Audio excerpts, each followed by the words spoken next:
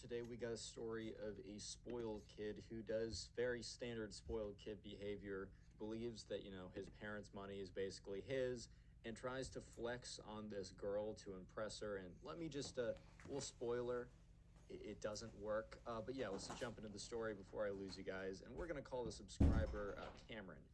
So, anyways, right, there was this new girl at Cameron's school who we're going to call Maya. This was like, I don't know, eighth grade or something like that. And, basically, is the start of the year. Not They didn't really get a lot of new kids, as it was mostly just kids in the neighborhood district type thing. And so it was kind of a rare occasion for there to be like a new person in the school. And, all the guys were like, oh my God, like it's a new girl. You know how that goes.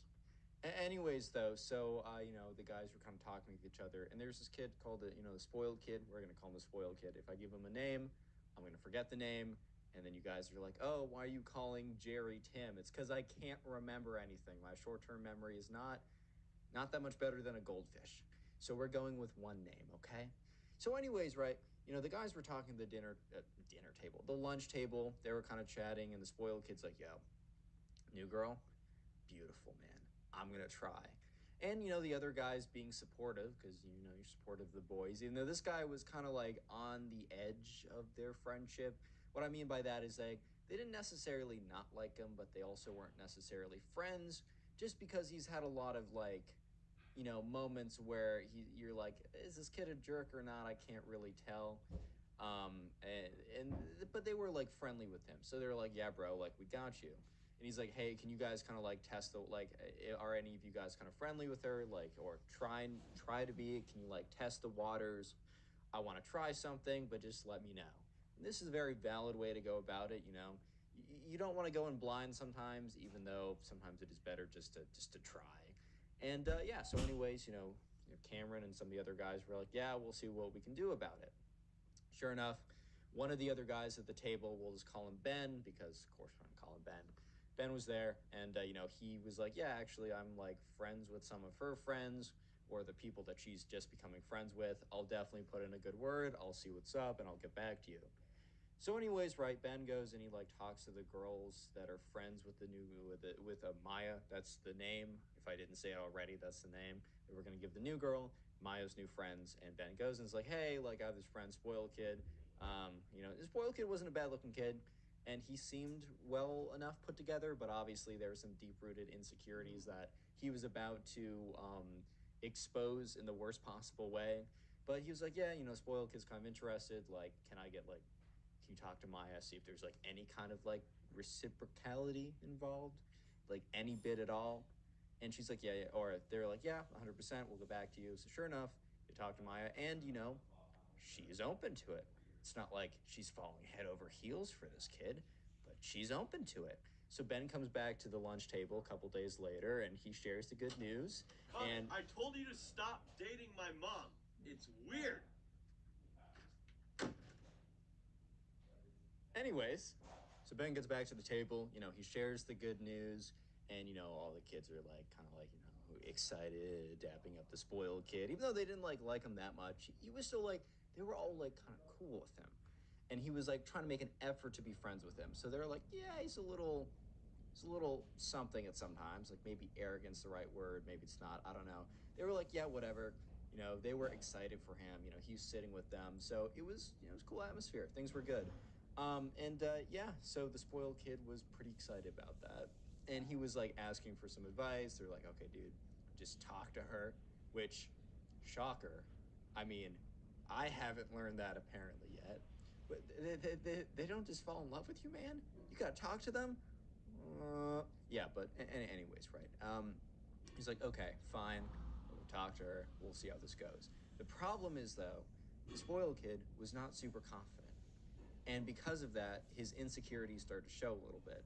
And the spoiled kid's insecurities manifested in him kind of being a jerk, a huge, massive jerk face. I don't know how else to put it, but unfortunately for him, that's kind of how it happened. So Ben was kind of keeping tabs on how it was going because he was friends with Maya's friends. And Maya's friends at first were like, oh, it's good. Maya and him just talked recently. She says he's cute or whatever. Like what however girls talk. I don't know. Um, but anyways, right. At a certain point, though, when Ben went to go talk to them, they were like, "Oh, well, about that actually, it's going downhill a little bit." And Ben was like, "Oh, what do you mean it's going downhill a little bit? Like, what happened?"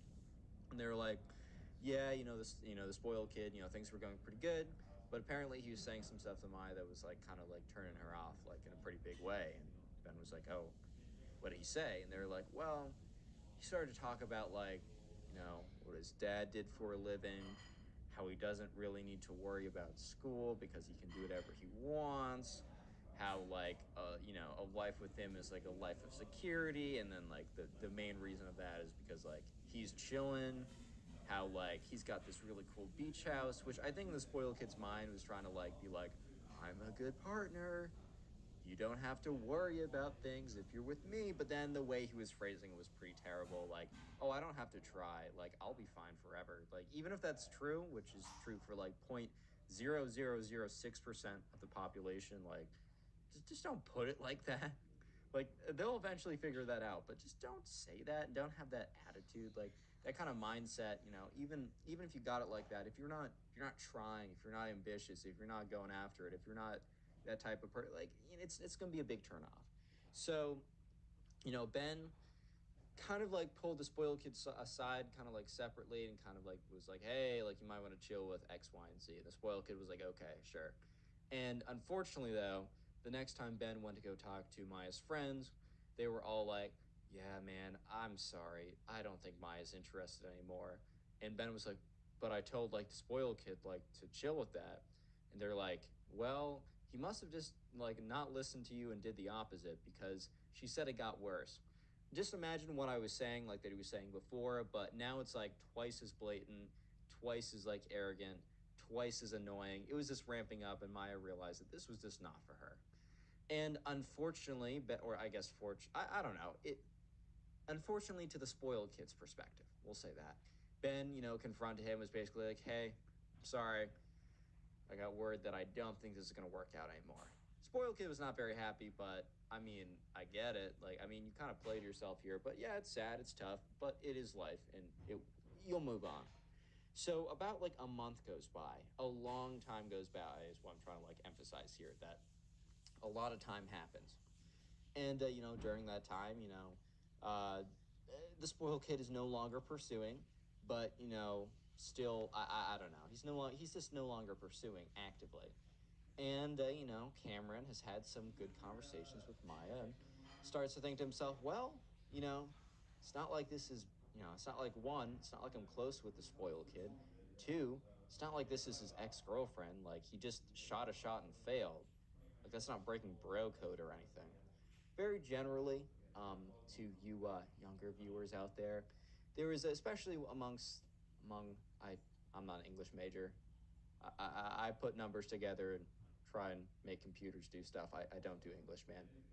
For the gentlemen out there, right? There's something called bro code. It kind of depends per unit of gentleman that it is enacted upon. However, very generally, you don't go after one of their sisters, okay, gentlemen, let's not do that. You also have to give a long time for one of their exes. And for many groups, you just never ever do anything with an ex. And obviously with a current, like you don't need bro code to know that. Generally, if you stick by those rules, you will be fine. So when Cameron pulled up the bro code doctrine right next to his trusty Declaration of Independence in his pocket, because those are of equal value and equal written instructional. I don't even know, right? He pulls it out. And he's like, you know what? This doesn't matter. I think I'm going to try and pursue her. And sure enough, word gets around pretty quickly. The Cameron's trying to pursue her, and once again, he also goes to Ben because Ben is the plug apparently, and Ben, talks to her friends, and Maya's interested. And the thing is, Cameron isn't a big uh, uh, douche. I don't know. Is that like, are you guys gonna get mad at me? Is that like a bad word or something? I mean, okay, kids, don't like say that if you're in like kindergarten or something, please. But yeah, that's the best way to describe it. Cameron wasn't like that. So it was starting to go pretty well. And that's when, the spoiled kid started to overhear this, started to hear a little bit about this, started to, listen to what was going on. And wasn't that happy, believe it or not. Yeah, so the spoiled kid overhears this and he gets all big grumpy or whatever. He gets big mad. I don't even know, right? And so one day, Cameron and Maya are just sitting at lunch together because, they've started to talk a lot. They're not officially anything, but anyone, unless Cameron is to fumble horrendously, which I do know some Camerons that would probably fumble horrendously, unless he's to do that, right? Then things are probably going to look like they might start becoming something more official. And the spoiled kid knows this. And so while they're sitting at lunch one day, just the two of them at the table, very nice, right? Congrats. Making moves, man. The spoiled kid walks over to their table. And the thing is, right, Cameron wasn't like not cool with the spoiled kid, but he also wasn't necessarily friends. They would occasionally sit at the same lunch table. I don't know if you guys have this at school, but you kind of like I used to do this a lot. I would sit at like a lunch table or dinner table, and there would be like mostly guys I know, but also some guys that were just friends with some of the guys I know that would sit there, and I was always friendly with them, but I wouldn't like hit them up and be like, "Hey, what are you doing today?" Right? I would be friendly with them. I'd be cool with them, but I wouldn't necessarily call them like a good friend. They would probably go under the category of like acquaintance or something like that. But anyways, right, the spoiled kid walks up to them, and Cameron looks up and is like, "What's up?" That's a very like that makes sense. That makes sense of a question, right? Like some just random kid comes up to you that you kind of know and is just looking at the table of you and my and kind of in the back of his head, Cameron's remembering like, oh yeah, spoiled kid like liked her at the beginning of the year and he kind of dropped the bag or whatever. But Cameron does not expect what is about to come next. Today we're sponsored by Rage. I'm kidding. I don't get sponsors that much. But anyways, subscribe though if you're new. And basically, the spoiled kid comes up, and he walks up to Cameron and Maya, and they're sitting there, and they kind of look at him, and he looks back or whatever, and he's just like looking. He doesn't look at Cameron, right? He turns directly and looks at Maya, and he's like, "So, I see you've made your choice then." They both kind of look at the spoiled kid back like, what's this kid talking about? Because they kind of have, when like something really, when you're completely confused and you start making some like guesses in your head and you have like two to three like guesses, like it could be this, could be that. One of the guesses was that, that he was talking about, how he used to like Maya or whatever and it didn't work through. But they didn't even put that as the number one guess because it was so out of the blue. And he's like, so you've chosen him. Let me just tell you something about him versus me. And the spoiled kid goes on to have a massive rant slash like freak out breakdown type event about how like he like his father is like financially he will be able to sustain generations and that Maya should have chose him because the incredible vacations they would have gone on together and the life that they could have lived would have been significantly better than any life that Cameron could have ever given to her. Cameron is like, "Hey, chill, you don't know what I'm gonna do with my life, bro, like come on now." He doesn't say that, but that's what he's thinking. He's not trying to get involved in nonsense like this. And and the spoiled kid is like ranting and ranting and ranting about like how she made a terrible choice. Yeah, going on and on and on and on. And that's when, like, in the middle of one of his rants, Maya stops him and is like, you just, in the most, she was like, you just clearly explained why I didn't choose you. And like everyone, it was just like dead silent for a second. The spoiled kid's like, well, I don't understand. I just explained why you should have chosen me. And Maya's like, no, you just explained to me why I didn't choose you. And the spoiled kid isn't getting it, but Cameron immediately is like, well, okay, this is like, because like Cameron heard from Ben that like, oh, well, the spoiled kid was kind of being like arrogant or a jerk or whatever, and that's why Maya stopped talking to him. Cameron didn't really understand what that meant, but he really did understand what that meant now. And the spoiled kid's like, no, I don't get it. I don't think you understand. You need me to say it again. And Maya's like, no, I heard you I heard you clear. Like, you just explain, like, think about it for a second. So the spoiled kid very angrily walks off. And yeah, from that point on, the spoiled kid did not make any more attempts. I think the spoiled kid probably eventually figured out what Maya was trying to say. But I mean, who knows, man? He was pretty delusional for saying that in the first place. Maya and Cameron, they don't actually end up dating or anything like that. It just didn't follow through. They just remained friends. I think I mean, that's what I was told in the Instagram DM. Submit your stories to me on Instagram or Twitter and just DM me. Please also be following me because I like big numbers next to my name. I'm more likely to take your story if you do, because that's just how it is. Anyways, the next story is about, if I had to title this next story, it would be Her Dad Punched Me in the Face. So I think that you'll enjoy this one, so you should probably stick around if you got a second. We're going to call this subscriber Clarence. And anyways, right, Clarence had a school project with a girl in his class. And he didn't know this girl that well, but whatever, he knew her well enough that, it wasn't that awkward or anything. And the thing was, this is a project that was supposed to be done over the weekend and not during school hours. Or not during like class hours. I guess you could do it during school or whatever. But it was a big enough project that they needed to do it on the weekend, and Clarence and the girl kind of came to the conclusion that the best idea was to do this thing together at one of their houses. And the girl says, hey, why don't you come over to my house this weekend? Because they all lived in like the same neighborhood, literally like a walk away, like a 10-15 minute walk. Clarence was totally fine doing that.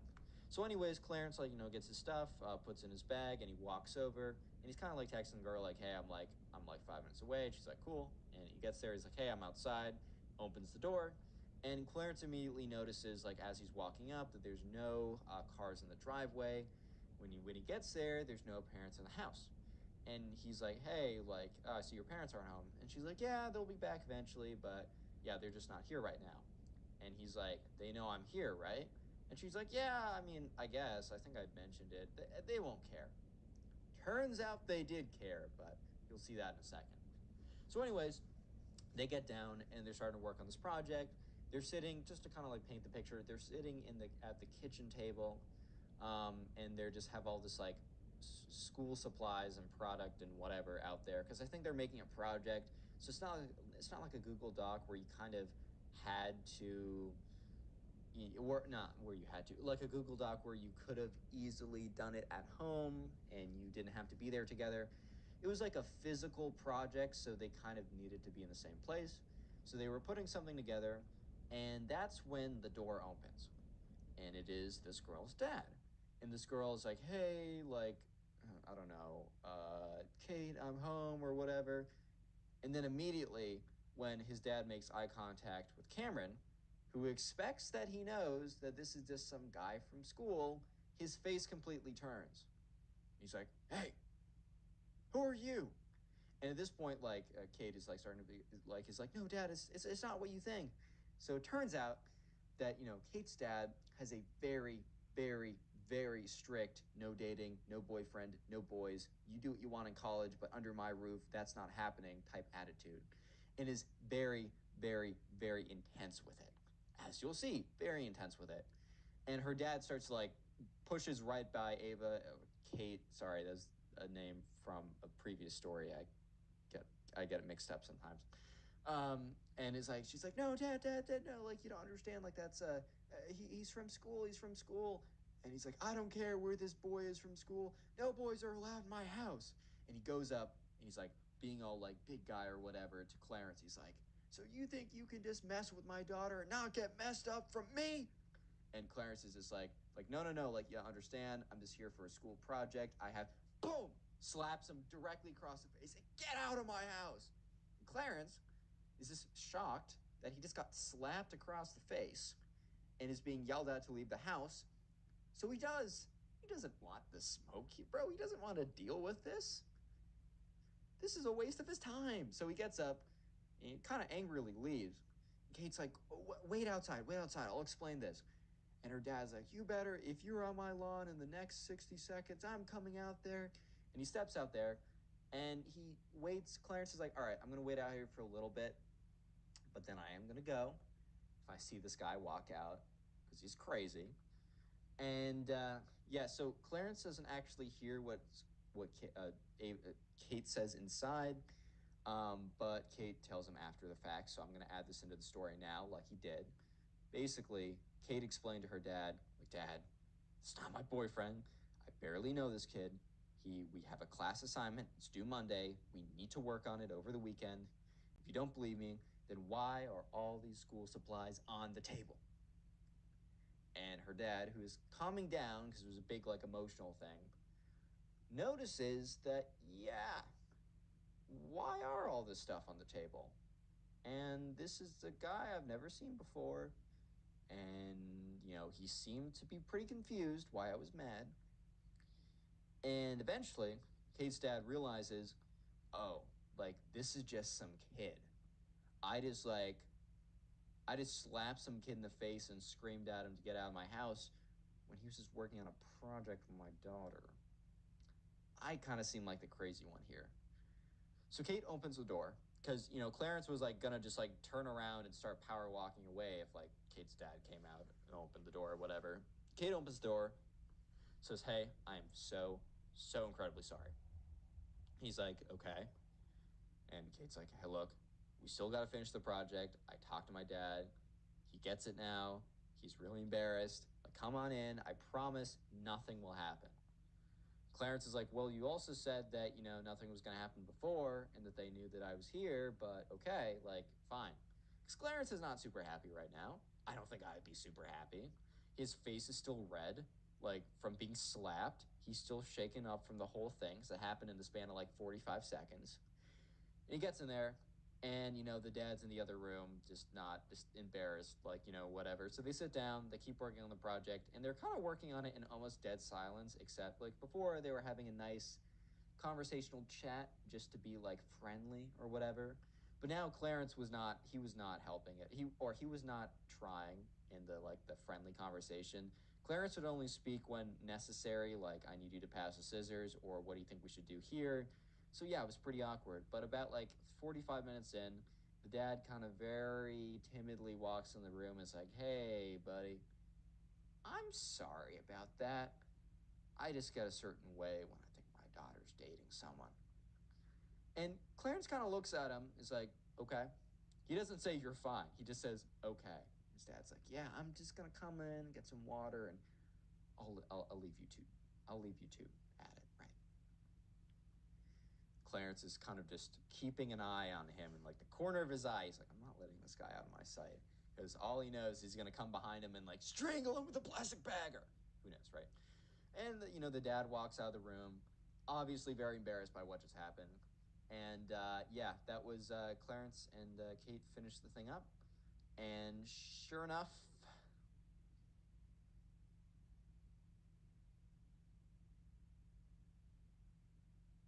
how's it going, everyone? Welcome back to the channel. Today we got two spoiled kid stories that are so freaking crazy that I know you'll enjoy them. So sit back, relax, subscribe to the channel if you're new, and let's just jump right into it. Real quick, I have a super cool announcement. You guys have been asking for these videos to be on Spotify for the longest time, and now I can say that we are officially on Spotify. It's the first link in the description, or you can just look up Connor Pugs, my name, on Spotify and start listening there if you prefer to listen there or just want to listen on the go. Anyways, so we're going to call the subscriber for the first story Charlie. So anyways, right, Charlie is in class, and there's this kid in Charlie's class who we're going to call the spoiled kid. And he was the spoiled kid because he always got anything that he ever wanted. His parents would always say yes to him. His parents would always say that he's like the greatest guy ever and that he's so smart and that, oh my God, like, wow, Charlie, or the spoiled kid is so awesome and everything he does is so great and he's the best guy ever. And the thing is, right, it's good for your parents to be supportive. In fact, I think it's like super important for your parents to be supportive. But there's a difference between being supportive and giving you a massive head and making you think that you can do literally anything when you can't. So the problem was the spoiled kid believed that he was entitled to literally everything. So there was also a girl in this class who we're going to call Kate. That's like one of the most common names I use on this channel. deal with it. And anyways, right, Kate was kind of like the pretty girl in the class. And I don't know. That sounds a little weird for me to say, but like she was like known as like the one that like all the guys would always like wanted to like be with, right? And the thing was, Charlie, the subscriber, also wanted to be with this girl, and the spoiled kid also wanted to be with this girl, right? There's a bit of a problem because Charlie and the spoiled kid both kind of were, they weren't fighting over the girl necessarily, but it was low key a competition, right? So Charlie honestly got in more speaking time with her. And the thing is, like, so every single day, Charlie would make it a thing that he wanted to go find Kate. And when he went and found Kate, like, he would be like asking her things and they would talk and they would hang out a lot. And honestly, Charlie was putting in the time, and shout out to my boy Charlie. I mean, he got it done, as you'll see. And the spoiled kid wasn't as good at it. But the other thing was, the spoiled kid, when he started to talk to Kate, he wasn't saying, like, hey, how are you doing? How is life for you? Tell me about yourself. How are classes for you? The spoiled kid was all about me, me, me. The spoiled kid would always talk about how he's going on this super cool vacation, how he just got the super cool new computer or has a really cool watch, or how he's super smart and did super well. So while the spoiled kid definitely talked to this girl a lot, and I've had a lot of stories on the channel where the spoiled kid, he just doesn't talk to the girl and just believes that she's madly in love with him. This time, the spoiled kid, yes, he did talk to the girl quite a bit. However, the problem was, whenever he talked to the girl, he only talked about himself and was basically just bragging to her. And she wasn't a big fan of this. And, at the end of the day, she eventually, Charlie and this girl started basically dating. So one day, about a week into Charlie and Kate being in a relationship, right? I mean, it was a middle school relationship, so 10th base was holding hands and scandalous, right? But anyways, right? So the thing is, the spoiled kid didn't know this. The spoiled kid wasn't aware because I guess he just wasn't in the loop socially. He was too busy flexing, right? Flexing 24/7, no time for friends, only bands, but whatever, right? And the spoiled kid didn't know this. So one day, Charlie and Kate were sitting at lunch together. They were basically having like a lunchtime date or something. And the spoiled kid came and sat down and was like, Charlie, can I have a moment with my woman? And Charlie was like, dude, what? Well, I don't understand what you're saying. He's like, I would like a moment to woo Miss Kate over here. And Kate just looks at Charlie, and Charlie just looks at Kate, and they're both like, uh, um, and Charlie's like, hey, are you gonna break it to him? Kate's like, no, it's not. Kate's like, spoiled kid. I would love to be friends with you, which was a lie, by the way. I would love to be friends with you, but I just want to let you know that Charlie and I are actually together. And Kate reaches over the table and basically grabs Charlie's hand as a signal of them being together. And the spoiled kid was like, "What?" It kind of like fell back a little bit and was kind of freaked out. He's like, "Oh my god!" Like, no. And he's like, "No, no, no, this is not true. Stop lying. Stop lying to yourselves. You guys know the truth. This isn't you. This isn't you. No." And Kate's like, what do you mean this isn't me? And spoiled kid's like, I know you, Kate. I know you so well. And you know that we were meant to be together. And this is where Kate kind of snaps a little bit. She doesn't like go crazy or anything, but she kind of just says, well, no, you don't know me. Whenever we talk, it's literally just you talking about yourself or flexing or bragging about something. Like that's not us talking, right? That's you talking to me. You don't know anything about me. Like, you seem like you might be a good guy, but how would I even know? Like, you have not shown it off to me. Like, I'm sorry. I'm fine if you want to continue being friends, but I'm with Charlie now. And Charlie felt super awkward and uncomfortable in the situation because he knew that the spoiled kid had just been told no. And he knows that when the spoiled kid is told no, it's about to rain down, fire and brimstone from the sky. It's about to be bad. But the thing is, Charlie didn't expect it to be as bad as this. He did not expect the spoiled kid to basically go off the deep end as hard as he's about to go off the deep end, is what I'm trying to say, right? So, anyways, Alex is like, oh, sorry, Charlie. Alex is the name for the next guy.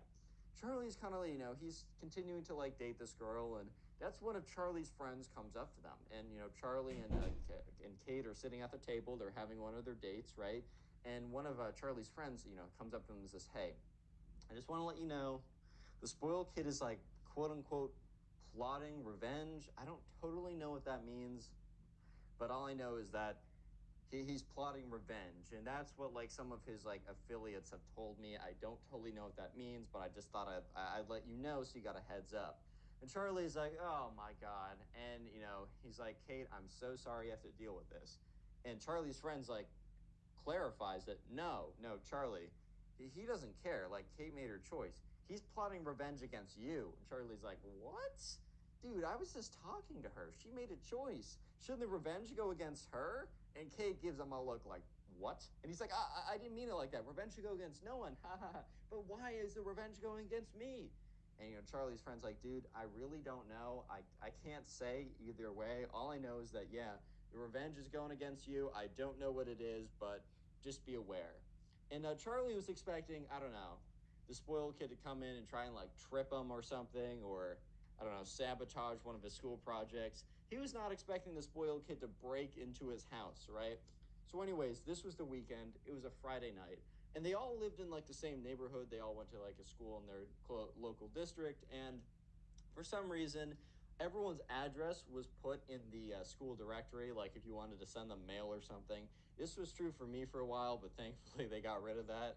I actually went into my own college address thing and removed it because I'm like, oh, come on now. Like, let's not expose everyone here. It's so unnecessary. Why do you need to know my address, bro? But, anyways, so Charlie's just chilling. It's getting late at night. It's about like 9 or so. And, his parents are like, hey, Charlie, it's about time for you to wrap it up or whatever. And that's when they hear kind of like a noise. They hear like a noise and they're just like, what was that? And so they walk downstairs, and Charlie is so surprised by what he sees. He sees the spoiled kid standing there. And Charlie's parents turn to him and be like, Charlie, like, you're supposed to let us know when you're having a friend over. And Charlie turns to them and be like, I don't have a friend over. This is some random kid from my class. Like, what is he? What are you doing here? And the spoiled kid's like, oh, I just got lost on my way back home. And Charlie's parents turn to each other and like, what? Like, that's really, really confusing. So Charlie's parents, look at the spoiled kid and say, hey, what's your mom's phone number? I'll just tell her you're here and you need help getting like picked up. And spoiled kid's like, no, I can walk back. I'm very close. And they were like, are you sure? Like, I don't know. Like, Charlie's parents were like, I don't know if I feel comfortable just letting you walk back by yourself. That sounds like really dangerous. Are you sure that's all right? He's like, yes, that's totally fine. So he walks back, and Charlie like goes to bed. And he feels really weird. The next day comes around, and Charlie's friend's like, dude, comes up to him, and Charlie's like, yeah.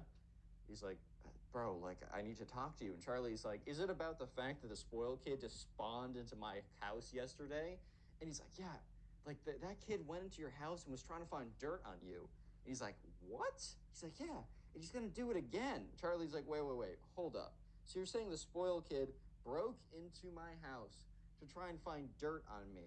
And he's like, yeah, I think like he's looking for like a diary or like a secret list of evil doings or something. I don't know, man. And Charlie's like, so he broke in my house to look for dirt on me, and he's gonna do it again. And Charlie's like, yeah, or Charlie's friend's like, yeah, I don't know how to say it. And Ava's like, dude, like or Kate's like, dude, I'm so sorry. I knew this kid was weird. Maybe I should have left him off more nicely. I don't know. And Charlie's like, Kate, this is not your problem. This is not your fault. Also, this is me. This kid's being ridiculous. I'm gonna deal with it. Don't even worry about it. And it's a pretty nice thing to do. I'm not gonna lie. And so sure enough, Charlie goes back home and he tells his parents exactly what happened. His parents are like, "Wow, that's crazy. Like, what? Like, are you serious?" And he's like, "I wish I wasn't serious, Mom, but yes, this is the situation we're in right now. I don't know how else to say it. This is what we're dealing with." And so, anyways, his parents kind of like wait out, and they're basically staking out the spoiled kid, waiting for him to show up. And his parents are like, "I feel really weird doing this." And Charlie's like, "Okay, all we got to do is leave out bait." So they basically left the back door open, and Charlie left a book. And it was like a notebook, and he wrote in Sharpie on the notebook, Charlie's diary, in big black marker. Like, you would have thought this is the most obvious bait ever. And so, anyways, right, they're waiting around, and Charlie's parents were like, we need to go to bed. We have work tomorrow or whatever, right? And sure enough, right, as they're saying that, someone sneaks through the back door. It tiptoes in, and it is the spoiled kid. And so at this point, Charlie like takes out his phone and starts recording.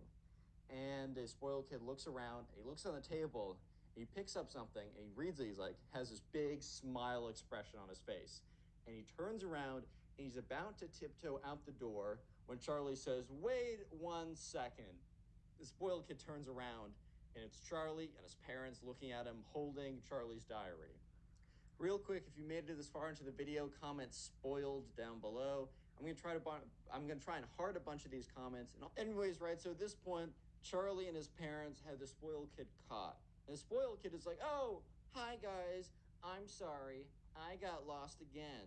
And at this point, Charlie's parents are like, we're not buying it this time. The spoiled kid has this crazy look in his face, like, oh my god, I just got caught type look.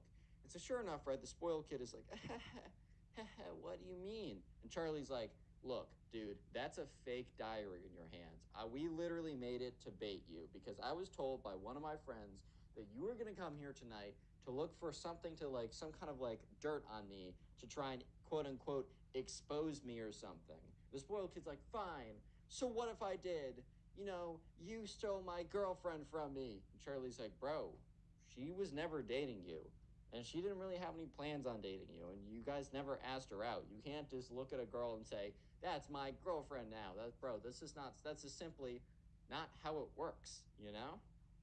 And Charlie's parents are like, son, like, let's just call your parents. Like, just get out of here. It's like, it's time for you to go. The spoiled kid's like, well, you can't prove anything. I'm just going to say you guys are a bunch of liars. And Charlie's like, yeah, also, I've not stopped recording since you walked in and took my diary and admitted everything. And sure enough, Charlie had his phone wasn't very clearly recording, but Charlie was recording the whole thing kind of secretly. The spoiled kid's like, well, Charlie, you're mean for stealing my girlfriend. And Charlie's like, dude, okay, come on now. Let's just go home. So sure enough, right, Charlie was able to find in the directory, because the spoiled kid found his address in the directory, but Charlie was able to find the spoiled kid's parents' numbers, and they called his mom up, and the spoiled kid's mom came over and was like, I'm so sorry. Like, I'm gonna have a talk with my son when we get back home.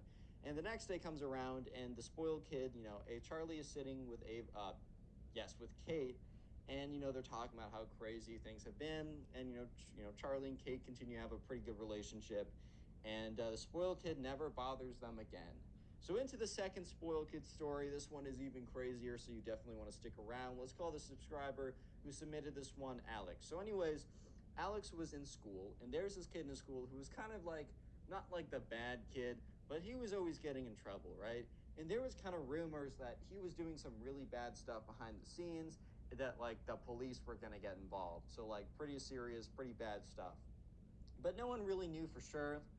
This kid would always come in late, and the teacher would be like, you're late again. Like, I'm going to mark you down for that. And he'd be like, whatever. Sit at the back of the class, be on his phone, blow like bubblegum bubbles and pop them loudly in class.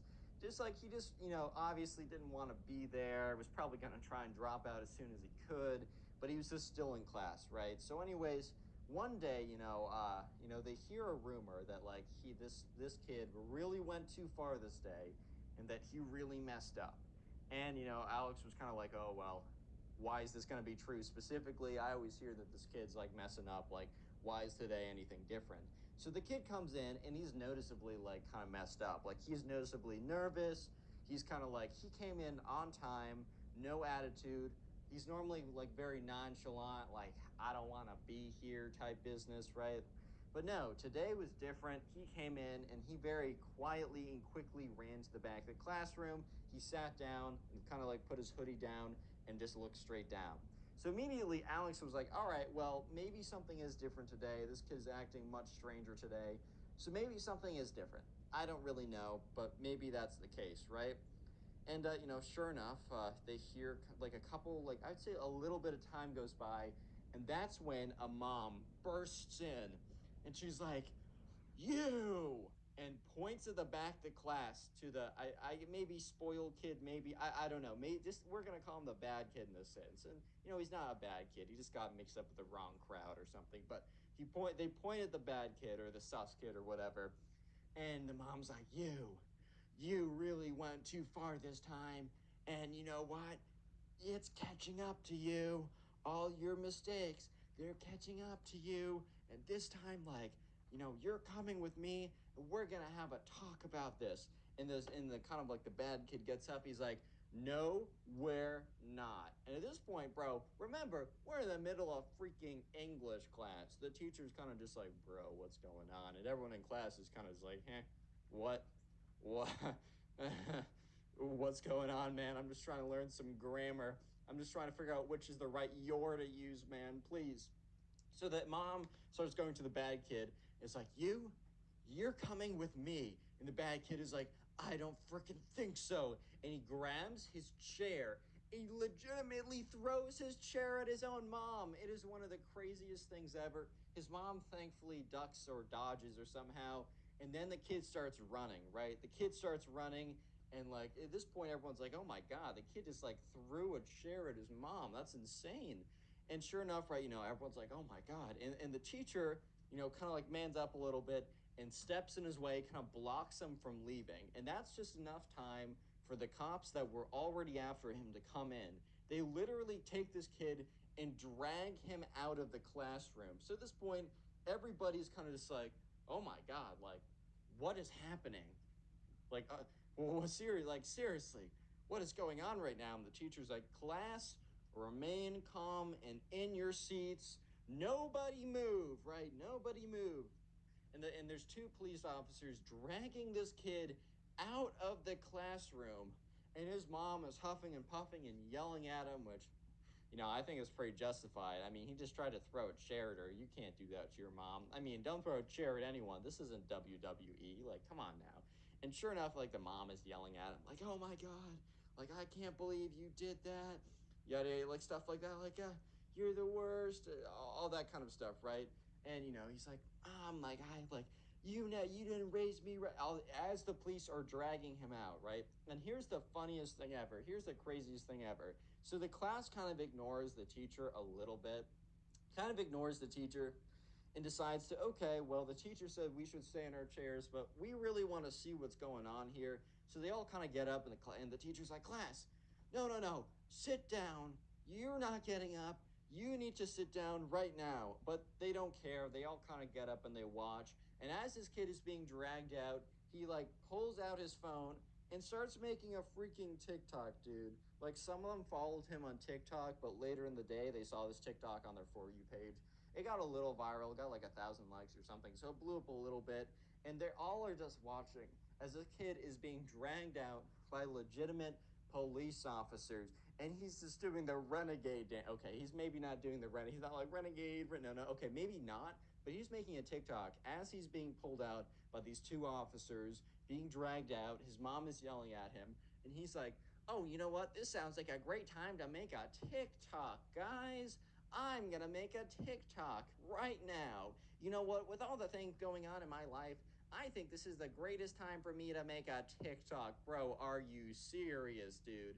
Yep, but sure enough, kid continues to make a TikTok and is pulled out into a van and is taken away. And all the kids are like, oh my God, what is going on? And the teacher's like, kids, like, get back to class right now, or you're all getting a bad mark, and I'm sending it to the principal. And all the kids are not listening because they're like, okay, yeah, write up the entire class. You just had a crazy experience happen. We're just going to say we're traumatized or something. Like we're still, and they watch as the van drives away. And it's the craziest thing ever. Next day comes around. All the kids are sitting at like their kind of like lunchtime cafeteria type place. And the subscriber, Alex, is talking with his friends like, dude, do you think that kid's going to get expelled? Is he going to go to juvie? And they were really just trying to figure out what this kid did to get him in so much trouble that the police burst into the classroom to drag him out into a van. Like, it is the most ridiculous thing ever. I mean, this kid was definitely doing some sus stuff if he was in the mindset where he was willing to throw a chair at his mom to escape her. What? His mom came in saying, like, I need to talk to you. And he's like, oh, you need to talk to me? Take this chair attack, throws the chair, tries to run away. I mean, I guess shout out to the teacher for blocking him out of the exit long enough that the police were able to come in and get him. But all the kids were wondering, like, oh my God, like, what's up with this kid? And then eventually word got out that, the kid was not expelled. He was not thrown into juvie or anything. He only got 2 weeks. He was only suspended for 2 weeks, which 2 week suspension is pretty crazy at the end of the day. However, I mean, one would have thought with like 2 weeks, this is like with whatever just happened, it would have been like, I don't know, thrown like sent away to like Guantanamo Bay or something crazy. But no, no, no, 2 week suspension. However, from this point on, Alex and his friends didn't really see this kid even after he came back after 2 weeks because he was put immediately into special classes for kids who like misbehave like that. Which I mean, they probably just assumed like, okay, this kid threw a chair at his mom. What if like he gets like a snarky remark from one of his classmates? He's like, I didn't find that joke very funny. Chair attack. Like, we can't risk that, right? That can't be risked. So, anyways, yeah, the kid, he didn't really appear again. And even in lunch, he wasn't allowed in the normal lunchroom. He wasn't allowed in the normal classrooms. So, while he wasn't expelled from the school, he basically had to go to like a ghost version of the school where it's like secretive classes, secretive lunch. So, he wasn't officially expelled, but he was, for the sake of his social life, he was practically expelled.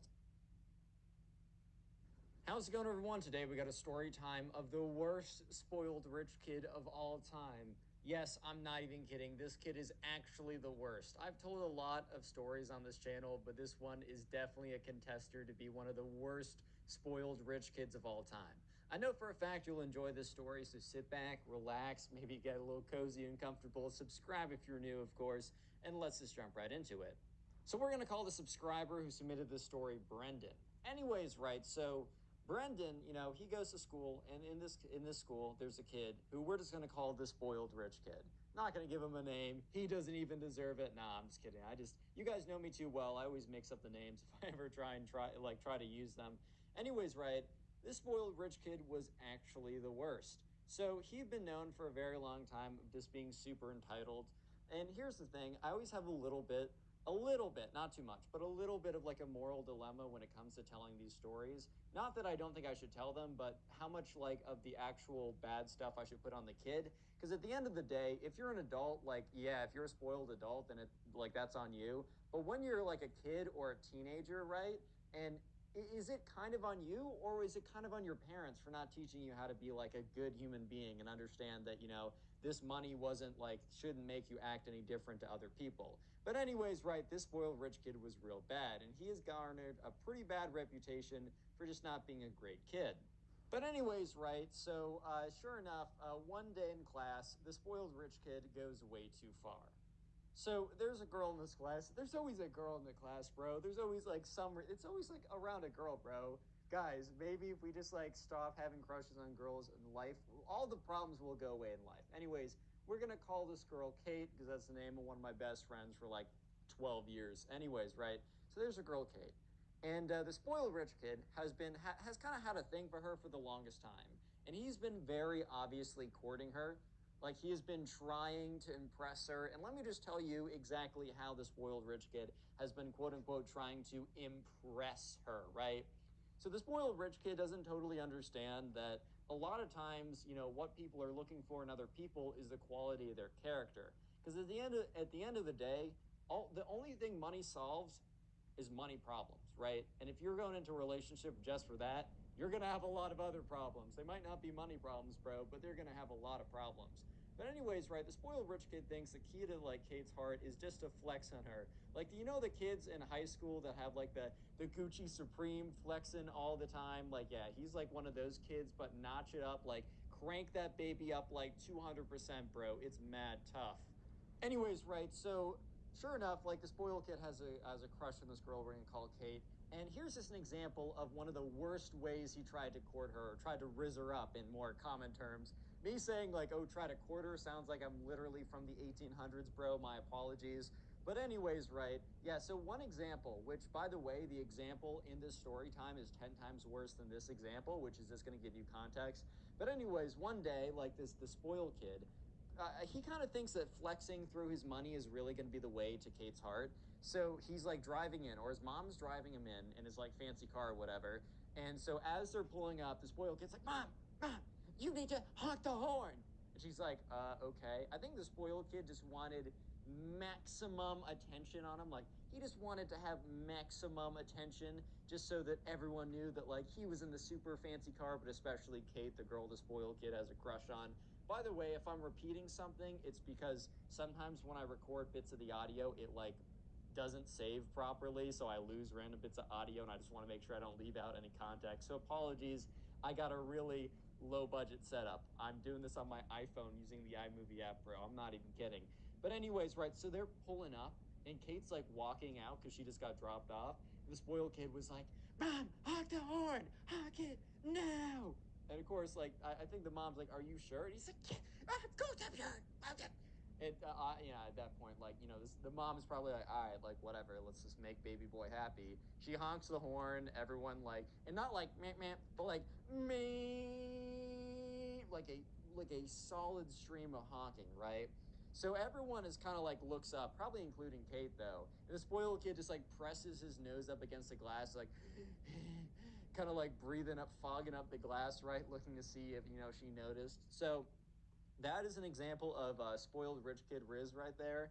But you're in today's story, like that was a mini story. In today's main story, you're about to hear something 10 times worse than that. I'm not even kidding. Yeah, so sure enough, right?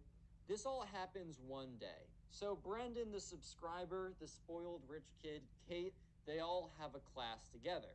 So, anyways, right? Sure enough, they're all sitting there one day.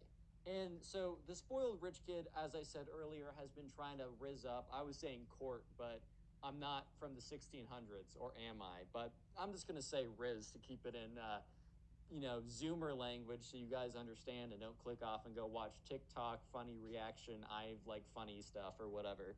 So sure enough, he's been trying to raise her up for like legitimately a year.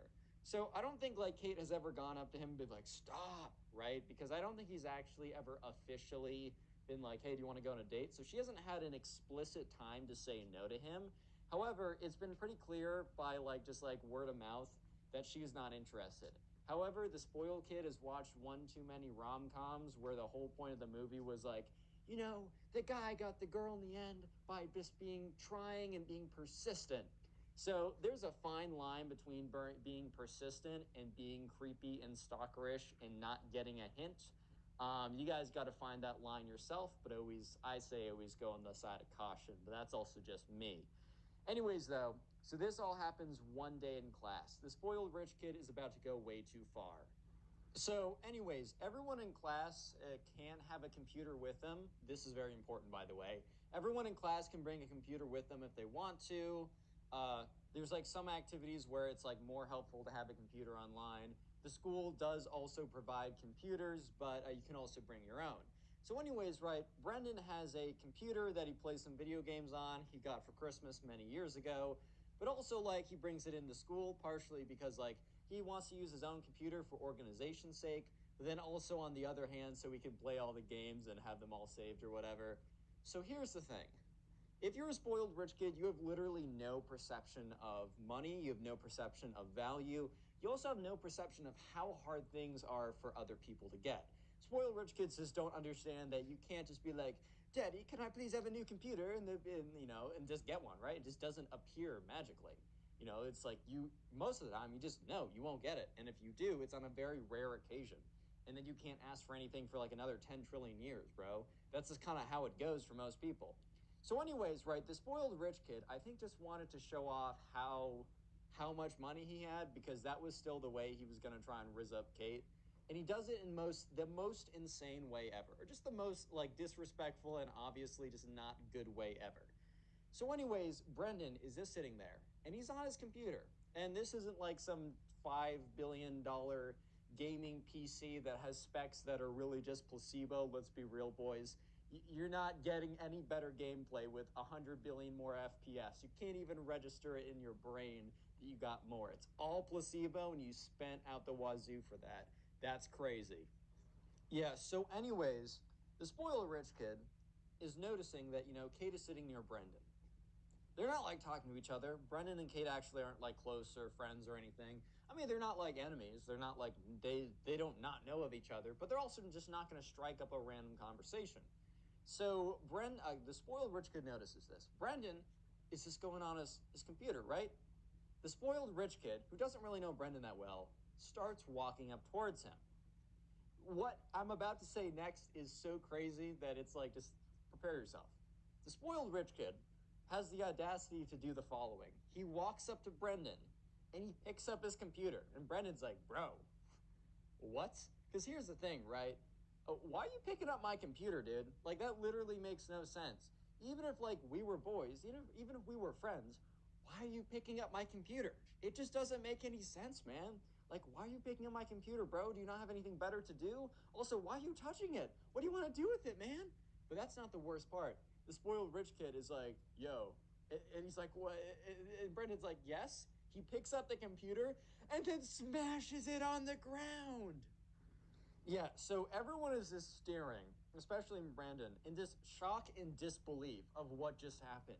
Like, you can't possibly imagine a scenario where that makes any sense. Oh, yeah, let me just walk up to this random person, take their computer, and then smash it, bro. What? Yeah, so it's pretty confusing. It's just like everyone's in a complete state of shock. Because, like, Brendan, like 10 seconds ago, was just playing a little game on his computer. 10 seconds later from that point, his computer is at 1,000 pieces on the ground. It's not even like kind of like dented. Like, it's not like he threw it on the ground. It got a little crack, which is super not cool, right? It's like obliterated. It's been turned into stew. It's turned into a liquid, bro. It's changed form from a solid to a liquid. This is not all right at all. But yeah, so Brendan is just like speechless. And the spoiled kid's like, oh, my fault. I'm sorry. I dropped it. Well, what was that? Like $700? And the spoiled rich kid pulls out his wallet and pulls out seven $100 bills. So this might sound really crazy. Like, what's the coincidence? Nothing is a coincidence, my friend. And this is another example. Basically, what happened, or what we can infer, is that the spoiled rich kid decided that he wanted to flaunt how rich he really was to impress Kate, the girl he's into. To do this, he decided that, I mean, what's more rich than being able to go up to someone, grab their computer, smash it, and then hand them literally hundreds of dollars of bills, being like, I don't care. I can do whatever I want. Oh, I broke your expensive thing. Whatever. That is pocket change to me. I don't even think about it. That was a spoiled rich kid's plan. Let's just say it did not necessarily go as expected. I mean, it went as expected. Like, he smashed the computer and then he took out the hundreds of dollars of bills, right? So, but here's another thing, right? First of all, this computer probably was a bit more than 700 bucks. But also, like, normally when you get a new computer, you kind of prepare for it. Like, I know when I got a new phone, I had to write down all these passwords. It was a whole situation, right? It's a whole process. This computer on the ground that's smashed in a billion pieces is in no condition to be like to have anything salvaged. Not even like get the hard drive and plug it in somewhere. Like, it's all just like goodbye.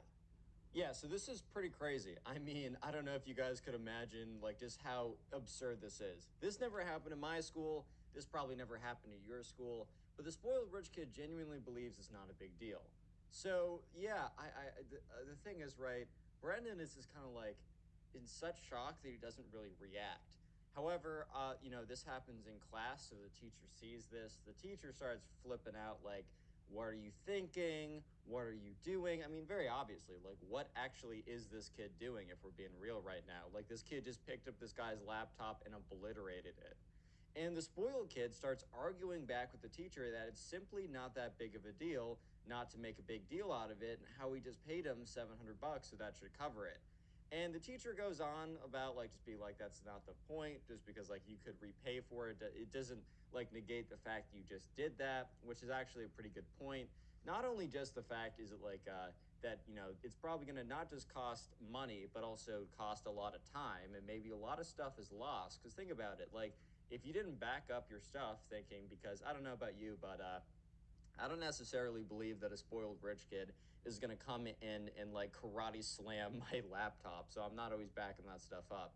It's always good to do so, but hey, man, it's expensive and you don't always have the time to do that. So there's probably a lot of stuff lost that was like not really backed up properly, but also just the principle of doing that is insane. Yeah, it's just really like it really is just telling that the spoiled rich kid is fighting back right now, fighting with the teacher, trying to be like, teacher, no, you don't understand it. What happened is not a big deal at all because I repaid for it. Which, first of all, he didn't repay for it. He just took money from his parents and they repaid for it. So he didn't really repay for anything, if we're being real right now. But yeah, the teacher, sent him to the front office, obviously, right? So the teacher comes up to Brendan. Brendan, the subscriber, remember, he's the one who submitted this POV. At this point, Brendan is just like literally dumbfounded. He just can't believe what he saw. He knows that the spoiled rich kid is pretty unhinged in the sense that this kid will literally do anything and he has no repercussions really in life. So he will do a lot of things that, like, normal, sane people would never do. But this was going much farther than Brendan had ever expected the spoiled rich kid to ever go. Like, he expected this kid to be like super arrogant and super like just full of himself. Maybe just like say a bunch of like out of pocket stuff. Maybe just be super ignorant. But yeah, never expected him to go out of his way to smash a computer just to prove how rich he was. And also remember, the whole point of this was to convince Kate to love him, right? To get Kate to fall in love with him, which just had the most opposite effect. I mean, I'm sure you can imagine, man. Because the spoiled rich kid was still very stuck in his ways. The whole idea that, oh, she'll love me because of proof I have money. When in reality, like, okay, I'm not going to lie and say that money never plays a factor in relationships. In fact, a lot of relationships and divorces happen because of financial reasons. However, there's a lot more to it. Money, I said this earlier in the video, but money will only solve money problems. It won't solve your non money problems. You know what I mean? So yeah, sure enough, all Kate saw from this is that this guy is actually the worst. So, anyways, yeah, the teacher comes over. A lot of other people like walk over. There's this one kid in Brennan's class who's kind of like a computer nerd type dude. He comes over. He's like, "Bro, I'll help you out with this. Let me salvage through." The guy is literally going through just trying to find some parts. He'll be like, "Look, if you tell me the model of your computer, I can figure out exactly how much it's worth, so we can make sure this guy paid you enough for it. I'll also make sure to add in any like damages or whatever." Anyways, though, it's not all terrible, right? The computer guy comes over, is able to salvage a little bit, is able to like plug the hard drive into some fancy thing or whatever, try and get some of it. But overall, it's a pretty big mess. The spoiled kid ends up paying Brendan another $200 out of pocket because the computer probably costs a bit more, renovation fees, like getting reinstalling certain things he didn't remember the passwords for. The kind of like the computer guy in the class was able to negotiate Brendan a lot more money, which is pretty cool. However, it was still overall like a really tough situation because Brendan lost a lot of stuff he never backed up and couldn't get back into. Some of it was just like sentimental personal stuff, and you can't be like, I'm charging you $3 trillion worth of sentimental value. Like, you just can't be doing that and it won't hold up, right? So yeah, really tough situation. However, I will say this story has I don't know if it's a good ending, but the spoiled kid gets a bit more comeuppance than he's gotten already. So stick around. I think it'll be a bit more satisfying if you watch to the end. Real quick though, comment computer down below. That'll be the secret word of the day. And while you're in the comment section commenting computer, check out the pinned comment. There's a link to the Spotify page as always. I'm trying to grow my Spotify. So yeah, if you like Spotify, you can listen to these stories on there. It really does help me out. And finally, the second link is a link to my Storytime channel, a Storytime animated channel. I post once a week, and I really would appreciate the support on there as it's a fresh new channel. And obviously, like, even a little bit goes a long way on small channels. Anyways, let's get back to it. Yeah, so sure enough, the spoiled kid didn't just totally get away with it. So he kind of did. The school like punished him, but the punishment wasn't too extreme. I don't think his parents even cared. Like, I don't know. I feel like the way that they raised him, they're like, "Oh, you can't do anything wrong. Like, you're perfect. You're my angel, whatever." So, in that regard, the spoiled kid got away with it. But guys, don't forget the main reason why the spoiled kid did this in the first place. It was to convince Kate to fall in love with him. Is to rizz her up, basically, to put it in non-colonial terms. But so you know how very early in the video I was telling you that this kid's been at this for a very long time. However, she's not. While it's been very clearly not successful, she had not been like super straight up with him. Just because he had never been like, "Hey, do you want to go on a date? Hey, do you like me? Hey, I'm in love with you. Please marry me." Like, he's never said anything to her that would like garner an individual response, if that makes sense. Like, she knew that he was into her, but like he never gave an opportunity for her to be like, "Relax, no, sorry." So here's the thing, though. Word got around because I think the spoiled kid was bragging to people that, oh, he totally rizzed up Kate Wright because, like, oh, she saw how rich he was now, which, like, I mean, she knew that this kid came from a lot of money. It's not like he was able to prove anything. He only proved he was a massive jerk and had no regard for other people. So word got around really quickly that basically the spoiled rich kid did this for Kate, and Kate lost it. Dude. She couldn't take this anymore because now like her name was basically being dragged along his. Like people weren't saying anything bad about Kate, but it was just the fact that she was attached to such just like a jerk action. Even though like she obviously no one thought like oh she wanted this. No one thought that oh it's her fault. But her name was just associated, right? Just the association was annoying enough. So in class one day, a couple days after this happened, the spoiled kid is sitting there, like whatever. And so, Brendan, there's a little bit of tension in the class because of what happened with Brendan and the spoiled kid and him smashing his computer, obviously. But, anyways, right, Kate just walks up to Brendan in class. And, Brendan is probably thinking, oh, she's probably falling in love with me. She's probably gonna be like, "Oh man, I wish I knew you were so cool before. I'm sorry, I was such a fool. Please take me." No, no, no, no, not this time. Kate goes up to him and says, "Look, I want you to stop." He's like, "What?" She's like, "I'm not gonna like you, bro." I don't know if she says it like that, but along the lines of, "I'm not gonna like you. These attempts to woo me are failing. And I just want to let you know that all of these, attempts to riz me are like making you look like a massive jerk. They're having the opposite effect than what you want. I just want to let you know." So this completely embarrasses the spoiled rich kid because he's basically just put on the spot. And also his ego just got massively shattered because he was probably pumping himself up every single time he quote unquote rizzed on Kate. He's probably thinking, oh, I'm playing the long game. She's slowly but surely falling in love with me. When in fact, she was just realizing how big of a not so great individual he really was. So, yeah, all of a sudden, this kind of perception that she was falling in love with him just shatters and also happens publicly. So, the teacher isn't in class right now. I think he stepped out to do some work or just to get some copies, print something. I don't know. He's not in class. But yeah, the whole class hears this. So he's not only humiliated, he's publicly humiliated. So the spoiled kid's like, I'm not in love with you. I didn't do any of that for you. You're so egotistical for thinking that." And as soon as the kid says that, some girl stands up and says, "That's not true. You came up to me and you told me, like after class, that the reason why you smashed the subscriber Brendan's computer is because you wanted to impress Kate and show her how much money you had." And some other girls stood up and said, "Yeah, you said that to me too." So this kid is basically scrambling at this point to try and salvage his reputation. He's like, "No, guys, they're lying. It's not true. They're all lying." Here's the thing: if everyone and a lot sometimes you're right and everyone's wrong. But here's one thing I will say: a little bit of just biofeedback. If everyone says one thing and you say the other, you really got to think to yourself, okay, why are they saying this thing and I'm saying the other thing? So if everyone is saying one thing and you're saying the other and you're saying everyone else is a liar, that might be true. There are instances where that's super true.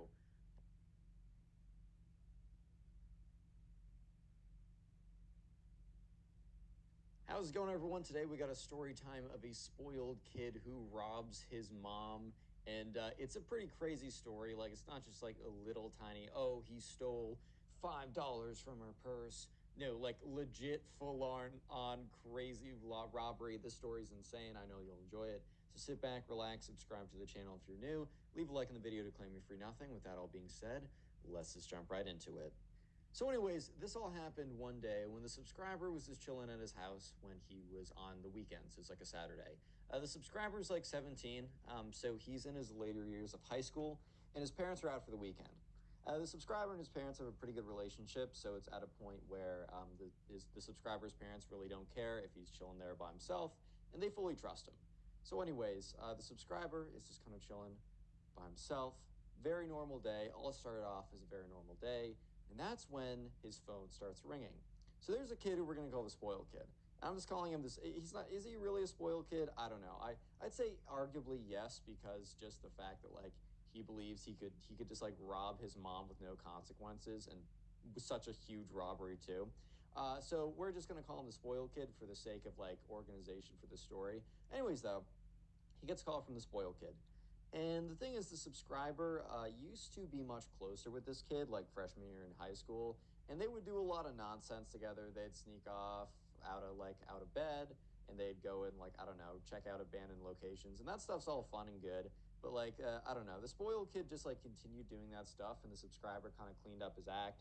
So they were still cool, but the amount of time that they spent with each other drastically dropped.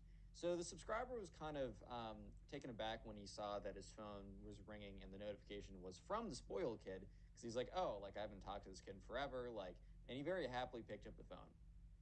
So he picked up the phone and he could tell right away that like the spoiled kid was calling from the inside of a car. You can kind of tell like when they have the speakerphone on and they're inside the car, there's a bit of like static background, whatever. You can kind of tell like, okay, they're calling from inside a car.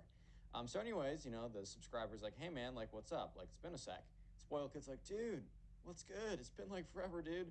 Yeah, I was just wondering if you would mind if I just quickly just like crashed to your house for a little bit. The subscriber's like, yeah, dude, actually, that's totally fine. In all actuality, like I'm actually just all by myself. My parents are out for the weekend. So yeah, feel free to come. It's been a second. Like I'm all for impromptu like meetings, but is there any reason? Spoiled kid's like, oh, not really. Like I was just driving around and as I was going in the direction of your neighborhood, and I was just like wondering what was up. Okay, in reality, the spoiled kid did have a reason. It's because he had gotten in a big argument with his mom, and he had stolen her car and drove off with it. And yeah, and he was at this point driving away. The subscriber doesn't know this at this point. So the spoiled kid has a very complicated relationship with his mom. He is like in the process of trying to move out or whatever, but he decides that the best thing after getting in a big argument with her is to just steal her car and drive away. And of course, the subscriber is lucky enough that he gets to be a part of this at no fault of his own, really. So, anyways, right, the subscriber it's a Saturday. He's kind of done all of his stuff he needs to do. Homework's for tomorrow. Sunday is the day of homework, my friend. And he's just kind of on the couch, just like watching TV. He's like, oh, word, like my friend I haven't seen in a second's coming over. Great. Good news, I guess. Little did he know he was about to get into just a bunch of just nonsense. Yeah, so anyways, he hears tires screech down the road, and then he hears a car quickly pull into the driveway, which is just like a little weird. I mean, it's like in a residential neighborhood, so why would your tires be screeching and why would it sound like you're driving in so quickly?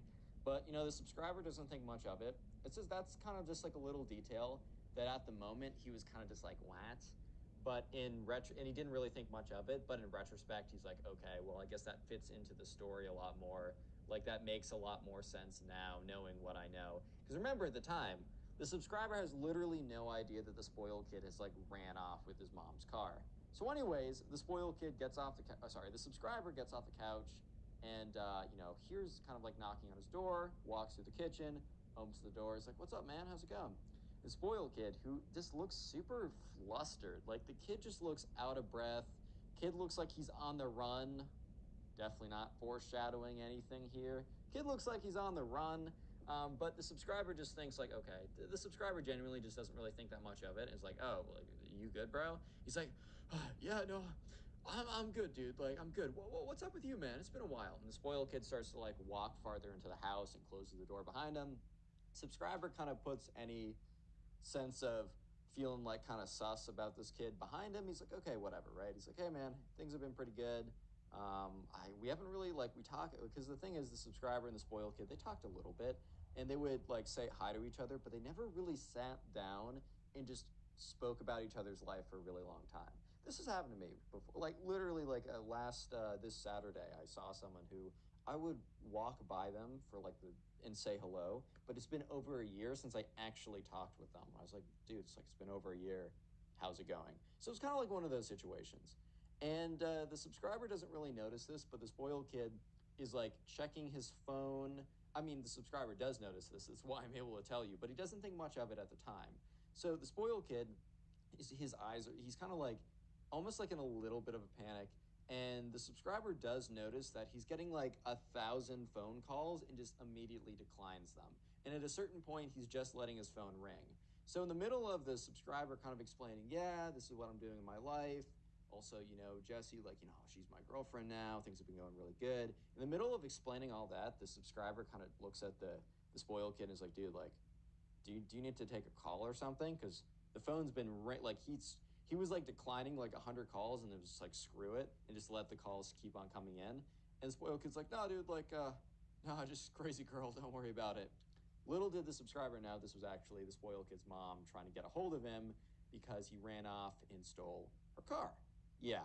So, anyways, right, the subscriber is like a little bit sussed out about that, but at the same time, he does believe, oh, maybe it's some like, maybe he just broke up on his girl, like with his girlfriend, or some girl, like, I don't know, is mad at him. The subscriber, like, even though really did like the spoiled kid, they had a lot of fun together. They had a ton of fun. Definitely could see him cheating. So he's like, yeah, bro probably just got exposed for something, right? Yeah, but anyways, right? The subscriber doesn't think that much of it, and he's honestly just like sitting down, having a decent time with the spoiled kid. So the subscriber says, "Hey, man, like, do you mind if I put this on?" Subscriber's like, "That's cool," or the spoiled kid said, "That's cool."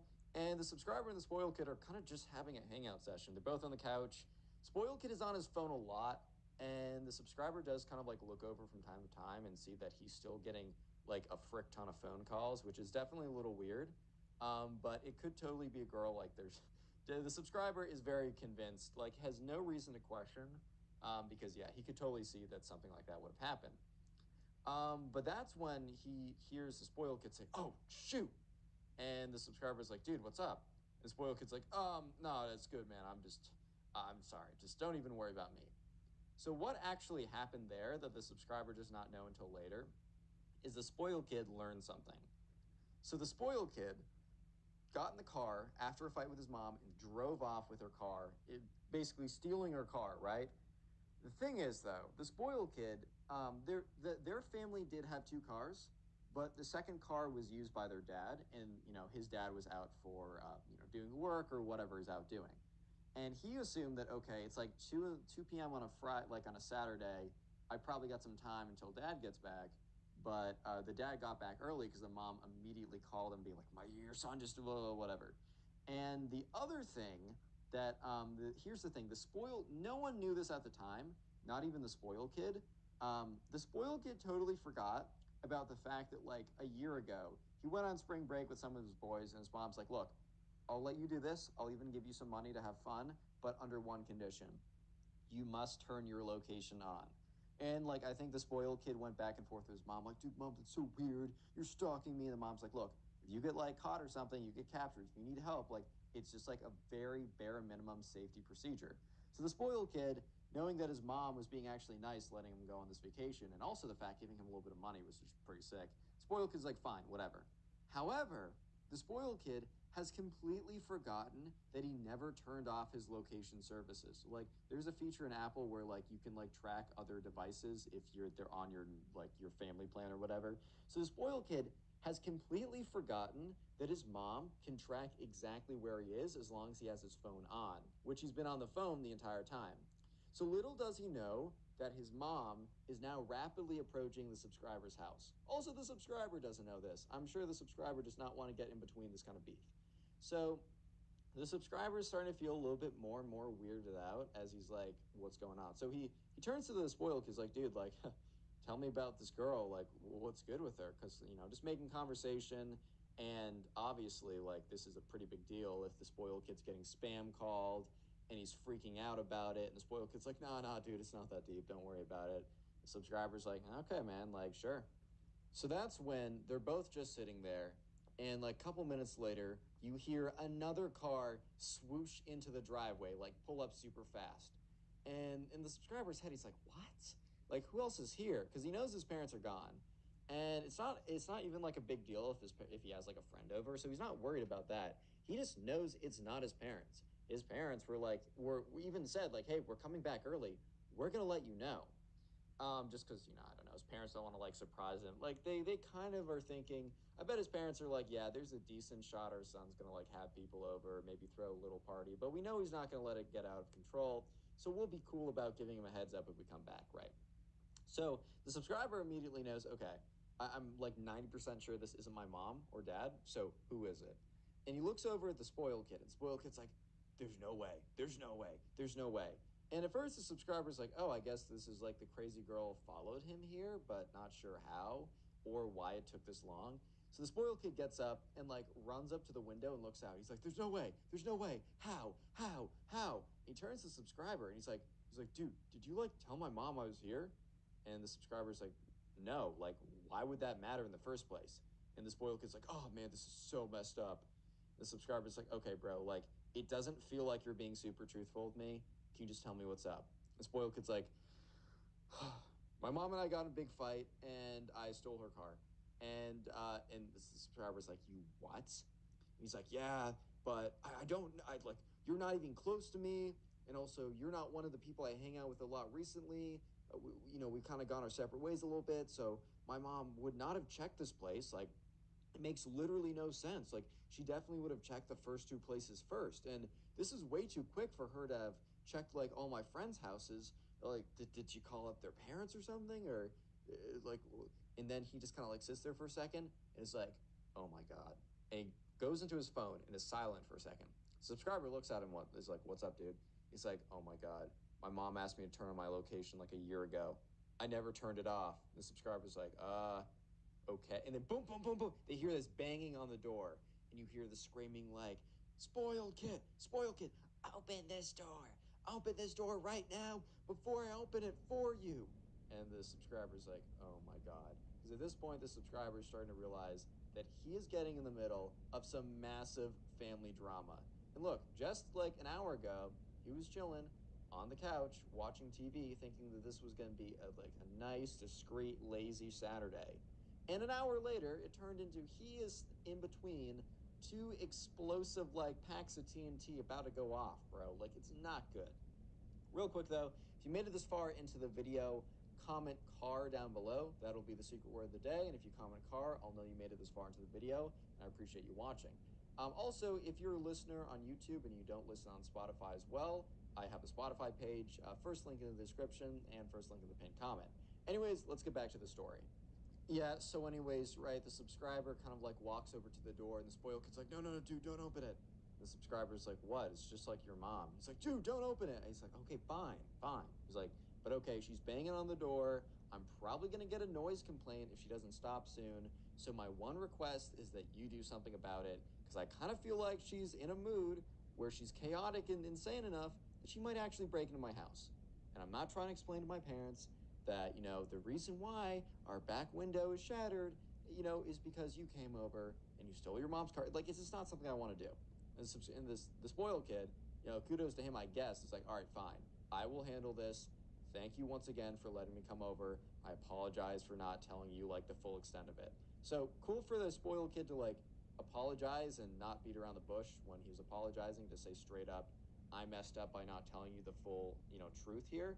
But at the same time, like, bro, you really brought this on to the subscriber. It's not his deal, right? So spoiled kid goes up to he goes up to like the door. He's like, Mom, it's super weird that you followed me here. Like, are you stalking me? I think the spoiled kid was trying to like to flip the blame, just to kind of just to see where things were at.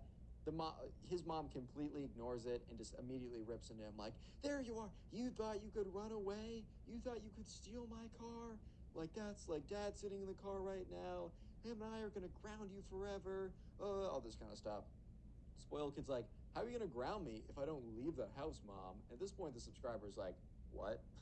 He's like, whoa, whoa, whoa. In his head, he's like, whoa, whoa, whoa, whoa, whoa. Like because at this point, the subscriber was not trying to chill with the spoiled kid anymore, because there was a ton of strings attached. Look, the subscriber was super happy to chill with his boy, who he hasn't seen in forever. But with these strings attached in this connotation, nah, nah, nah, nah, nah, nah. He's good, bro. He's chilling. You know what I mean? So yeah, sure enough, the spoiled kid is like, yeah, well, you're gonna have to break in. And the subscriber looks at the spoiled kid and is like, nods, shakes his head no. Because at this point, the subscriber's like, don't encourage your crazy mom to break in. I don't need her breaking in. Um, so anyways, right, they stop. The banging stops for a second, and it seems like the mom has left the door. And then all of a sudden, from the back of the house, they start to hear screaming, like the mom yelling, but the sound is very clearly coming from inside the house. And at first, the subscriber's like, oh my God, did they break? They better not have broken anything, or I'm gonna flip out. So actually what ended up happening was that the subscriber had happened to have left the back door unlocked. It was a late spring day, so it was still during the school year, but it was late enough that the weather was just super nice outside. So he just had left the back door open.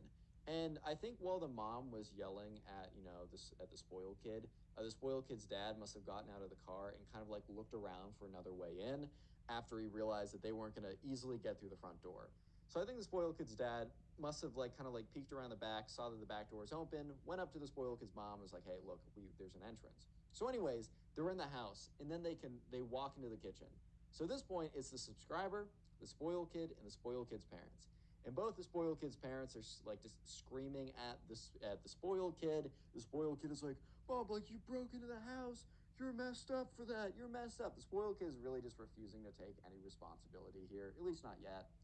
And at one point, the mom actually turns to like the subscribers, like, "Ah, do you have anything to do with this?" At this point, the subscriber's like kind of mad, and he's like, "No, like he just showed up here, and then you guys broke into my house. I was just trying to have a nice day, and it's all like down the door. It's all down the drain." And I think at this point, the spoiled kid's mom realized, okay, yeah, this kid has nothing to do with it. So she turns her attention back to the spoiled kid, and they're like, "We're taking you out of here." And the spoiled kid's like, "I'm not going anywhere." And that's when the spoiled kid's dad literally walks over and picks him up and like grabs him. And the spoiled kid is just like, it's kind of like, I don't know, he's kind of like tossing around a little bit. But the spoiled kid wasn't like some big athlete or anything. Like he wasn't like on the high school football team, right? I mean, he wasn't like petite. He wasn't like 50 pounds or something. But his dad was like a big guy. And his dad wasn't like hurting him. I don't want you guys to think that he was like, "Oh, just beat him up or something." Nah, he grabbed him. He didn't hurt him, but he absolutely dominated this kid. Like he just had complete control. So the dad is basically dragging the spoiled kid out of the house, and the mom stays behind for a second, and she's like, "Look, I'm sorry. Like I didn't mean to blame you. Like it was just like I don't know. I'm just very emotional right now." The spoiled kid's like, "Look, that's totally fair. Yeah, I just want you to know that, while we used to hang out a lot, we haven't really spoken or hung out in forever. So when I got a call from him when he asked if he could just stay over, I was like totally happy about that. I had no idea the strings attached here. And, it's a little disappointing, but, I hope you guys figure it out." And, the spoiled kid's mom's like, "Hey, I appreciate that. I know you only want the best for my son, and so do us. So do we. Yeah." So anyway, she eventually walks out, and the subscriber sits back down, and he's just thinking to himself, like, really, like this is how my Saturday goes.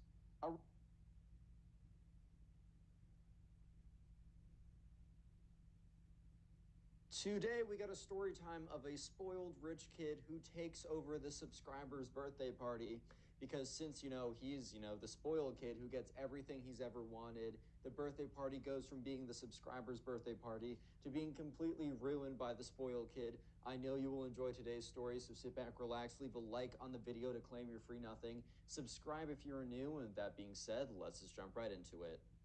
Anyway, so we're going to call the subscriber who submitted this story Brent.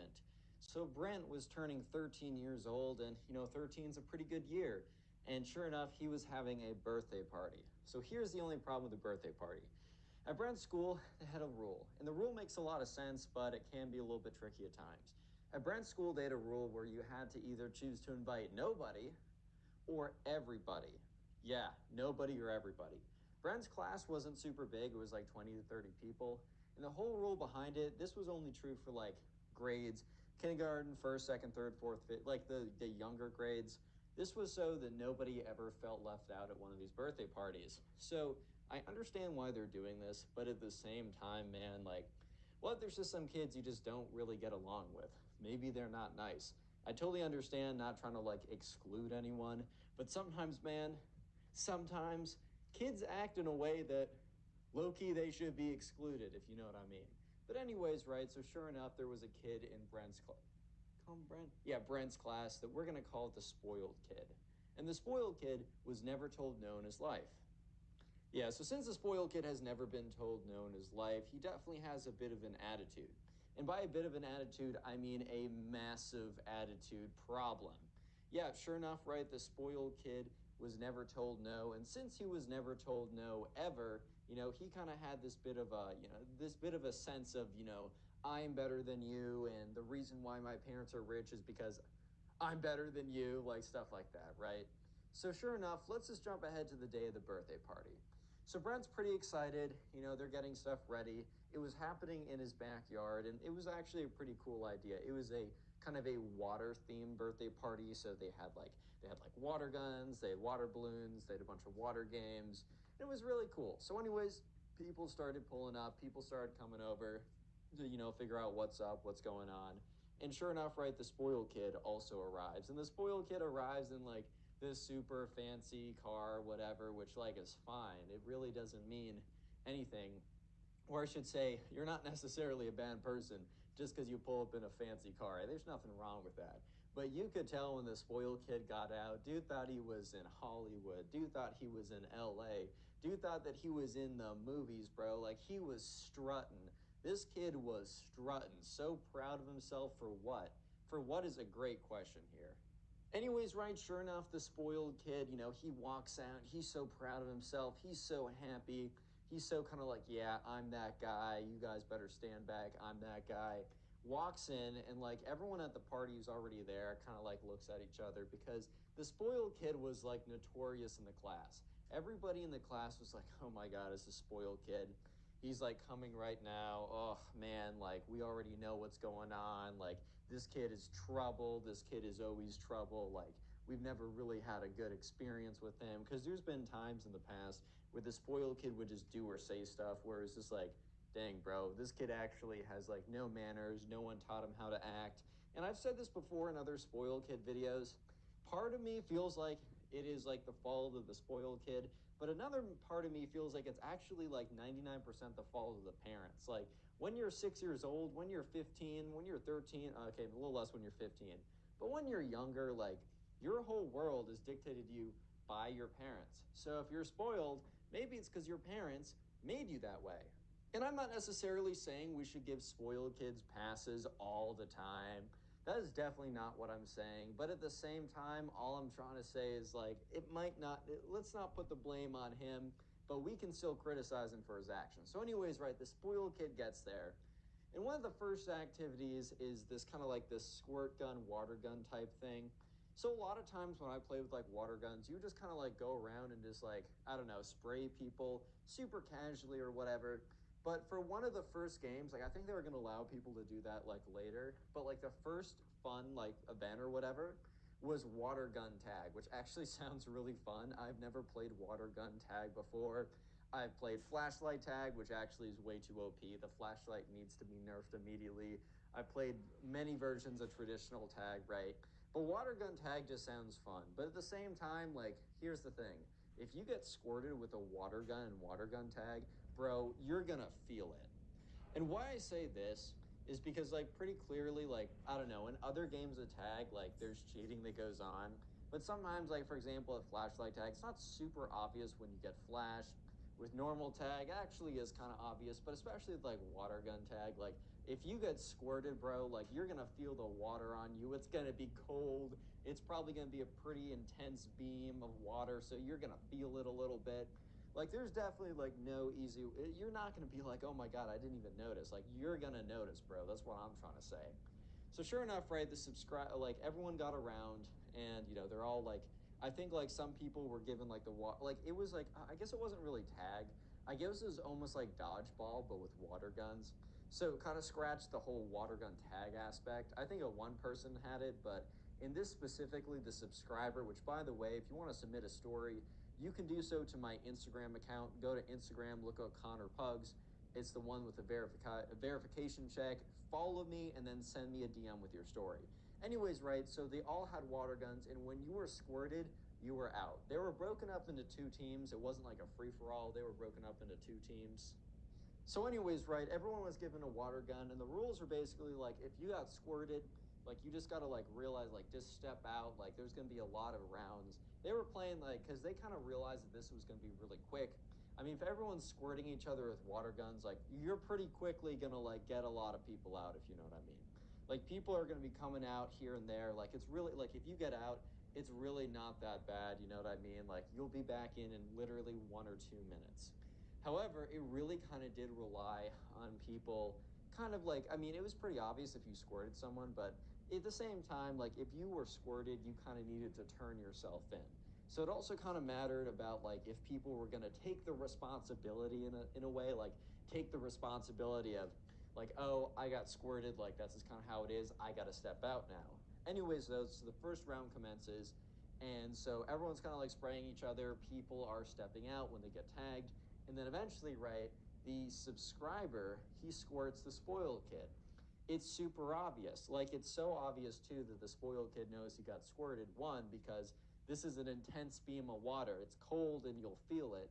But also, after getting squirted, the spoiled kid looks down, sees all the water dripping down his chest, looks up and makes eye contact with the subscriber. And the subscriber's like, got you, man. And the spoiled kid's like, no, you missed. I dodged it. So the subscriber kind of gives them this look of like, really, bro? Really, bro? Because, yeah, sure enough, right? It's just so obvious that the subscriber got him here. It's just so freaking obvious, dude. So, sure enough, the subscriber's like, dude, I very clearly got you. Like, I can even point out the watermarks, like right there. Like, very obviously, I got you there. And this, the spoiled kid's like, no, dude, I freaking dodged it. And the subscriber's like, do you think you're Neo from the Matrix, man? Like, seriously, right now? Do you think you're Neo from the Matrix? Like, you really just dodged it like that? And the subscriber's like, or the spoiled kid's like, well, and then the spoiled kid pumps up his water gun, then boom, gets the subscriber. And obviously the subscriber was just gotten, but also like at the end of the day, like if someone's out, you can't be shooting from the sidelines, you know what I mean? So the subscriber's like, dude, I already got you out. And at this point, some kid looked over and it kind of just looked like the spoiled kid got the subscriber out, and I don't think anyone saw it the other way around.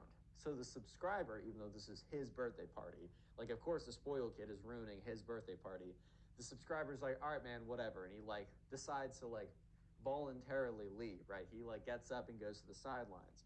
First of all, it's not that deep, right? The subscriber knows, whatever, I'll be back in a minute or two. Second of all, he doesn't want to make it look like he's the one who's doing what the spoiled kid's doing. And the subscriber's like, well, no way the spoiled kid can keep being like a massive jerk, right? No way, like no possible way. So yeah, the subscriber thought that, okay, there's no way that the spoiled kid can ruin like my birthday party like any more than he already has. And let me just say that the subscriber is unfortunately very, very, very, very, very, very, very wrong. Real quick, if you made it this far into the video, comment water down below. That'll be the secret word of the day. So if you made it this far, comment water. Yeah, I'm going to be trying to heart a bunch of comments down below the comment water, just to kind of say thank you. And by the way, if you use Spotify, you can also listen to these stories on Spotify. It will be linked in the pinned comment down below. And finally, if you want to submit stories, you can do so by going to my Instagram, following me, and then DMing me the story. My Instagram is Connor Pugs.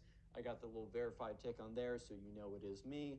Just send me a DM and write out the whole story. And of course, leave a like on this video right now to claim your free nothing.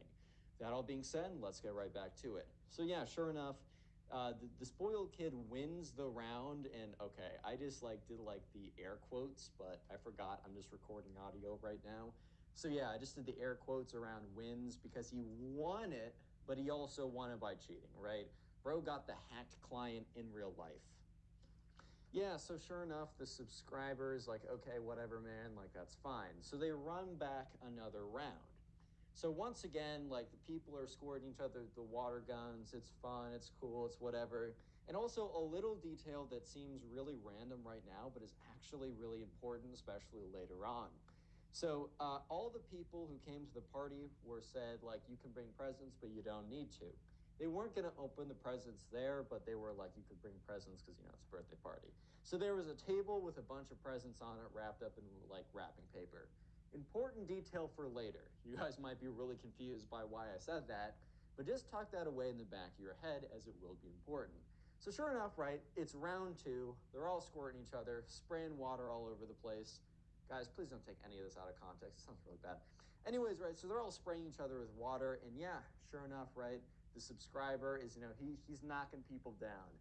The subscriber is a little like, he admits this, like he feels a little weird admitting this, but he was training, like he actually was training for his own birthday party, which like, so he was doing like obstacle courses, he was doing target practice.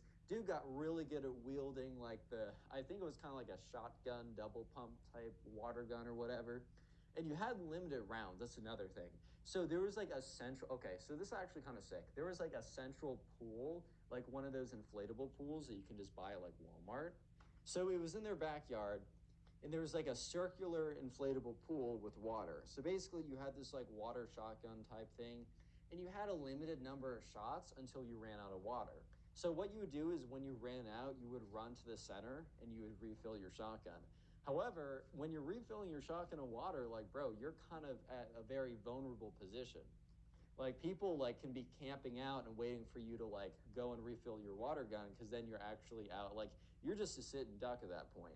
So it was kind of a game of like trying to conserve your water, but also like maybe like strategically refilling it, maybe only refilling it a little bit and quickly like whipping around. And I don't know, it's actually a pretty cool game.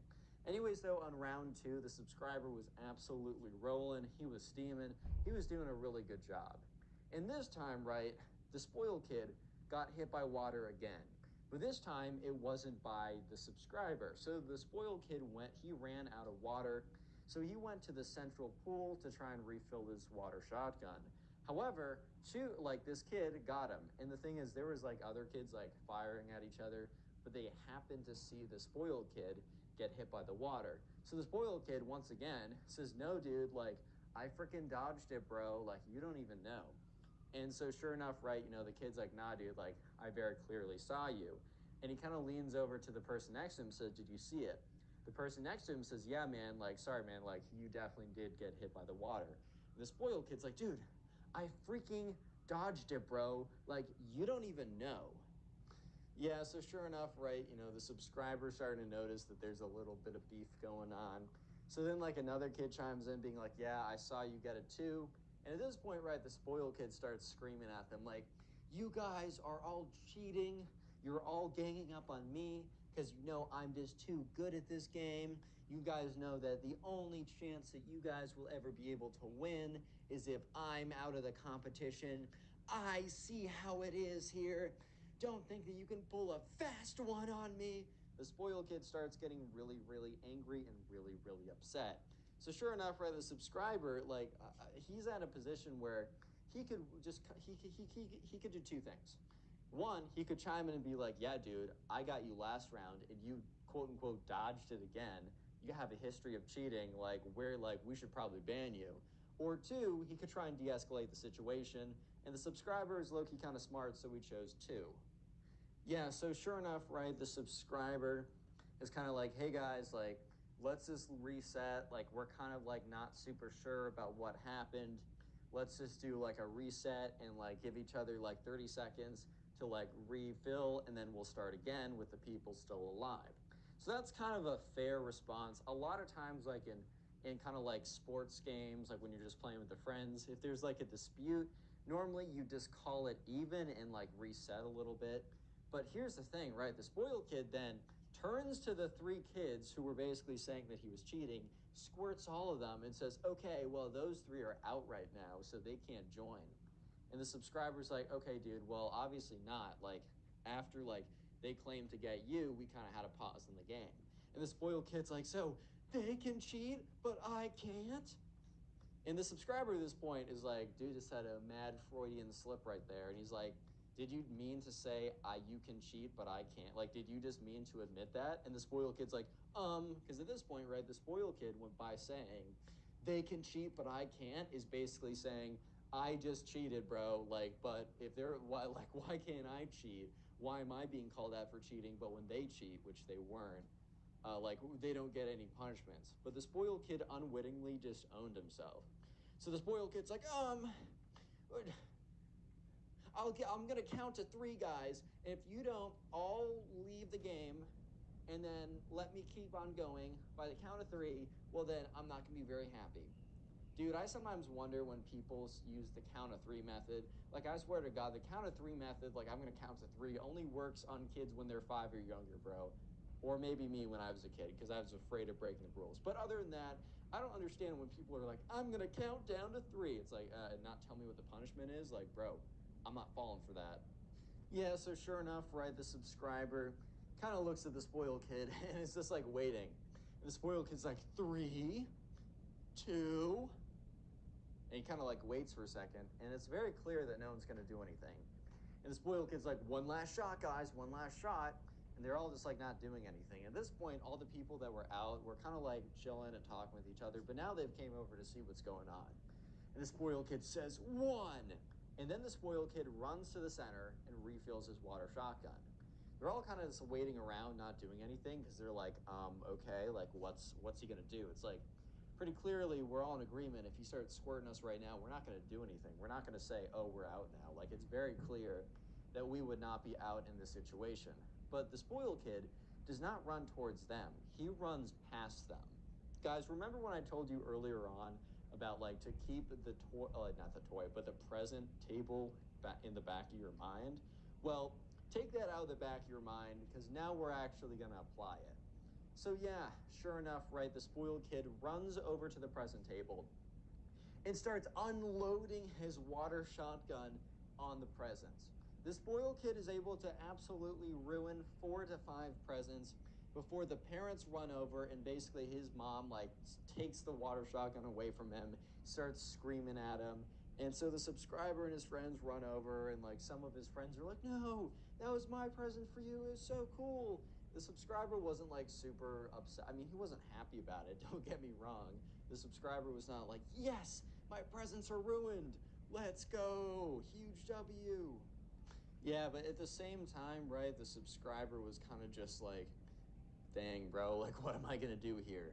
So the spoiled kid's mom is like yelling at him and says like, I'm so sorry, look, we will refund those presents.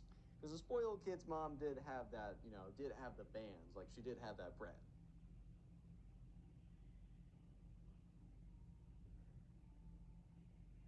So spoiled kids think that they deserve everything, bro. If you have a girlfriend, no.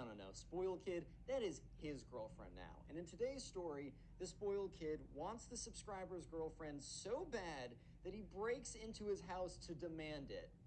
Yeah, so strap in for this one. This is a ridiculous and crazy story that I know you'll enjoy. Subscribe if you're new to the channel, and let's simply jump right into it. So we're going to call this, sorry, I'm not going to cut that out, by the way. We're going to call the subscriber who submitted this story Ty. So anyways, Ty had this girlfriend, and they were in like 7th grade or something, so Ty had just gotten a girlfriend. This was his first girlfriend ever, and that's always a very magical experience. Even if the only thing you do is hold hands briefly and then stop holding hands because you realize holding hands isn't that great when you both have sweaty palms, it's still a magical experience, right? And in Ty's class, there was a spoiled kid. We're just going to call him the spoiled kid. The spoiled kid was not only spoiled because, he had a lot of money at his disposal and he would spend it on anything. He always came in with like, oh guys, look at my new Gucci brick or Supreme brick or whatever.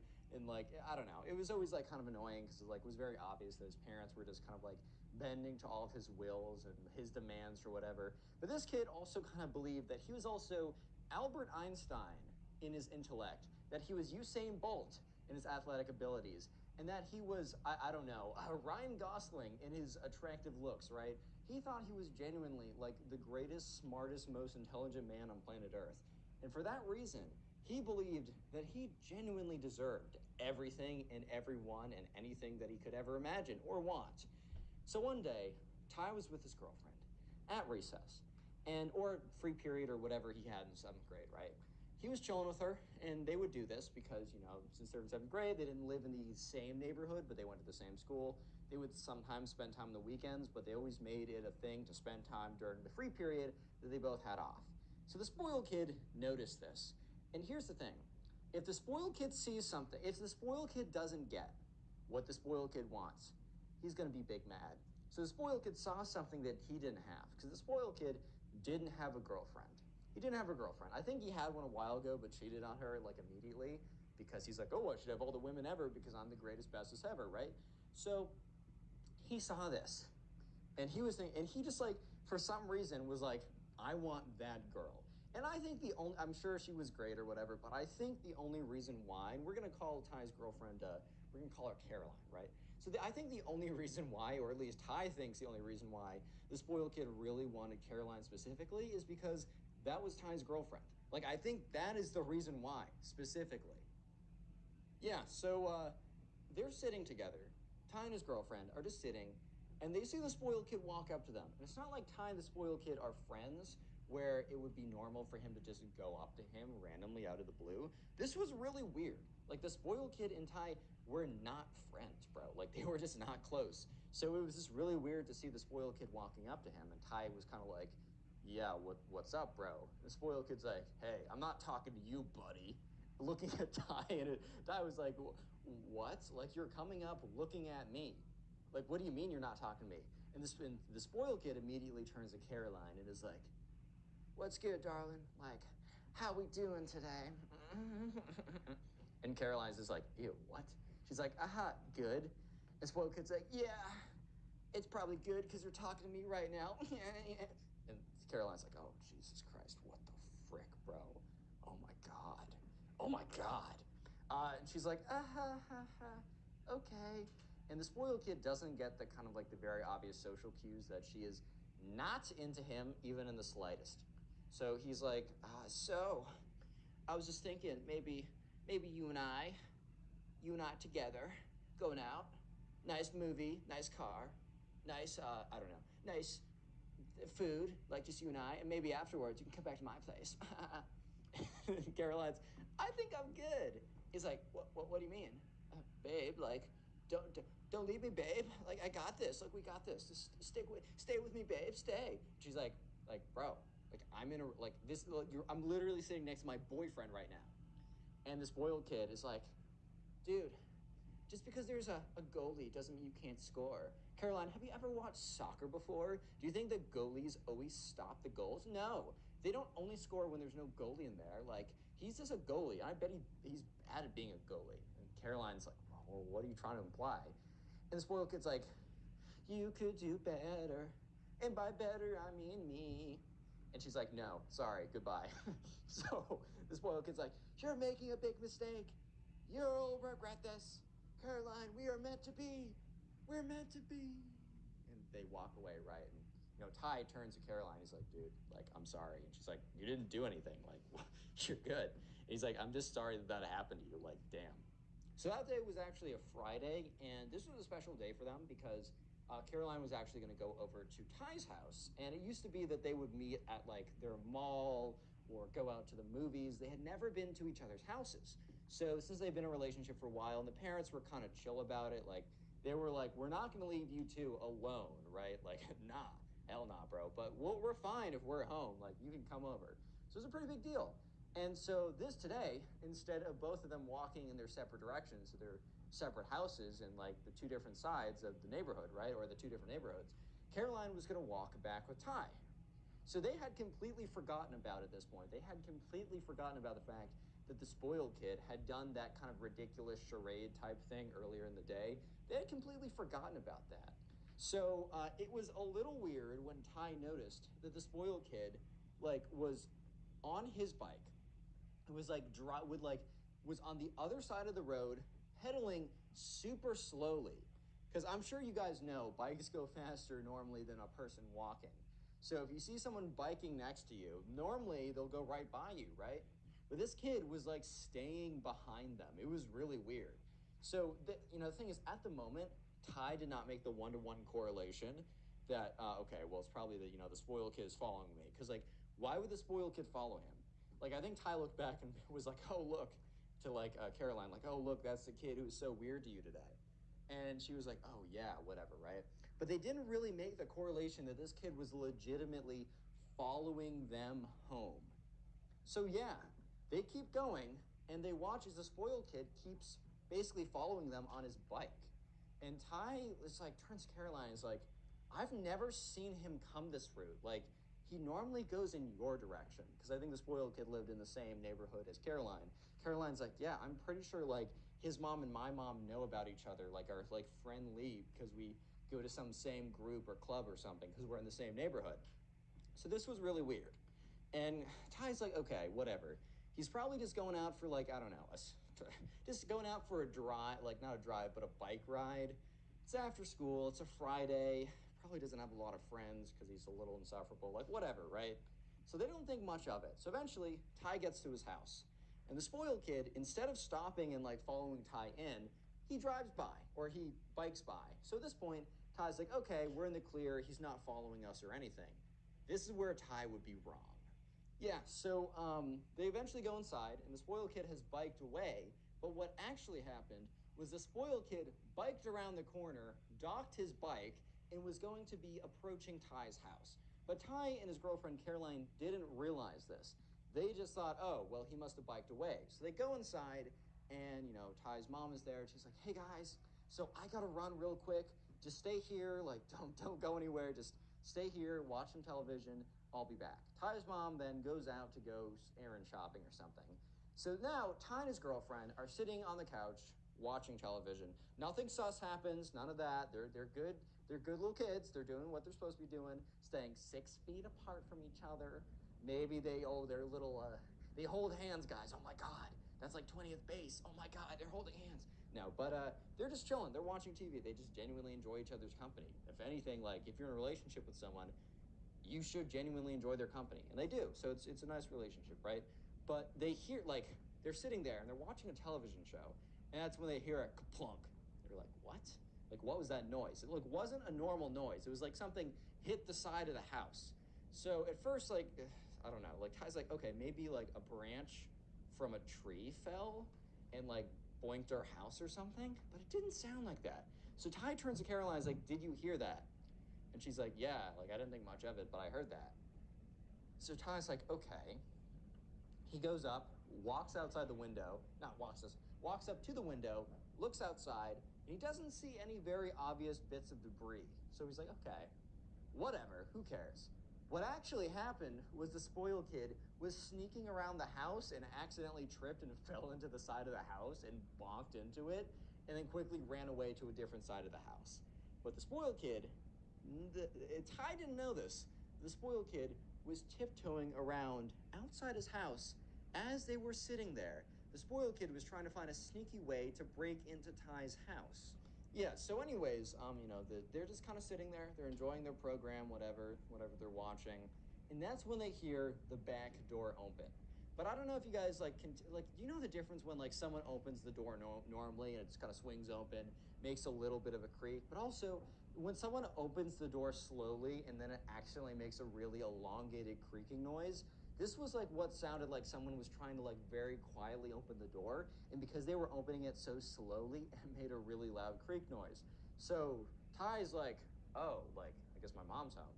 So he's like, hey mom, and he yells that, and there's no response. So that's when Caroline and Ty are like, okay, this is really weird. Because, like, I mean, if your parent is home and you yell, hey, mom, I'd assume that they would say something back. They wouldn't just, like, sneak around. So they're a little bit sussed out right now. They're like, okay, this is a little weird. This is a little strange, not gonna lie. And so they're just kind of like chilling there. They're sitting there. And Ty just turns to Caroline and is like, that's weird, right? And so they get up and they're like, okay, let's see what that was. And they walk into the back of the house. And this is when things get really weird. They go to the back of the house, and the spoiled kid must have like panicked that it made that noise because he didn't close the door. The back door was literally just open. And Ty's like, oh, maybe the wind opened it? Wind? Wind is the secret word of the day. So if you made it this far into the video, comment wind down below. And also, while you're in the comment section commenting wind, check the pinned comment, as the first link is to my Spotify page, which you can listen to these stories. And the other two links in the pinned comment are my two other channels. Please go ahead and subscribe to them. I think you will enjoy the content on there. And let's get right back to it. Anyways, so the thing was, it wasn't windy. It was a perfect day outside.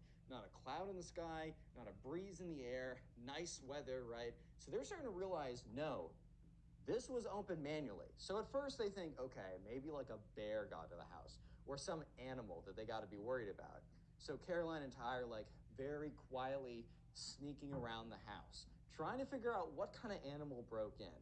Little did they know that no animal, in fact, broke in. Just a spoiled kid broke in. So they're walking around the house all quietly, kind of tiptoeing around, trying not to make too much noise. And that's when they decide they're going to go back into the TV room, be a little bit more cautious. But when they walk in the TV room, the spoiled kid is sitting on the couch. And like Ty's like, what are you doing here? The spoiled kid jumps. He's like, oh, jeez, you scared me, bro. And Ty's like, I scared you? What are you doing in my house? And spoiled kid's like, oh yeah, about that. He's like, I I have come to convince Caroline that she's made a terrible mistake. And Ty's like, what? And Caroline's like, huh? Yeah, everyone at this point is just very, very confused on what even is going on right now. So the spoiled kid's like, yeah, okay, I may be broke into your house. I may or maybe not broke into your house, right? Maybe. And the Ty's like, no, you definitely did, dude. He's like, because I'm like, I didn't let you in, and I didn't tell you could come. You definitely broke into my house. And the spoiled kid's like, well, that's just a little detail, dude. Because it won't even like matter when Caroline and I are married, looking back, telling our kids on how daddy and mommy met.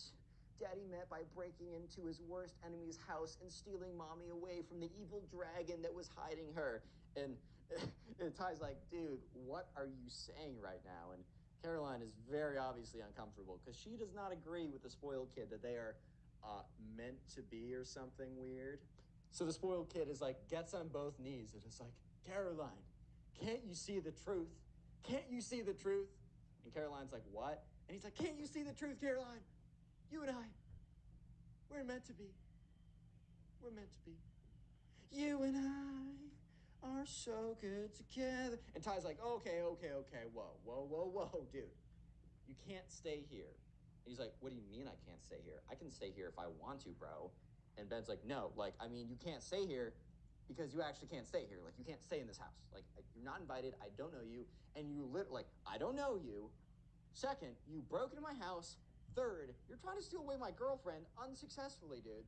And the spoiled kid's like, well, actually, let's see what the lady says. I don't think she thinks it's as unsuccessfully as you do, dude. And Caroline's like, nope, this is never turned. Nothing on planet Earth has ever turned me off more than this right now. The spoiled kid's like, wait, it's a slow burner. I'm going to get you just a second. He's like, you got to listen to the whole thing.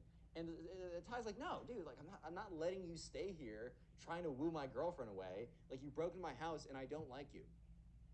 Leave. And the spoiled kid's like, fine. And he gets up and he walks out. And so at this point, Ty and Caroline are like, oh my God, like, what just happened? So they're sitting there and they're just like talking about what happened, right? Because they're like, at this point, they think the spoiled kid got up and left. And they're just like, oh my God, like, this is actually insane. And so they're just talking about it or whatever. And that's when they hear a creaking noise coming from the kitchen. Yeah, and that's when they realize that the spoiled kid is still in the house because the mom has not arrived back. Because you would hear the car pull up and all that kind of stuff. And that's when Ty yells out, spoiled kid, I know you're still here. And that's when they hear someone walk from the kitchen back into the living room, be like, fine, I couldn't leave, but can you blame me? My heart is shattered and it must be repaired. And Caroline, you're the only one who can repair my heart. And she's like, dude, no. He's like, no, you don't understand the truth, Caroline. You and I are meant to be, and this evil man is keeping us separate. He's evil, I'm telling you. And Caroline's like, no. Like, question mark, like, dude, I don't know how to break this to you. I'm not gonna be your girlfriend. He's like, no, Caroline, you just don't understand. You just don't get it. You just don't get it. Like, I need to have you. And like everyone, like Ty's like, whoa, you're being a little aggressive here. He's like, no, I need to have her. I need to have her. You have something that I don't have, and I need to have it now. I want it. I want to have it. And Caroline's like, why, what? And Ty's like, yo, bro. He's like, I hate it when other people have stuff that I don't have. You guys have something that I don't have, and I must take it from you, and you must give it to me now. And like Ty's like, dude, chill out and get out of my house. And he's like, no, Caroline, you're gonna be my girlfriend right now. I'm gonna count to 3. 1. And Caroline just looks at him like, wait, do you actually think this is gonna work? 2. Caroline's just like, nope, not. 3. Caroline's like, nope. And he's like, but I counted to 3. You're supposed to do what I say on a count of 3, and you didn't. I counted to 3. And the spoiled kid's like, and that's when Ty's mom walks into the house and is like, oh, Ty, you didn't let me know you had another friend coming over. Yeah, And Ty looks at his mom and kind of gives one of those like looks of like, nah, nah, nah, nah, not like this, not like this is weird. So she's like, oh, what's your name? He's like, my name's Spoiled Kid. Meow, meow, meow. Says his actual name, but hi, Spoiled Kid. So, and like Ty's mom is looking at Ty, giving like the get him out of here look. And she's like, so I don't know if we're trying to have buddies over right now. And the spoiled kid's like, I'm not Ty's buddy. I want his girlfriend, and she won't be mine. And Ty's mom's like, oh. So Ty's mom started to realize the situation going on right now, that Ty was dealing with a grade A spoiled kid. So she's like, okay, Janice, you've done this before. She's like, oh, I'm so sorry. I think everyone's actually leaving the house right now, so you can't stay. The spoiled kid's like, I'm not going anywhere until Caroline is mine. Checkmate, Caroline, you must be mine now. And Ty's mom literally comes up behind him and starts pushing him gently. The spoiled kid's like, I'm not going anywhere. And Ty's mom then kind of grabs him by the scruff of his collar, but very like gently, but forcefully at the same time, removes him from the house. Like, it was so nice meeting you, spoiled kid. I'm so sorry that we're busy right now. We actually have family. And she's like literally pushing this kid forcefully out of the house, but acting super nice while kicking him out, basically. He's like, wait, where are you taking me? Is Caroline gonna be outside the house? Because if Caroline's not gonna be outside the house, I'm not gonna be outside the house. No, no, no, Caroline has to be mine. No, no, no, no, no. And she's like, all right, and goodbye. And literally slams the door in his face. Turns back to see Ty and Caroline.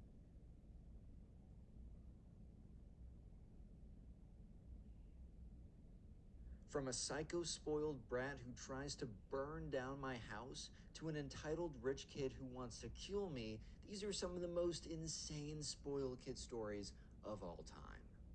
So the subscriber who submitted the story was having a birthday, and he believed, or at least his parents believed, and therefore he was forced to believe, that when he had a birthday party, he should invite everybody in the class, because if there was a few kids in his class he didn't invite, they might have felt left out because he had a class of like 20, 25 people. It wasn't a class of hundreds.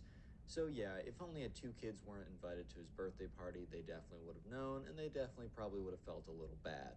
So anyways, everyone in the subscribers class, including the spoiled kid, was invited. There was a kid in the class who we're just going to call the spoiled kid. This kid was annoying, spoiled, just like thought he deserved everything, and he proved himself to be even worse than you could ever imagine. So let's just skip ahead to the day of the birthday party. It's a fun birthday party. They're having it at one of the the kind of like the mall birthday parties where it's like you got laser tag and pizza, and like it's at like one of those places, one of those fun events like that. Yeah, the subscriber was having one of those, and immediately as the spoiled kid got there, just because the whole place wasn't, I don't know, covered in gold plated, dude, I don't even know. He was upset. He was grumpy, probably just because he wanted all the attention on himself, as always. But guess what? The subscriber and the rest of his friends in the class, they weren't paying the spoiled kid any attention, because you know what? One way or another, they were going to have a good time, and the spoiled kid was not going to ruin that for them. That is one thing that they made extra, extra clear. Anyways, right. So sure enough, the spoiled kid does find a way to ruin everything, because it is finally time to cut the cake. And so sure enough, a cake comes out with a bunch of candles on it. I think the subscriber's turning like 13 or something, so there was 13 candles. Everyone starts singing, and once they're almost done with singing, I don't know if you guys have had like a I don't know if this isn't true for birthdays outside of the United States, but they come out with a candle, you sing happy birthday, and then the birthday boy or girl blows out the candle. But no, the spoiled kid walks up and attempts to blow out the candles. He goes up, he's like, and like the person, like I think it was like the mom of the subscriber who is holding the cake, very quickly sees what's happening and pulls the cake out of the way before the spoiled kid is able to blow out the candles. Obviously, everyone is a little bit confused because, I mean, we all know that it's always the birthday kid who blows out the candles, bro. It's not some random kid who shows up, especially one that no one likes.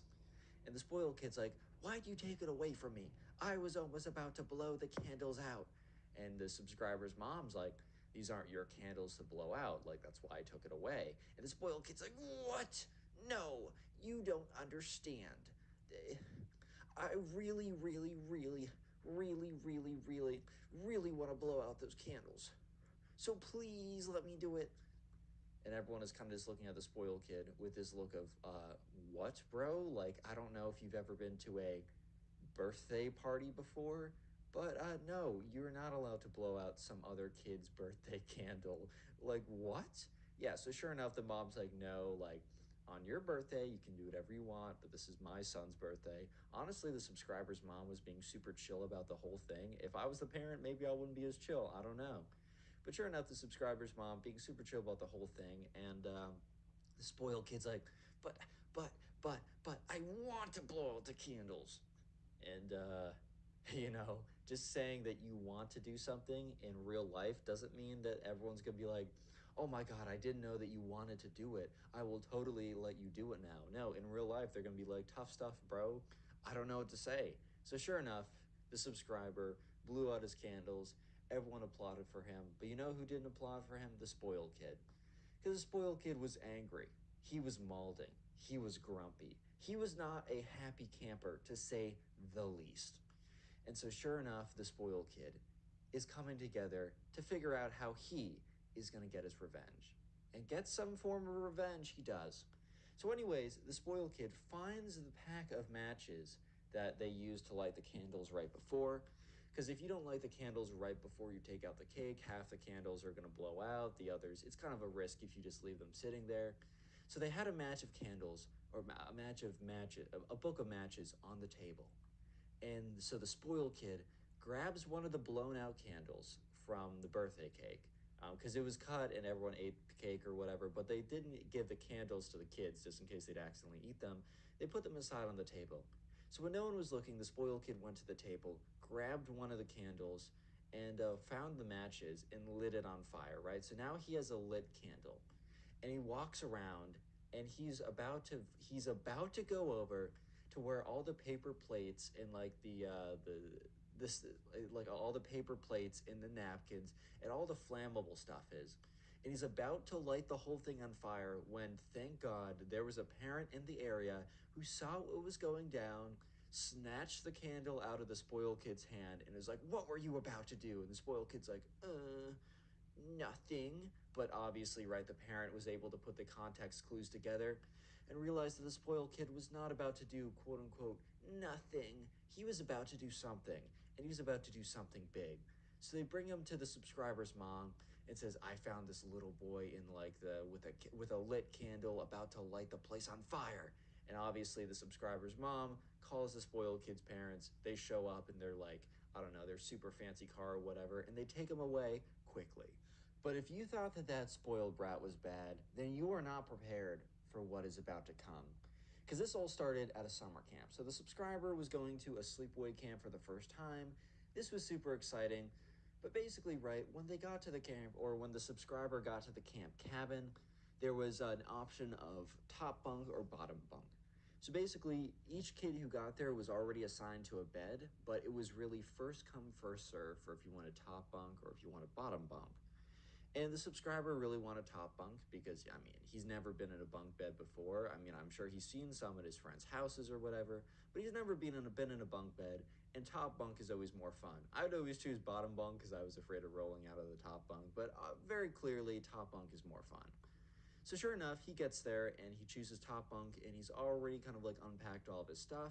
And about, 2 hours later, the spoiled kid arrived. So they didn't know immediately that this kid was the spoiled kid, but this kid was the spoiled kid. He had never been told no in his life. So when he gets there, he's like, oh, I want the top bunk. And, the camp counselor has to explain to him that since he didn't get there first, he's not able to get the top bunk, right? And the spoiled kid's like, no, you don't understand. I asked nicely, so I shall receive. And the camp counselor looks at him with this kind of blank expression of, I get it that you asked nicely, but this is the real world, bro. I'm not your parents. I'm not saying, oh, Jeremy, all you gotta do is ask nicely and I'll give you $1 billion. Oh, thank you for asking nicely. No, dude, this is the real world, man. Other people exist. So, sure enough, right, the spoiled kid is not very happy. So he goes up to the subscriber, and then here's the thing: if the spoiled kid went up to the subscriber and said, "Hey, I've always wanted top bunk. I know you got here first, but can we like trade off, or maybe you could offer it to me? Saying it like that, I would have no issues with it. You want something, so you go about asking for it in a way that, in a nice way. But no, the spoiled kid, the first interaction he has with the subscriber, his bunkmate, he goes up to him and says, I demand that you give me the top bunk right now, or there will be consequences. Little did the subscriber know that consequences meant this kid was literally about to make an attempt on his freaking life, but we're skipping ahead. So the subscriber's like, what? And the spoiled kid's, I will say it one more time and then I will not be repeating myself. You have one chance to give me the top bunk or else there will be consequences. The subscriber simply looks at the spoiled kid and is kind of just like, bro, what are you saying right now, man? What are you saying right now, bro? What's coming out of your mouth? Because it's just not making a lot of sense, man. I'm keeping a stack with you. It's not making a lot of sense. So I mean, very clearly, the subscriber says no. I got here first. That's tough. Look, the subscriber wasn't gonna be a pushover here.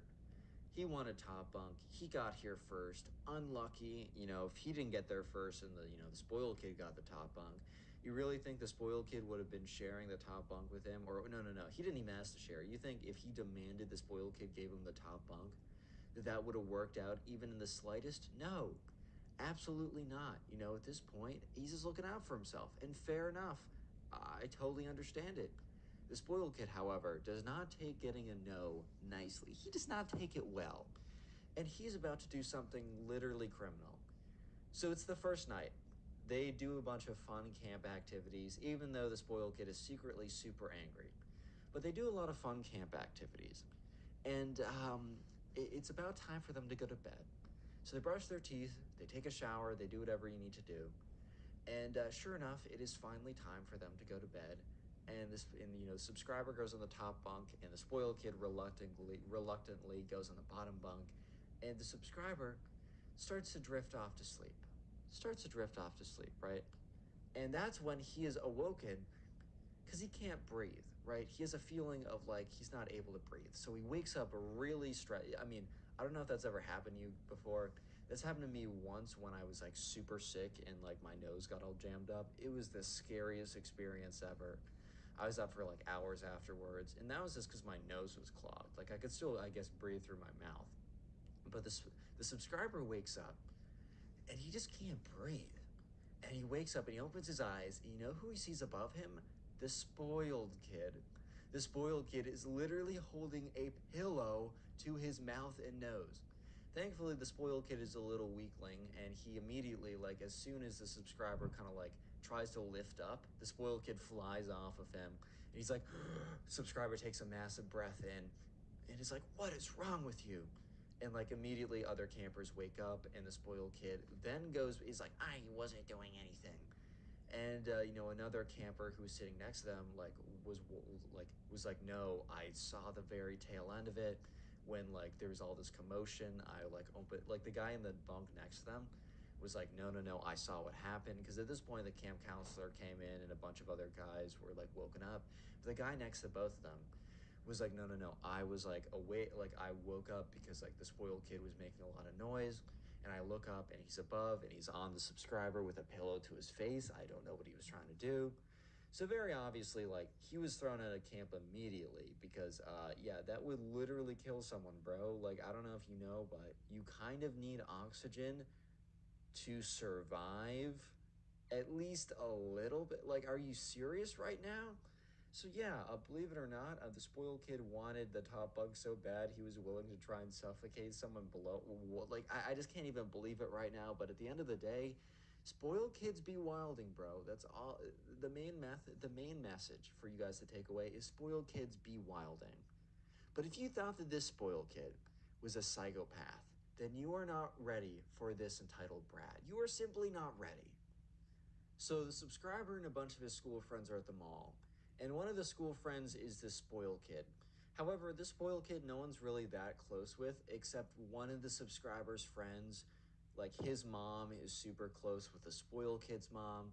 So the subscriber's friend is like forced to bring the spoiled kid along and everything that he does because his mom is like, you know how close I am with spoiled kid's mom. Spoiled kid is not having struggling getting friends, so you gotta be nice to him. Kind of doing standard mom stuff like that. So for that reason, the spoiled kid would always tag along a lot with what like the kids were doing or whatever, and the subscriber was he was okay with it. He wouldn't have necessarily invited the spoiled kid because I don't know, he's the spoiled kid, bro, and he's not trying to mess with that. But at the end of the day, it was one out of like 10 kids that they were rolling with. So if you have one bad apple, like whatever, it really doesn't matter.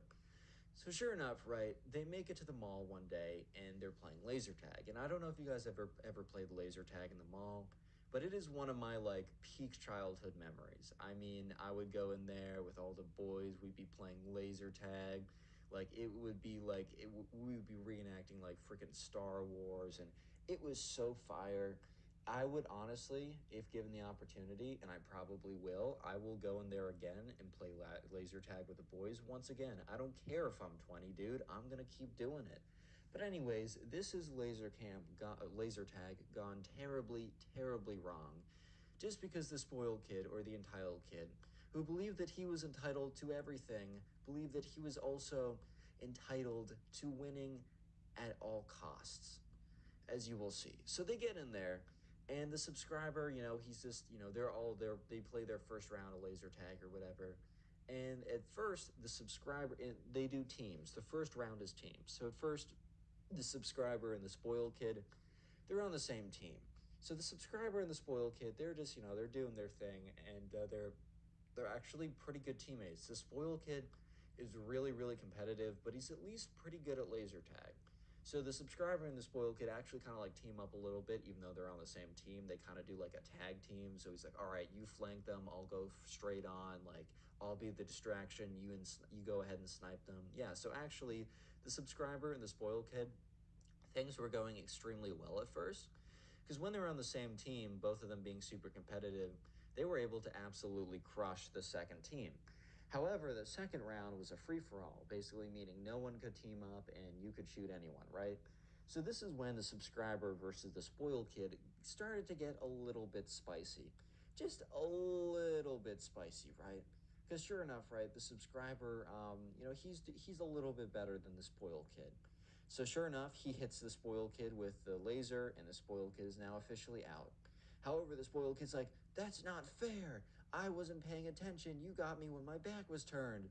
And like, bro, I don't know if you know the rules of laser tag, but you don't need to announce to everyone, "Oh yeah, by the way, I'm about to get you with my laser, so you better turn around and pay attention." No, the whole point is like you can get them when they're not paying attention. If anything, like a stealth attack is probably going to be better than like whatever else you were planning to do. So yeah, I don't totally know what the spoiled kid was going on about. He was probably just so mad that he lost. However, the spoiled kid was about to take things into a much worse direction. He was about to go way crazy with power. So basically, the spoiled kid is out, which means if you've never played laser tag before, once you're shot with one of the lasers on your vest, it basically turns off your laser gun itself, so now you can't go around shooting other people.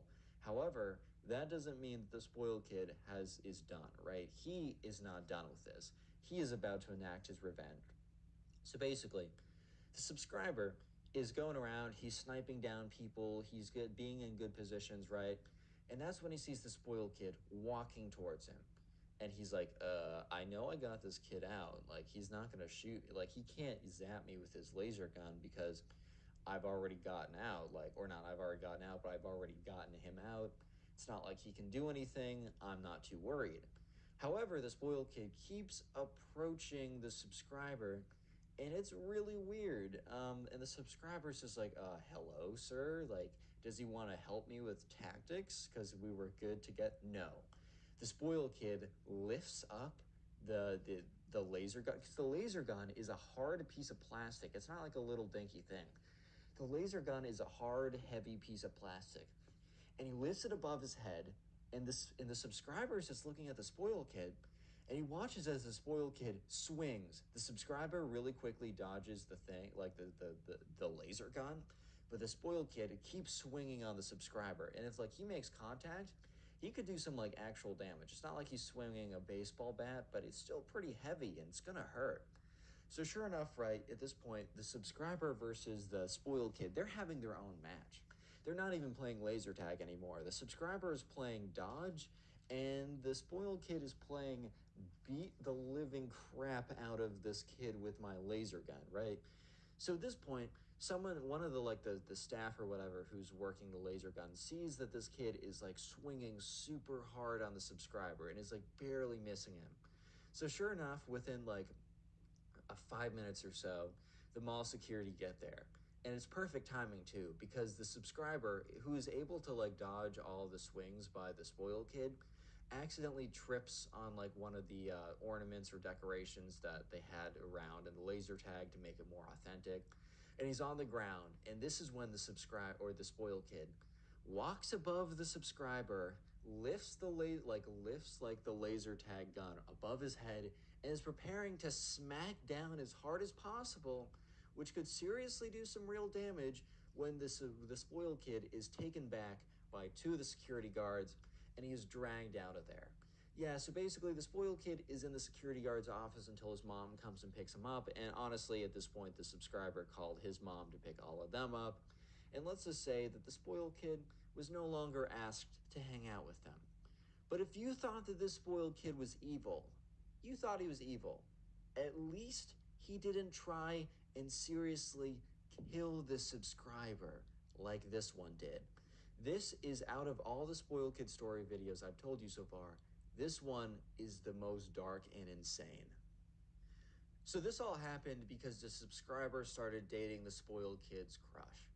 So the spoiled kid wasn't liked by many people because of the way that he let his parents' money get to his head. I've said this before, but even if your parents have a lot of money, genuinely, if you're a good person, I don't care, man. As long as you're a good person, you're good in my book. And yeah, but the spoiled kid let his parents' money go to his head. So he's super entitled, super bratty, and for that reason, a lot of kids didn't want to hang out with him, and a lot of girls didn't like him. There are some points in your life where if like kids flex their parents' money, girls will actually be like, well, at least he's going to be a safe option. Eventually, girls will realize that, oh, well, he's actually going to have terrible character, but I mean. But, anyways, at this point, girls were just not interested in the spoiled kid. And the spoiled kid had a massive crush on this girl who we're just going to call Stacy, right? Because Stacy's mom's got it going on. But anyways, so sure enough, right, the spoiled kid has a massive crush on this girl named Stacy. She wants nothing to do with him because he's kind of a massive brat, right? He's just a massive brat at this point. But sure enough, the subscriber has been talking to Stacy for months at this point, and eventually they make it official. And word gets out extremely quickly that they made it official. When the spoiled kid hears this, he's absolutely crushed. He's absolutely devastated. But here's the thing, right? I've been in this situation a billion times. No, I've not been in the subscriber situation a billion times. I've been in the spoiled kid situation a billion times. It sucks, and you're gonna be very sad for a little bit of time. But like everything, time heals, or at least mends most all wounds. So he should have just given it some time. But the spoiled kid was angry. The spoiled kid was mad. And he was not going to wait. There was not a chance that he was not going to try and get his revenge. So one day, they were having beef stew for lunch. You might be thinking, Connor, you're filling this video with obnoxious, irrelevant details. No. Them having beef stew for lunch is a critical detail that you must know. So they're having beef stew for lunch. And anyways, the spoiled kid, before lunch, walks into the janitor's closet and grabs as many of the chemicals as he can. He goes in, and disclaimer, obviously, do not do anything that the spoiled kids have been doing. Seriously bad. Don't endorse it. I'm just telling these stories. I just gotta throw this in here for the sake of it. But anyways, the spoiled kid is in the janitor's closet and he grabs all the chemicals he can see and he grabs them over. And anyways, the spoiled kid is sitting, or not the spoiled kid, the subscriber goes up to the front of the line, and the subscriber grabs, I don't know, some of the beef stew, and he puts in a little cup or whatever. And so sure enough, the spoiled kid sees this. And the subscriber goes down, he finds a table, and he puts, he sits down with some friends, and they all put down their trays that have the beef stew or whatever, and they leave it at the table. They leave their food at the table so that they can go up and they can grab dessert or whatever, and they all walk up. So right now there are four beef stews on the table. The spoiled kid has intentionally seen which one the subscriber who stole, Stacy, the girl, or yeah, Stacy, the girl that he's in love with. He knows exactly which one of the beef stews is his. So the spoiled kid walks over and he starts taking out all the janitor's chemicals, right? All the the bleach, the cleaning detergents, all that stuff that's super poisonous and super toxic. And he starts pouring it all into the subscriber or the subscriber's beef stew. Because the subscriber might just be like, oh, the beef stew just tastes funny today, and he could take enough bites that at a minimum he would be extremely sick. So at this point, the spoiled kid has poured all these chemicals into the subscriber's beef stew. And since the beef stew was super thick and murky, it really didn't make a color change and it didn't really smell that different. I think it might have had a little bit of a pungent smell, but sometimes beef stew is a little pungent, a little acidic, right? So sure enough, this spoiled kid, he walks away, putting all the chemicals back into his backpack.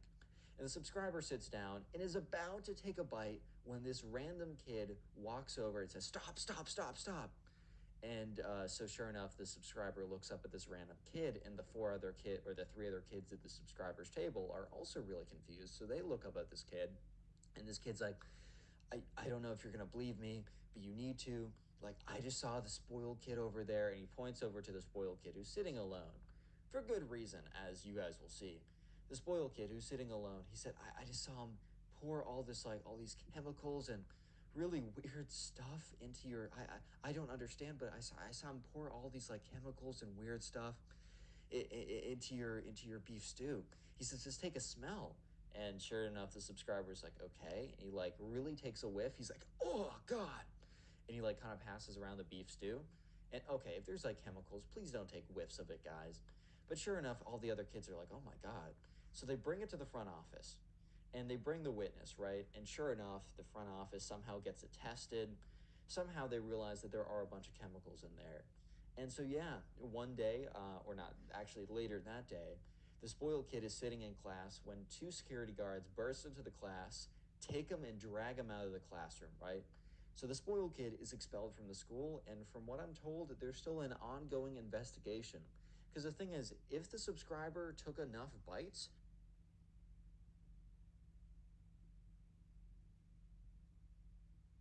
today we get a story of probably one of the most spoiled kids to ever live on planet Earth. I'm not even kidding. Strap in, subscribe if you like stories, and let's call today's subscriber Benson. I think that is a real name. I'm just thinking of Benson from Regular Show. That show is gas.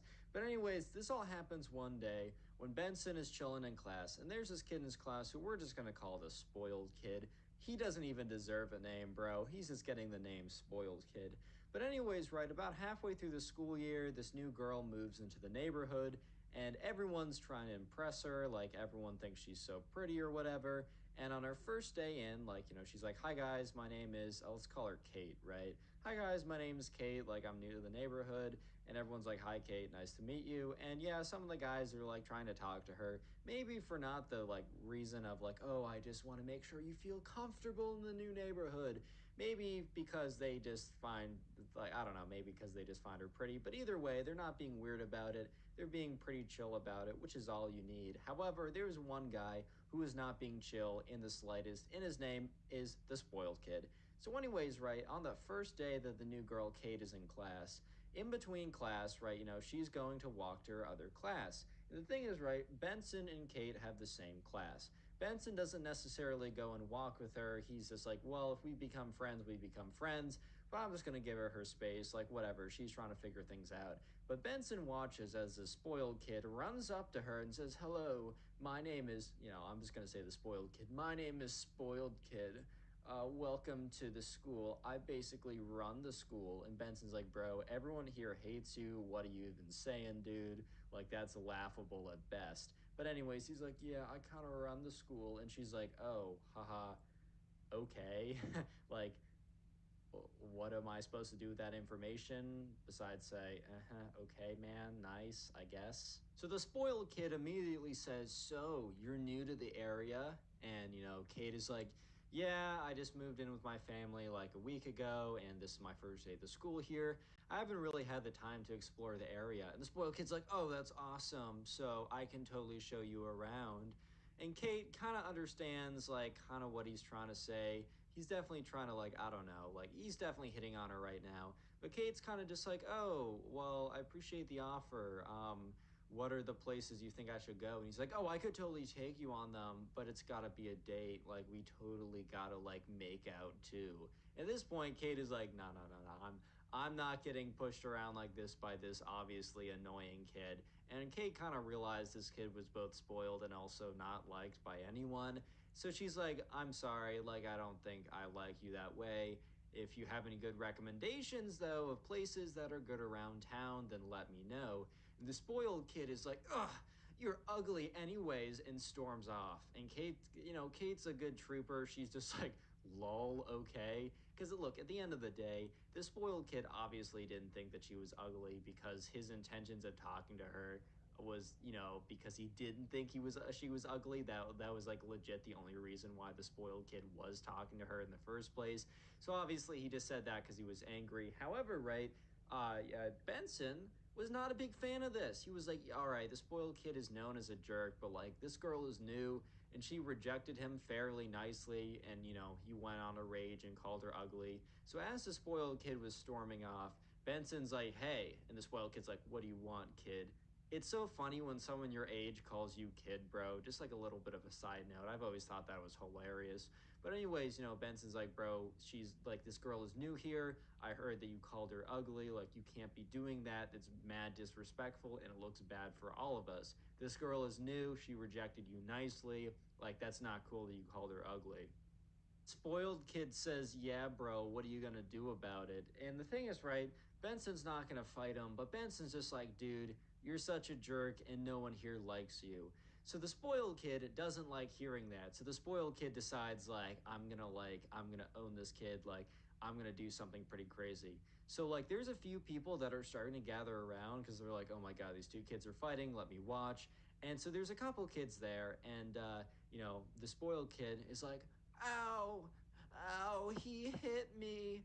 And Benson's like, bro, I didn't touch you, bro. And like everyone else watching was like, dude, he was like 5 feet away from you. And the spoiled kid's like, no, he punched me. And then the spoiled kid turns to Benson's like, do you know who my father is? He's a very, very rich lawyer and he will destroy you and your family. We'll take every cent from you. And Benson's like, yeah, right.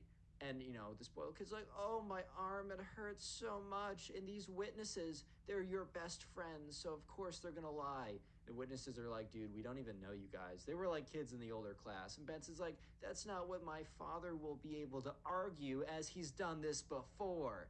Basically, what the spoiled kid was trying to tell Benson was that, he was going to tell his dad to sue Benson for hitting him, right? For assaulting him, basically, even when there was no proof. And apparently, his dad was good enough and was able to manipulate stuff well enough that he's done this in the past for the spoiled kid. And spoiled kid's like, wow, if you don't do exactly what I say, I will sue you. And then the spoiled kid, like, is like, by the way, check your text messages in 20 minutes. And Benson is just like, what? Like, what on earth is going on? So the spoiled kid walks away and like limps away. And it's like, oh, I've been beaten up. Oh. So Benson's like, bro, this kid is cringe and annoying and super spoiled and entitled. I don't even care. But he gets a text message from a random number. Apparently, the spoiled kid was asking around and eventually got Benson's number. And it was a link to a court case that was like on a local news thing.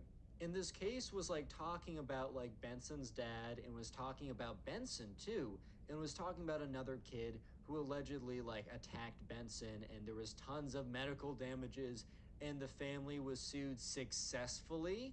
And Benson's starting to realize, or not attack Benson, attack the spoiled kid. And Benson's starting to realize that the spoiled kid isn't bluffing. Apparently, like Benson didn't know because the article didn't say he faked it. The article was like, oh, he was attacked and like medical damages were sued and won. Apparently, right, Benson was starting to realize that the spoiled kid, his dad would basically, whenever the spoiled kid hated someone or got in a fight with someone, would pretend to be attacked. And then his dad, like the super magic lawyer dude, would be able to sue the family and win. Maybe it doesn't work every time, but Benson started to get pretty scared because the thing is, like, he knew that his parents couldn't take something like that. Like, it was just way too expensive for them and that they would really be screwed if anything like that ever happened.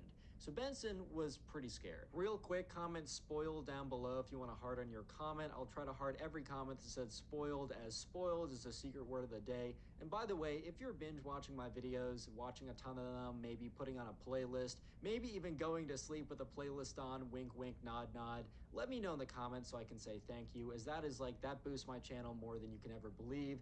It'll help us hit 500K faster, and I do appreciate you. But anyways, so for the next like week or so, Benson is in complete fear of the spoiled kid, because the spoiled kid basically has told him, my dad will sue your parents. And the thing is, right, even if they don't necessarily win, Benson knows that like being in a prolonged court case is super expensive. Like, yeah, I guess you could have the state lawyers or whatever, but then there's a higher chance they'd lose.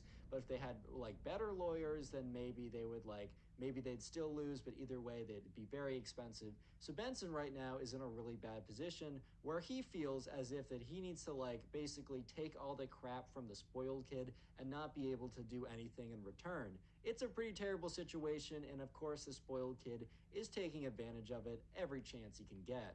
So this like bullying starts immediately almost, as the next day, you know, the bully is not the bully, I mean, I guess he is a bully, but the spoiled kid goes up to Benson and basically says, so how's it feel to be so poor? And Benson's like, what? And the spoiled kid's like, how's it feel to be so poor? And Benson's like, you don't want to mess with me. And the spoiled kid's like, did you not see my text? And Benson just literally has to grimace. Like, he's literally in such a bad position right now. He just looks at him and he just like snarls. And the spoiled kid, realizing that Benson, like, or not realizing, but seeing that Benson can't fight back, is like, oh no, you guys are so poor and I'm so rich. This kid is legit Eric Cartman, bro. I swear to God. But now he's like, oh no, how does it feel? Oh my God, you can't do anything because you know that you'll lose all your money and you can't afford it because my dad will sue you and take everything you got for the damages you did to my little arm. Oh, he's so mad. And Benson was just like, he was just gritting his teeth. He was like, I just need to make it through this. I just basically need to power through this. Like, there's nothing I can do, unfortunately. Like, this is awful, but like, what am I gonna do? So anyways, the next day rolls around, and sure enough, right, the spoiled kid is back. And he's like, oh, Benson, how's it going, buddy? Benson's like, hello, spoiled kid. And the spoiled kid is like, "Oh, wouldn't it be a shame?" And because they're basically at their lockers right now. If you don't know a locker, I don't know if you don't have a locker at your school. It's where you put your backpack. It's where you put whatever. And while the locker was locked, while Benson's locker was locked, there was like a grate, basically like an air vent. I don't totally know why. Maybe just for general ventilation. And the spoiled kid's like, "Oh man, wouldn't it be so bad?" And the spoiled kid takes this like kind of mushy banana and slams it into the grate of Benson's locker and starts rubbing it around so that all the gross banana mush would both get stuck in the vent, but also kind of seep down and also be gross on the front. He's like, oh no, Benson, this is so sad. Your locker's disgusting and vile now. Oh no. And Benson's just like, I swear to God, bro, like, you don't understand what you're doing. And the spoiled kid's like, oh, what are you gonna do about it, Benson? Oh no. Keeps rubbing the locker in, like the banana. And, oh no, Benson. Oh, this is so sad. Benson is so mad at this point. So eventually, right, Benson, you know, later that day, he calls up one of his friends who goes to the school. He's like, man, I gotta talk to you. Explains the entire story I just told you.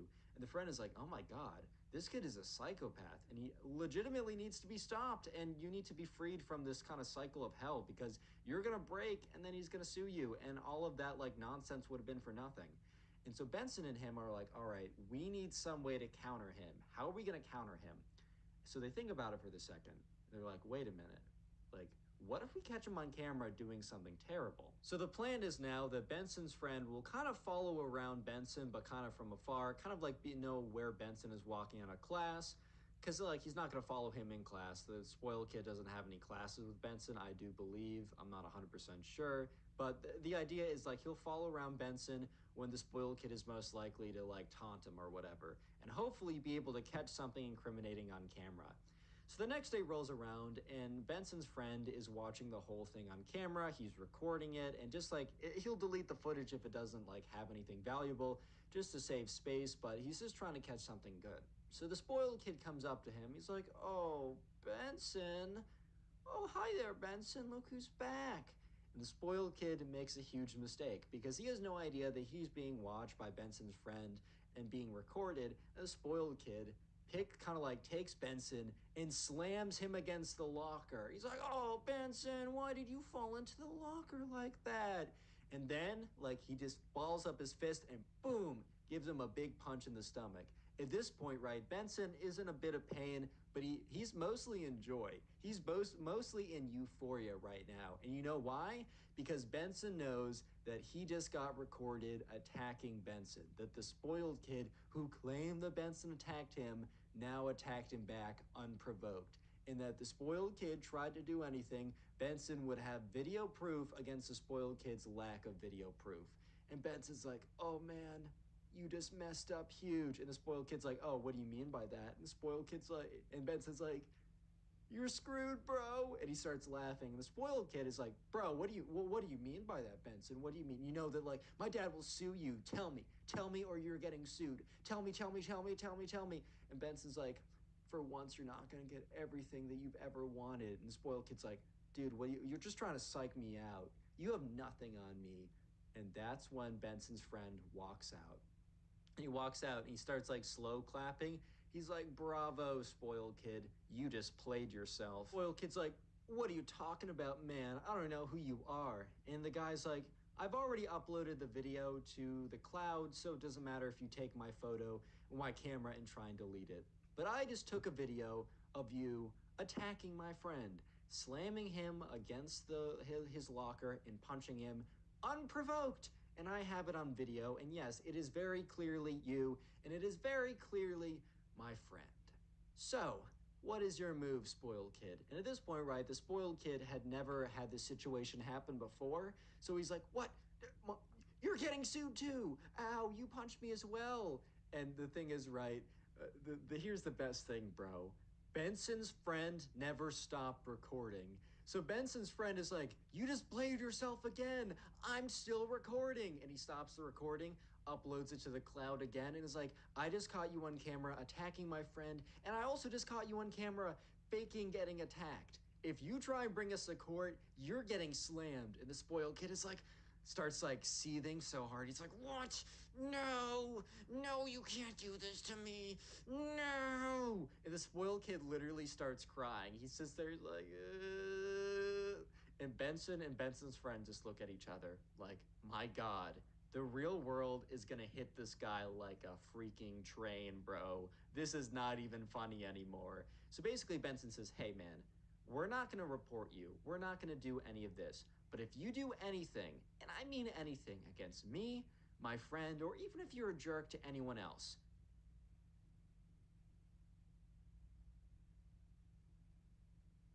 Today we got a story time of a spoiled kid who, when the teacher failed him on a test, the kid kind of went insane and then went ahead and kind of destroyed the teacher's car and assumed that, he wouldn't get in trouble. But yeah, obviously the guy got in a lot of trouble. But anyways, this story is probably one of the craziest ones I've heard in a while, so I thought I had to tell it on the channel.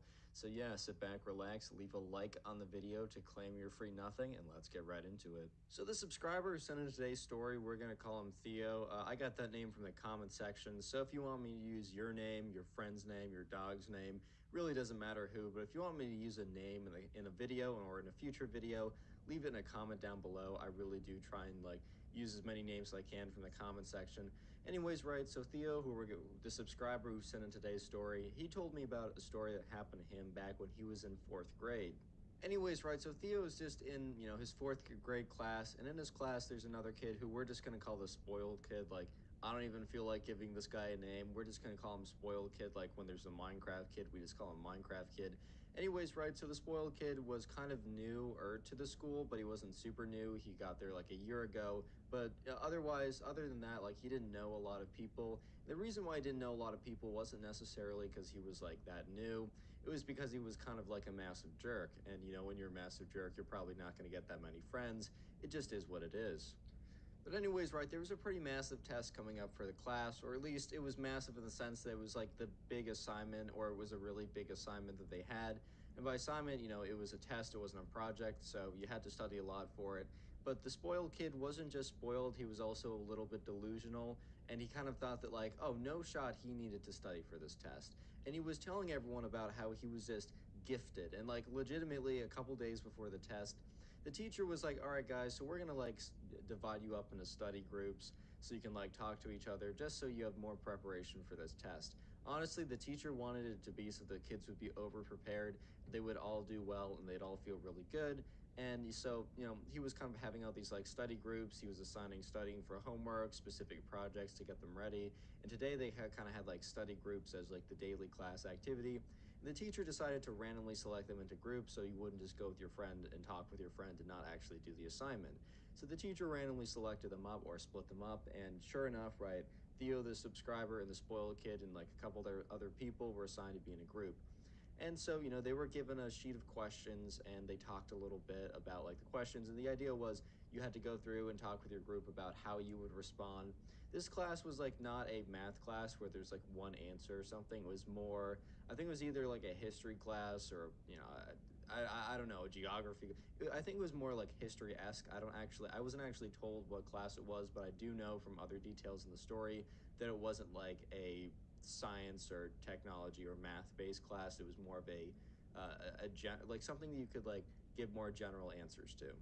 But anyways, right, when they sat down in the groups and they were given some questions about like topics they've covered and how they would answer them, Theo went around and he was like saying what he wanted to say, and then he had his friends say, like, not his friends, but the other people in the group, they said what they wanted to say. And when it eventually came around to the spoiled kid was like, I'm not even gonna like bother answering. And they're like, bro, what do you mean? And he's like, I've not been studying. And they're like, dude, what do you mean? The test is in a couple days. Like, that's really important. He's like, I'm just gonna be built different, bro. Like when the test comes, and I'm just gonna like I'm gonna crush it, dude. Like you don't even understand how well I'm gonna do.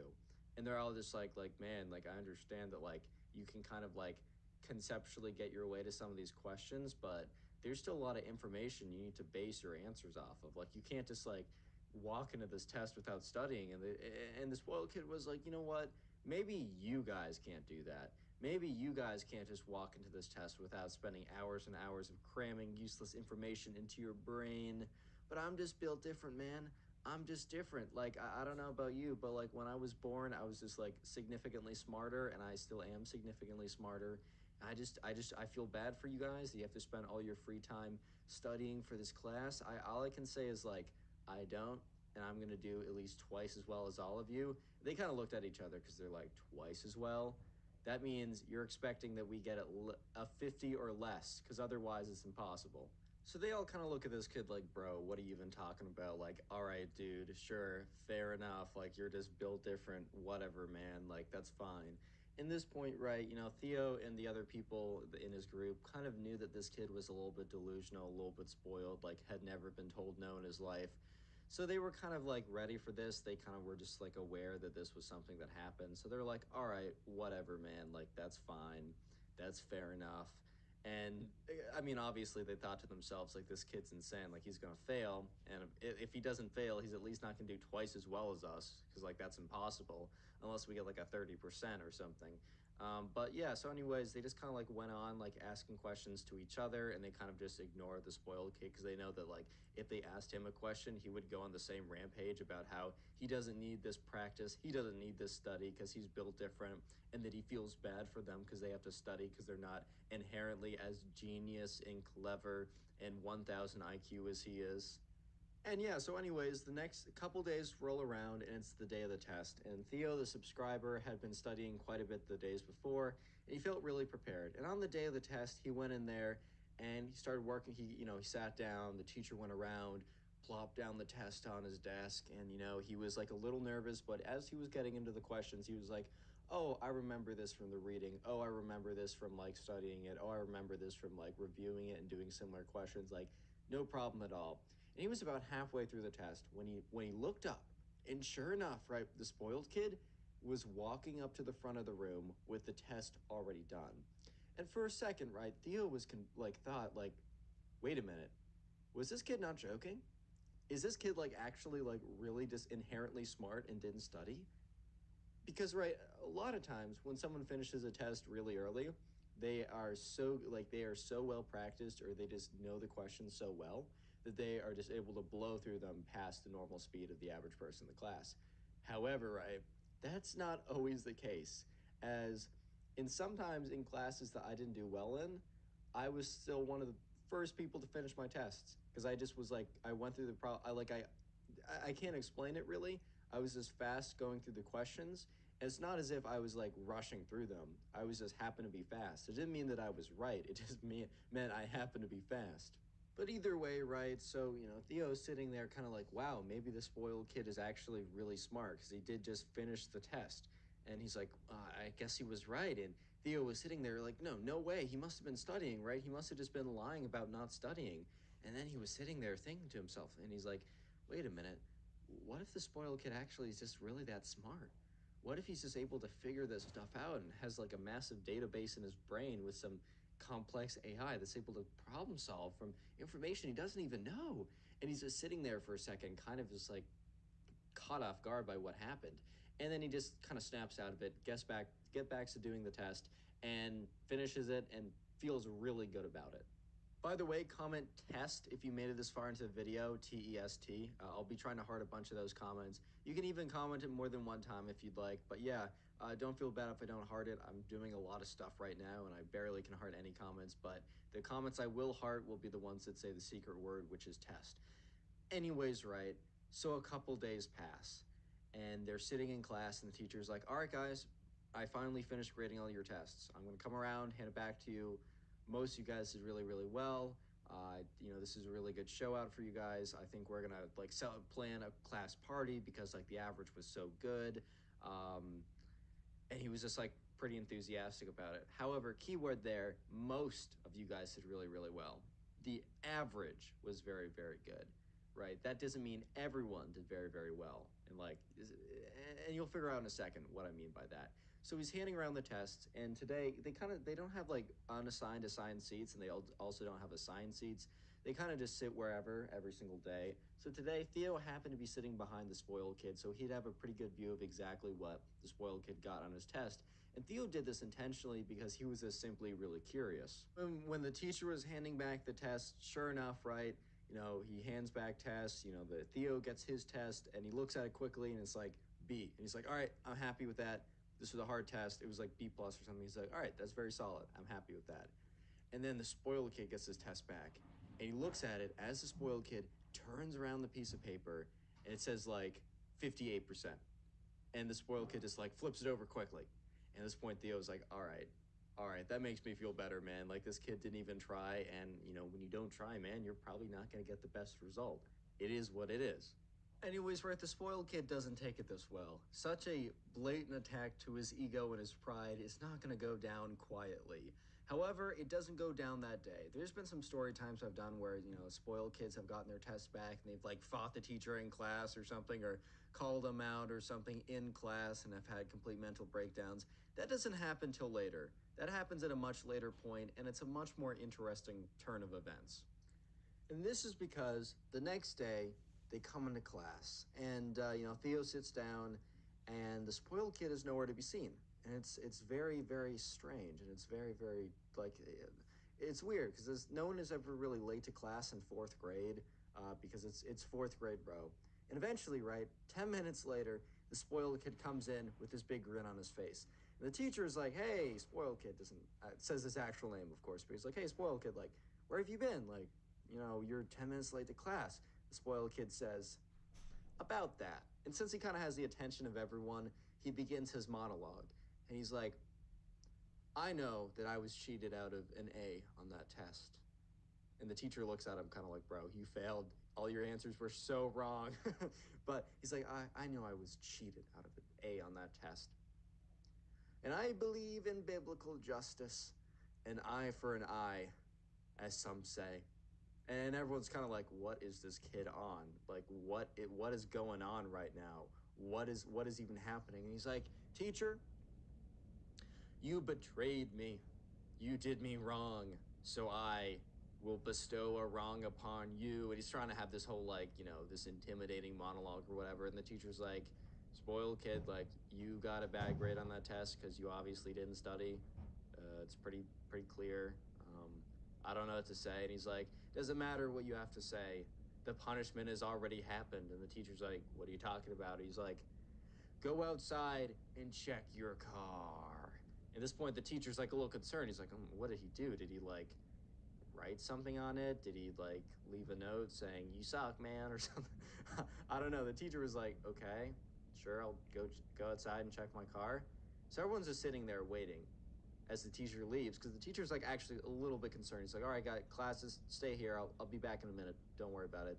The teacher leaves and the spoiled kid is standing there with a big smile on his face. And eventually, right, the teacher walks back into the class and is like, what did you do to my car? Like, that's unacceptable. That's insane. Like, go to the principal's office right now. Grabs him by like the gruff of his shirt and like yanks him out of there. And everyone's just like, oh my God, what just happened?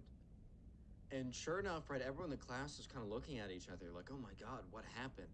And the thing is, right, Theo was a good kid. Theo was one who kind of stood by the rules. But the thing is, right, the teacher, the spoiled kid, left the class because the teacher like yanked him out of there. And Theo was so incredibly curious to know like what actually happened that Theo was like, guys, something obviously happened to the teacher's car.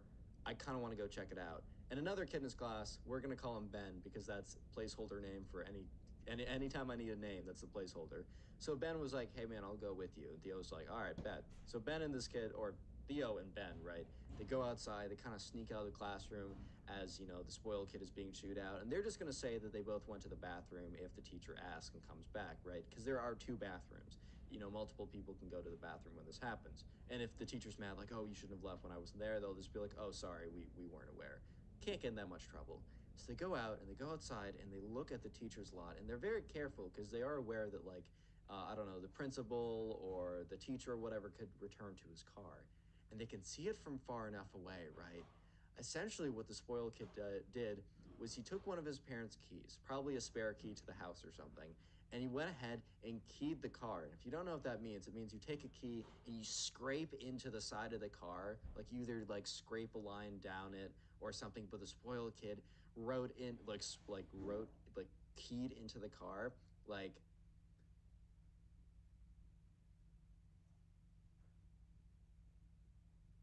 how's it going, everyone? Welcome back to a brand new story. Today we have a story of another spoiled kid who does something absolutely crazy. This is another one of those stories of those spoiled kids who are just so ridiculous that you just can't help but just sit there and think, wow, these people really populate the earth with us. That's freaking crazy, bro. So with that all being said, leave a like in the video to claim your free nothing, and let's just jump right into it. So we're gonna call a subscriber who submitted the story Adrian. And so there was a new kid who was moving into the neighborhood, and the new kid's mom reached out to a bunch of other kids' moms in the neighborhood because she was added to a neighborhood Facebook group or something. I don't know what moms do. I also don't know how Facebook works. I don't know much about either. But yeah, so the mom must have reached out to Adrian's mom and said, "Hey, like I got a son that's your son's age," or probably asked like if she has a son, how old her son is, and then oh, my son's your age as well. So they got an invitation over. It was this was all happening over the summer. I think the plan was that like the spoiled kid, or who they didn't know was the spoiled kid, but we're gonna call the spoiled kid, right? The spoiled kid just got there, and the spoiled kid's mom is like, well, I want to make sure my son has friends as he goes into school. Obviously, I think all moms want that, right? So, anyways, Adrian on one Friday night is driving over with his mom, and they're driving to a place, a part of the neighborhood that they had never been to. I think Adrian would pass by it every once in a while, but it was like one of those gated communities. So you'd look inside the gates and you'd be like, "Dang, those are some nice houses, I guess." But this time they were given the access code or whatever. Apparently, this gated community, they would change the access code every single day, and like if you had a guest, you just give them the right access code, and people who had like lived there had accounts you could log in. I don't really, that's unnecessary details, right? So they get the access code, they go to the door, they type it in or whatever, the gate opens up and they go through. And Adrian is just stunned that houses like the houses he's seeing exist in the neighborhood with him, right? He's like, that's ridiculous. Like, that's crazy. Like he passes by houses that are 3 to 4 times as expensive as his, and he doesn't have like a inexpensive house necessarily. It's just a very normal, very kind of standard American middle class suburbs type house. But he's going through these like these like mini mansion type houses. However, it only gets crazier because the spoiled kid doesn't live here. The spoiled kid lives at the very end of this gated community. And it was almost as if like the houses became more and more extravagant the farther you went down. Maybe it wasn't as if. Maybe it just simply was that the houses got more and more extravagant the farther you went down. But anyways, Adrian is like starts to say stuff to his mom like, "Wow, I've never seen any place like this." And Adrian's mom was very quick to be like, "Hey, make sure you don't say anything about it to the spoiled kid. Yeah, apparently like his parents do pretty well, but it's pretty awkward and it's pretty rude to say anything about money right away." Little does Adrian know that the spoiled kid probably needs to learn this lesson himself. But anyways, they eventually make it to the kind of end of the driveway in a sense, and Adrian's mom's like, "Oh well, there it is, like 722 Plain Street or whatever." I don't freaking know. I'm not gonna actually give an actual address, but yeah. So Adrian is just looking at this house, and it is the most ridiculous thing he's ever seen. It's got like 3, 4 stories. It's massive. It has a massive driveway with like a big old car garage. It's got a huge pool in the back you can see spilling out. It's got a crazy. It is like the most ridiculous house you've ever seen. Sure, it's not one of those Hollywood mega mansion $20 million houses, but it's the equivalent for a normal, not normal person, but for a non-celebrity type person. Like this is definitely a house that a CEO of a really big company would live in, right? So Adrian was immediately pretty floored, and his mom's like, "Hey man, remember what I said. Don't say anything about it. It's rude. Let's just go in there. Let's meet the kid." So they walk in, or they walk up to the front house. Yeah, they walk up to it. It's not as if they get out of the car and go to the front door. They legitimately walk up this big winding trail to eventually get to the front door. They knock on it. They wait a second. You hear the barking of two dogs or whatever. The door opens up, and it seems to be the spoiled kid's mom. It's like, "Oh," says the name of Adrian's mom. Like, "Oh, so good to meet you." They give like the very fake mom hug. I think you guys know what I mean. And then she looks down at Adrian. And it's like, "Oh, you must be us, your mom's son." She says it. Okay, she's using names, and the way I'm saying it is weird, but you know what I mean. "You must be Kathy's son." Let's say her name's Kathy, right? And he's like, "Yes, like my name's Adrian. Nice to meet you. Thanks for having me today." And she's like, "Oh, thanks for coming.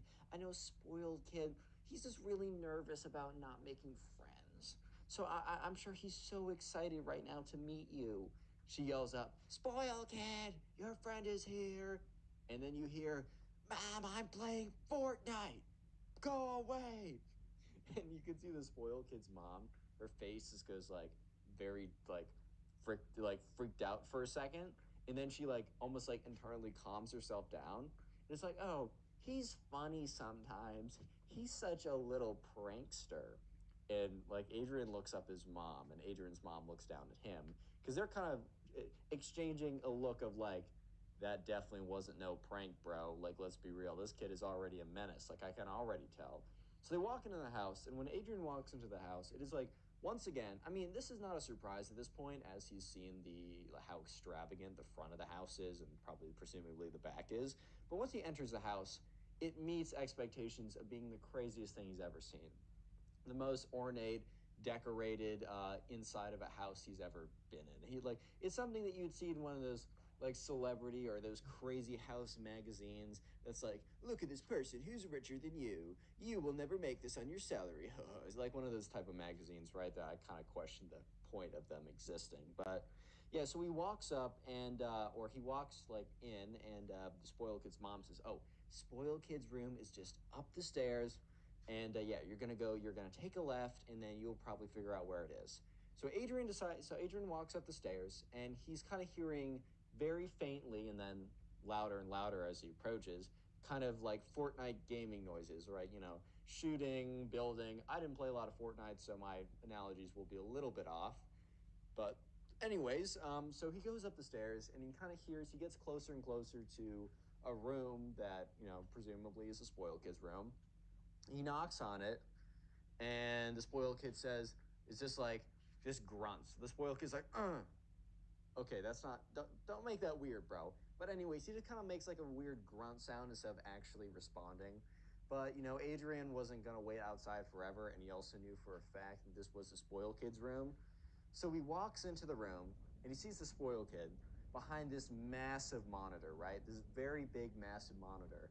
You would have thought that this guy was like an investment banker at like JP Morgan Chase or something by the size of these dual screen monitors. You would have thought that this guy was like some quantitative analysis guy working at a quant fund or something like that. You would have thought that this guy was getting paid $600,000 a year to do math models at Two Sigma, bro. Like this guy is just crank.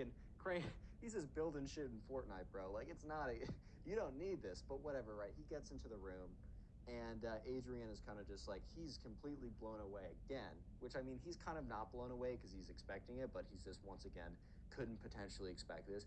Blown away by the inside of the spoil kid's room. Just imagine anything you could ever want, multiply it by three, and then add more stuff that you don't even know that you want in this room. And that is the spoiled kid's room plus some. This thing is the most like extravagant, like kids dream type thing. Has the biggest gaming computer ever, huge monitors. You got the Lego Death Star. You got a huge rack of shoes or whatever. You got a big closet that's like very clearly very big. Um, you got everything. You got the coolest light setup. You got I don't know, charging port for his phone, iPad, literally everything possible. Like I don't know how to explain it beyond besides just imagine something unimaginable. That should be easy. Imagine something unimaginable, add two to it, multiply by seven, and you got the spoiled kid's room. So, anyways, Adrian says, "Hey man, what's good? My name's Adrian." And the spoiled kid doesn't respond to him. He's just playing Fortnite. And he's just like, he's cranking 60s or whatever. I don't know the phrase, sorry. He's just playing a bunch of Fortnite, not paying any attention to the fact that another human being is in his room. And Adrian's kind of thinking to himself, did this kid just not hear me? Or is he ignoring me? And Adrian just kind of like thinks about it for a second and says, okay, this kid definitely heard me. Because it's not like he had headphones in because the noise was super loud, like everyone could hear it. And like Adrian said it loud enough that the kid definitely heard. So Adrian just sits there, or stands there, I should say, awkwardly for 5 whole minutes. And that's not like an exaggeration or saying, like, oh, I stood there for 5 minutes. Legitimately, 5 whole minutes of this kid just playing Fortnite. And eventually he loses. He takes his fist, boom, slams on his desk. He's like, you're hacking. And just like turns around, is like, oh, hi there. Like, oh, sorry, I forgot you're here. What's good? My name's Spoiled Kid. Says his actual name, but my name's Spoiled Kid. What's your name? Brett? Adrian's like, no, it's he's like, okay, whatever. What's good, bro? Like, what do you like to do? And Adrian's just like, oh, I'm not Brett, but whatever. He's like, I don't know, I like to go hiking. I like the outdoors. I like, spending time with my dog. I play basketball, and spoiled kid's like, okay, cool, whatever. I play golf, Fortnite, and I like driving fast cars. Next. Adrian's like, dude, you're like 14. How do you drive fast cars? He's like, you know, when your dad has a little bit of authority, you can kind of do what you want and not worry about it. And Adrian immediately is like, oh my God, I definitely am not going to like this kid. And he's like, oh, also another thing, huge fan of shoes, big shoe guy. And Adrian's like, oh, cool. Adrian to himself is like, all right, I definitely need to just come up with a conversation. Like, I just need to come up with something. He's like, okay, what kind of shoes do you like? And this boy little kid, like, gets off his chair, walks up to Adrian, looks down at Adrian's shoes, and is like, well, first of all, not those. Adrian's got like a standard pair of Nikes. Like, what? The very solid shoes, very whatever shoes. Spoiled kid's like, yeah, definitely not those, bro. Like, what? Dude, you get this from like bottom of the dumpster or something? And Adrian's like, what? I've had these for like a year. Of course they're not going to be great. But he's like, aha, very funny, dude. Ha, you're so funny. Ha ha ha. Adrian immediately knew that him and this kid were not going to get along. But the thing is, he can't just go down and tell his mom, hey, this kid sucks. Sorry, Miss Spoiled Kid. Your son's the worst. We're leaving, right? Can't do that. It's bad etiquette, apparently. Not that the spoiled kid is having great etiquette either, but Adrian's like, all right, I just got to power through this. Hopefully dinner's sick, and then we'll just dip out of here, and I will never talk to him again. Cool, whatever.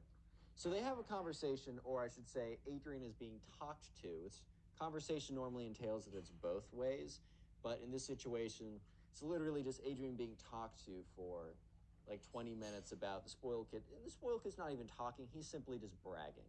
At this point, to be more specific, he's simply bragging. He's just like, oh yeah, I'm pretty cool. I got like this really nice shoe collection. And by really nice, I mean super sweet. Yeah, I don't really see my dad that much. And, Adrian's like, you're telling me? And he's like, yeah, so he just kind of gives me a credit card and I can do whatever I want with it. And if he ever complains, I'm like, well, you're never here, bro. So it's either credit card or you're here. Adrian's like, damn, that's kind of sad. But anyways, the spoiled kid's like, yeah, so I've been buying all these shoes. I've been like spending a lot of money on this stuff, man. I mean, like, take a look at these Air Force, Nike, X, Gucci, whatever's. Come up with something expensive, right? He's like, yeah, these literally cost half a band, bro. Adrian's like, what? He's like, $500, dummy. And Adrian's just like, oh, what? And he looks at these shoes. And they're like the ugliest things he's ever seen. He's like, bro, what? Just got like a pair of clean Nikes, bro. What are you doing with all this? And the kid's like, yeah. So these are limited edition. They're exclusive, small batch. Um, you know, I've definitely like when I was a couple days ago, I was walking in the mall. So they had a mall around them that was like a fairly popular location. He's like, besides it being super grimy, like I definitely caught a bunch of diseases from there. Am I right? Adrian's like, okay. He's like, yeah, I was walking around in these bad boys and points to like the Nike Supreme bricks or whatever he's wearing on his feet. And he's like, yeah, you know, I was like walking around in these, and like all the chicks, all the baddies, bro, were totally looking at me, and them. They were like, "Whoa, I know those shoes are $500." Adrian's just like, "That's definitely not real. That's not a true story. That's not a true story, man. That's fake news." But he doesn't say that. He's like, "Oh, for real? You talking to any of them?" He's like, "No, they totally wanted it, but like, nah, I'm a pass, bro." And Adrian's just looking at this kid. In his head, he's like, this might be the worst kid ever. Like, I thought he's going to suck, but this is just whole new levels, right? I guess this is, just whole new levels of just sucking. Wow. Okay, cool. Noted. Good to know. I will make sure to tell all my friends how I really feel about you. Anyways, yeah, so the spoiled kid goes on to talk about, shows off some other stuff in his room. He's like, oh, I got something to show you. And Adrian's like, yes. He's like, come with me, come with me. So they walk down the stairs and they pass by the spoiled kid's mom and Adrian's mom sitting there. And Adrian's mom is actually looks like she's having a decent time talking to the spoiled kid's mom. Like they're just talking about mom stuff. Like the weather is nice today. I don't know what moms talk about, bro. I don't know. But anyways, they walk down and Adrian's mom looks over and kind of gives the spoiled kid's mom looks over and gives the spoiled kid a thumbs up. The spoiled kid's like, "Shut up, mom." And they sorry. They keep walking. They go out the door. And the spoiled kid is taking them around back. He's like, "Yeah, so I just wanted to I thought I'd show you some cool stuff. Like you definitely don't have access to stuff like this, so you're welcome in advance." Adrian's like, "Don't punch this kid in the face, bro. Hold it together. Don't drop kick him in the nuts. Just deep breaths. Zen meditation or something my mom was telling me. Just hold it together, man. Hold it together." He's like, "Yeah, so if you want to take a little look over here," and he's like, goes over to the garage, goes over, like, types in a pin code or whatever. He's like, "You didn't see my code, right?" Adrian's like, "No." And the spoiled kid's like, "You're totally lying. Like, I know you're definitely gonna try and lift one of these cars, but don't even try it, bro. Like, they have trackers on all of them, and we will come and get it." Adrian's like, "I wasn't gonna lift your car. What? Like, what are you talking about?" He's like, "Whatever, man." Anyways, so I know this is a big opportunity for you, because you probably will never, ever have access to like look at these, let alone like even get near one ever again. Adrian's like, okay, word, bro, cool. And this it's like, yeah. So you take a look over here. This is my dad's Aston Martin. Got a Mercedes C-Class. Got a, this one's not bad. This is a little sports car over here. It's not too bad. He says the name like Ferrari, Bugatti. The cheaper one, the two, they're both like super expensive, but you know what I mean. Like not the I think one of them's like crazy, and one of them's like crazy. So he's like, yeah, and there's like some other stuff, but like, you maybe want to sit in one of these cars, and I can take a photo of you in it, so you for like a second you can be like, oh man, look at me, guys, I'm in this car, even though it's like totally not your car and you totally will never have one. But if you want to take the photo, I will give you the opportunity because I'm just nice like that. And Adrian is just like, oh my god, this kid's the freaking worst. Yes, you guys might be thinking this kid's pretty bad. Well, let me just say that he goes full mask off, he gets super blatant, and he actually, believe it or not, gets worse. Just literally give it a second, dude. Real quick, God, my voice is broke, sorry. Real quick, if you made it this far into the video, comment spoiled down below. I know, it's the same word almost every time, but one of these times, I'm gonna change it, and you sneaky, I'm looking at you, being all sneaky or whatever, you're gonna comment spoiled in 5 minutes into the video, and it's gonna be like, potato, and then you're gonna look like an idiot, so always watch till this part of the video. I'll try to hard as many comments as I can to say spoiled, as I appreciate you guys making it this far into the video. Spotify down below, full-length videos are in there. TikTok down below, short-form videos are on there. Follow me in both those places, help the channel out. And finally, the best thing you can do, literally, is just after this video, watch another one of my videos.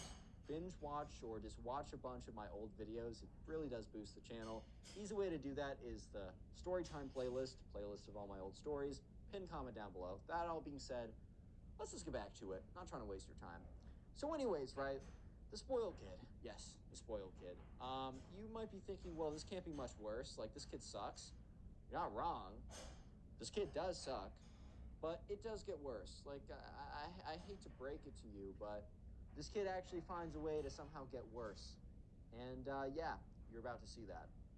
So anyways, eventually Adrian the kid go back upstairs. He's like, all right, well, they walk up to his room, and the spoiled kid's like, yeah, all right, I'm gonna roast some fort right now. You can like stand there or something. Just don't break anything, because I will make you pay for it. Which is like, bro, what? Yeah, so this guy's just standing in just standing in his room as the spoiled kid watches him, and yeah, he's just kind of like standing there watching the kid play Fortnite. And that's when the kid's mom, the spoiled kid's mom, yells down saying, boys, dinner time, or whatever, you know, they're saying, whatever, right? And the spoiled kid's like, Mom, I'm playing Fortnite. It's like, just completely taking it out on her for no good reason. And, you know, Adrian's just standing there so awkwardly. Because it's like, yeah, you know, my mom and I've gotten into disagreements before, but I'd never take it out. Like, I'd never do something like that. And I 100% agree with Adrian. Like, that's ridiculous. Can't be yelling at your mom like that. I really don't care what it's about, bro. Even if she's doing something a little messed up, you gotta sit down, say it politely, say it nicely. You gotta, come on. There's no other way, man. Anyways, though, so Adrian's just standing there really awkwardly because he's like, man, I can't disrespect. I'd never disrespect my mother like that. If you have to learn one thing from the Connor Pugs YouTube channel, just be nice to your parents, right? Respect them for what they've done, unless in very few situations, then there's always exceptions to rules, but generally, accept that as a rule. Generally, remember, I'm saying generally.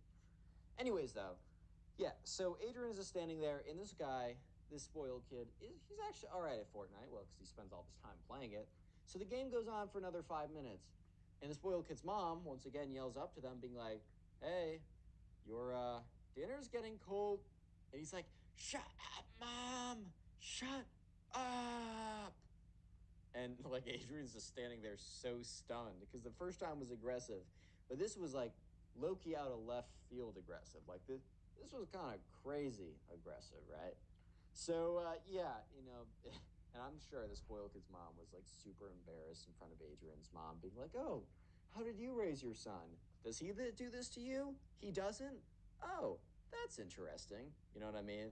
So yeah, Adrian is standing there, and then eventually the spoiled kid loses, and he literally takes his mouse and throws it against the wall, and it like explodes into a million pieces. And this is definitely like $100 mouse or something. And you know, he's like, ah, that guy was so cheating, bro. And Adrian's like, oh my god, like do you have another mouse or something? Spoiled kid's, yeah, like I got 15. I break them all the time. And he literally walks over to a drawer, opens it up, and there's like $1,500 mouses. You know that you're a spoiled kid, right?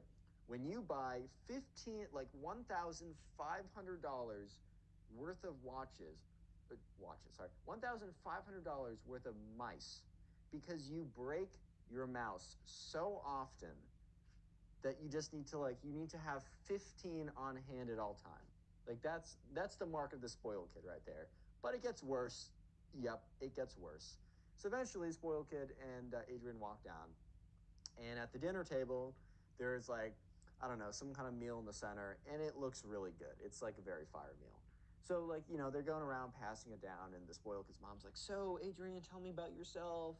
Like whatever, right? Adrian's like, "Yeah, my name's Adrian. I like going outside, playing time with my dog, basketball." And she's like, "Oh, spoiled kid used to do basketball in second grade with his little buddies." And the spoiled kid's like, "Yeah, I don't do it anymore because it's like so stupid or whatever. I'd rather play Fortnite in cars."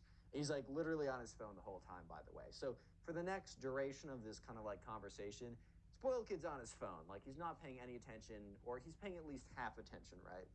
So yeah, sure enough, eventually, the spoiled kid's mom's like, "So, uh, tell me a little bit about your school." The spoiled kid mutters under his breath, "Poor person school. Oh, this should be so great." Whatever. And everyone heard it. Like he didn't mutter it under his breath in a way that people didn't hear it. He muttered it under his breath in a way that everyone heard it. So spoiled kid's mom, her face just goes drops again, just oh my god. And yeah, Adrian's mom was kind of a little shocked because besides the first thing she ever heard the spoiled kid say that was pretty crazy was yelling at his mom. And this, she's like, okay. Adrian is kind of trying to take this comment in stride, right? It's like, yeah, it's cool. A lot of good people there.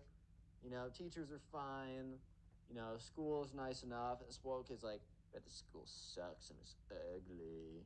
Because the poors are there. And Adrian looks over at him like, bro, we can hear you. I know you know that we can hear you, but you're almost as acting as if you're talking to some audience that doesn't not hear. Why? And Adrian just kind of looks at him, and spoiled kid's mom has this big smile on her face, don't listen to my son. He does not represent me or my family, right? And she's like, "Oh, that's so great. Yeah, tell me about your school. What do you guys have there?" And he's like, "Oh, so we got basketball court. What else do we have, Mom?" And Adrian's mom's like, "Oh, well, you guys got a park or something." Spoiled kid's like, "But you guys got a crap ass park, lol." They're all just looking at him like, "Bro, shut up." And he's like, "Basketball court? Figures, bro. Do you guys not even have golf course or something?" And Adrian looks at him. It's like, "Bro, we do not have a golf course at our school. What? This is high school or middle school, bro." Wait, what middle school did you go to, dude? He's like, "Whatever. I'll get used to it. Everyone has to make sacrifices, I guess." And conversation goes on. More details I don't really need to give you. But at some point, right, the spoiled kid turns to his mom. He's like, "Mom, do I really can you not just put me in some private school or something? Please? Or can you just homeschool me so I can play Fortnite all the time?" She's like, "No. Your dad and I both went to our local public schools, and it was a great foundational period. We learned a lot about character. We made some of our best friends. We think it's important for you." And they start having this whole conversation, right? While Adrian and his mom are awkwardly sitting at the table. And he's like, "Mom, I've told you this before, but it makes me really uncomfortable when I have to sit next to people who are of a lower socioeconomic status as us." And Adrian and his mom are just looking at each other like, bro, he just said that. Dude just, dude just went full mask off. Yo, yeah. So and Adrian's mom is like, or sorry, spoiled kid's mom is like, "You will not speak like that when we have guests at the table," implying that, yeah, speak like that when we don't have guests at the table. It's totally chill. We love saying stuff like that around here. That's us. That's what we claim, right? Like what? But anyways, spoiled kid's like, Mom, you know what? You're always telling me to like, I should express myself and I should say what I'm thinking. And she's like, I don't say. And he's like, you know what I'm thinking? I'm thinking Adrian over here. And Adrian's like, oh God, it's looking real poor right now. And Adrian's mom just like, her face is like, bro, what? And Adrian's low key just laughing at this point. He's just laughing because he knows this kid's the worst. He knows this kid sucks, and he knows this kid has a long way to go to fix his character. So he's just dancing, bro. He's just laughing. He's Josh. He's goofing around right now. Like he doesn't. He honestly doesn't care because it's like the funniest thing he's ever said or ever heard. Because like, look, Adrian doesn't care. Adrian's comfortable in his life. He's happy with who he is. And he gets to watch this spoiled kid have a meltdown because he doesn't have as much money as him. Like, that's the goofiest thing ever. Plus, it makes for a great story. And Adrian's mom, or spoiled kid's mom's like, you will not speak like that to our guests. They came all the way over here, and we are grateful for them to come. Aren't we? And he's like, they should be grateful for us. I mean, look, I showed Adrian over here some really sick shoes and some really sick cars. I know for a fact that with like his sorry, I know for a fact that with like his money situation that he would not be ever setting foot anywhere near this car. So like they should be thanking us. And spoiled because mom's like, I do not want you at this dinner table anymore. Spoiled kid's like, good, I'll go play some Fortnite. He literally gets up, knocks over his glass on purpose, and walks upstairs. The spoiled kid's mom is just sitting there. And she's just like, I'm so sorry. I'm so sorry, right? Adrian's mom's like, it's okay. And she's like, no, it's not. Like, I don't know what's gotten into him. Maybe I should bring him on Dr. Phil because that will fix all problems and definitely not just air interpersonal, inter-family issues that don't actually get fixed just for views or whatever. But I don't know what to do. And Adrian's mom's like, well, I think you're doing the right thing by sending him to like public school. Like, obviously, he's gonna have to learn a thing or two about life. Look, you still got a chance. Just stick with it. Look, I'm here to help if you need anything. I do think we're gonna go though. And she's like, I totally get it. So Adrian and Adrian's mom get into the car, and Adrian's like, why are you so nice to his mom at the end? And Adrian's mom is like, the spoiled kid might have been super awful, dude, but I don't know. She said, dude. She's probably like, spoiled kid, I know he was the worst, but his mom seems really nice. She just seems overwhelmed by the whole situation. And when people are struggling like that, it's always good to reach out and help them. And at this point, what's the worst? What's the worst that can happen? Either the worst has happened and not is nothing changes. The best that happens is I can actually give some guidance, and the spoiled kid's mom can fix his character because it's definitely not so great right now. And Adrian kind of agreed. And moral of the story is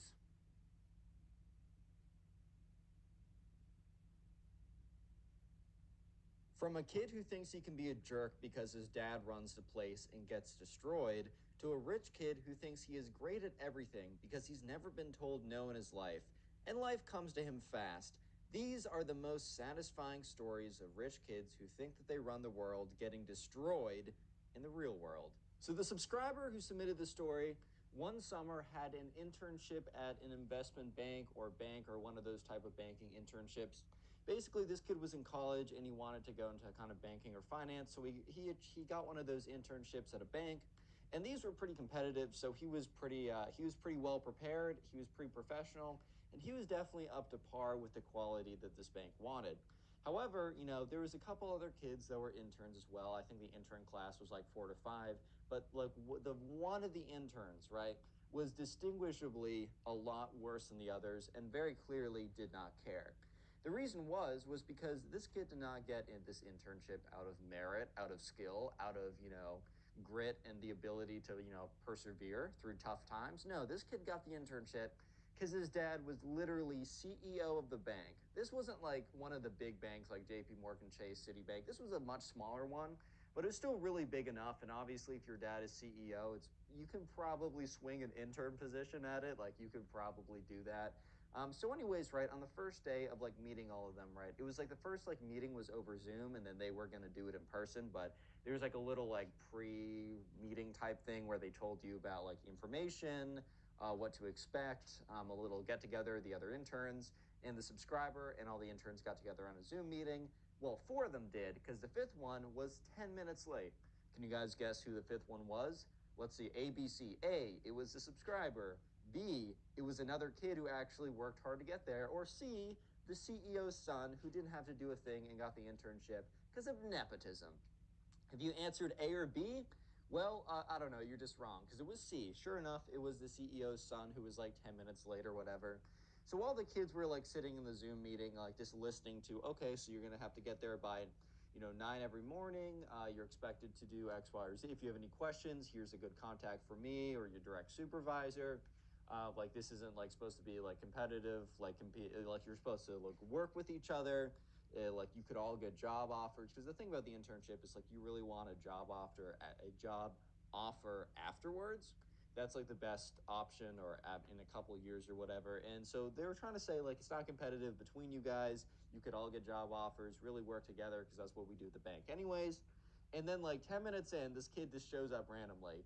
And this kid just like comes in, he's all disheveled. All the other guys dress up for their Zoom meeting because like they were kind of told in the email, hey, be a little formal. Like I know it's over Zoom or whatever, but kind of like show up, just kind of dress up a little bit for Zoom.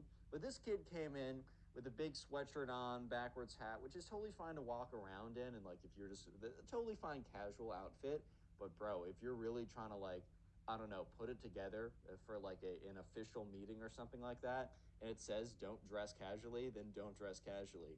But sure enough, since this was the kid of the CEO, he literally didn't care and he came in 10 minutes late, dressed up all sloppily or whatever.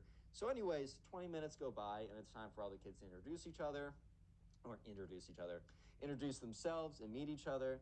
So, sure enough, right, they go around and they all say their first and last names.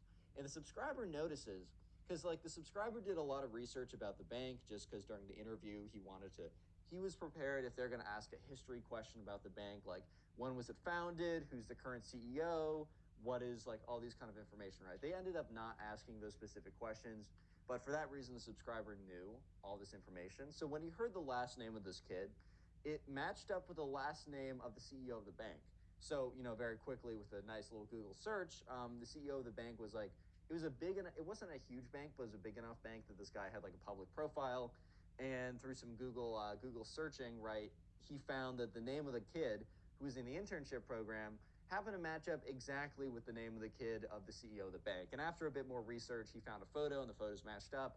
So after the Zoom meeting and doing a bit of research, the subscriber realized that one of the interns is actually the kid of the CEO of the bank that they were working at.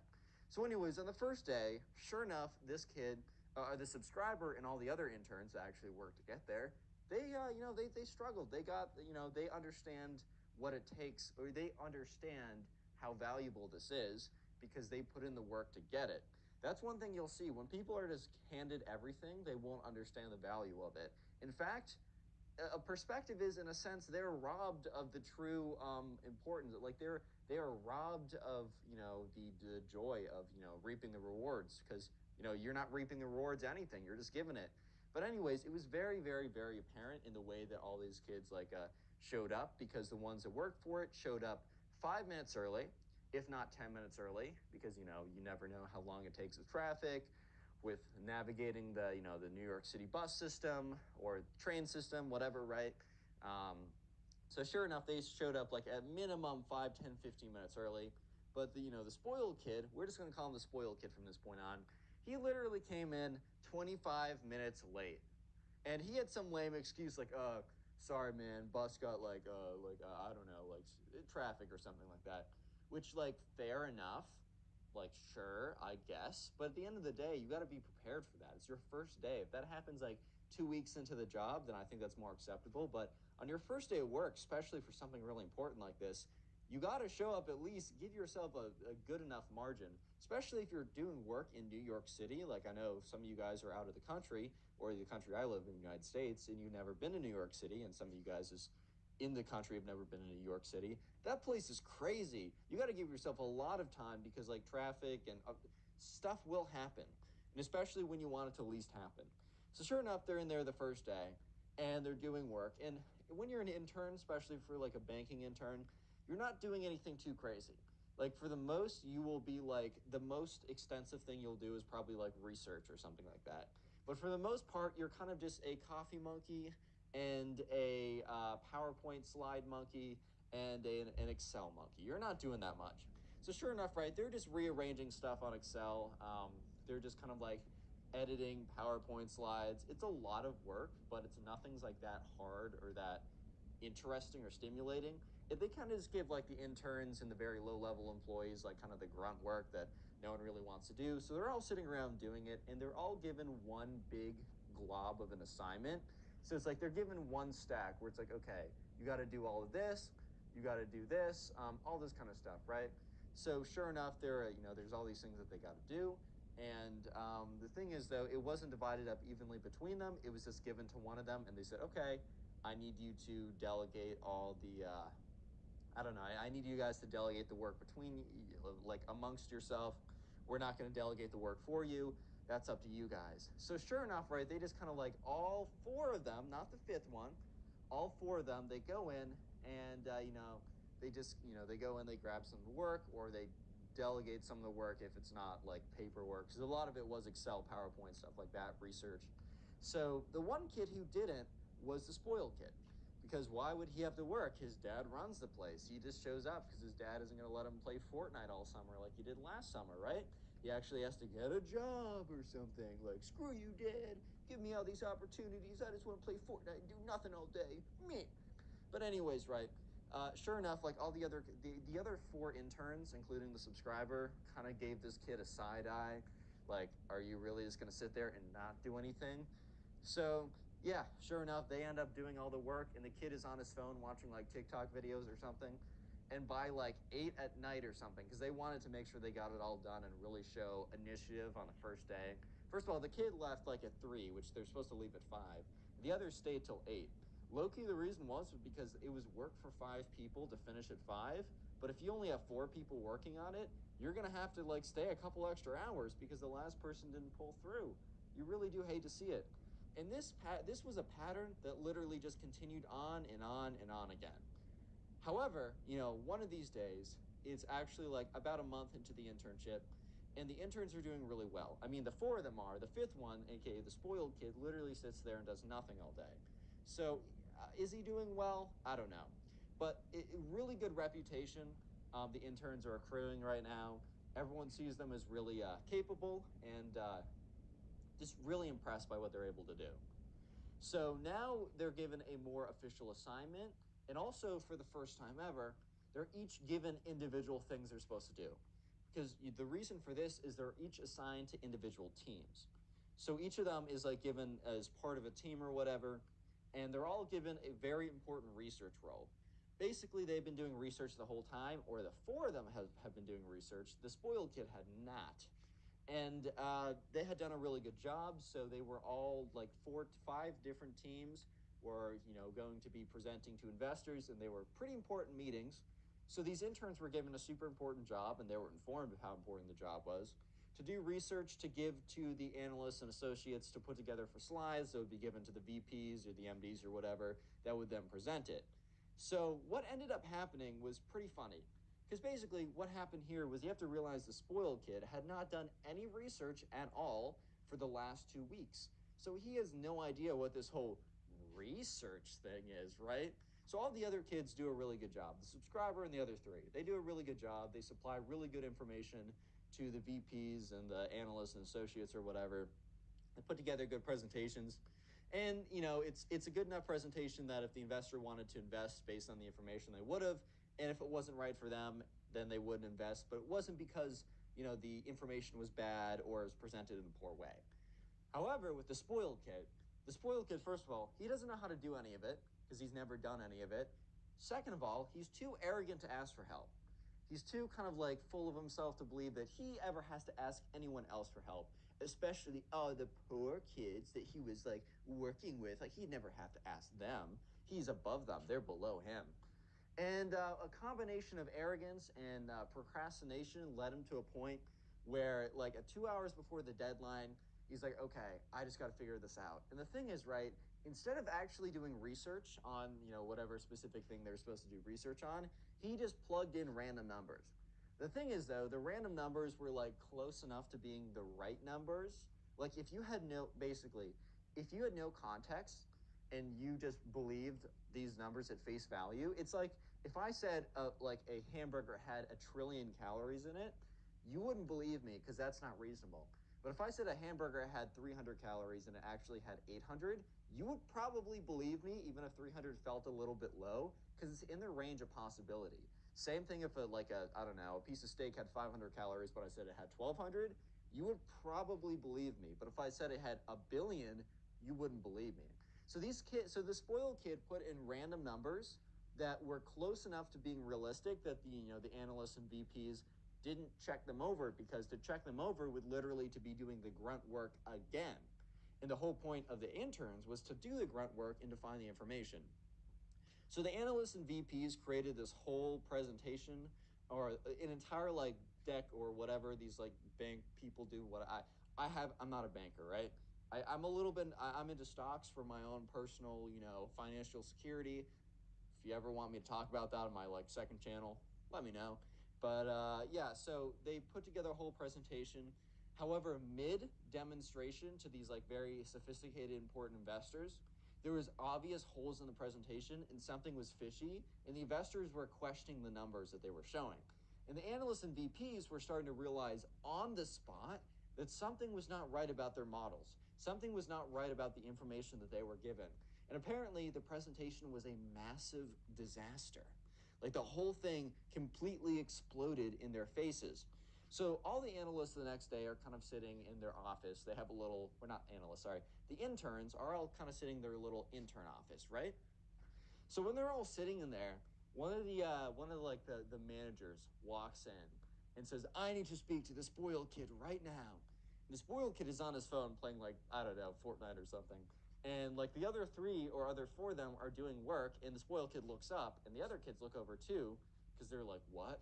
And like a whole team of like executives walk in and like, "We just lost like our fourth biggest client because the information you gave us was faulty. Like, where did you get that information?" He's like, I just, and they're looking at him. They're like, "We looked over the data, and on closer inspection, it looks like you just randomly put numbers in there." And all the other kids are kind of looking at each other like, okay, I totally believe the spoiled kid would do something stupid enough like that. Like, it's totally not out of the realm of possibility that the spoiled kid would just spam in random numbers and not actually do the work. And yeah, sure enough, this is probably the greatest thing.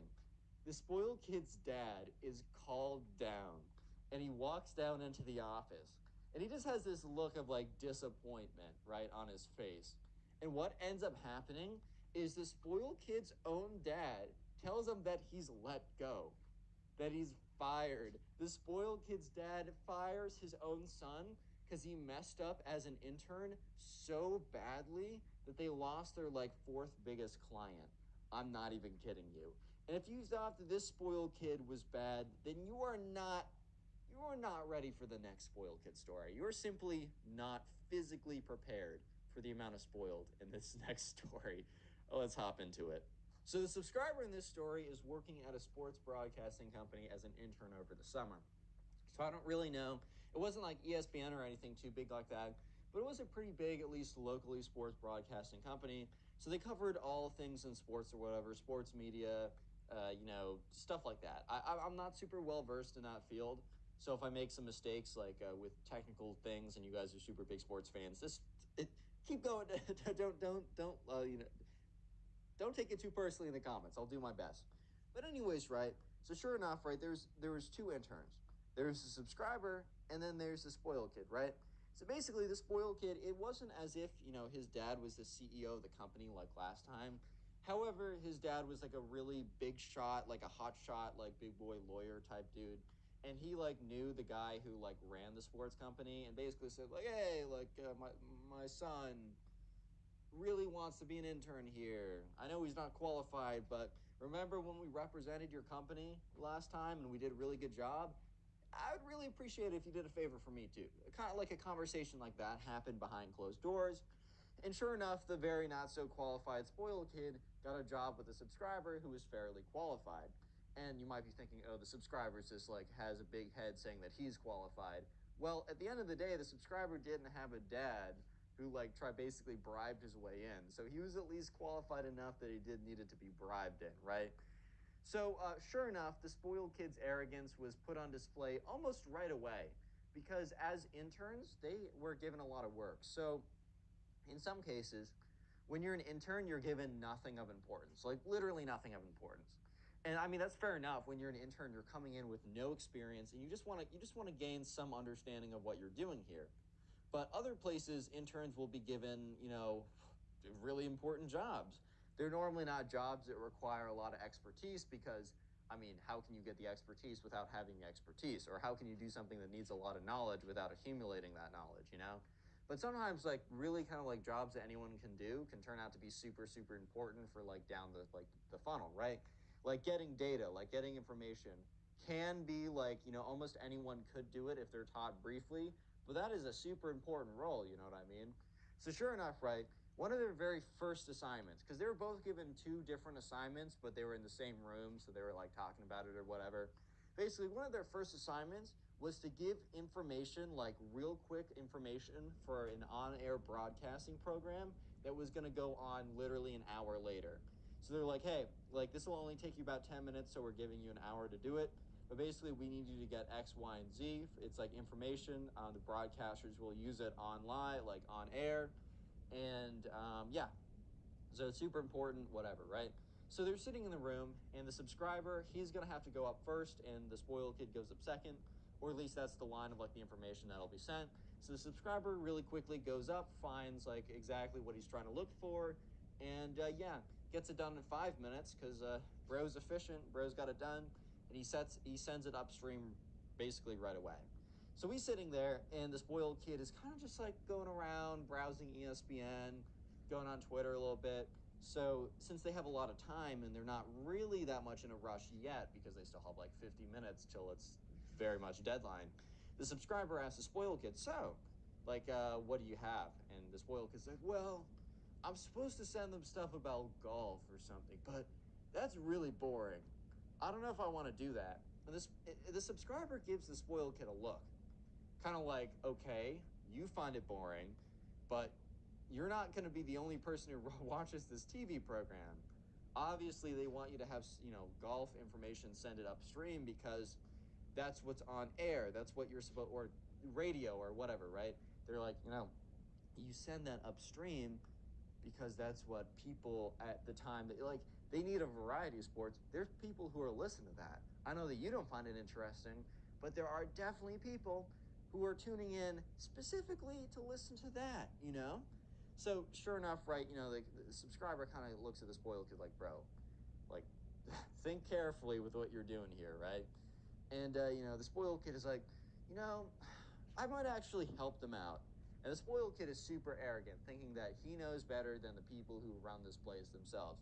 And he's like, you know what? I might actually help them out a little bit and make their stuff less boring and send them some really cool information about some football or whatever.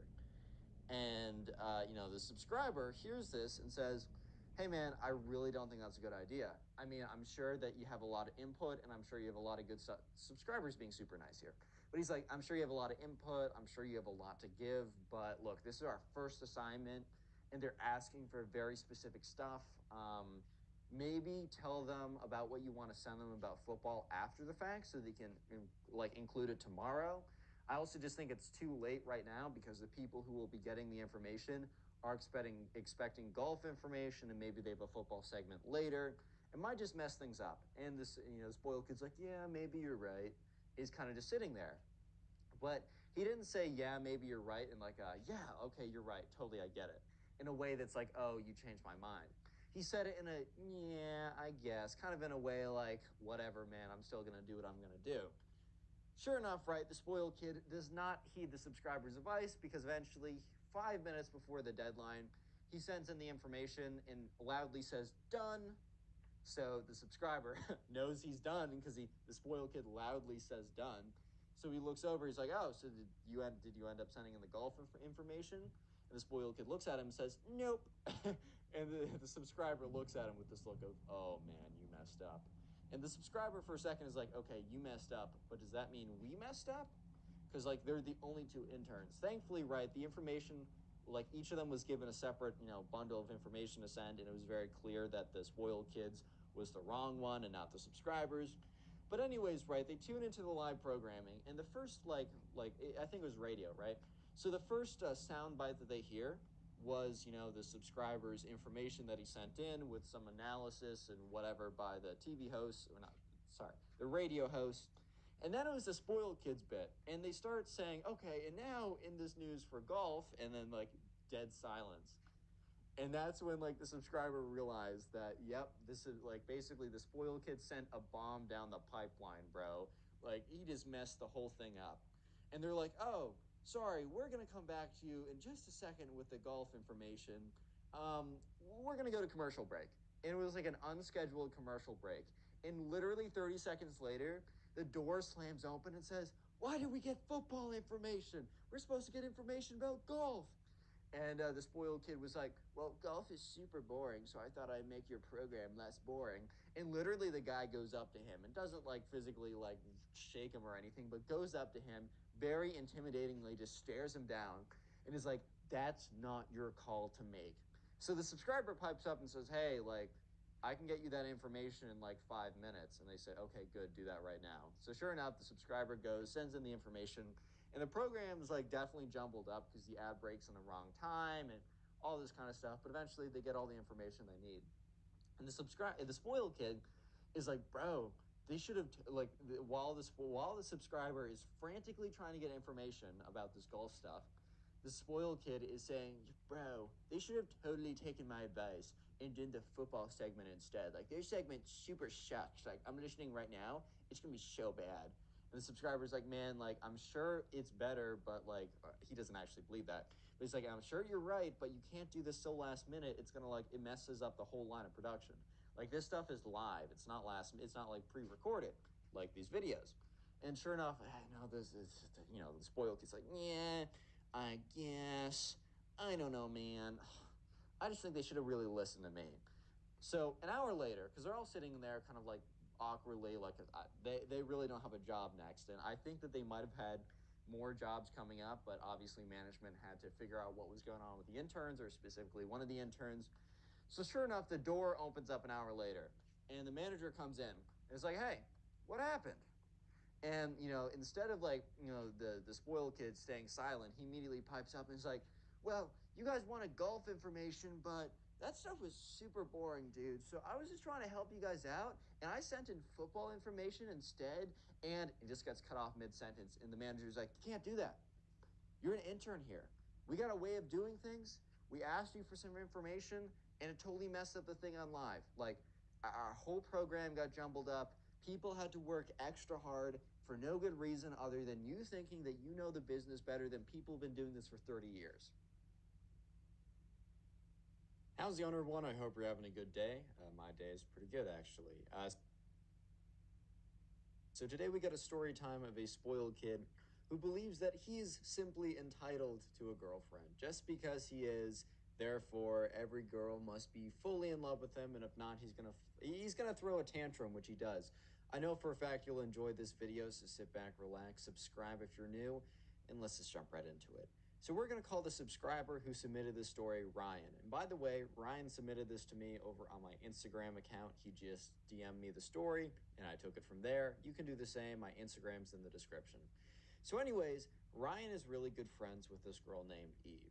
And one thing I will say is a lot of people don't have those, those mixed gender relationships, those friendships. They're really important. Like if you just hang out with guys all the time, you're kind of missing like another perspective, in my opinion, right?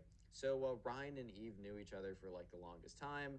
They were friends since they had been very young. So they were just really close, and on a, they always talked about, they were just close friends, right? There's also a kid who we're just going to call the spoiled kid. And throughout the video, I might say, like, oh, Ryan said, hey, spoiled kid. By the way, they're not actually saying, hey, spoiled kid. They're saying, hey, Steve, or whatever his name is. It's just simply easier for me to juggle less names if I just call him the spoiled kid. So, anyways, the spoiled kid is starting to talk with this girl named Eve. And by starting to talk to, I mean he just goes up, kind of like at the back of the class, like, okay, here's an example, right? And Ryan told me this example to try and explain what he meant by quote unquote talking to her, because it's not your standard, going up, maybe saying a thing or two, maybe compliment, just like a little bit, some nice things, some trying to like make some conversation, maybe even being a little flirty. No, no, no. That's not what the spoiled kid did to get her attention. Instead, here's an example. The spoiled kid one day in class. So Eve was in a class with the spoiled kid, and Ryan wasn't in the class. So this is what Eve told him at lunch or whatever. And it was like a history class or something. And so Eve is sitting in like the front row. She's trying to pay attention, trying to do well in school. Love to see it. And the spoiled kid walks in, and he walks in like 5 minutes late. So the teacher's like, why are you 5 minutes late? Like, you can't be doing this. And he's like, sorry. And when he walks by Eve, he stops right in front of her desk, and she kind of looks up because it's like, why is this kid stopping in front of me? Like, it makes literally no sense. And he winks at her and then keeps walking. Little PSA for the gentleman in the audience. Don't do that. That's unless you're doing it satirically to someone who's your friend who they'll get the joke of it of just the joke is you shouldn't do it. So like don't do it in any serious context. I mean, I'm going to make the assumption that you guys are intelligent.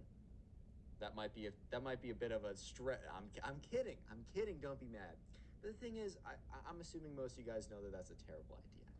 But anyways, this is just one example of how the spoiled kid was trying to flirt with Eve. Just basically ridiculous gestures. For example, like another thing, because I was told too, the other story was that like the spoiled kid, like they were all sitting at lunch, and Ryan and Eve were sitting at lunch together because they're friends. And Ryan had a lot of friends who were guys, and like most days of the week, he would hang out with them at like the main table in the lunchroom. But for a couple days, every like at least one day per week, like Ryan and Eve would have like a debriefing of all the crazy stuff that's been going on that week, and it was honestly one of Ryan's favorite like lunches of the week or whatever. But the spoiled kid passes by and like taps Alex, not Alex, sorry, that's someone from another story, taps Ryan on his shoulder. And Ryan looks up, he's like, what's up, dude? And he whispers into his ear, like, dude, good work, bro. Implying that like Ryan's on a date with this girl or something. And Ryan's like, no, we're just friends. And the spoiled kid's like, oh, so you're just friends. So she's single. And Ryan's like, yep, she's single, man. And remember, she's standing there the whole time. And the spoiled kid like looks up, is like, "What's good?" Looking at like the girl, and Ryan tells me it's one of the most uncomfortable things he's ever had to like sustain. Right. So at this point, it's kind of a running joke for Ryan and Eve. At this point, I just said at this point a bunch of times. It is a running joke with Ryan and Eve that the spoiled kid is flirting with her just because he's not doing it correctly. Yeah, it's a little cruel. Maybe this kid probably just doesn't understand social cues.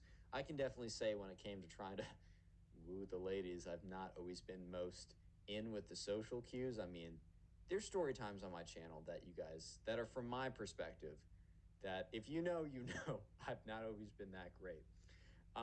Don't write letters. Anyways, I'm not letting you get that story yet.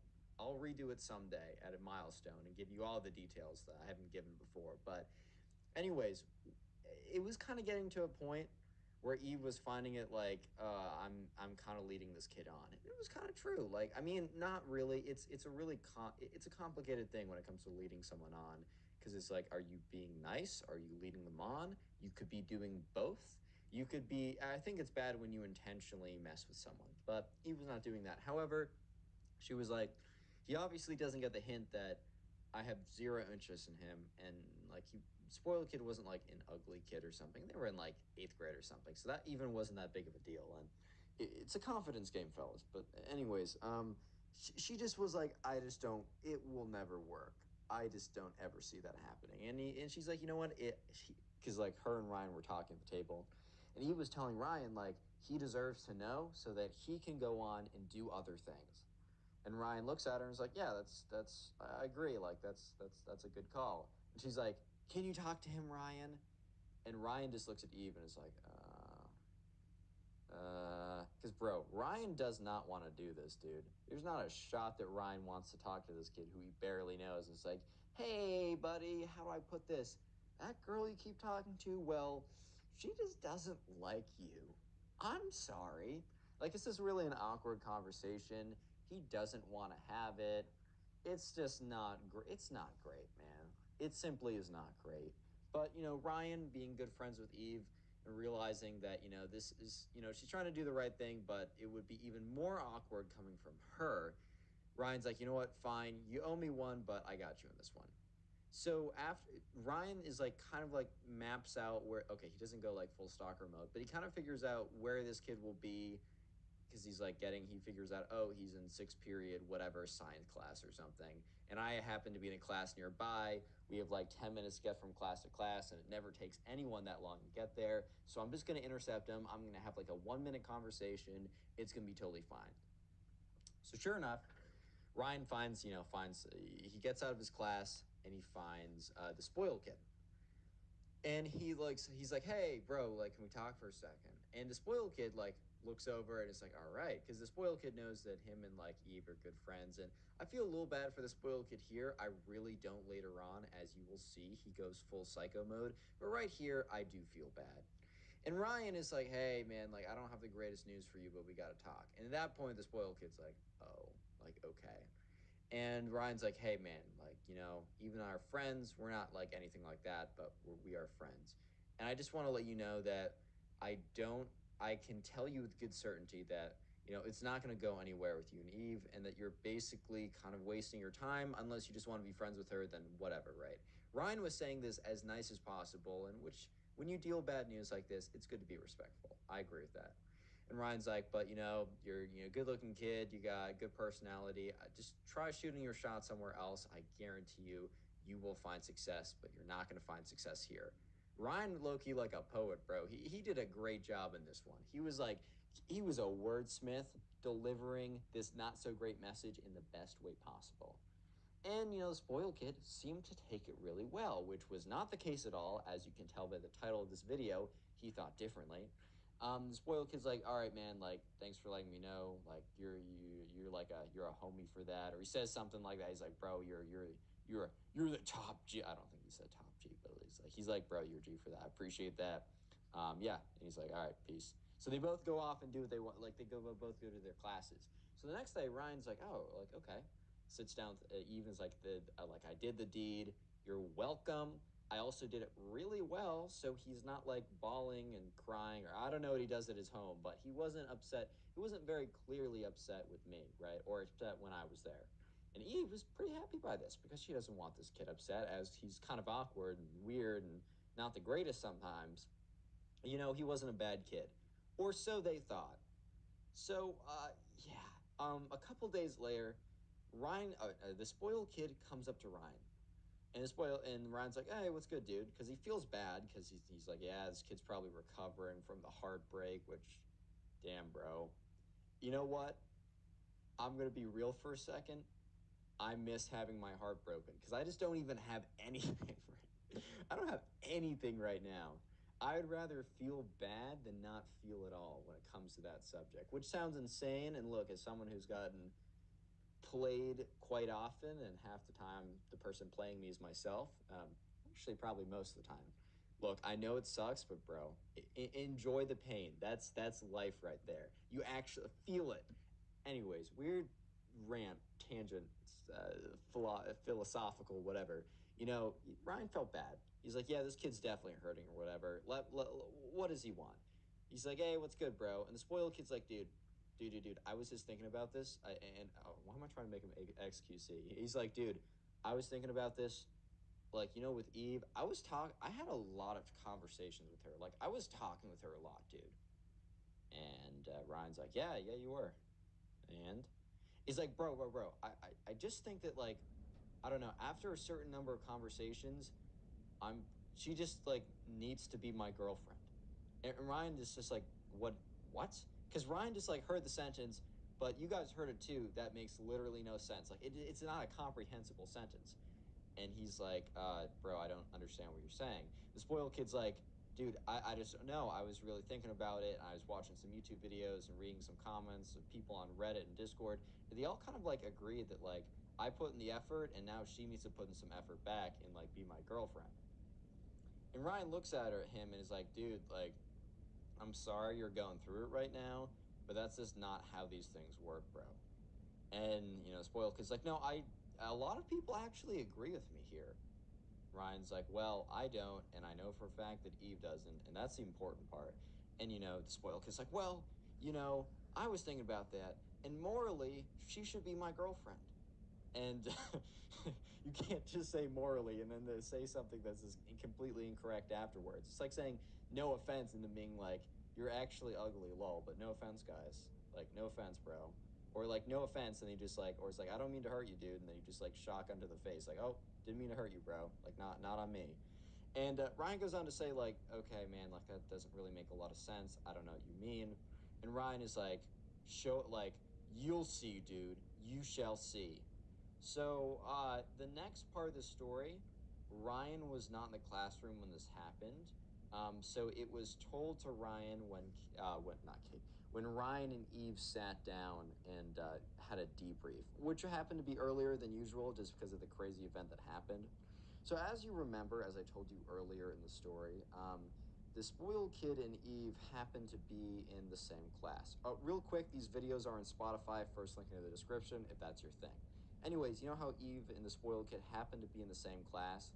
Well, they happen to have a presentation due. And something about something about presentations in these stories I receive, they never go well. It's always like a class presentation where the story just gets really, really bad. But anyways, right? Anyways, it's, the class presentation is due Friday. It's on whatever topic they're studying. I don't know, math class, science class, history class, science. Who knows, dude? But they have a class presentation. They go up and they have a slideshow, and it's like pretty brief or whatever. But anyways, the spoiled kid decides to hijack this and do you know what? I'm not even going to tell you what he does a slideshow on. I think a lot of you guys are starting to figure out what he's about to do a slideshow on, but I'm just going to play out the story and let you guys listen.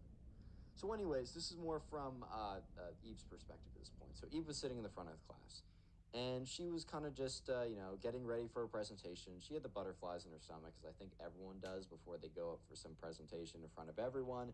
She knew that her presentation was good. She knew that she was going to get a good grade because most of it was graded on the content and not necessarily how you performed. But she just, she wanted to do well in front of her peers. I 100% get that. So while she was super nervous, she noticed that, the spoiled kid had no nerves at all. He seemed to have, or at least if he did, he had a perfect poker face, which, he should go into professional gambling. I'm kidding. But anyways, he was just chilling. And at this point, Eve was kind of confused of why this was, but she didn't question it. She just was like, okay. Eve goes up, does her presentation, goes well, and people are just going up and they're doing a good job. No outliers so far. And that's when, the teacher calls the name of the spoiled kid. He's like, spoiled kid, it's time for you to go up. And the spoiled kid, who believes, remember, he just started to talk about, to Ryan, how he believes he is entitled to Eve since, he talked to her for like 4 seconds or winked at her once, but whatever, right? He goes up there and he's like, all right, guys, so I have a bit more of a out of the box presentation. This is a little bit more experimental. And by experimental slash out of the box, the spoiled kid literally just meant that he was gonna make a presentation on a topic that was just not what was asked for.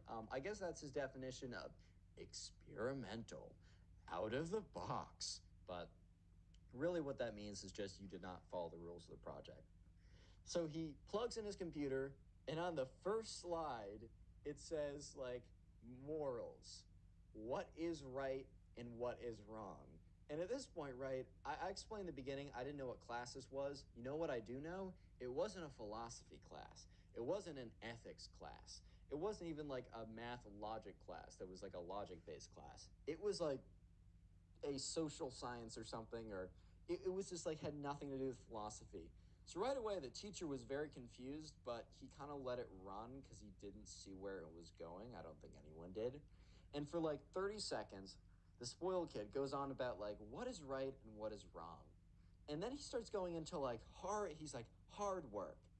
When you put in hard work, you should get a result out of it. I mean, it's hard for a reason. And anyone who does hard work should be rewarded in some way, which isn't necessarily true. You could work hard doing something very stupid and you're going to be rewarded with a stupid prize. But, anyways, the spoiled kid's like, yes. And this is why I believe the following. And that's when he clicked on the next slide. This is where things get bad, so strap in. On the next slide, it's I I honestly can't believe this reading this, but the story checks out. The slide said, "Why Eve should be my girlfriend." Dot dot dot. A presentation, and the whole class in unison is like, "Yo!" Okay, they didn't all say "yo," but like some kids were like, "Bro," and so the girls were like like there's a bunch of gasping. There was people like one kid in the class in the very back of the class started laughing hysterically because I guess he kind of knew what was going on with like Eve and the spoiled kid and had like a sense, so he thought this was extra hilarious. The teacher was too stunned to speak, so the teacher wasn't able to intervene before we saw some more slides. Unfortunately, we didn't see all the slides because the teacher does intervene, which you'll see in a second, but we got a few juicy ones. So he goes to the first of many slides, and he's like, is like slide one is like, I talked to her at least 3 times. And the spoiled kid's like, you see, I talked to Eve at least 3 times. That means that I put in the effort. I put in the effort and I did hard work. And as we agreed in the first slide, that if you do hard work, you should be rewarded. Right, guys, right? And he looks around the room and everyone's talking to each other. Some kids are laughing. You already know what's going on, right? And he's like, okay, okay. So on to the next slide. Eve, tasked her little helper boy to go tell me that it was not worth my time to keep talking to her. You know what that's the equivalent to? That's the equivalent of her denying my hard work. And everyone in the class, bro, they're just okay, obviously Eve is not laughing. This is very embarrassing. This is a terrible situation. And also, obviously, I think it's very clear by the way I'm demeaning this kid. I don't endorse this, and it's not a good thing to do. Not just you're playing yourself, but you're also embarrassing whoever you're talking about, and that's not fair, right? So, anyways, he's about to get onto slide 3, which, like, apparently, like Eve said that she saw like the little thing on the bottom that's like slide 4 out of whatever. There were 26 slides. I don't know what would have been on the next 26 slides, but I don't know if I want to know, if I'm being honest. And he's about to go to slide 3 when the teacher kind of snaps out of his daze of like, what is going on? And he's like, spoiled kid, like, this is not the presentation I was expecting. Like, this is absolutely insane. Like, and he goes up and he's like, stops him from doing another slide. He's like, not only are you just disrespecting me, you're also disrespecting your classmates, like very clearly wasting their time with this nonsense. And also, this is extremely inappropriate. Like, this is like, you need to go to the front office right now. I'll be sending up a full report by the time you get up there. And I hope that on the walk up to the front office, because apparently the front office was kind of far away, I hope that you take that time to reflect on what you just did here. Get out of my classroom. Like, teacher full on snapped. And this was also like the chill guy, like the chill teacher. So, like, everyone, like, evilly said, like, damn, like, this is pretty crazy for this to happen. But anyways, yeah, so that's what's that's what Ryan was told at their impromptu update meeting. It was like an emergency meeting because that happened like one period before. Like Ryan receives like a text on his phone being like, "Dude, we need to have our lunch now. Like it cannot wait." And yeah, from that point on, this foil kid thankfully no longer spoke to Eve. No more like winks. No more like, "Hey, what's good, baby?" or anything like nothing weird like that anymore. And hopefully he learned his lesson. And if you guys can learn a lesson,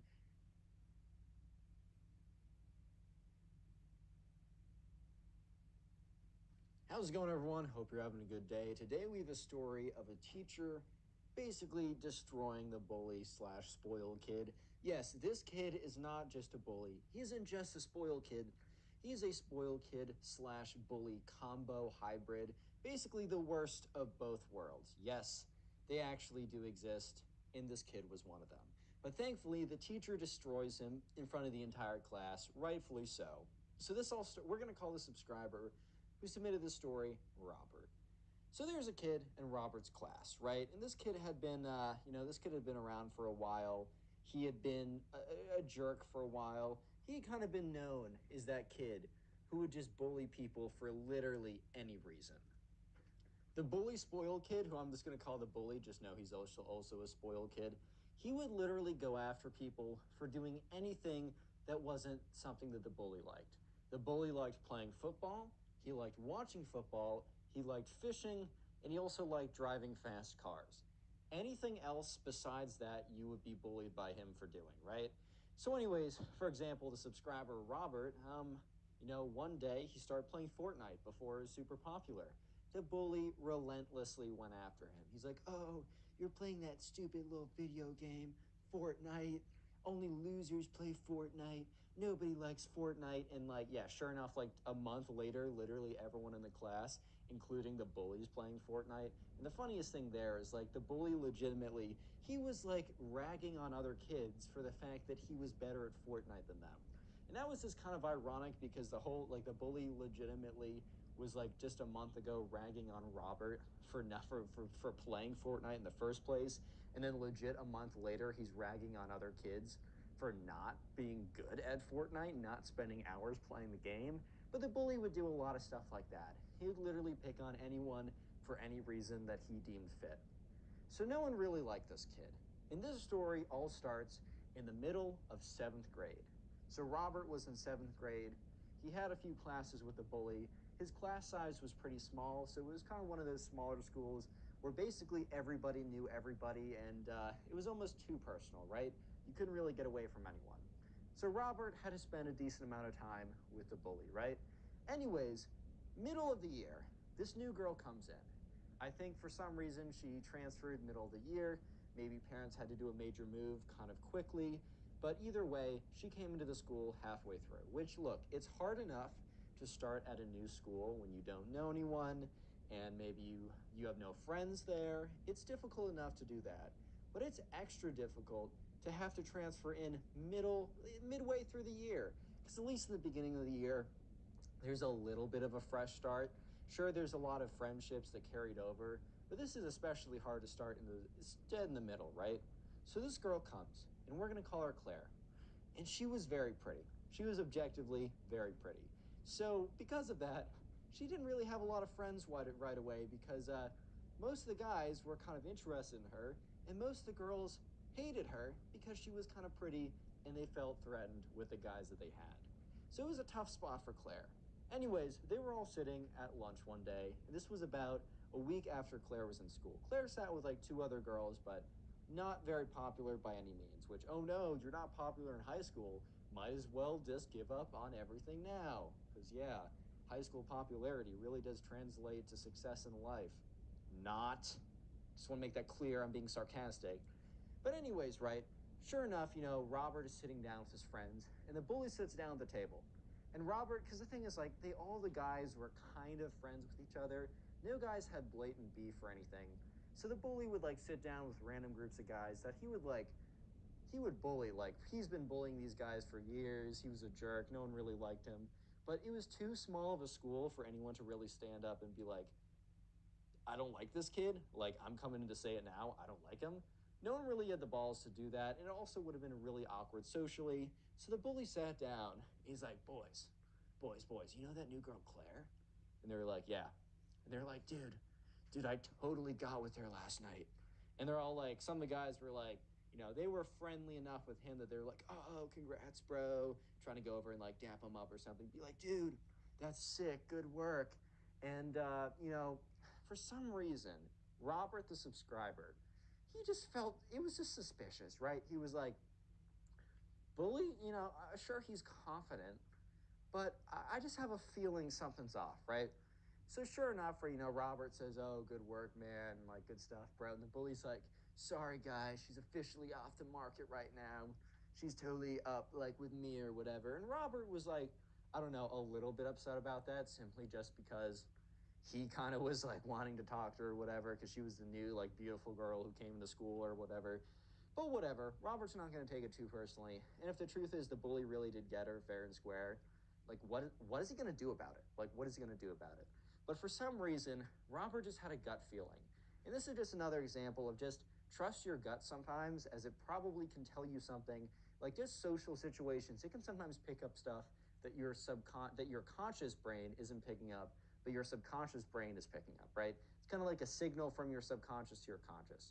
He just knew that something was a little bit off, even if he didn't know exactly what. So, anyways, Robert was actually friends with one of the two girls that Claire would always hang out with. These two girls were pretty cool. They didn't really care about stupid high school stuff. They didn't care about, like, oh, what's the social hierarchy in the seventh grade? Because they had enough perspective to realize that it was stupid and it didn't matter. So, Robert was good friends with them. And they also were friends with Claire because they saw pretty blatantly people are not being friends with her because they either want to fall in love with her or they hate her because all the guys are trying to fall in love with her. And they're like, that's so ridiculous, that's stupid. And Claire turned out to be a pretty cool girl, right? And so Robert decided that he wanted to kind of figure out if the bully was telling the truth or not. So Robert one day, or not one day, that day, finds one of Claire's two friends, the one that is also friends with him, is like, hey, like Mabel, how we doing? And she's like, oh, like Robert, it's been a second, how you doing? He's like, hey, so I just heard something. And if you can't say anything, that's fine. But I was trying to confirm this with you. He's like, so, Claire, the new girl, and Mabel's like, Robert, do not use me to get to my friend. And Robert's like, no, no, no, no, no. In the back of Robert's head, he's like, dang, I can't ask her later on now, but whatever. He's like, no, no, no, no, no. I heard something.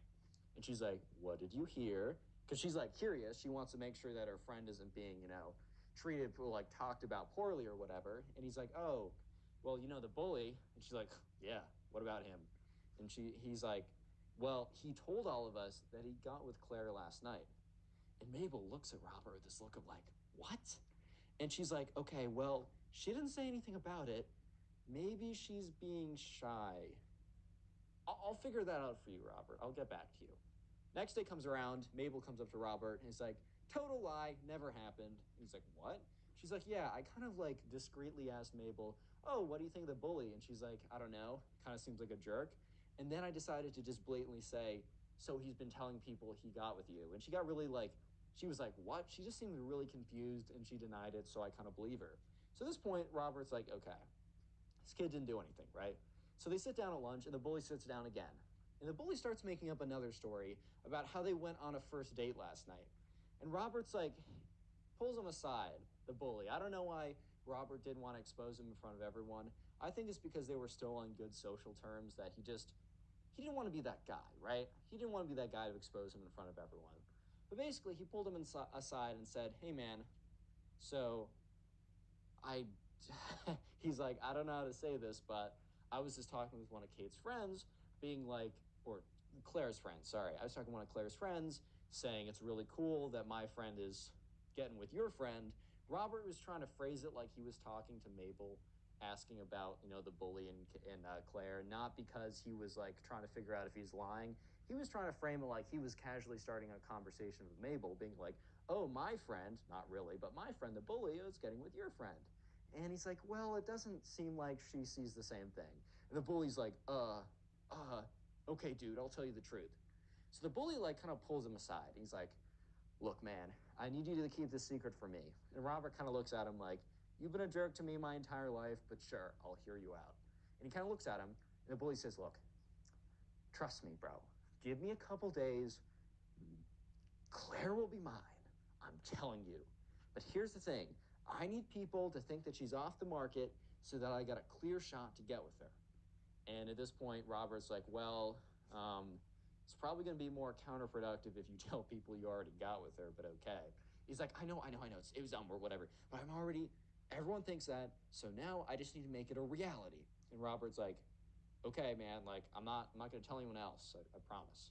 And Robert genuinely just wasn't gonna tell anyone else. But he also said, like, look, Mabel thinks like kind of knows what you said, so if word gets out, it wasn't me. I can tell her to kind of chill out a little bit though. And the bully's like, yes, yes, yes, please, please talk to her. Try and make it knock it out, because that'd be awkward. And like Robert's looking at him like, That was the dumbest plan ever, bro. Like, that was so stupid. So, yeah, at this point, guys, the bully is extremely desperate to pull Claire in the next couple days. Because he has a time, there's a ticking time bomb. Because eventually, people will notice the if he doesn't start getting with Claire, people are going to start noticing the discrepancy between what the bully says and what actual reality is. So, the bully is now under a lot of pressure to do things quickly. And when he's under pressure, he's about to mess up bad. And he's about to mess up in front of his teacher, and the teacher's about to absolutely wreck him. Real quick, if you've made it this far into the video, comment bully down below. I'll try and heart some comments to say that. Subscribe if you're new, trying to hit 1 million subscribers, and leave a like on the video to claim your free nothing, as always, guys. Anyways, let's get back into it. So sure enough, in class, because there is one class that Robert, the bully, and Claire all have together, the bully goes up to Claire, sits right next to her. He's like trying to talk. He's trying to like talk to her all nice in class, right? He's like, "Hey, like, my name's Robert. So nice to meet you. Oh man, what a nice dress you have on today. Wow, really matches your eyes." And Claire, who kind of knows a thing or two about what's going on, is like, okay. And the thing is, Robert is sitting close enough that he can hear and see all this going down. But they're all sitting pretty close to the front row. So Claire's a little uncomfortable, not just because it's like the kid she doesn't like talking her up, but also because he's whispering this all to her in class. The teacher is trying to teach a lesson, right? And she doesn't want to be on the teacher's bad side within like 3 days, right? She doesn't want to be on the bad side within like 3 days of being in this school, because that wouldn't be great. So sure enough, right? She's just kind of sitting there. The spoiled bully's like, yeah, look, I just wanted to say, like, you're really cool. I've had a great conversation with you. She kind of turns to him and is like, okay. This was a great conversation of you saying I had a nice dress and nice eyes. I'm glad you think that I'm a great person from me nodding my head and smiling to you. You're definitely not looking at me physically and assuming that's one thing. If I have to give the gents and the ladies and anyone else, right, in the comment section, a little bit of advice. If you find someone attractive, you are probably going to make up a person that doesn't exist. If you don't talk to them, you've only talked to them a few times and you see them or whatever. I do this way too often, at least my own downfall. So this is almost a memoir this is a personal note to myself and to you guys as well. If you see someone, you find them attractive, and you don't talk to them enough to really know who they are, you are gonna construct this incredible person. You're gonna construct this person who is a perfect match for you. That is very likely not reality. So please remind yourself of this before you throw yourself off a cliff just for this person, right? Just a little, it'll help you out. And I'm saying this out loud to help me out. But anyways, the spoiled kid or slash the bully is like trying to talk to her more and more in class. Because you have to remember at this point, the bully wants to maintain the illusion that he's talking to her up to the point where he is actually with her. Because he's already told everyone that he's with her, right? So like some kids in the class were looking at him being like, hey, my boy, talking up his new girlfriend or whatever. When in reality, he wasn't talking up his new girlfriend. He barely knew this girl. And she was most definitely not going to be his girlfriend. So at this point, the spoiled kid is getting a little desperate. It's towards the end of class. So at this point, the bully, he's getting to a point where he's getting a little bit desperate. So he's going to play the card that makes him look a little bit like a jerk, but he thinks it'll be just enough to get this girl to go on a date with him. So the bully, right? He's just kind of like, he goes up, he is towards the end of class. He leans in and he whispers to her, like, hey, like, I could take, like, just so you know, my dad lets me use his cars. Pugs, the boogeyman's gonna get you. No, not the boogeyman. No. Anyways, guys, sorry for that interruption. Hopefully the boogeyman does not eat me. But sure enough, he leans over to her. And he's like, hey, like, my dad lets me use his car. Not a joke. It's not a joke, bro. Anyways, so like, he's like, yeah, my dad lets me use his cars. He's got a really sick, like, Mercedes or whatever. Like, it can go 0 to 100 super fast or whatever.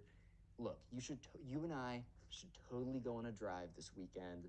Like, look, it's Thursday now. I pick you up Friday after school. I drive you around the place. Remember, bro's in 7th grade, but I don't know, he's just gonna break the law or something. I'll drive you around, which probably meant Dad will drive us around. look, you'll be in a sick whip. Everyone's going to see you in the sick whip. They're going to think that you're super sick. Then you and I can go on a date to a super awesome restaurant. It's like you can buy whatever you want. The food's super good. So basically, at this point, the spoiled kid slash bully is basically saying, you should go on a date with me.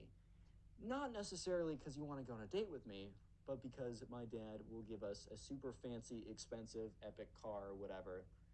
And or like, and then he'll also pay for our dinner at a super expensive fancy dinner place, right? He's basically just trying to bribe this kid or bribe her into quote unquote dating him, even though it's really just to get a good steak dinner out of it and a good ride around in a cool car. And yeah, Claire was not about to fall for this. So she looks at him and she is very nice about this. And the thing is, right, that just a little detail. Apparently, the teacher had been hearing all of this, and he just kind of let it happen because he didn't want to embarrass Claire in front of everyone. But Claire very nicely whispers back, sorry, like, I'm busy on the weekend. Also, I really don't think I want to be dating anyone since I'm so new here. Let's just start out at friends, which I think is a pretty good response. I mean, first of all, you don't owe this kid anything, right? But it makes a lot of sense that you might not want to jump headfirst into a relationship when you're only 5 days into this new town, this new life, this new everything, this new school, right? And also, she says, let's start off as friends. That is the, like, I know she did reject him and she has no intention of it, but that is like the nicest rejection you can get. She wasn't mean, she was cool about it, and she just said, as a general rule, I don't want to date anyone. However, this completely burst the bubble of the spoiled kid's like imaginary world that he told everyone about. Because remember, he told everyone that he was dating this girl, that this was his girlfriend, that they were in love with each other or whatever, right? So the fact that even though she said nicely, just the fact that she said no completely destroyed this fictional reality that he built for himself. So the spoiled kid couldn't handle the potential or the upcoming humiliation when the two worlds, the imaginary one that he created and the one that they live in, start to intersect and people realize that there's a difference between what he says and what actually happens. The spoiled kid can't handle the potential future humiliation, so he says to her, well, I don't want to go out with you anyways because you're ugly. And he sits back down. This girl was very clearly not ugly. And Claire took this in strides, right? Look, if this guy, look, at the end of the day, this guy asked her out purely based on what she looked like. Let's be real. He had no conversation with her. And then when she says no, he calls her ugly. Very clearly, he doesn't believe that. However, the teacher hears this, and he turns to the spoiled kid and says, can I see you after class? And the spoiled kid's like, no, because the spoiled kid is just, he's basically having a mental breakdown at this point. He's like, oh my God, I'm going to be humiliated. I'm going to lose all my social credit points for the high school popularity rank or whatever, right? Something stupid like that. And sure enough, the teacher's like, well, fine then. Don't be calling anyone ugly just because they reject you because you're a spoiled brat. Boom! Whole class hears this. Everyone turns their head. Everyone's like, oh my God, the teacher just went in on this kid. And the bully guy, the spoiled brat bully guy, is looking at the teacher slack-jawed. This teacher had no chill in the situation, but he was a very calm and collected individual that never lashed out like that. And then the teacher legitimately turns to the class and says, okay, class, homework today is going to be chapter 48, problems 4, and then he goes on the board, starts. He goes back to class. He goes on like nothing happened. He just keeps striding, bro. This teacher's an absolute savage. He just went in and wrecked this kid in front of everyone. The bully is just frozen, sitting in a seat. The bell rings. Everybody gets up. All the kids are passing by him, who the kids now, one, they know that the bully is not dating Claire. So boom, explosion. Two, not only do they know that, which they were going to learn eventually, they also saw him get roasted by the teacher.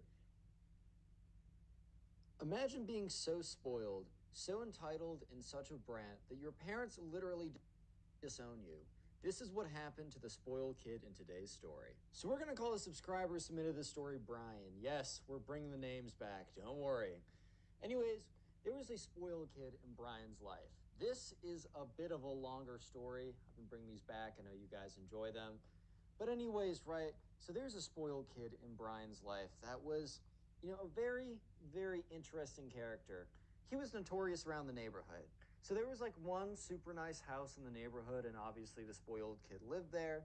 And he only lived there like for a third of the year because his parents had like crazy expensive houses all around the world in different countries and different states. But while he was there, while he was in the neighborhood, he was an absolute menace. And the kids really knew him because for the majority of the time, middle school, high school, he lived in the neighborhood during the years of like, or not during the time that he'd be going to school. So he was never there during the summer or winter breaks or something like that. But his parents liked the school district, so they sent him to school there. So, anyways, the kids in the neighborhood, including the subscriber Brian, just slowly over time got like they just kind of got like a used to him. They were aware of him, and everyone kind of knew his antics. However, as Brian got older, he became kind of more and more aware of, how much money he had access to and kind of the stuff like that. And some people with age, some spoiled kids as they get older, become less spoiled as they kind of become more socially aware of the fact that, in all reality, it was kind of luck based that you were born into this. So you should really act as if like super grateful and super, it's fine that you have it. Like at the end of the day, some people have it, some people don't.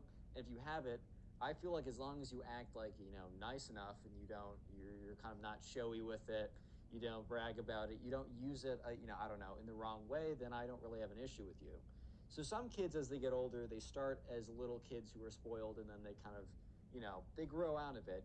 But others, like this spoiled kid, kind of grew into it in a sense. He was always kind of known as being a bit jerky and a bit like showy, especially when he was just showing off things that he didn't get himself. But it got really bad the older he got. So this is a pretty long story of the road to him getting kicked out from his parents' house and them legally trying to disown him. It's a doozy of a story, but it all starts one night, right? So at this point, the subscriber and his friends are actually done with high school. It is the summer that they graduate. So actually, for once too. For once, the spoiled kid is actually being staying in the neighborhood for the summer. Maybe later on he's a trip to somewhere else. But for the first time, it is a summer when the spoiled kid is going to be interacting with the other kids. So Brian, the subscriber, is kind of just prepared for whatever's going to be thrown his way. But he's also excited because it is, it's finally, they graduate. They're going off to college. This is going to be the last hurrah he's going to have with his friends who he's known ever since he was a little kid. Most of the people who went to the middle school and the high school, he's known forever, and they live in their neighborhoods, so he'd hang out with them all the time. So this was kind of like the last kind of thing. This was the last kind of push before they go off and start their lives or whatever. So this all started one Friday night, and the spoiled kid kind of like pulled up to an event where they were a little kind of gathering. Brian and his friends were having, and he pulled up in a really fancy, expensive car, right? So Brian had a car, but it was like super cheap car, whatever, which honestly, I think your starter car should be extremely cheap. Not so cheap that it's dangerous, but cheap enough that, you have the ability to kind of mess around with it a bit. I don't have a car yet, but I know when I will get one, I'll make sure that it won't be some. I won't go. I definitely, first of all, don't buy it used, or do buy it used, don't buy it new. And cheap cars function. As long as they're not going to blow up in your face, they function. If the brake works, the car is good enough for me. Anyways, though, he pulls up in this super crazy expensive car, which is kind of expected for someone like, the spoiled kid, right? And he pulls up and he's just talking about how, like, he's just like extra arrogant. I think the kid, like, was kind of more vacant. Like, he didn't really hang. The thing is, right, the kid never really hung out with the other kids in the neighborhood during high school just because, he was off doing his own thing. He would hop into class, kind of be a jerk then. And obviously, during the summer, he wouldn't be there and he wouldn't hang out with them on the weekends because he was too busy doing his rich kid things, right? But he decided to pull up to this event. He just came in this super crazy expensive car. And people are kind of just looking at him as he kind of like walks around, kind of being buddy buddy with everyone as if he was super close friends with them. Brian, the subscriber, and the other people didn't really care too much because, I mean, they're not going to be mean to this kid. This kid isn't great, but during this party, right, it was getting a little bit late. This kid was starting to get a little bit drunk. Or Apple, okay, I'm just gonna say drunk. YouTube doesn't actually care that much. Yeah, sure enough, right, the kid starts to brag. He starts to brag a lot about how he's got the craziest whip ever, how he's got access to all these things, how everyone else has to be like worker drones and go into like work a 9 to 5 and then have like 1 minute of retirement and then die. Well, he gets to be like have this crazy awesome life. And people were starting to get a little bit resentful because, unfortunately, that may or may not be true. The truth is that this kid probably doesn't have to work.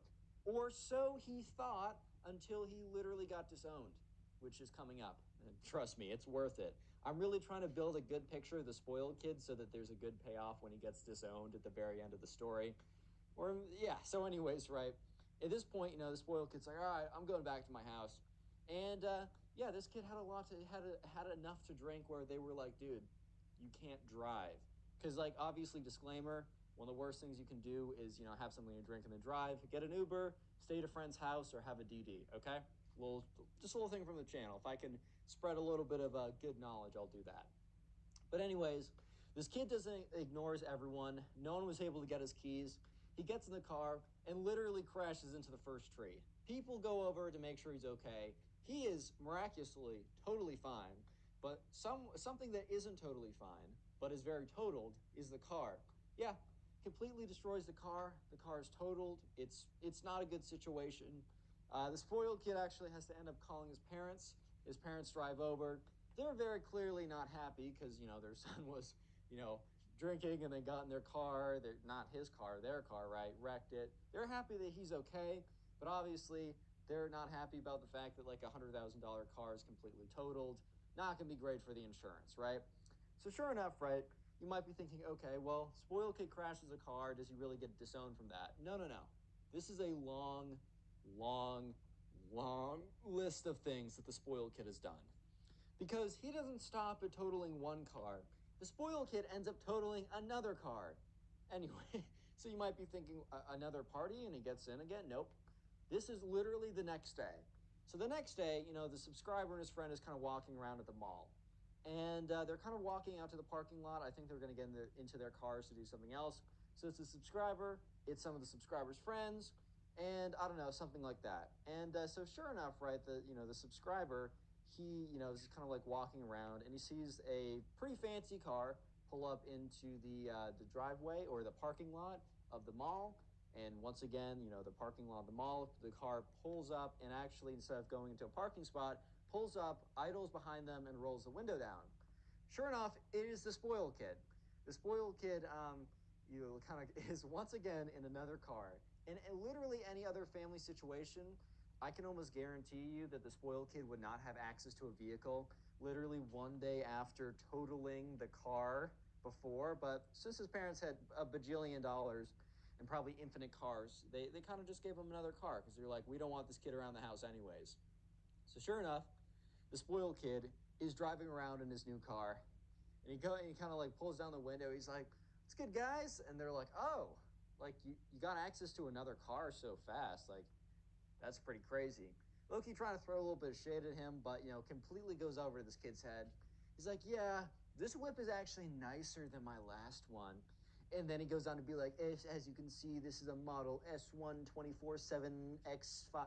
I don't know. I don't know much about cars. Just talking about how nice the car is, right? And, the subscriber and his friends kind of just sitting there, kind of just looking at each other like, okay, man, that's real nice and all, but we do not care. And so sure enough, the kid's like, yeah, so I don't know.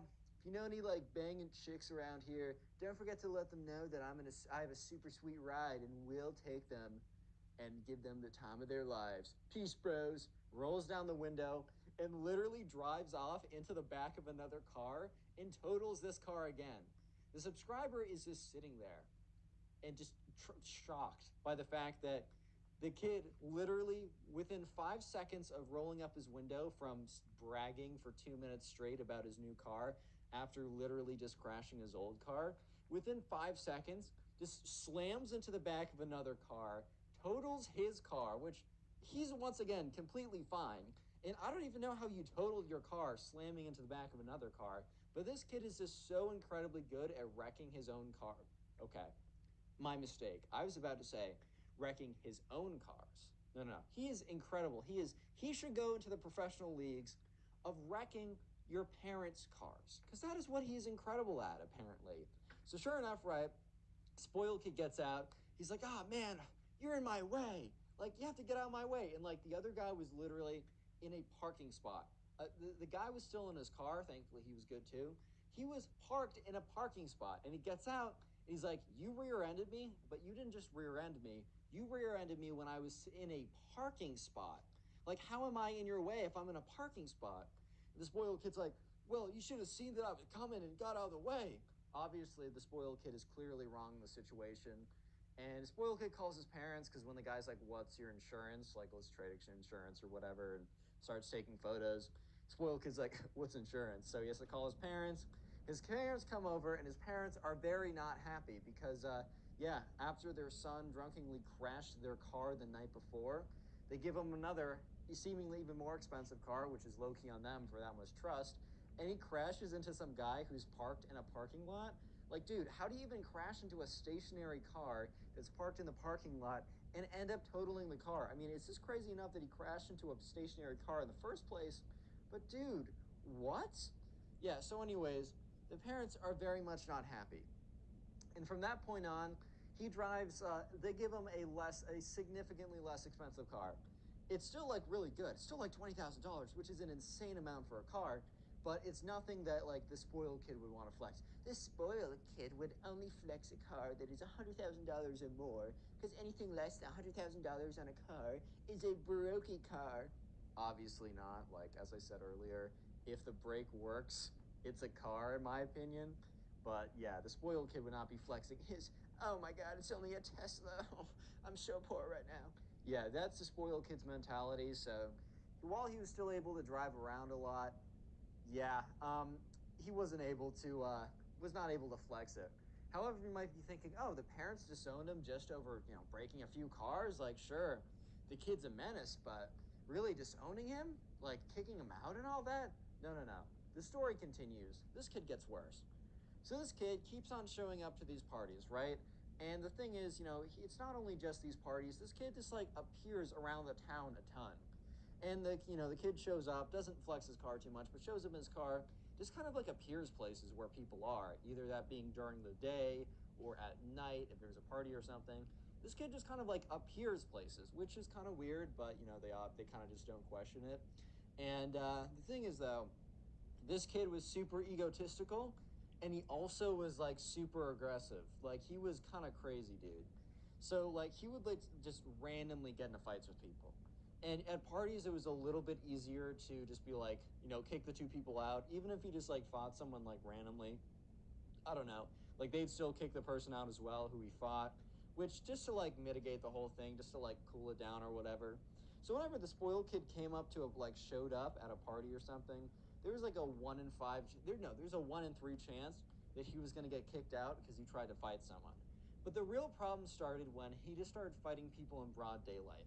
So yeah, one day at the mall, this was about like 1 or 2 weeks after the whole he crashed 2 cars in like the span of 24 hours incident.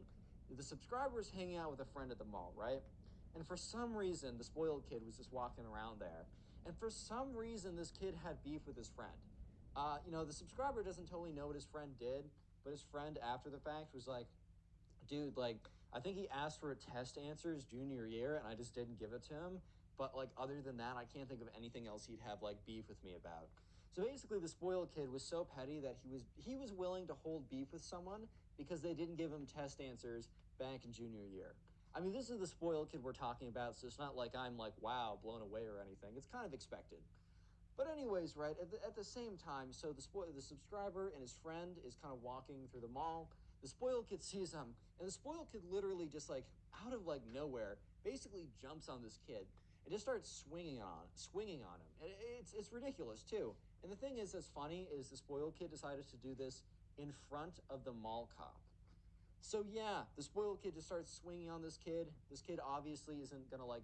Well, it's not obviously not gonna fight back, but he knows that he has a better chance of just kind of like trying to like avoid the confrontation entirely. So he kind of backs out. Especially he sees that there's a mall cop right there. I think the subscriber's friend had a bit more spatial awareness than the spoiled kid did, because the spoiled kid probably wouldn't have just like charged on him like head first. if he knew that like a mall cop was literally 10 feet away. But sure enough, right, the subscriber, is just watching as this all happens, and the mall cop almost like immediately, like 25 seconds in, jumps in, breaks them up, and puts the spoiled kid under arrest. I mean, as much as a mall cop really can. He calls the actual police because, like, this, I don't know. I guess he didn't have a lot to do. And so, he asked the subscriber and his friend to stick around. Eventually, the police show up. The mall cop gives, his eyewitness or whatever. He's interviewed and eventually the parents are called. And the way that the mall cop and the police agree to let this kid go is it's a little shady. But the parents, like, if they choke up enough money, yeah. So I guess the town they lived in was low key a little bit corrupt because the cops were telling the parents, like, look, if you hand us $1,000, this won't go on anyone's records or anything like that. And the parents were pretty upset about this. And you might be thinking, okay, crashed a few cars, got in one fight. No, one fight. There's literally 4 to 5 other like occurrences that I was told, and I was implied that there was a lot more. But I will quickly run through them. I'm not going to spend too much time on each because that'd be a little ridiculous, right? One time at an ice cream shop, one of the subscriber's friends was getting ice cream when the spoiled kid came in and apparently just didn't like his fit. He said it wasn't drippy enough, so tried to punch him in the face. Once again, the cops are called, and it's the same cops that like are around the entire like neighborhood or whatever, or the town. So the parents once again have to pay them off $1,000. The next one happens at the movie theater. So the spoiled kid wanted to sit with these 3 guys that went to school with the subscriber and lived in the neighborhood. But there was only 3 like seats left in the row. So the spoiled kid said, I want to sit in between. But the 3 kids sat down, said, hey man, you can sit behind us. So the spoiled kid literally grabs the kid in the middle and like picks him up by the collar of her shirt and like pushes him out. And then starts just like wailing on the kid. Once again, the police come. Once again, another $1,000 down the drain. This kid's insane. Another instance, right? And remember, this kid is only doing it again and again because he genuinely believes no matter what he does, he can get away with anything. I'm just going to tell you one more of these because at some point they all kind of sound the same. But anyways, this literally just happened. They were walking down the street. The spoiled kid saw some kid that he like remembered was like, I don't know, kind of weird in freshman year, but like had totally changed by then. And was like, you're weird in freshman year. And just socks him in the face. The most ridiculous stuff ever. Once again, the police come over and they're just like, call up the parents. They're like, do you want to just like Venmo me $1,000 at this point to make it easier? So yeah, a lot of corruption is going down in the city. But at the same time,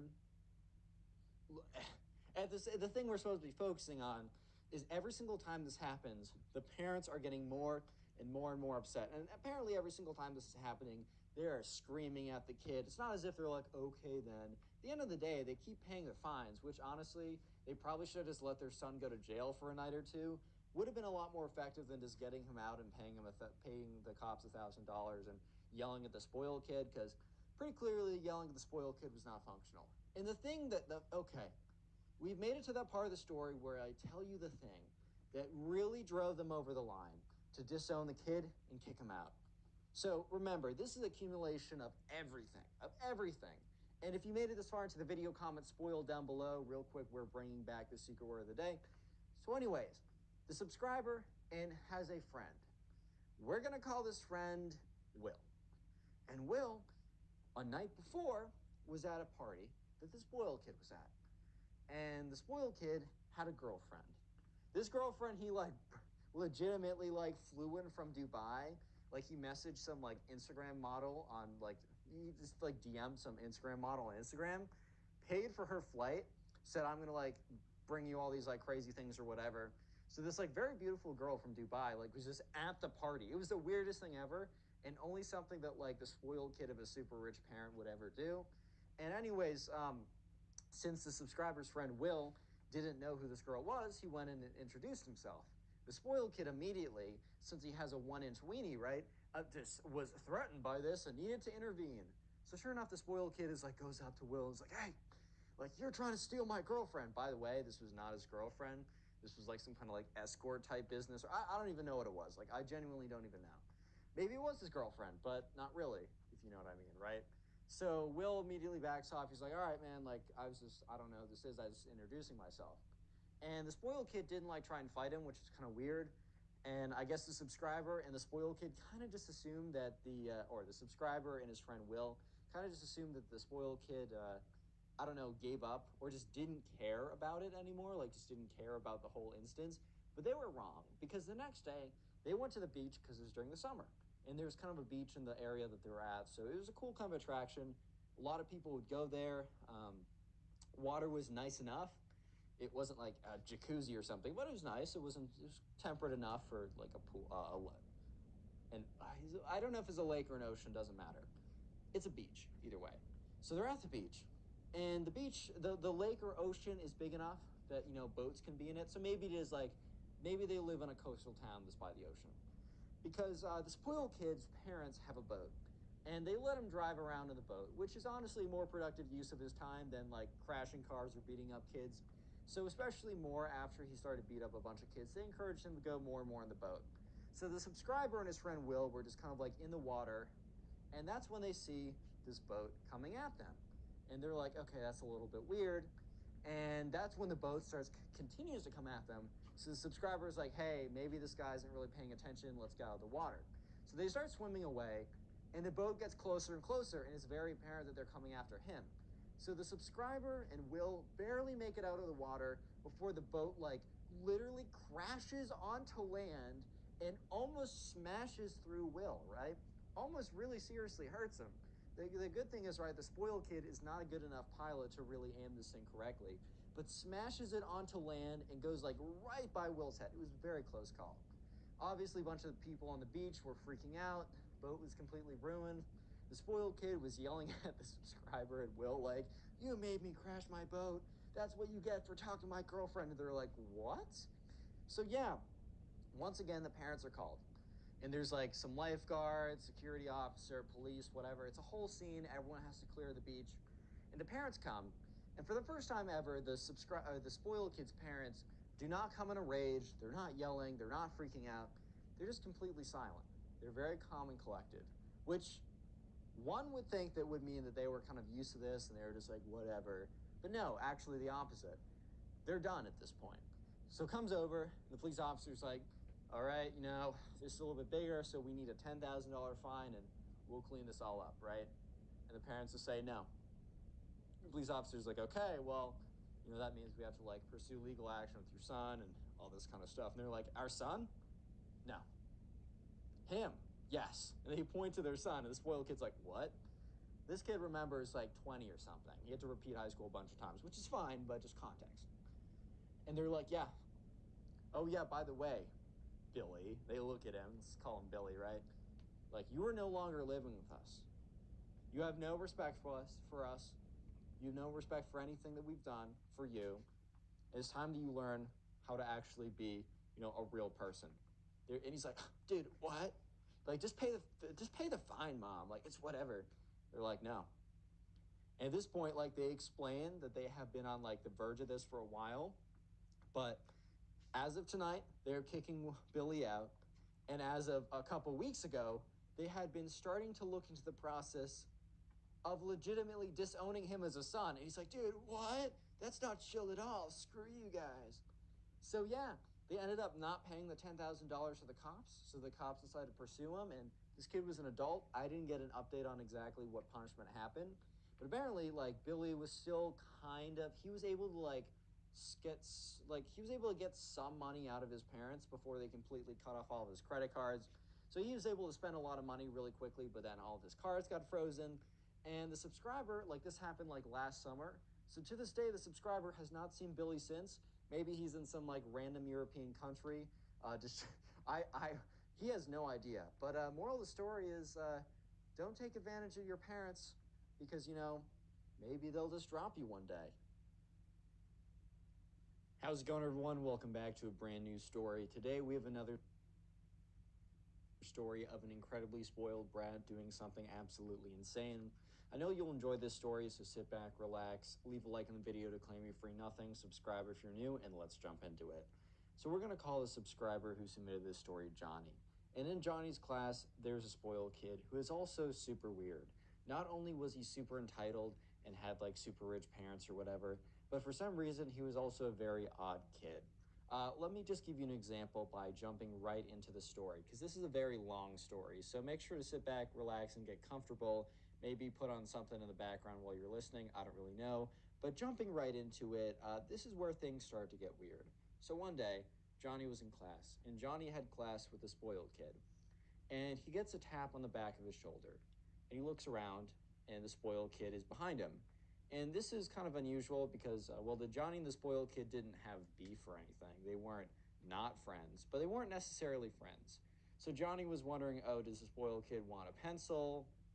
Does he have a question about class? Because he's assuming it's not just a, I don't know, a friendly hello, how's it going? He wouldn't have been opposed to that, but he wasn't expecting it necessarily. So, anyways, the spoiled kid asks him something that completely takes Johnny off guard. He asks him, "Hey man, I was wondering if I could have some of your hair." Which I don't know how you guys would react to this, but I know definitely I would just have no idea how to react if some kid came up to you who you didn't really know, who you knew was kind of weird, right? Because he had a really strange upbringing of just having everything he ever wanted. And someone comes up to you who you know is kind of weird, who you don't know, and just very nonchalantly, very casually, very just relaxed. It's as if they're asking you, "What time is it? Can I have a pencil? Can I have some of your hair?" Those are not the same sentence. So yeah, Johnny reacts kind of weird to it. He's like, why? Which I think is a very valid response to some random weirdo kid coming up and asking, "Hey man, can I have some of your hair?" I think that's pretty valid. And the spoiled kid responds to him, "It's for my collection." And Johnny, this response did not make Johnny feel any better about himself. In fact, this probably raised more questions for Johnny than it answered. Because if you ask someone, "Why do you want hair for your, why do you want my hair?" and they say, "For my collection," bro, I think I'm even less likely to give you my hair than I was before. And before, I was pretty unlikely in the first place. Anyways, though, Johnny kind of just looks at him, and the spoiled kid reaches into his backpack and pulls out this jar, and he puts this jar on the desk, and there's little bits of hair in it. And Johnny kind of recoils a little bit, as it's not necessarily a pleasant sight. It's not like a jar of vomit or something, but it's definitely a very strange and uncomfortable sight to see, because I don't know about you, but it's not every day that I walk into class and the weird kid comes in and puts a jar of hair down on my desk asking for my own hair to add to his collection. And Johnny's like, "Dude, why do you have this? Like, why?" Because I mean, maybe the kid was just going to say, "I don't know." But the spoiled kid goes on to respond with something even weirder than just, "I like collecting hair," which is a pretty weird response in the first place. But he goes on to say, "I needed to perform spells." Which, bro, if anyone ever comes up to me and says, "Hey man, I need some of your hair for a satanic ritual I'm about to do," like, I'm gonna have to pass, believe it or not. I'm actually going to have to decline the offer on that one. I don't know, man. I don't believe in those things, but just in case they're real, they're not getting any of my hair. I know that's 100% true. So Johnny is like, "I don't know, man. Maybe later," which is a very weird response. But the spoiled kid takes it pretty well and literally just gets up, puts the jar back into his backpack, puts the backpack onto his back, and walks over to the next person's desk, sits down, asks them the same question: "Hey, can I have some of your hair?" They basically give the same response of Johnny of like, "What?" And then he pulls out the jar, puts it on the desk. The spoiled kid goes ahead and does this to about everyone in the 40-person class. And he probably gets about three people to say, "Okay, whatever." And they literally just like, I mean, some people were like, "How are you going to do it?" And for one kid, it was pretty crazy. This one kid said, "Sure, I guess you can have some of my hair." He probably just said that to get the kid to go away. But the spoiled kid's like, "All right, thanks." He goes up, reaches at his hair, and goes, literally rips some of his hair out. He's like, "Dude." The spoiled kid's like, "What? You said I could have some of your hair." And the kid's like, "Dude, not like that." Yeah, but anyways, right? The spoiled kid goes around and he has like a hair jar collection. And this is where the beginning of the teacher versus spoiled kid arc begins. Because as you can tell by the title of the video, the spoiled kid does something pretty bad to the teacher's room to get revenge. The spoiled kid commits a wee bit of arson, which for some reason is a theme on this channel. Like, bro, y'all know a lot of arsonists. I don't know about you. I know zero arsonists, but I guess you guys are different than me, man. I don't really know. But anyways, right, the teacher notices this kid walking around with a jar of hair, And it's kind of just like, yo, spoiled kid. What? I mean, he probably didn't say, yo, what? But he was like, what's that? And the spoiled kid responds, oh, this is my hair jar, sir. And he's like, your what? He's like, this is my hair jar. And the teacher looks at him, kind of with this look of, you answered my question, but you really didn't answer my question. Like, you technically answered it, but your answer didn't give me any, ideas of what on earth you just said. And the spoiled kid goes on to be like, sir, this is my hair jar. And the teacher's like, okay, I really don't know what that means. But either way, you can't have that out in school. Like, you can't have that in school. And, the kid was like, why? Which, I mean, I guess, I kind of see where the spoiled kid is coming from here. I don't know what laws say, oh, you can't have a hair jar or something like that. You can't, I mean, what laws? I don't know what school laws. Maybe they might say it's a health hazard or something, or maybe they're going to say that, I don't know, it's distracting. And they probably don't let you bring a lot of stuff in, anyways. So I also kind of see where the teacher's coming from. But the teacher and the spoiled kid had this super long back and forth over his hair jar.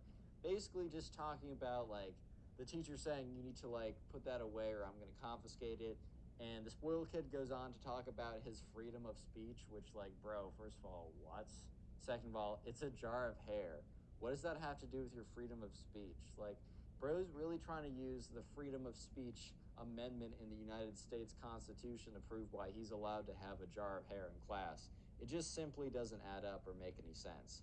So, anyways, after having a little bit of a back and forth with the teacher gets kind of fed up with the spoiled kid and comes over and confiscates his hair jar. It says, you can have this by the end of class, right? And the spoiled kid is very clearly not happy about this. So this is only the first very strange occurrence that is the beginning of the saga of the teacher versus the spoiled kid.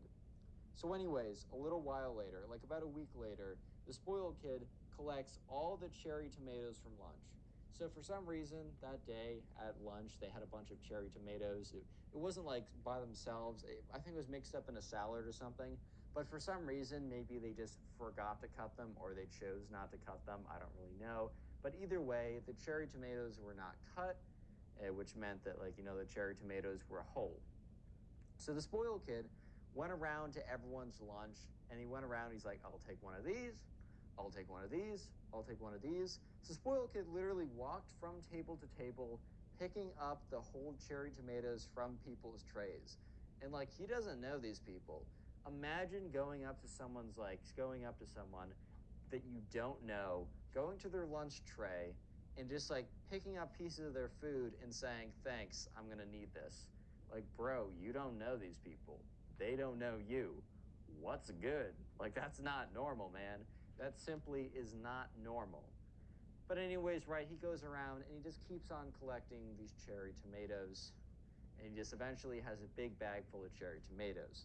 So later on in class, the one that Johnny has with the spoiled kid, he looks in the back of the classroom and he sees the spoiled kid is very focused. He's very intent on doing whatever he's doing right then and there.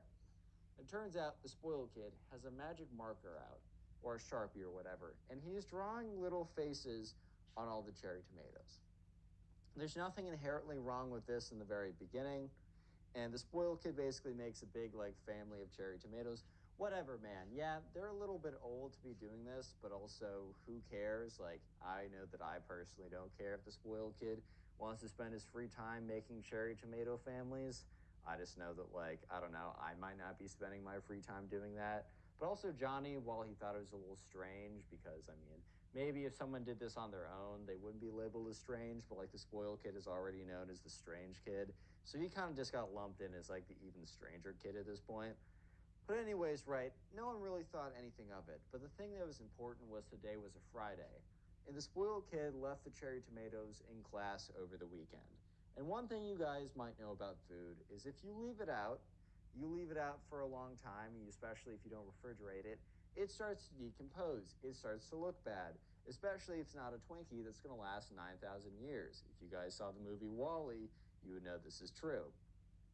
Anyways, though, so the spoiled kid leaves his family of cherry tomatoes just sitting in the classroom over the weekend. I don't know why they weren't necessarily cleaned up by the cleaning staff. Maybe the cleaning staff didn't go in or missed the spot or weren't doing it that weekend. Or maybe they just saw it and they're like, bro, I can't be bothered with this. Or maybe they thought it was a class project and just left it there. But when the spoiled kid got into class the next day, he walks in and he's really upset because all of the cherry tomatoes that, like, used to be all, like, I don't know, used to be all normal and firm and had the nice faces on them, were now falling apart and rotting and molding.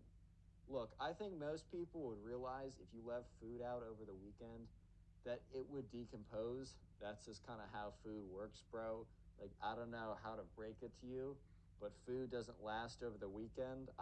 I simply don't know how to, like, break such terrible news to you. Like, oh no, things happen. Life goes on as it does. Oh no, food decomposes. Yeah, but apparently the spoiled kid was not having it. And for some reason, the spoiled kid was absolutely convinced that this wasn't an act of nature, aka the food just decomposed. This was, in fact, an act of sabotage.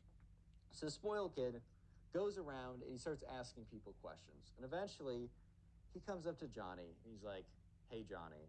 And Johnny looks at him and he's like, what's up? Do you want more of my hair? The spoiled kid's like, no time for jokes, man. Serious business. Where were you on the 8th of November? I just came up with a random date that might have not been like a Saturday or whatever. He said whatever date the Saturday was. I don't think 8th of November is a Saturday, but for the sake of this video, it is. And Johnny's like, at home? I don't know. He's like, suspicious. Everyone else was saying that too. Well, then what do you make of this? And he takes his like big pile of like cherry tomatoes that are decomposing with little faces on them and shows it to Johnny. And Johnny kind of just looks at it and is like, uh, what am I supposed to say? And Johnny just genuinely had no idea. Like, imagine this kid who's already asked you for your hair to cast magic spells, which for all you know, he's already cast, right? Eventually comes up to you, shows you, first of all, questions where you were on the weekend, and you say, I don't know, man, at home. And then he shows you a plate of rotting cherry tomatoes. It's like, aha, gotcha. It's like, bro, what? What do you want me to say? Like, you're basically showing me yesterday's lunch decomposing in front of me, bro. I seriously don't know what you want me to say here. So anyways, Johnny just doesn't know what to say. He looks up at the spoiled kid, is like, dude, I don't know how to respond to this. Like, I genuinely don't even know what you're trying to say right now. The spoiled kid is like, so this wasn't you? And Johnny's like, dude, what? This wasn't anybody. Cherry tomato, like, food just, like, do you not know that food goes bad? And spoiled kid's like, well, I know food goes bad eventually, but this was definitely on purpose. Someone was trying to sabotage the family. And that's when the teacher, this is, remember, a continuation of the spoiled kid versus the teacher saga. This is when the teacher notices that the spoiled kid is holding a plate of rotting food. And the teacher's like, oh my, like, he's like, spoiled kid, that's disgusting. Like, throw that out immediately. And the spoiled kid looks at the teacher and is like, it was you. And the teacher's like, what? And the spoiled kid's like, you did this to them. And he's like low-key holding back tears right now. Johnny's watching this kid literally cry over the fact that his food is decomposing and he's blaming the teacher for just like nature taking its course, which is pretty funny. But the teacher goes on to say, like, dude, what? And Johnny's like, you were the one who did this to my family. And he points at like the cherry tomatoes that are rotting away. The teacher just has to calmly explain to him that he has literally no idea what he's talking about. And Johnny doesn't want to hear it. He's like, I know you did this. I know you're behind this. I know it was you. Yeah, so spoiler, it was not the teacher. Spoiler alert to all you guys, it was actually just the food decomposing. I know, pretty crazy.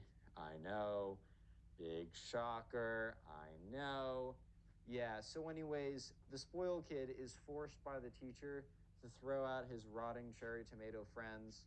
And at this point, the spoiled kid is super angry at the teacher because one, the teacher never gave him back his hair to do magic spells with.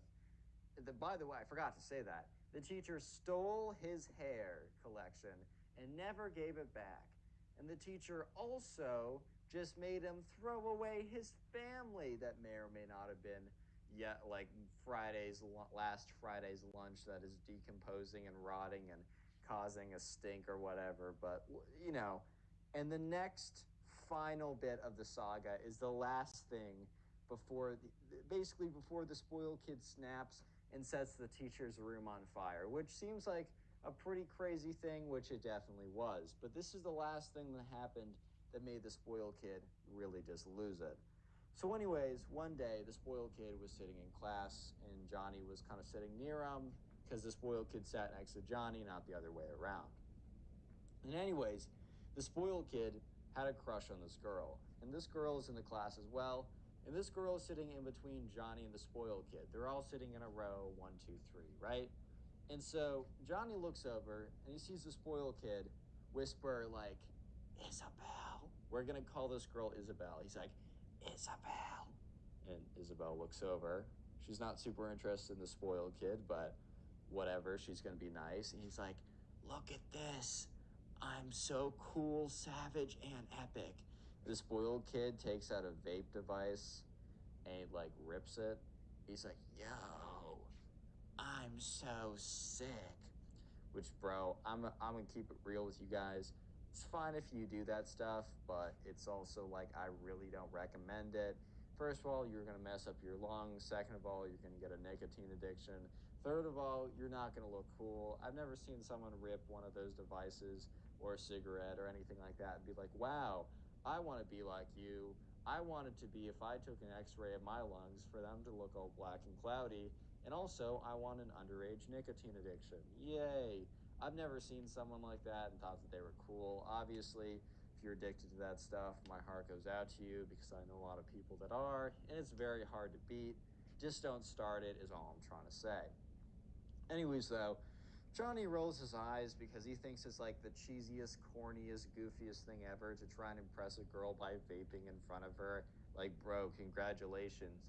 You sucked in on a little stick. Like, that's cool. That's definitely not a little sus, bro. Like, what are you talking about right now? So, yeah, and the spoiled kid keeps on saying, Isabel, watch this. I can do vape tricks. And the kid, some people can like blow circles or O's or whatever. And I think the spoiled kid was just getting a little bit too confident in himself because he tried to blow a circle, but ended up just breaking down into a coughing fit in front of everyone. And at this point, before he was doing it discreetly enough that the teacher didn't realize that he was, on his little vape or whatever. But now he was breaking down into a coughing fit. It was super loud. And the teacher looks over because, like, some kid is coughing a lot. The teacher notices that it's the spoiled kid, and then he also notices that the spoiled kid has a vape in his hand. So the teacher walks over pretty quickly and is like, I need you to give me that. And the spoiled kid looks at the teacher, and he just has this stunned look on his face because the spoiled kid just got caught, right? And the spoiled kid thinks of the first thing that comes off the top of his head. He's like, you can't take this. The teacher looks at him. He's like, why can't I take this? He's like, my mom gave this to me for my allergies. If you took this away from me, I might die.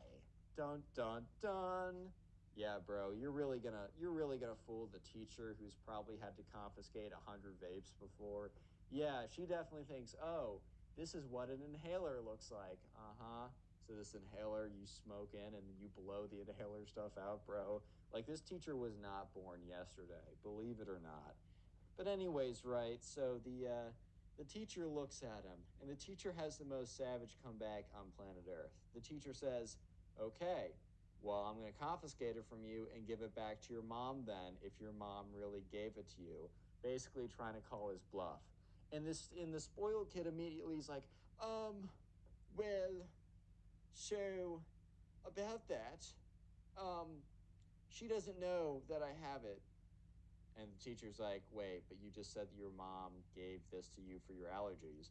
He's like, yeah, but she forgot. He's just so obviously caught right now. The teacher doesn't even try and like continue to like question him because the teacher has a little bit of mercy. The teacher feels at least a little bit bad for the kid.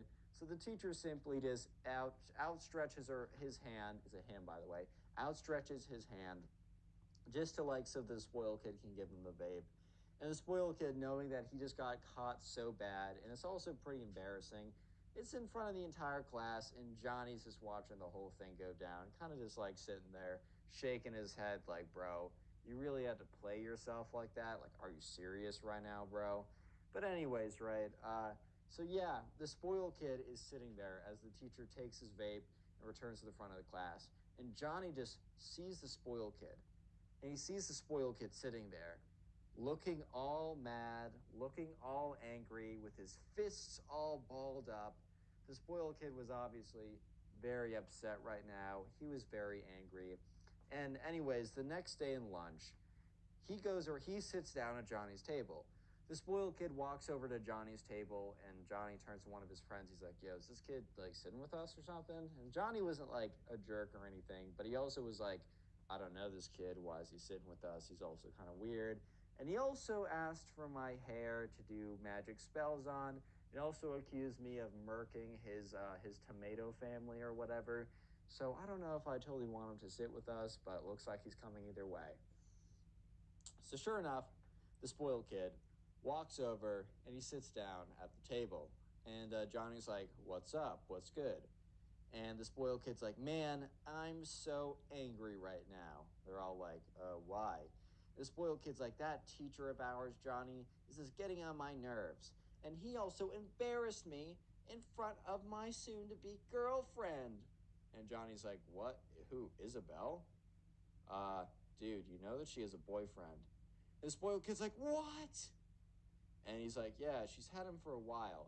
But the spoiled kid, for some reason, doesn't hear the point where he says, yeah, she's had him for a while. So the spoiled kid literally just hears that Isabel has a boyfriend. He's like, no, Isabel must have not dated me because the teacher embarrassed me in front of her by taking my vape. And like Johnny's like about to correct him and be like, actually, bro, she's had this boyfriend for a while. But the spoiled kid literally isn't even paying attention anymore, so it honestly wouldn't have even been worth Johnny's time. And the spoiled kid's like, I need to get revenge. It is his fault, and I will get my revenge. You guys just wait and watch. Wait and see. It's going to be the craziest revenge ever. And like Johnny kind of asked for a second, what's the revenge gonna be, bro? Like, what are we talking about here? The spoiled kid's like, you just have to wait and see. Johnny's like, okay. I don't totally know if I want to do that, but can you not just tell me? Do I really have to wait and see? And the spoiled kid's like, yep, you need to wait and see. Trust me, you'll know it when it happens. And the spoiled kid gets up and he goes to another table and he tells them about all the things that are going on in his class. Basically, Johnny spurred this kid to tell everyone that he was going to go ahead and get revenge. And little did Johnny know that the spoiled kid was about to do the most deranged, unhinged, insane revenge you have ever seen ever. Like insane, bro. Like the craziest revenge you've ever seen. Like, cause like think about it. All the teacher's done at this point is just do normal teacher activities, bro. He's just done normal teacher activities. And all of a sudden the spoiled kid's literally about to burn down his classroom and subsequently almost take down the entire school via arson. Yeah, I'm not even kidding right now. Real quick, made it this far into the video, comment teacher down below. Yeah. So many people are going to be commenting spoiled down below. I've been warning you guys, one of these days I'm going to make a video and it's going to be a spoiled kid video like I do every other video basically. And the secret word of the day is not going to be spoiled. It is teacher.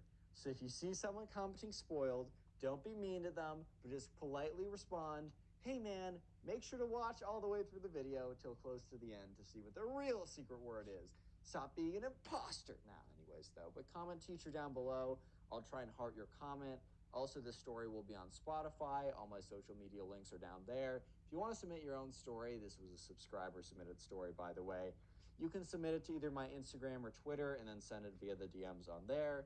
And finally, the best way to support the channel is, first of all, watching this far into the video has helped me a lot already. The best thing you can do is finish watching this video, and then the second best thing you can do is when you're done watching this video, literally play another one of my story videos. An easy way to do this is the Storytime playlist, which I'll be linking in the pinned comment down below. Anyways, let's get back to the video as the spoiled kid is about to burn down the school, practically. So anyways, some time goes by. It's either a couple days or maybe a week. I'm not totally sure, but some time does go by. And Johnny is in his second period chemistry class. And all of a sudden, the fire alarm goes off. And Johnny just assumes that this is like every other fire alarm in school. I don't know about you guys, but I would have these fire alarm drills and they would be so annoying because the alarms would be so loud and it would always interrupt whatever I'm doing. I mean, sometimes if it's like in the middle of math class, I'm not gonna lie, the fire alarm went off. I'm like, oh no, guys, we gotta waste 30 minutes of class. That's the worst thing ever. When secretly I'd be pretty excited for it. Because I'm like, hey man, I'm not trying to sit through this math class anymore. My brain is fried, bro. But yeah, at this point, Johnny just simply thought that this was another run-of-the-mill fire drill. So he's walking out, and he started to notice that things were different. When he noticed things were different was a group of kids that he saw walking by or walking towards him had this kind of frightened look on their face, and the teacher was looking super serious. Normally in these fire drills, no one was goofing around, no one was playing, right? But no one seemed that concerned, and especially the teachers. It's like that kind of saying, it's like if you're going on an airplane and there's turbulence and you turn to the what are they called, like the crew members, and they're like pretty calm and relaxed, that you're going to be fine because they know better than you. But if you're going through some rough turbulence and you turn to the crew members and they're like on their knees praying, that thing's going down, bro. Like, rest in peace, bro. Better enjoy the last few minutes of whatever TV show you're watching, because it's about to be the last few minutes you're about to be watching forever, right? And sure enough, this kind of concerns them because Johnny sees the teacher coming towards them kind of say to the other teacher, turn around, we're going with me. And the teacher's like, what? And he's like, go with me. So all of a sudden, Johnny is being moved with the other class. They're all moving towards one exit and they're all standing out. They're all walking towards the exit. And that's when Johnny passes by this hallway and he doesn't see anything. There's no smoke or anything, but he gets a whiff of smoke. He gets a whiff of something burning. And at first he was kind of weirded out by the fact that all those kids looked really freaked out or whatever. And the teacher was super intense. But when he got a whiff of the smoke, he knew for a fact that this was not a drill. There's no way they were gonna bring fake smoke or something to a fire drill. They're not gonna be like, oh yeah, here's a bunch of fake smoke or whatever. It's always gonna 100% they're just gonna it would never do that, right? So Johnny is escorted outside, and everyone is waiting outside, and at no point does he see flames or smoke or anything like that. So the flames or the fire is actually fairly contained. However, normally, during a fire drill, which this was not, after about 20 minutes, Johnny would be told to go back inside. But instead, the principal came out and made an announcement saying that school was canceled for the rest of the day and to subsequently call your parents, and that either if you had a phone to use that, but if you needed a phone, to form a line in front, and that she would be handing around a phone. So all of a sudden, Johnny realizes that this is a lot more serious than he first imagined. So he goes back home and his mom is all like, oh my God, what happened? Johnny tells her, oh yeah, there's a little bit of smoke I smelled. Some people look pretty freaked out, but I didn't see any actual fire or anything. And so Johnny's mom's like, okay, well, I wonder if you're going back to school tomorrow. And he's like, yeah, I'm sure I am. Turns out for the rest of the week, Johnny was told not to go back to school. I mean, not just him specifically, but school was just in general canceled, which never happened. So Johnny knew for a fact that something really messed up happened. And eventually he gets back to school. And the one person who is not there is the spoiled kid. And Johnny does not put two and two together. But one day he's sitting at the lunch table and one kid comes, this is about a week after he got back. And, Johnny and his friends are talking about they're talking about something completely unrelated. When a kid who normally sits with them rushes in and sits down and just has this look on his face like he's heard the craziest story of all time. Because this kid has heard the craziest story of all time. This kid's like, guys, you know the fire that happened a week ago? And Johnny's like, no, I do not know the fire that happened a week ago. It's not like I go to this school with you. And the guy's like, very funny, Johnny. But do you guys know what the story behind it? And Johnny's like, no. Was it not like a electrical spark or like microwave popcorn gone wrong or something? And the kid's like, no. You know the spoiled kid? And Johnny's like, yeah, the kid who's been absent in class for a week. Bro, apparently he lit a teacher's room on fire. And Johnny looks at all of his friends, and they all look at each other, and they all look at the kid who's telling the story. And that's when the kid who's telling the story is like, oh my God. Because in that moment, all of them put the pieces together. When the spoiled kid said he was going to get revenge and that they were all going to know that he was going to get revenge, this is what he meant. Another thing I forgot to say was that the class that they all had together had been moved to another classroom, but Johnny literally didn't think anything about it. He just was like, oh, the fire must have damaged the classroom. And the thing is, right, Johnny and his friends were like, okay, we got to investigate. So they walked down the hallway where, they just walked down the hallway where Johnny and the spoiled kid used to have class together. And instead of they were kind of afraid that like there's a chance there's going to be caution tape saying you can't go anywhere down there. But they walk down the hallway and there's caution tape only around one room. It is the room where the spoiled kid and Johnny had class together. It was true. The spoiled kid got so mad that the teacher told him to took away his hair jar, told him to throw away his rotting food, and took his vape away from him in front of the girl he had a crush on. The spoiled kid tried to burn down this teacher's room as a form of revenge. And yeah, very clearly or very obviously, I would hope that you guys know the spoiled kid was expelled from the school. I hope it's obvious that if you do something insane like this, the consequences will be equally insane. The spoiled kid was expelled from the school, and Johnny had never seen from him again.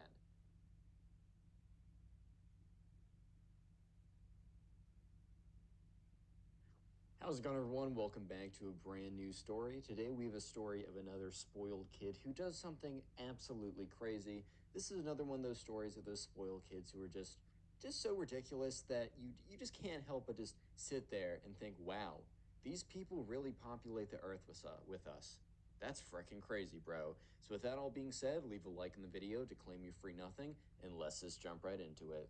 So we're going to call a subscriber who submitted the story Adrian. And so there was a new kid who was moving into the neighborhood, and the new kid's mom reached out to a bunch of other kids' moms in the neighborhood because she was added to a neighborhood Facebook group or something. I don't know what moms do. I also don't know how Facebook works. I don't know much about either.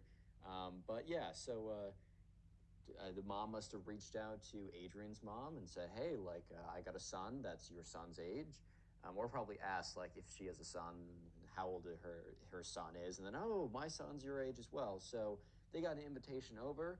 It was, this was all happening over the summer. I think the plan was that, like, the spoiled kid, or who they didn't know was the spoiled kid, but we're going to call the spoiled kid, right? The spoiled kid just got there, and the spoiled kid's mom is like, well, I want to make sure my son has friends as he goes into school. Obviously, I think all moms want that, right? So, anyways, Adrian on one Friday night is driving over with his mom, and they're driving to a place, a part of the neighborhood that they had never been to. I think Adrian would pass by it every once in a while, but it was like one of those gated communities. So you'd look inside the gates and you'd be like, "Dang, those are some nice houses, I guess." But this time they were given the access code or whatever. Apparently, in this gated community, they would change the access code every single day, and like if you had a guest, you just give them the right access code, and people who had like lived there had accounts you could log in. I don't really, that's unnecessary details, right? So they get the access code, they go to the door, they type it in or whatever, the gate opens up and they go through. And Adrian is just stunned that houses like the houses he's seeing exist in the neighborhood with him, right? He's like, that's ridiculous. Like, that's crazy. Like, he passes by houses that are 3 to 4 times as expensive as his, and he doesn't have like a inexpensive house necessarily. At least it's a very normal, very kind of standard American middle class suburbs type house. But he's going through these like these like mini mansion type houses. However, it only gets crazier because the spoiled kid doesn't live here. The spoiled kid lives at the very end of this gated community. And it was almost as if like the houses became more and more extravagant the farther you went down. Maybe it wasn't as if, maybe it just simply was that the houses got more and more extravagant the farther you went down. But anyways, Adrian is like starts to say stuff to his mom like, "Wow, I've never seen any place like this." And Adrian's mom was very quick to be like, "Hey, make sure you don't say anything about it to the spoiled kid. Yeah, apparently, like his parents do pretty well, but it's pretty awkward and it's pretty rude to say anything about money right away."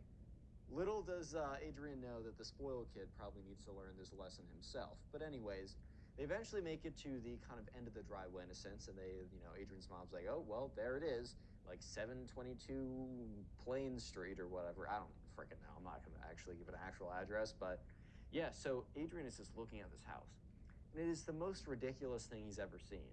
It's got like 3, 4 stories. It's massive. It has a massive driveway with like a big old car garage.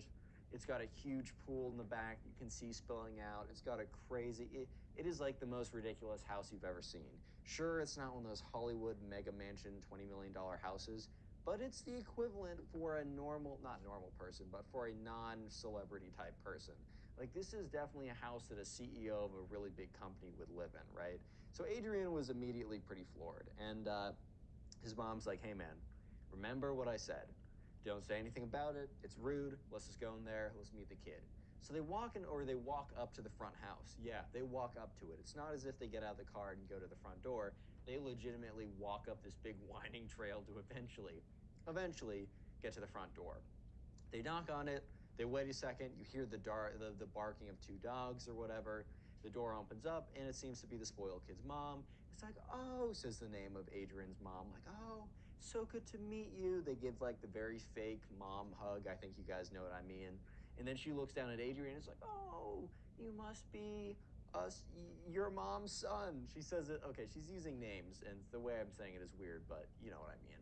"You must be Kathy's son." Let's say her name's Kathy, right? And he's like, "Yes, like my name's Adrian. Nice to meet you. Thanks for having me today." And she's like, "Oh, thanks for coming. I know spoiled kid. He's just really nervous about not making friends. So I'm sure he's so excited right now to meet you." She yells up, "Spoiled kid, your friend is here." And then you hear, "Mom, I'm playing Fortnite. Go away." And you can see the spoiled kid's mom. Her face just goes like very freaked out for a second, and then she like almost like internally calms herself down. And it's like, "Oh, he's funny sometimes. He's such a little prankster." And like Adrian looks up his mom, and Adrian's mom looks down at him because they're kind of exchanging a look of like, "That definitely wasn't no prank, bro. Like, let's be real. This kid is already a menace. Like, I can already tell." So they walk into the house, and when Adrian walks into the house, it is like once again. I mean, this is not a surprise at this point, as he's seen the how extravagant the front of the house is, and probably presumably the back is. But once he enters the house, it meets expectations of being the craziest thing he's ever seen, the most ornate, decorated inside of a house he's ever been in. He like it's something that you'd see in one of those like celebrity or those crazy house magazines that's like, "Look at this person who's richer than you. You will never make this on your salary." It's like one of those type of magazines, right? That I kind of question the point of them existing. But yeah, so he walks up and or he walks like in, and the spoiled kid's mom says, "Oh, spoiled kid's room is just up the stairs, and yeah, you're gonna take a left, and then you'll probably figure out where it is." So Adrian walks up the stairs, and he's kind of hearing very faintly, and then louder and louder as he approaches, kind of like Fortnite gaming noises, right? Shooting, building. I didn't play a lot of Fortnite, so my analogies will be a little bit off. But anyways, so he goes up the stairs, and he gets closer and closer to a room that presumably is a spoiled kid's room. He knocks on it, and the spoiled kid says, it's just grunts. The spoiled kid's like, okay, that's not, don't make that weird, bro. But anyways, he just kind of makes like a weird grunt sound instead of actually responding. But Adrian wasn't gonna wait outside forever, and he also knew for a fact that this was the spoiled kid's room. So he walks into the room, and he sees the spoiled kid behind this massive monitor, right? This very big, massive monitor. You would have thought that this guy was like an investment banker at like JP Morgan Chase or something by the size of these dual screen monitors. You would have thought that this guy was like some quantitative analysis guy working at a quant fund or something like that. You would have thought that this guy was getting paid $600,000 a year to do math models at Two Sigma, bro. Like this guy is just he's just building shit in Fortnite, bro. Like it's not a, you don't need this, but whatever, right? He gets into the room. And Adrian is kind of just like, he's completely blown away again, which I mean, he's kind of not blown away because he's expecting it, but he's just once again couldn't potentially expect this. Blown away by the inside of the spoiled kid's room. Just imagine anything you could ever want, multiply it by 3, and then add more stuff that you don't even know that you want in this room. And that is the spoiled kid's room plus some. This thing is the most like extravagant, like kids dream type thing. Has the biggest gaming computer ever, huge monitors. You got the Lego Death Star. You got a huge rack of shoes or whatever. You got a big closet that's like very clearly very big. Um, you got everything. You got the coolest light setup. You got I don't know, charging port for his phone, iPad, literally everything possible. Like I don't know how to explain it beyond besides just imagine something unimaginable. That should be easy. Imagine something unimaginable, add 2 to it, multiply it by 7, and you got the spoiled kid's room. So, anyways, Adrian says, "Hey, man, what's good? My name's Adrian." And the spoiled kid doesn't respond to him. He's just playing Fortnite. And he's just like, he's cranking 60s or whatever. I don't know the phrase, sorry. He's just playing a bunch of Fortnite, not paying any attention to the fact that another human being is in his room. And Adrian's kind of thinking to himself, did this kid just not hear me or is he ignoring me? And Adrian just kind of like thinks about it for a second and says, okay, this kid definitely heard me because it's not like he had headphones in because the noise was super loud, like everyone could hear it. And like Adrian said it loud enough that the kid definitely heard. So Adrian just sits there, or stands there, I should say, awkwardly for 5 whole minutes. And that's not like an exaggeration or saying like, oh, I stood there for 5 minutes. Legitimately 5 whole minutes of this kid just playing Fortnite. And eventually he loses. He takes his fist, boom, slams on his desk. He's like, you're hacking. And just like turns around, is like, oh, hi there. Like, oh, sorry, I forgot you're here. What's good? My name's Spoiled Kid. Says his actual name, but my name's Spoiled Kid. What's your name? Brett? Adrian's like, no, it's he's like, okay, whatever. What's good, bro? Like, what do you like to do? And Adrian's just like, oh, I'm not Brett, but whatever. He's like, I don't know, I like to go hiking. I like the outdoors. I like, spending time with my dog. I play basketball, and the spoiled kid's like, okay, cool, whatever. I play golf, Fortnite, and I like driving fast cars. Next. Adrian's like, dude, you're like 14. How do you drive fast cars? He's like, you know, when your dad has a little bit of authority, you can kind of do what you want and not worry about it. And Adrian immediately is like, oh my God, I definitely not going to like this kid. And he's like, oh, also another thing, huge fan of shoes, big shoe guy. And Adrian's like, oh, cool. Adrian to himself is like, all right, I definitely need to just come up with a conversation. Like, I just need to come up with something. He's like, okay, what kind of shoes do you like? And this spoiled kid, like, gets off his chair, walks up to Adrian, looks down at Adrian's shoes, and is like, well, first of all, not those. Adrian's got like a standard pair of Nikes. Like, what? The very solid shoes, very whatever shoes. Spoiled kid's like, yeah, definitely not those, bro. Like, what? Dude, what? You get this from like bottom of the dumpster or something? And Adrian's like, what? I've had these for like a year. Of course they're not going to be great. But he's like, aha, very funny, dude. Ah, you're so funny.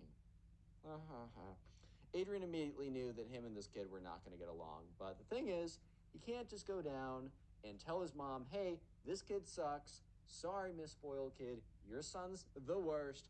We're leaving, right? Can't do that. It's bad etiquette, apparently.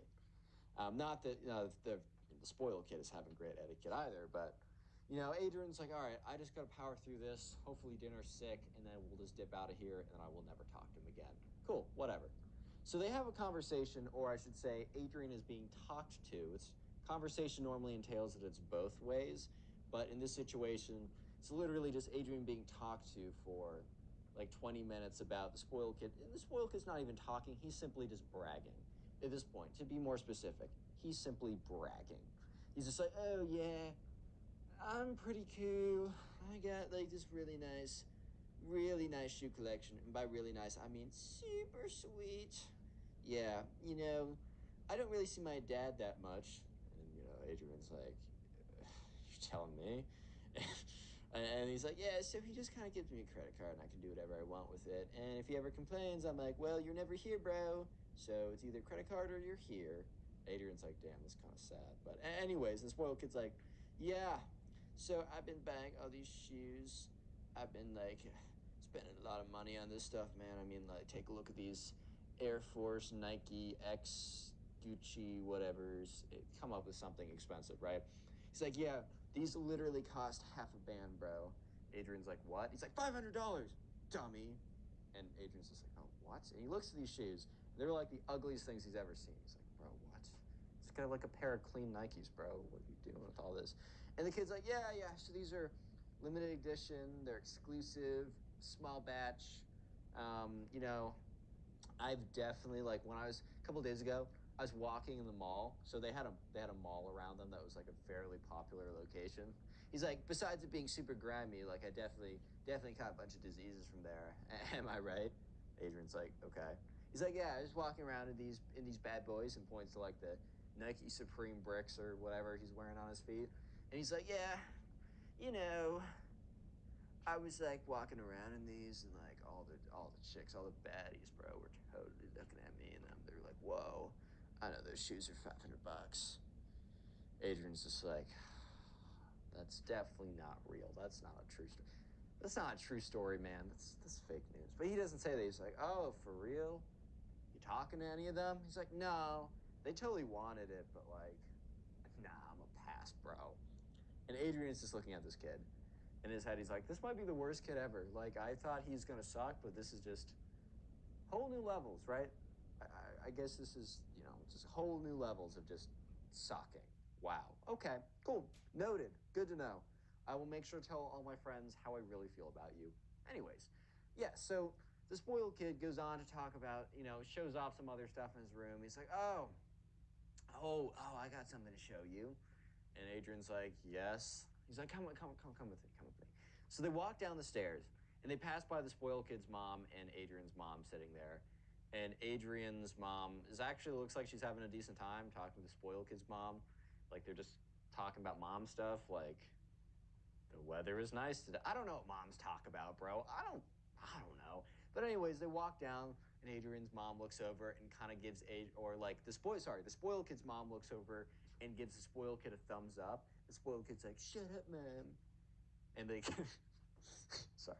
They keep walking. They go out the door. And the spoiled kid is taking them around back. He's like, "Yeah, so I just wanted to I thought I'd show you some cool stuff. Like you definitely don't have access to stuff like this, so you're welcome in advance." Adrian's like, "Don't punch this kid in the face, bro. Hold it together. Don't drop kick him in the nuts. Just deep breaths, Zen meditation or something my mom was telling me. Just hold it together, man. Hold it together." He's like, "Yeah, so if you want to take a little look over here," and he's like, goes over to the garage, goes over, like, types in a pin code or whatever. He's like, "You didn't see my code, right?" Adrian's like, "No." And the spoiled kid's like, "You're totally lying. Like, I know you're definitely gonna try and lift one of these cars, but don't even try it, bro. Like, they have trackers on all of them, and we will come and get it." Adrian's like, "I wasn't gonna lift your car. What? Like, what are you talking about?" He's like, "Whatever, man." Anyways, so I know this is a big opportunity for you, because you probably will never, ever have access to like look at these, let alone like even get near one ever again. Adrian's like, "Okay, word, bro, cool." And this, well, it's like, yeah. So you take a look over here. This is my dad's Aston Martin. Got a Mercedes C-Class. Got a this one's not bad. This is a little sports car over here. It's not too bad. He says the name like Ferrari, Bugatti. The cheaper one, the two, they're both like super expensive, but you know what I mean. Like not the I think one of them's like crazy, and one of them's like crazy. So he's like, yeah. And there's like some other stuff, but like you maybe want to sit in one of these cars and I can take a photo of you in it. So you, for like a second, you can be like, oh man, look at me, guys. I'm in this car. Even though it's like totally not your car and you totally will never have one. But if you want to take the photo, I will give you the opportunity because I'm just nice like that. The spoil, Adrian is just like, oh my God, this kid's the freaking worst. Yes, you guys might be thinking this kid's pretty bad. Well, let me just say that he goes full mask off, he gets super blatant, and he actually, believe it or not, gets worse. Just literally give it a second, dude. Real quick, God, my voice is broke. Sorry. Real quick, if you made it this far into the video, comment spoiled down below. I know it's the same word almost every time, but one of these times I'm gonna change it. And you sneaky, I'm looking at you, being all sneaky or whatever. You're gonna comment spoiled in 5 minutes into the video, and it's gonna be like potato, and then you're gonna look like an idiot. So always watch till this part of the video. I'll try to hard as many comments as I can to say spoiled, as I appreciate you guys making it this far into the video. Spotify down below, full-length videos are in there. TikTok down below, short form videos are on there. Follow me in both those places, help the channel out. And finally, the best thing you can do, literally, is just after this video, watch another one of my videos. Binge watch or just watch a bunch of my old videos. It really does boost the channel. Easy way to do that is the Storytime playlist of all my old stories. Pin comment down below. That all being said, let's just get back to it. Not trying to waste your time. So anyways, right, the spoiled kid. Yes, the spoiled kid. You might be thinking, well, this can't be much worse. Like, this kid sucks. You're not wrong. This kid does suck, but it does get worse. Like, I hate to break it to you, but this kid actually finds a way to somehow get worse. And yeah, you're about to see that. So anyways, eventually Adrian the kid go back upstairs. He's like, all right, well, they walk up to his room, and the spoiled kid's like, yeah, all right, I'm gonna roast some fort right now. You can like stand there or something. Just don't break anything, because I will make you pay for it. Which is like, bro, what? Yeah, so this guy's just standing in his room as the spoiled kid watches him, and yeah, he's just kind of like standing there watching the kid play Fortnite. And that's when the kid's mom, the spoiled kid's mom, yells down saying, boys, dinner time, or whatever, they're saying, whatever, right? And the spoiled kid's like, Mom, I'm playing Fortnite. It's like just completely taking it out on her for no good reason. And, Adrian's just standing there so awkwardly. Because it's like, yeah, my mom and I've gotten into disagreements before, but I'd never take it out. Like, I'd never do something like that. And I 100% agree with Adrian. Like, that's ridiculous. Can't be yelling at your mom like that. I really don't care what it's about, bro. Even if she's doing something a little messed up, you gotta sit down, say it politely, say it nicely. You gotta, come on. There's no other way, man. Anyways, though, so Adrian's just standing there really awkwardly because he's like, man, I can't disrespect. I'd never disrespect my mother like that. If you have to learn one thing from the Connor Pugs YouTube channel, just be nice to your parents, right? Respect them for what they've done, unless in very few situations, then there's always exceptions to rules, but generally, accept that as a rule. Generally, remember, I'm saying generally. Anyways, though, yeah, so Adrian is just standing there, and this guy, this spoiled kid, he's actually all right at Fortnite, well, because he spends all his time playing it. So the game goes on for another 5 minutes, and the spoiled kid's mom, once again, yells up to them, being like, hey, your dinner's getting cold. And he's like, shut up, Mom! Shut up! And like Adrian's just standing there so stunned because the first time was aggressive, but this was like low-key out of left field aggressive. Like this was kind of crazy aggressive, right? So yeah, and I'm sure the spoiled kid's mom was like super embarrassed in front of Adrian's mom, being like, "Oh, how did you raise your son? Does he do this to you? He doesn't? Oh, that's interesting." You know what I mean? So yeah, Adrian is standing there, and then eventually the spoiled kid loses, and he literally takes his mouse and throws it against the wall, and it like explodes into a million pieces. And this is definitely like $100 mouse or something. And he's like, that guy was so cheating, bro. And Adrian's like, oh my God, like, do you have another mouse or something? Spoiled kid's, yeah, like I got 15. I break them all the time. And he literally walks over to a drawer, opens it up, and there's like $1,500 mouses. You know that you're a spoiled kid, right? When you buy $1,500 worth of watches, watch it, sorry, $1,500 worth of mice because you break your mouse so often that you just need to you need to have 15 on hand at all time. Like that's the mark of the spoiled kid right there. But it gets worse. Yep, it gets worse. So eventually, spoiled kid and Adrian walk down, and at the dinner table, there's I don't know, some kind of meal in the center, and it looks really good. It's like a very fire meal. So they're going around passing it down, and the spoiled kid's mom's like, "So Adrian, tell me about yourself." Like whatever, right? Adrian's like, "Yeah, my name's Adrian. I like going outside, playing time with my dog, basketball." And she's like, "Oh, spoiled kid used to do basketball in second grade with his little buddies." And the spoiled kid's like, "Yeah, I don't do it anymore because it's like so stupid or whatever. I'd rather play Fortnite in cars." He's like literally on his phone the whole time, by the way. So for the next duration of this kind of conversation, spoiled kid's on his phone. Like he's not paying any attention, or he's paying at least half attention, right? So yeah, sure enough, eventually, spoiled kid's mom's like, "So, uh, tell me a little bit about your school." The spoiled kid mutters under his breath, "Poor person school. Oh, this should be so great." Whatever. And everyone heard it. Like he didn't mutter it under his breath in a way that people didn't hear it. He muttered it under his breath in a way that everyone heard it. So spoiled kid's mom, her face just goes drops again, just oh my god. And Adrian's mom was kind of a little shocked because besides the first thing she ever heard the spoiled kid say that was pretty crazy was yelling at his mom, And this, she's like, okay. Adrian is kind of trying to take this comment in stride, right? It's like, yeah, it's cool. A lot of good people there. Teachers are fine. School is nice enough. And the spoiled kid's like, but the school sucks and it's ugly. Because the poors are there. And Adrian looks over at him like, bro, we can hear you. I know you know that we can hear you, but you're almost as acting as if you're talking to some audience that doesn't hear. Why?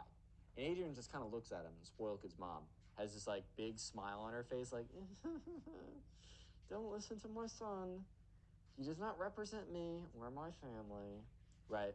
And she's like, "Oh, that's so great. Yeah, tell me about your school. What do you guys have there?" And he's like, "Oh, so we got basketball court. What else do we have, Mom?" And Adrian's mom's like, "Oh, well, you guys got a park or something." Spoiled kid's like, "But you guys got a crap ass park." Lol. They're all just looking at him like, "Bro, shut up." And he's like, "Basketball court? Figures, bro. Do you guys not even have golf course or something?" And Adrian looks at him. It's like, "Bro, we do not have a golf course at our school. What? This is high school or middle school, bro." Wait, what middle school did you go to, dude? He's like, "Whatever. I'll get used to it. Everyone has to make sacrifices, I guess." And conversation goes on.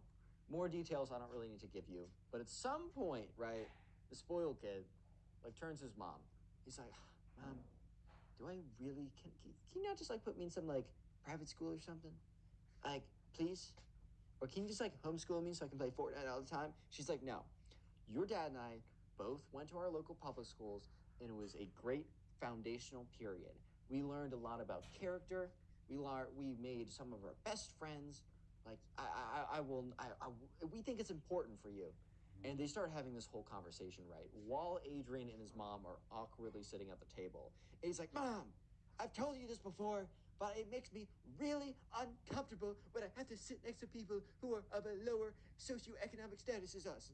And Adrian and his mom are just looking at each other like, bro, he just said that. Dude just dude just went full mask off. Yo.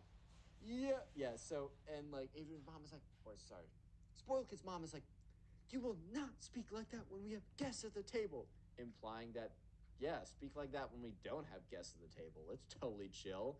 We love saying stuff like that around here. That's us. That's what we claim, right? What? But anyways, spoiled kid's like, "Mom, you know what? You're always telling me to I should express myself and I should say what I'm thinking." And she's like, I don't say it. And he's like, you know what I'm thinking?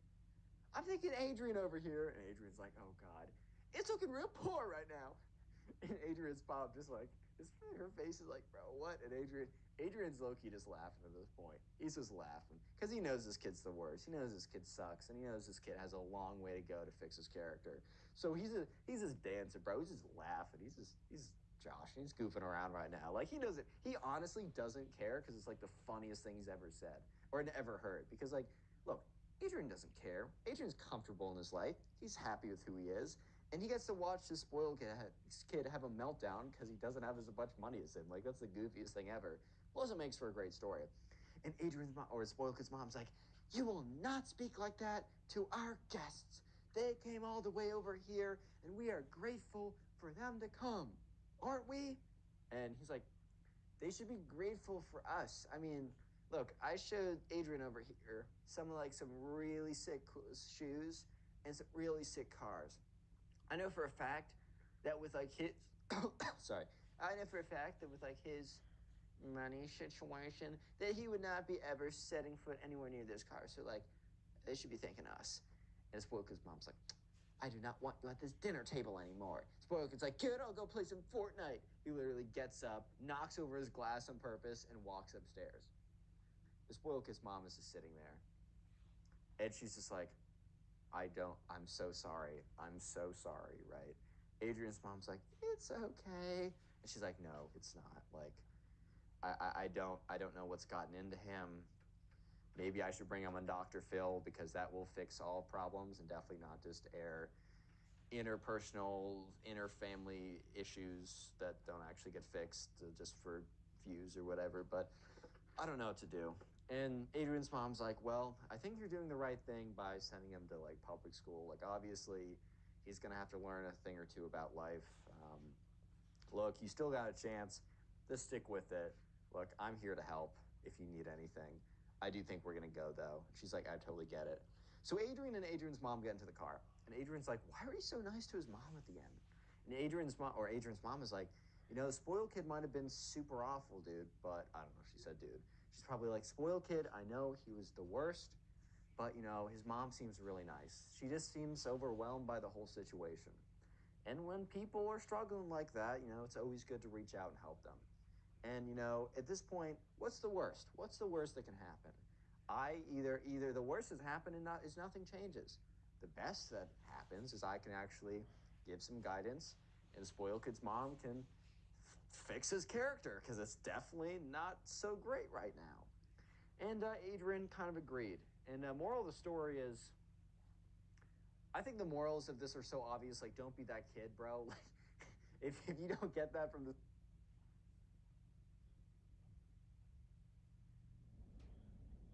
How's it going, everyone? Today we got a story time of a spoiled kid. And this spoiled kid, I don't want to give away, I don't want to give away too much of the story because the plot twist is actually really interesting.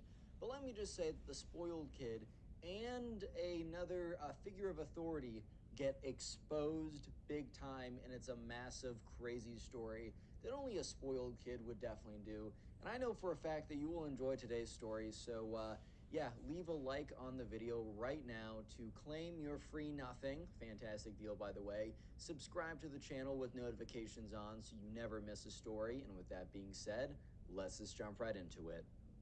Anyways, right, so we're gonna call the subscriber who submitted this story, what should we call him? We'll call him Matt. Anyways, right, so Matt was a freshman in college. We get a lot of middle school and high school stories, but here's a college story for you guys. So anyways, Matt, the subscriber who submitted this, it was his first year in college. And, you know, first year in college is a pretty stressful time. It's a lot is changing. It is a pretty big deal. I remember how how scared I was. I mean, scared. I was really nervous. I wasn't really that scared per se. I even made a video talking about exactly how I felt about it on my channel. You can find it. It's many years old. But anyways, right. So he gets into college. You know, he gets there, and things are pretty good at first. I mean, he meets some friends. He's doing all right in his classes, except there was one class that is absolutely terrible. So he went in and he wanted to be a business major at this college, and to be a business major at this college, you needed to take Calculus 1. And look, it depends per person how bad, like how hard math is for you. Math doesn't necessarily come that easily for me, which kind of makes no sense because I'm a math major. I guess I just like pain or whatever. But what I'm trying to say is that calculus one is like a very like similar to a lot of kind of math classes. It really depends on your teacher because if you think about it, like you could have a topic that's covered, and then your teacher can really choose how ridiculous of a problem to give you that would take maybe even a real mathematician like half an hour to solve or something, but just using the basic principles of calculus, right? So this class was notoriously difficult because the school had like a very good business program, and but they didn't have like unlimited seats and unlimited professors and unlimited classrooms. So this was a class that's called like a weed out class. When you guys get into college, each not every single major, but especially some of the more popular and or rigorous majors are going to have a class or two or multiple that are called weed out classes, where basically they just make it just very hard, like harder than it needs to be, and really just so that people they can only have the people that are most dedicated for the major be taking up seats or slots or whatever. So this class, the calculus one class, was very difficult, and the subscriber was definitely struggling a little bit. Like, and by when Matt says struggling a little bit, he means like majorly struggling. Like when I say a little bit, I mean, god damn, it's not going well. So basically, to be, and at this school, it was actually fairly strict. Like if you wanted to declare yourself as a business major, you needed a B minus or higher in this calculus class, and only around, I think it was like only around 60% of the students were going to receive a B minus or higher. It wasn't like hard set that only that number would receive it, but generally that's just kind of how it was. The teacher even said this on the first day, saying like, you guys could all theoretically pass this class. I mean, you could all get A's. I'm not going to cap the number of A's, but just based on how I make the material and how the test, like realistically only around 60% of you are going to exit with a B minus or higher, which I know a lot of you guys are here to become business majors, and that is required. So now let me introduce another character. His name is Ben. We'll call him Ben, right? And remember, not the same Ben as all the other stories. I've gotten a lot of comments about that recently. So, anyways, Ben was a spoiled rich kid. Ben was one, and remember, I have to say this again, just because your parents may or may not have a lot of money does not necessarily imply that you are a spoiled rich kid, right? It's a false implication right there. Yes, there are a lot of cases in which a spoiled rich kid comes from very like rich parents or whatever, but I know very a lot of people that maybe they come from like crazy backgrounds, right? And maybe they're a little ignorant on a few topics, like some things are just so shocking to them that it's just so normal to people like you or me. However, they are genuinely good people. However, there are also times where kids, because of being spoiled by their parents, right, become just absolute brats. And Ben was an example of an absolute brat, dude. So, anyways, it was a kind of a smaller college. When I say smaller college, I mean he didn't go to a state school. So it wasn't like, I don't know, 600 people in a lecture class, right? There was a lot of people in this Calculus 1 class, don't get me wrong. But it was also like a college that was small enough that at least some you might actually know people outside of like your immediate classroom. And why I say this is because Ben was notorious on campus. So while like the subscriber Matt didn't like know everyone, obviously still many thousands and thousands of people at his school, it was a small enough school that there's like a handful of kids that you just kind of knew about, even if you didn't know them personally. And Ben very quickly became super notorious because there were a handful of other, this wasn't necessarily like a rich kid school. There was a handful of kids who went there that had very like rich parents, and well, Matt assumes because he didn't hear about any of the other ones. For all he knows, Ben is literally the only spoiled rich kid there.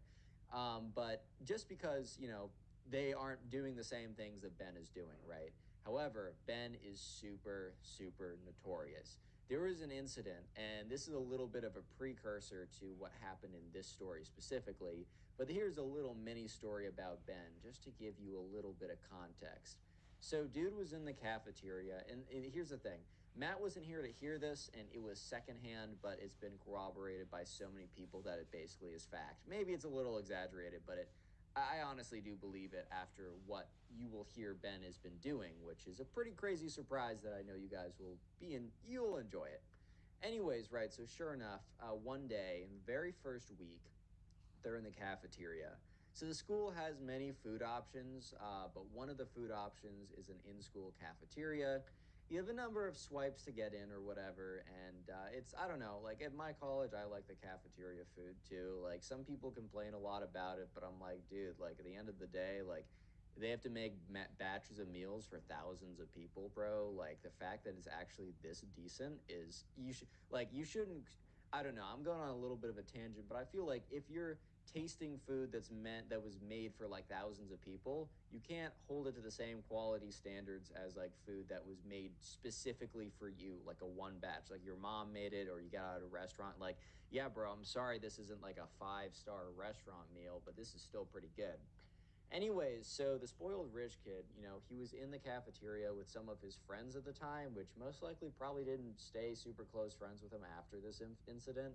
I mean, maybe, who knows? But basically, he was in the cafeteria, and bro is actually so crazy for this, but he takes a bite of the food and he spits it out. And like, yeah, the thing is, Matt doesn't admit that like the cafeteria food at his school, it's pretty hit or miss. Like there are definitely some meals that you're like, oh, well, that wasn't that great. But at the end of the day, man, it is the cafeteria. Like, dude actually expected to get like a 5-course filet mignon truffle fry, whatever entree type thing. Like, dude, I don't know what your expectations are, but you gotta lower them a little bit, my brother. Like, come on now. Anyways, though, so yeah, he spits out his food and he's like, I'm gonna talk to the chef. So Ben, the spoiled kid, like literally like storms up to the food line, cuts everyone in line, is like, this is ridiculous. And it's so embarrassing. Like everyone else there is getting the craziest secondhand embarrassment. So Ben basically goes on to like be like, this isn't edible. Like this is ridiculous. The fact that you guys call this food is insane. Like I demand to speak to your manager.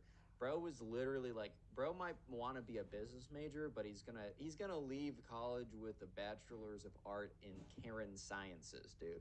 I swear, bro actually asked for the manager. So the actual like the head chef dude or whatever, or like the kitchen manager, I don't either or. I'm not actually super sure. Did come out and did talk to him, but basically said like, yo, like you can't be doing that. Like you can't like if you have a problem, there's a place on the website. But you can't be holding up the line or whatever. And so Ben basically storms out, and so many people saw this go down that he kind of became known as like the spoiled rich kid who got to freak out over his food being mediocre and like wanted to speak to the manager. So bro was already known as a problem. Anyways, let's go back to the calculus class. So there were a few math majors, which I'm also a math major. If you guys want to choose like a major in college and you're considering a math major, like genuinely do like leave a comment down below and I can answer it. I also was a computer science major for a second and I switched because I liked my math classes and I didn't like my CS classes. So if you have any questions about those or just generally college, I'm actually very, very happy to answer in the comments section down below or in the Spotify Q&A thing. Anyways, so basically most of the kids, except like a handful of math and CS majors, were in this Calc 1 class because they wanted to be business students. So yeah, this includes the spoiled kid. I think the spoiled kid, like, I'm pretty sure the spoiled kid was in a situation where as soon as he graduates, he's literally just going to be his like dad owns like a investing firm or something, or he's really high up somewhere. So he's like basically like, look, son, like I'll give you a cushy job. All you got to do is I need you to technically have like a degree, just get a business degree, like, and then I'll put you in a really good position that like honestly you're probably not qualified for. Which yeah, you do love to see. Yeah, you love to see. Yeah, you do simply hate to see it, but what are you gonna do about it? Anyways, though, this calculus class, as I was explaining, was actually really, really hard. And so their first test was coming around, and the subscriber was studying like crazy. He was doing all the practice exams. He was doing like little group things with other people. Yeah, so anyways, right, the subscriber was grinding out studying for this big exam, and like a lot of work was put in. And guess what the spoiled rich kid was doing during this time? Yeah, so I'm gonna let's have a little game. Let's have a little quiz show, guys. Okay, okay. Answer the question down below in the comment section. And after I give you A, B, and C, comment down below or pause it before I tell you the answer. A, the spoiled rich kid was studying. He was studying so hard because it really matters what he does in college. And it's definitely not like his dad's just going to give him a good job no matter how well he does. And even if he presents himself as literally like nothing. Like, yeah, no, he's studying hard, man. He's studying hard. That is answer A. He's a studier. He understands the importance of a college education. B, he cannot study because he must save world hunger, end war everywhere, and actually just solve all of problems, including curing cancer, man, because he's just such a great guy. Or C, he goes on a week-long cruise on a mega yacht. Answer down below what you guys think. Yeah, so I'm going to reveal the true answer. It's C. Dude actually decides to go on a week-long cruise, like on a mega yacht, instead of studying for his exam. And here's the thing, too. You guys might be thinking, okay, well, maybe he's studying on the mega yacht. Oh, yeah, I'm sure buddy who actually cares so much about school is going to study for his calculus exam while on a mega yacht. Yeah, man, that makes a lot of sense. And also, it's not like there's like 15 exams. There's 2 exams and a final exam. So I guess there are 3. They all have equal weight, which means if you fail one of them, bro, you gotta be doing real well. You gotta be doing real well in the other 2, because like you need an 80 or higher to become a business student from that. Yeah, sure, you could retake the class, but you can only really take it like one more time before it gets questionable. Anyways, though, so the teacher was actually, so this was like a lecture class, so the teacher didn't notice the absence, and you don't get, if you don't show up to class, you don't like actually get punished or anything. The only punishment is like if you learn in class, like you just won't perform well, but there's no attendance-based grades, so the teacher didn't actually notice that this kid was gone. The only reason that the subscriber even knows this was because he was like in a study group, he was like, yo, like I'm noticing that this kid's been gone for a week, in reference to like the spoiled rich kid, because he was kind of notorious around school. So people in the study groups are like, yeah, dude, like, you're not going to believe this, but this is what he's been up to. And he's like, oh my God, what? Like, are you serious right now? Yeah, so anyways, right, sure enough, the subscriber, he is just like, okay, whatever, man, like, spoiled rich kid, do what he's got to do, you know what I mean? So yeah, finally, it's time for the test to come, and you get there, and the test is at 8 a.m. By the way, this calculus class is at 8 in the morning, which actually my first calculus class was at 8 in the morning, too, and let me just say that, thankfully, attendance was not factored into the grade, because, hey, man, 8 in the morning. I get it. A lot of you, like people in high school and middle school, are like 8 in the morning. Like, buddy, I wake up at 6 in the morning. Look, I was the same way. When I was in high school, when I was in middle school, I was up at 6 in the morning, bro. I get it. And it felt kind of early, but you got to realize this is universally true. And people who are in college right now or have been to college, please back me up on this. As soon as you get to college, anything before 10 p.m. is somehow brutally early. Even though in high school you were easily waking up at 6:30, yeah, it felt early, but you're like, whatever. For some reason, the second you step foot on a college campus, I swear to God, guys, like anything before 10 a.m. is like actually like heinous for some reason. It's universally a true thing, and I can't super explain. I mean, I have my theories why. Anyways, though, so the exam was at 8 a.m. And the subscriber woke up at 5 a.m., did a little bit of studying beforehand, a few more practice problems, and then he kind of got to a point where he's like, there's only so much I can do here. Like, genuinely, there's only so much I can do. Which is true. At a certain point, there's only so much studying you can do. So he gets there about like 15 minutes early, and the doors open up around 10 minutes before. People go in. He's got his number 2 pencils. He's kind of tweaking out a little bit. He's a little worried just because it's kind of it's difficult, man. It's scary, and you only have a few chances, and he's really not trying to retake this class because he honestly would be at the point where if he got below an 80 in this, he would just probably find a new major. He'd be like, ah, yeah, screw it, right? Anyways, though, so it's eventually the clock strikes 8, and the teacher goes around and has already handed out the exams, but says, you may now begin. 5 minutes after the exam has started, and this is a 50-minute class, so that is like, I don't know, what like 8% of the time's already gone by? That was literally pulled out of my butt. It's probably off. But almost 10% of the time is done. And yeah, sure enough, the spoiled rich kid walks in 5 minutes late, bro. I would have so much anxiety if I showed up to a test on the point it started. Like if I showed up at 8, even 7:59 for a test that starts at 8, I would be in such a bad headspace. I always got to be there like half an hour before if possible. Like I'm there crazy early if possible. Yeah, anyways, right, so sure enough, the subscriber is very focused in on his test, but he does notice this, And he's just like, okay, whatever. Like, it's just the spoiled kid. Who cares? Anyways, though, so yeah, eventually the subscriber finishes the test with like 1 minute to go, hands it in, and it's just like, you know what? I did the best I could do. I honestly put in the most work possible. I put in all the work possible, whatever, right? So he gets up and leaves. So about a week later, the teacher goes around handing back the exams, and the subscriber is pretty, tensed up, whatever. So the teacher actually starts in the back of the room first, which is a little bit weird, but whatever. So the teacher hands back the subscriber's exam. He gets an 85, and the subscriber is like, oh, thank God, okay, great. Like, obviously, you can do better than an 85, but this exam was supposed to be very difficult, and an 85 is actually a very, very good score. And it also was above the 80% threshold, which means that he has more room in the future to mess up than less room. Like, if he got a 78 on the exam, like that would be okay. Like, it wouldn't be the end of the world, but he'd have to do better than an 80 for the other two exams. For it to, especially if like the only grades were the three exams, which there was no homework, so it was, he would need to do at least better than an 80 on the two other exams to make up for to try and get an 80 in the class.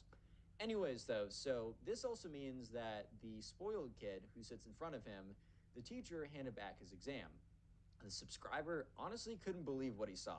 The spoiled kid had received a 100%. This made absolutely no sense. The spoiled kid didn't pay attention in class. He was gone for the whole week, and he showed up 5 minutes late.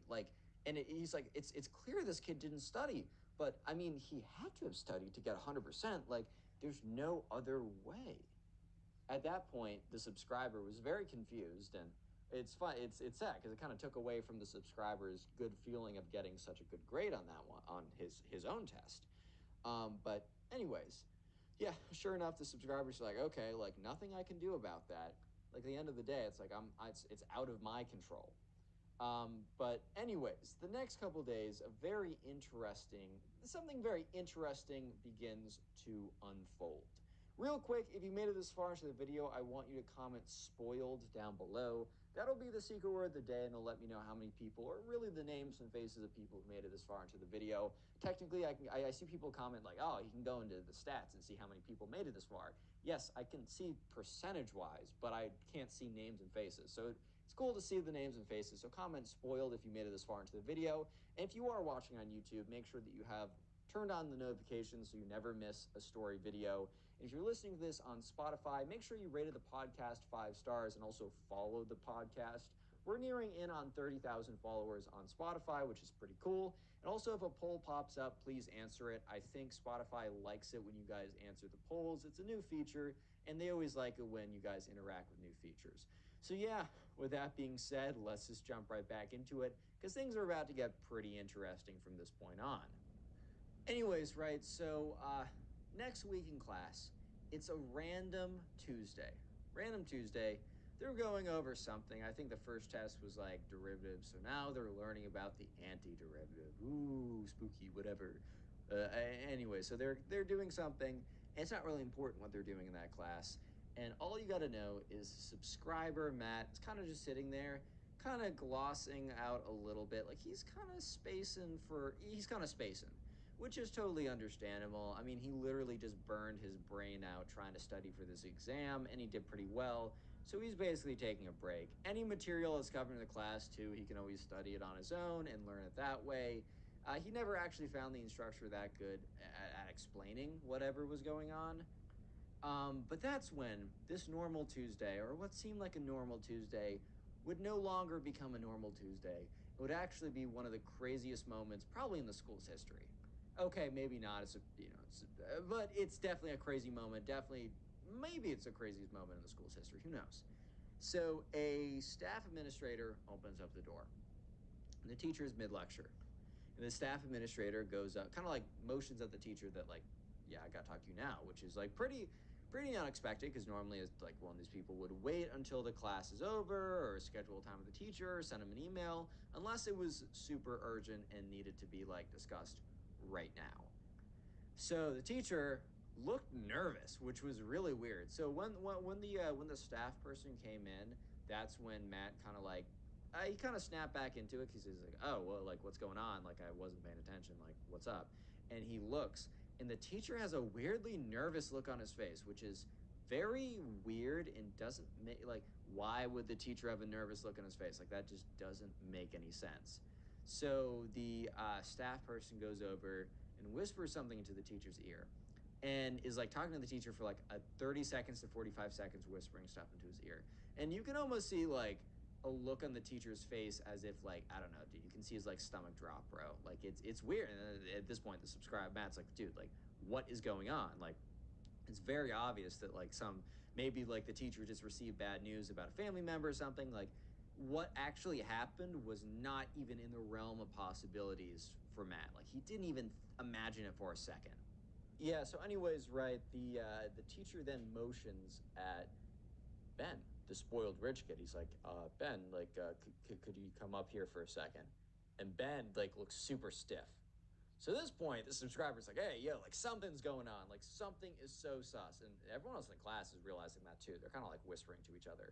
So Ben gets up and he walks up and kind of like the teacher's almost like, or the staff is like, person's like whispering to the both of them, trying to like keep their voice down or whatever. And then they both just walk out of the class. Like the teacher doesn't even say what to do. Everyone's just sitting in the class. So after about 5 minutes of people sitting there and everyone's talking, like eventually someone gets up and says, I'm just going to leave. I don't think the teacher's coming back. And so everyone else kind of like that kind of like gets the whole lecture class to like get up and leave. And someone wrote on the board, like, we all left. IDK where you are, bro. Like, I think he says a little bit more formally than that, but that's basically what they were saying. So over the next couple of days, like there were rumors that were circulating until it became fact because it was like published in the school newspaper or it was like published all online. I don't know exactly how, but it became fact. Basically, this is what happened. So you might be thinking, okay, how did the spoiled rich kid get away with not studying for this thing at all and then getting a 100%? So he didn't study at all and he did get a 100%. He also had no idea how to do any of it and he still got a 100%. That is because he bribed the teacher, or I should say his parents, or using his parents' credit card, bribed the teacher. He wanted a business degree, but he didn't want to have to work for the calculus section. So what he ended up doing was he paid the teacher to give him 100%, and it must have been a good amount of money because the teacher knew that they were taking on a risk. I mean, you could also say that, yeah, like this says more about teacher salaries should be higher.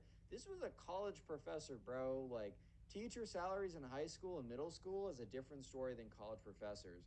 Maybe college professors should be paid more, but it's definitely a different conversation than teachers should be paid more in general, because high school teachers are not paid enough. College professors, that's where you get the bread at. So it must have been a really, really good amount. And the actual amount was never disclosed, but basically that teacher was put on like interim suspension, and Ben, the spoiled rich kid, I don't think he was technically kicked out of the school. I think he decided to withdraw before they could slap something on his app or on his basically why he got terminated. Eventually, a couple like many months later, the subscriber found out that Ben matriculated to another school and he was going to college at another college that was very far away. But it just goes to show you, man, you can't cheat your way through everything.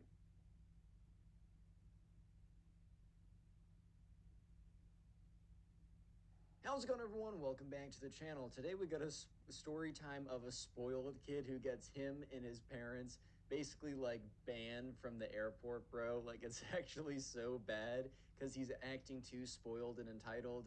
It's a pretty ridiculous story that I know you guys will enjoy, so leave a like on the video right now. And if you leave a like on the video, you will actually receive your very own nothing. I know, fantastic deal. Subscribe to the channel with post notifications on if you are new. And with that being said, let's just jump right into it.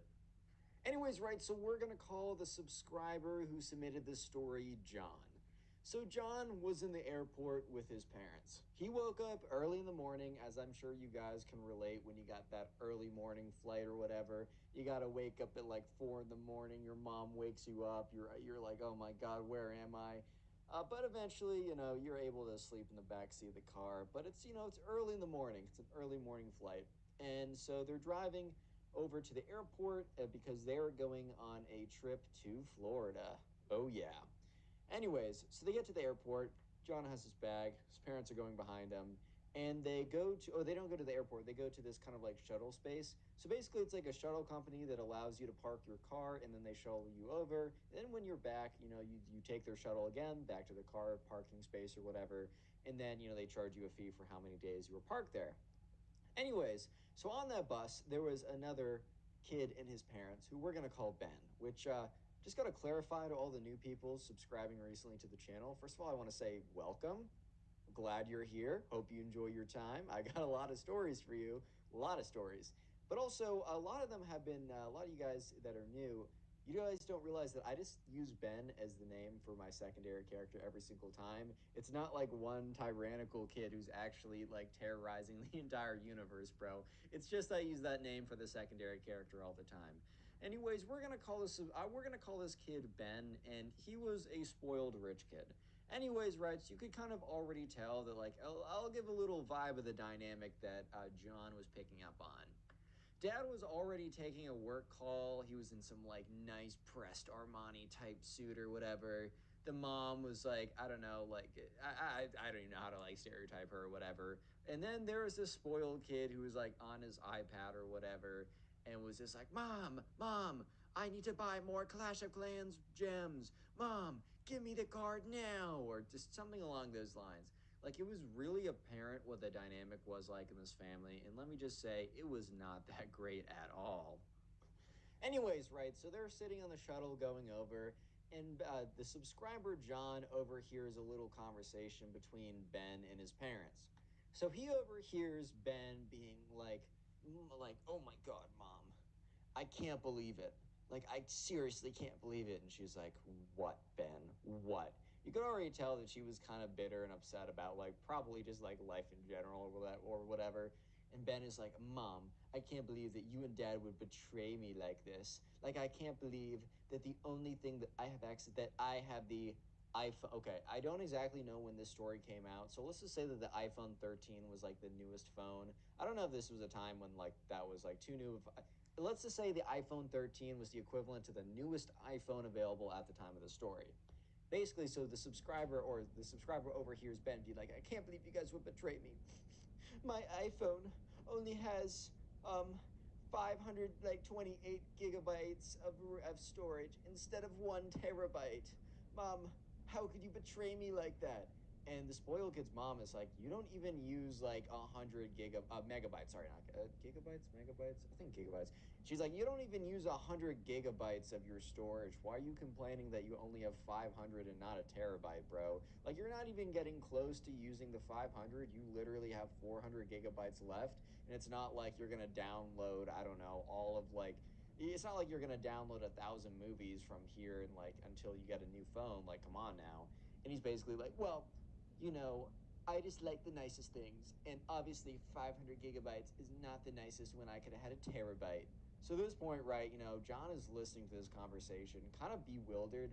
Okay, John's not going to lie. It was pretty early in the morning. So for a little bit of the conversation, he was pretty convinced that he was just hallucinating because there's no way on planet Earth that any kid could simply be this spoiled and entitled. But turns out turns out that that might be the case, that a kid could actually be this spoiled and entitled. Anyways, though, so eventually they all reach the airport and they all get off at that time, and they all get off the bus and they're all handed their bags. And this is the next moment of the spoiled kid just being super spoiled. So Ben, the spoiled kid, is like, give me my bag now. And you can just tell, like, the person who's like doing the bus or whatever. Look, if you're driving the bus, like, maybe it's actually a decent wage, but like it's closer to minimum wage than Ben's parents, if you know what I mean. So you're definitely not doing that, or maybe you're doing that job for the joy of it. But I'm gonna say that if I had to make a bet, dude wasn't like loving every second of that job. So the fact that you have some like snot nosed spoiled brat yelling at you, giving me my bag now. It's like, here's the thing. I bet if I was a bus driver, I would absolutely hate it if like someone was doing that to me, even if they were the ones who made their own money or whatever. Cause like at the end of the day, we're all human here. But it's somehow even worse when it's just a spoiled brat who hasn't deserved or just hasn't earned anything and has kind of like by random chance spawned into like such a high income like family, and all of a sudden he's acting as if he's king of the world, bro. Yeah, so yeah, at that point, like the mom kind of like is like Ben, like be nice. Ben's like, okay, can I please have my bag right now? So he basically says the same thing, but like slips a please in there. And you can just tell that the person running the bus kind of like is biting their tongues. They don't want to get fired or whatever. So they go in, they grab the bag, and they give it to Ben. Anyways, when John gets his bag, he makes it very apparent that he's like, thank you so much. I appreciate it. Have a good day. Like he tries to cancel out the spoiled kid spoiledness by being extra nice to the guy. I don't know if it actually canceled out, but hey man, at least John's trying here. You know what I mean? At least he's putting in, he gets an A for effort. Anyways, right, so sure enough, they get off and they walk into where the airport location is. And I don't know if you guys have been in an airport before, but basically you have to go through the TSA security point or whatever. And to go through the TSA security point, so there is something called pre-check in which you don't have to do as much, but mostly like it's a really long, okay, kind of depends when. Like obviously if there's no one in the airport, it's not going to be a super long line. But this was a situation where it was a pretty long line. Like, not gonna lie, it was a pretty long line, and it went on and on and on. So yeah, sure enough, Ben was right in front of the subscriber. So the subscriber John got the privilege of hearing Ben whine for 3,000 hours about basically everything. So, anyways, they get in the back of the line, and immediately Ben's like, "Mom, can't we pay money to be in front of the pores?" And at this point, John is like, "Hey, yo, what did you just say?" And he like looks at his parents, and his dad and his mom are both giving him side eyes of like, "Hey, we heard that too, bro. You're not going crazy, by the way." Because this was another situation where John was like, "All right, well, I have been asleep for a while now, so I'm not going to rule out the possibility that I'm just, well, losing my mind, because it might be actually easier to explain the spoiled kid and his actions as being some kind of delusion of not getting enough sleep than actually trying to explain his actions as, oh yeah, this is a normal, rational, sentient individual. It's actually easier to explain the spoiled kids as if you have some, like, you went on some crazy DMT trip. Like, that would genuinely make more sense than being like, oh yeah, no, this is how someone actually acts in the real world. Anyways, though, so yeah, the subscriber, John, is able to hear Ben's ramblings about how he doesn't like being in the presence of all of the quote unquote pores and smelly pores. Yeah, what a ridiculous statement, bro. The fact that he actually has the audacity to say things like this out loud is genuinely kind of concerning. One, just because it's concerning that his parents aren't immediately like backhand slapping the blank out of him right now for saying that. But also, too, for his own safety, man. I mean, look, here's the thing: John and his family aren't violent individuals. They've gotten enough sleep, kind of. They're not on their last straw, you know. But you say that around the wrong person, bro, especially someone who maybe is just, has already had it. It's already had a long, bad day. John's day honestly hasn't been long enough for it to even be considered a long, bad day yet. But if you say that in front of someone who actually has had a long, bad day, dude, there's a non zero chance that you're going to get a fist to the back of your head, brother. Like, you know what I mean? Like, you just got to be careful with that. Yeah, so, anyways, it just like the line, it is not moving, which, I mean, if you guys have gone through TSA before, they're definitely not known for being speedy. Yeah, definitely not known for being speedy, organized, and efficient, which kind of isn't their fault. It's kind of the whole organization slash system is too complicated, too many moving parts, whatever, right? So I'm not blaming it on the individual TSA workers, but I think we can all agree that it is not fast nor efficient. Anyways, right, so sure enough, they're still in line, and it's getting kind of annoying at this point. Like, it's even getting kind of annoying for John and his family because it is honestly just taking a really long time. But anyways, right, the spoiled kid is he's about to do something super stupid that ends up getting him and his parents completely kicked out of the airport and probably put on a no-fly list or something crazy like that. Yeah, so the spoiled kid Ben, he simply can't just understand the fact that, like, since he's not better than other people and he's just as good as everyone else, that he doesn't get some kind of special privileges and therefore just has to wait in line with everyone else. And guys, I know that TSA pre-check does exist. I guess like it wasn't offered there or none of them had it, or I don't even know, man. But anyways, the spoiled kid Ben is like, you know what? Screw this. I'm going to the airport now, or I'm going to the airplane now. And you see like Ben like start running down the line. So Ben is literally like weaving through the lines, running through the lines, and so John like nudges his parents, and he's like, and they're all like, "Oh my god," and they're watching. as Ben is sprinting towards like the TSA check line, like the like that TSA set, like you know how you have to go through in an airplane, like you have to take all your clothes. Okay, you do not have to take all your clothes off, dude. Sign me up for like airport TSA if you'd have to take all your clothes off, man. I'm gonna be one of those inspector dudes. Nah, I'm just playing around, guys. But no. You know, you have to take your shoes off. You put your bag there. You have to take your watch off, take your computer out of the bag, whatever. You have to do all that kind of stuff. So he's approaching that station, and like you have to like go through a what's it called? Like one of the like metal detectors and the scanners or whatever. So he's like running towards that spot, and like John turns to his parents, and he's like, he's gonna stop, right? Because at first John is thinking like, oh, he's just cutting the line so that he can get in there faster. But then he starts to realize that this kid's low key crazy, bro. Like this spoiled kid is low key a psycho spoiled kid who has no idea that the real world actually has consequences.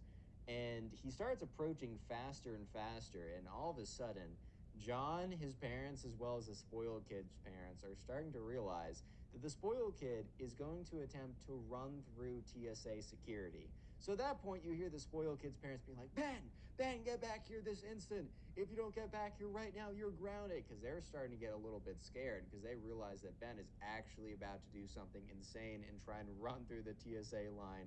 Dude, I've never heard of anyone who's trying to run through the TSA line because they don't want to be around the quote unquote poor people anymore. I've never heard of someone who just gets so bored of the line that they decide that they're going to commit basically a federal crime and get probably banned from flying ever again just because they're bored in line.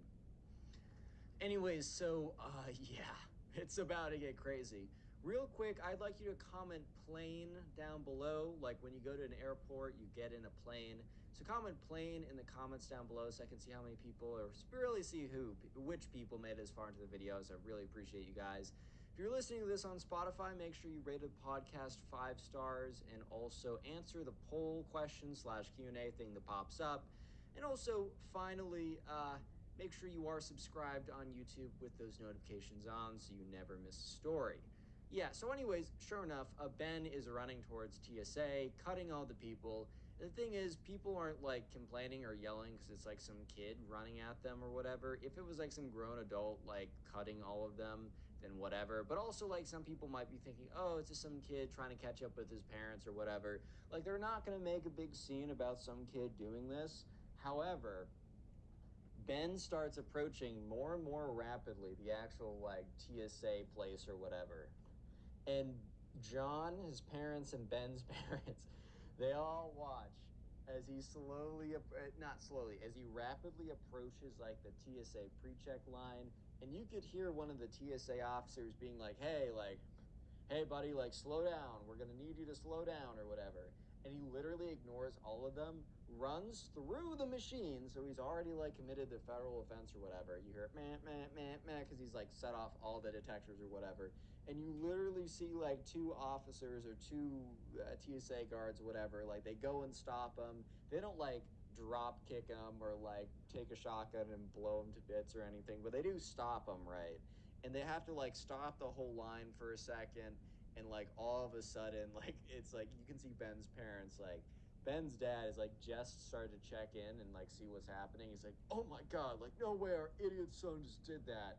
And like the mom's like, oh my god, there's no way he just did that to us, like our vacation is ruined. Which like it's kind of funny. I mean, it's not funny, it's sad. Like, let's be real. It's sad, but it's just interesting. It's sad and interesting that the mom's first response to her son basically being like, not captured by TSA, but like stopped by TSA was that, oh no, our Florida vacation is ruined. Not like, oh my God, is my son okay? Oh, maybe it's time to reflect on my own parenting because, at the end of the day, like, it's my fault that my son is here in this position. Like, let's be real about it. Yeah, so anyways, right, eventually like the TSA officer, whatever, gets on the loudspeaker and says like, who are the guardians of this kid or whatever. So immediately Ben's parents like raise their hands and start walking up there. And a guard like meets them, so Ben is like escorted back out to the normal section. And slowly but surely, like the normal TSA process is allowed to resume. So John and his parents are slowly walking towards the TSA section again in the line. But that also means that Ben and his parents are pulled aside, which means that eventually John and his parents will be like right next to them, bro. Like it's gonna be real awkward. So, anyways, right, they get closer and closer, and they're overhearing. John overhears like the TSA people be like I understand that your son is under 18, but this is actually unacceptable to like, you know how like serious of an offense this is. Like we simply cannot let you go through.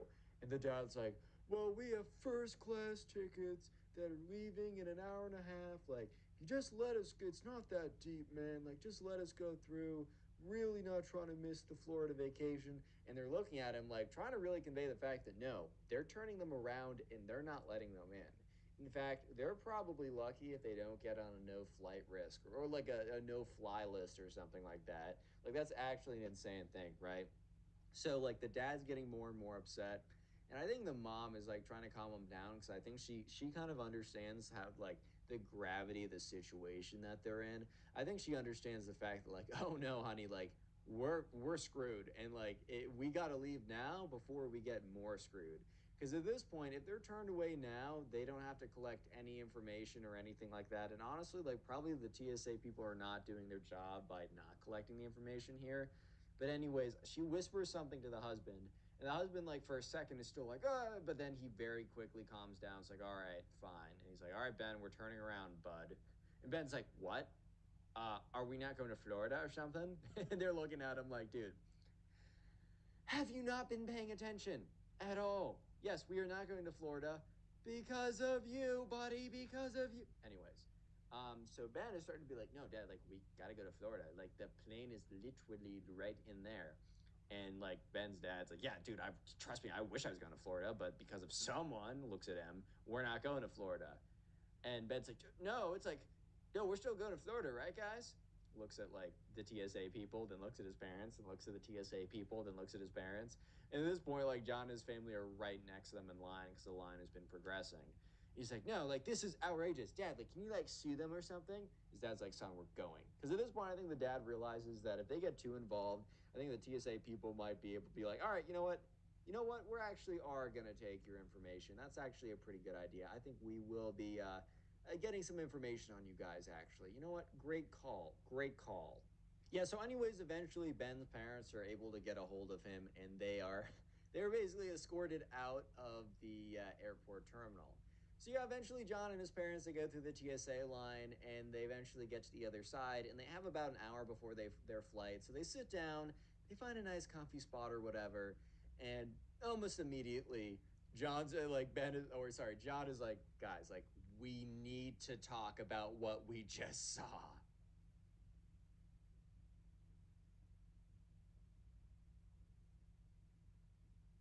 What's up, guys? Welcome back to a brand new video. Today, I have a story time of one of the most spoiled kids ever. This spoiled kid actually thinks because his dad is rich that this new girl will immediately fall in love with him. And when she doesn't immediately drop to her knees, wait a minute, I'm not trying to be soft. When she didn't immediately love him or whatever, he had a super spoiled kid mental breakdown in front of everyone. It was actually super funny, and I know for a fact you will enjoy it. So leave a like on the video right now, and if you leave a like on the video, I will be super generous and give you absolutely nothing. Guys, this is a limited time offer. Leave a like on the video, and you will see nothing will appear in front of you. Yeah, it's basically magic, bro. So also subscribe with notifications on if you are new and like story videos, and with that being said, let's just jump right into it. Anyways, right, so we're going to call the subscriber who submitted this story Alex. So anyways, there was a kid in Alex's class who was just kind of known as the rich kid. We're going to call this kid Ben. By the way, there's so many new people because recently a lot of my videos have been hitting recommended, which thank you guys so much, especially to the, well, not just especially the new people, especially to the OGs of the channel. But I want to say welcome to the new people, but also it's been kind of funny. Everyone's like, wait a minute, is there this one kid, Ben, who's in every single story? It's like, no, wait. I just call the secondary character or the antagonist. I usually just call him Ben. I did in the very beginning because I was lazy with coming up with names, and that kind of just became a meme for me to call the secondary character Ben. So I've kind of stuck with it. No, it's not some super evil kid or whatever. Anyways, though, so there's a spoiled rich kid in the neighborhood who was like the rich kid in the neighborhood who we're going to call Ben. Like his parents literally were just like on a completely different level than anyone else. I would say like everyone else in the neighborhood, it was a It was like a relatively middle class neighborhood. There was definitely a little bit of spread on that. Maybe some kid would get a newer phone while another kid would have like the much older phone, whatever. That's kind of what I mean by the spread. But when I'm talking about Ben, the spoiled rich kid, I mean literally his vacations would be like going on yachts in like the Baltic Sea or going on yachts in like vacations to like Fiji or whatever. I'm talking about like a whole new level of wealth where it's like, hey man, if your parent might like work at the company and have a higher position than another parent, but Ben's parents own the company. That's what I'm trying to say when I mean like he's like the rich kid of the town. And let me just also say, and I say this in every single one of my spoiled kid videos, just because your parents may or may not have a lot of money doesn't necessarily mean that you're a spoiled rich kid. Yes, they might spoil you. Yes, you have access to a lot of things that might make you become a spoiled rich kid. But as long as you're grounded, down to earth, and understand that the advantage that you were given wasn't because you were somehow special and it really was kind of just genetic random lottery, then you're not a spoiled rich kid, at least in my book. So that also means that someone doesn't even have to have a lot of money to be a spoiled brat as long as they just ask like one. Yeah, so anyways, right, sure enough, the spoiled rich kid, Ben, had been notoriously the spoiled kid for the longest time. I mean, he was as kind of known as being the kid who was super spoiled. I kind of want to jump right into the meat of the story, so I'm not going to go over a bunch of mini stories. I was actually given a little bit of context, but just imagine your standard spoiled kid behavior that I've covered in the plentiful number of other spoiled kid videos on this channel. So, anyways, it is the beginning of eighth grade, and every single year, there's a handful of new people who come to the school. And in that handful of new people, sometimes there are the new girls. And let me just say that it was definitely a phenomenon back in my day when I was in seventh grade, when I was in eighth grade, whatever, when there was like a new girl who came to the grade, like it really, like every guy immediately was like, wow. The reason I really know this is not just because it was true, but also because the girls that I were friends with would always be so annoyed by this. And I can totally understand why. They're probably thinking, like, this girl's only real trait different than me is the fact that she's new here. Like, that's so shallow. Yeah, it totally was. Guess what? Like, eighth graders don't have real depth in their moral conscience. Like, who cares, bro? It's not that deep, man. Stop. Go ahead and write like a Shakespeare play about it if you're that mad. Anyways, though, so yeah, jumping into the eighth grade, first day, they walk in there. Alex is with his friends, and all of his friends, like, okay, they don't like the spoiled rich kid Ben. Sometimes Ben would just like hang out with them just because, they've lived together for so long. But it was one of those things where he was kind of just like a friend in the extended friend group. No one really knew why he was there, and in reality, the only reason he was there is because of kind of he was grandfathered into the friend group in a sense. Like he was hanging out with them because he'd been hanging out with them since diapers, bro. That's the only reason he was still there. Yeah, so anyways, right, sure enough, it was on the first day. They're all in class together, and on the very first class, a few of the people walk in, and Alex and all the people, they're kind of saying like, "Hey, look, Jeremy's back. Oh my God, Sam, how was your summer?" All that kind of stuff. But you're also kind of paying attention to see who the new people are, because that's always really interesting. And in walks this girl, and we're gonna call this girl Emily for the rest of this video. So we're gonna call this girl Emily, and she was the new girl. And she was, at least the subscriber who submitted this story said yes, like she was objectively a fairly pretty girl. Who knew if she was nice? Who knew if she was compatible with people? But she was both according to the subscriber, a pretty girl, and then also a new girl. So that all just immediately double X, like 2X the multiplier. It's like one of those like video game multipliers. I know that. What game had multipliers, man? What was that? Sorry. Oh yeah, Subway Surfers. It's like one of those like XP or whatever, like the points in Subway Surfers, like the multiplier. It's like you got 10x, 30x, whatever. Yeah, so basically being like new was basically like a multiplier. So if you weren't like that attractive, then like boom, you're already 2x whatever. But if you are already coming in hot, like damn, bro, you're gonna have absolutely every single guy in the grade just focused on you forever. And it's gonna make every other girl hate you, by the way. Just a fact of the matter. Anyways, though, so immediately as the girl comes in, Ben, who's kind of just hanging out with Alex and all the other guys, he's like, boys, back off. That girl is mine. Which here's the thing, bro. Like, I can totally understand bro code in the sense that, like, if a guy has been like, if you're really tight with a guy, and I mean like really tight with a guy, and he's been in love with a girl or in a relationship with a girl or somehow very deeply entangled, for you to immediately jump in there is definitely, I would say, very questionable. If you're not that close with them and it's not really that deep, I think you'll know situationally. But at the same time, you honestly can't. Okay, just saying that girl's mine is like, no. I'm sorry, but no. Like, dude, let her choose, bro. Like, here's the thing. If, like, you're close, let me give you some advice. If your super close friend is telling you all the time about how he has a massive crush on this girl, or your super, or guy, I don't really care. Your close friend has a crush on someone, right? And they're talking about it all the time with you to the point that it almost gets annoying. My advice is even if you're in a position where, like, you could romantically get involved with that person, and technically, you're not breaking bro code by the sense that they were like dating them for 10 years or something. Dude, I just really suggest you don't and suggest you look somewhere else. Unless that person is genuinely going to be your soulmate, then I mean, you could always make some exceptions, but you got to realize you're going to ruffle some feathers. But, anyways, right, the spoiled kid was like, that girl is mine. And everyone else is like, okay, like, don't really care what you're saying, but okay, I guess. Anyways, right, so almost right away as Emily sits down, she's kind of sitting down towards the front of the class. There was a chair open. She wants to see it. She wants to kind of seem like attentive and a good student or whatever. She doesn't want to immediately come in hot, kind of seeming like, I don't know, she doesn't care or whatever. But anyways, right, sure enough, she comes in and sits down, and immediately, Ben, the spoiled kid, is like, all right, boys, watch me cook. Ha ha ha. And yeah, let me just give you a little bit of a spoiler. Brother did not cook. That's the spoiler. I don't know how else to say it. Brother did not cook.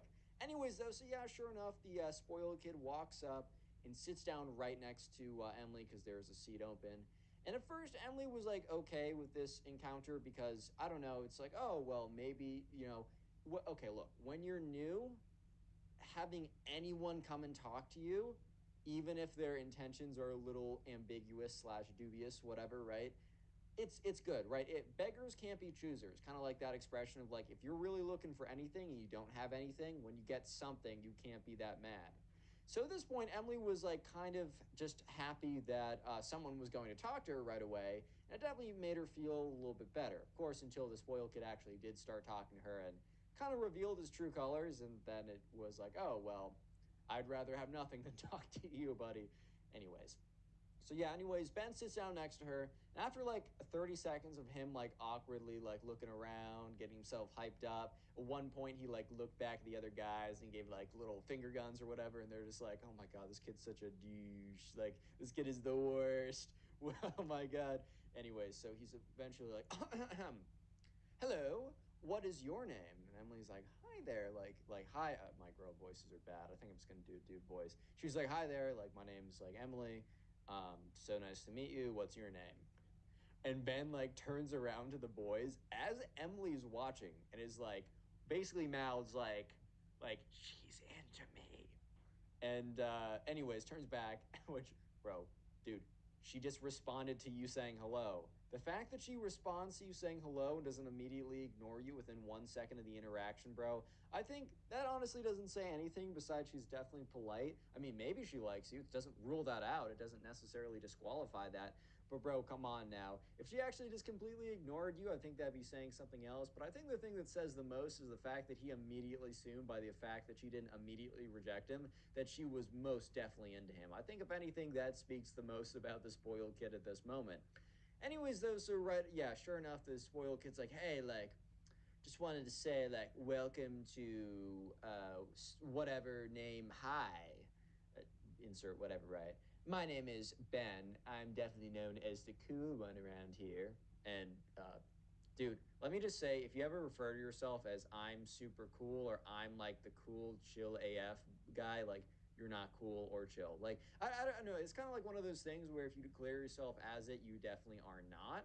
It's kind of one of those things that you just are. Like, you can be observed by other people to be such, but you can't actually declare yourself as it, or just immediately doesn't work. It's like, yeah, bro, if you're going around saying I'm so cool, then I think that immediately, even if you were considered cool before that, if you're going around saying that you're so cool, I think that'll immediately disqualify you from being cool. Yeah, so anyways, right, sure enough, he was like, yeah, I'm kind of the cool guy around here. So where are you from? And so Emily was about to say, yeah, I'm actually from Atlanta, but she gets cut off mid-sentence being like, oh, that's so cool. Okay, whatever. Do you want to hear more about me? Which, like, bro, I don't know. If you're flirting with a girl, like, let me just get, look, I'm not an expert flirter by any means. Actually, very much not an expert flirter. I mean, I can talk to someone, but let me just give you a little bit of advice of what not to do. Don't ask her a question and then immediately cut her off mid question, asking if she wants to hear more about you. Like, dude, I'm not gonna lie, you're probably better off letting her do the most of the talking. Especially you, bro. If you're actually a spoiled kid like this, the more talking she does, the less opportunity for you to completely out yourself as the worst person ever. I mean, she's gonna eventually figure it out, but I mean, if you want a chance, at least in the short term, like, just give yourself the least number of opportunities to completely mess it up and let her talk, bro. That's all I'm gonna say. So, anyways, right? He's like, yeah. So, do you know this so and so store? Anyways, so there was a store who we're gonna call the Ben Family Store. It was basically like a chain of stores that were kind of popular in their area, but there was like at least three or four in the town because the reason why Ben's family has like a stupid amount of money is because Ben's like great grandfather, whatever, invented this chain. And there's like a few, it's kind of state only. There's like a few, and there's a handful in the state. It's not like he invented McDonald's or something or the Walmart family, but you know, it's still impressive enough for his family to have a ton of money. So immediately he's like, "Oh, do you know that this store?" And since Emily was originally from the state and just lived in a different part of it, she's like, "Oh yeah, I used to love going to that with my parents, whatever." And he's like, "Fun fact: my great grandfather invented it. Therefore, my family is the family of it." And she's like, "Oh, okay, that's actually really cool. Like, I always used to really like going there as a kid." And Ben just can't help himself, and he's like, "So you know that like." That implies that, you know, my family's got a lot of money. Dude, the cringe. It hurts. Bro, this is like the worst thing to say ever. If you're trying to seem like a spoiled rich kid, that's a really way to go about it. But if you're actually trying to like get this girl to like you, that might be one of the worst things you could possibly say.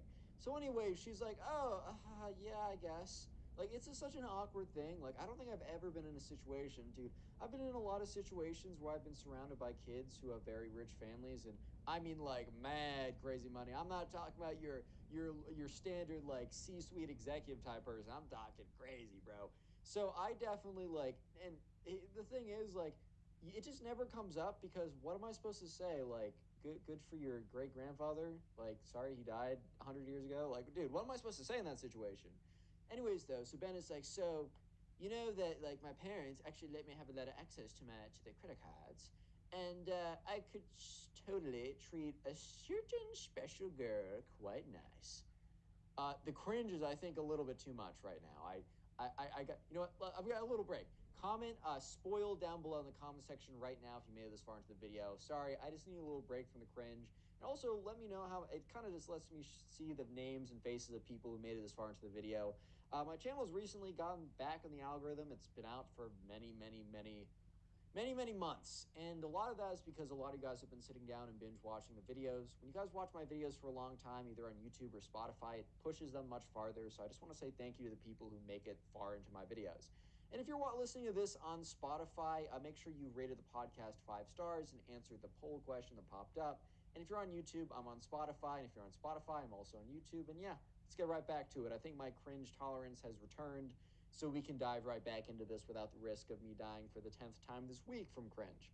This is like the 14th brother, by the way, of Connor. I'm Connor, the 14th brother. The other 13 brothers have died of cringe. Rest in peace. One like equals one prayer, so you better leave a freaking like on this video, dude, or you're being disrespectful. Anyways.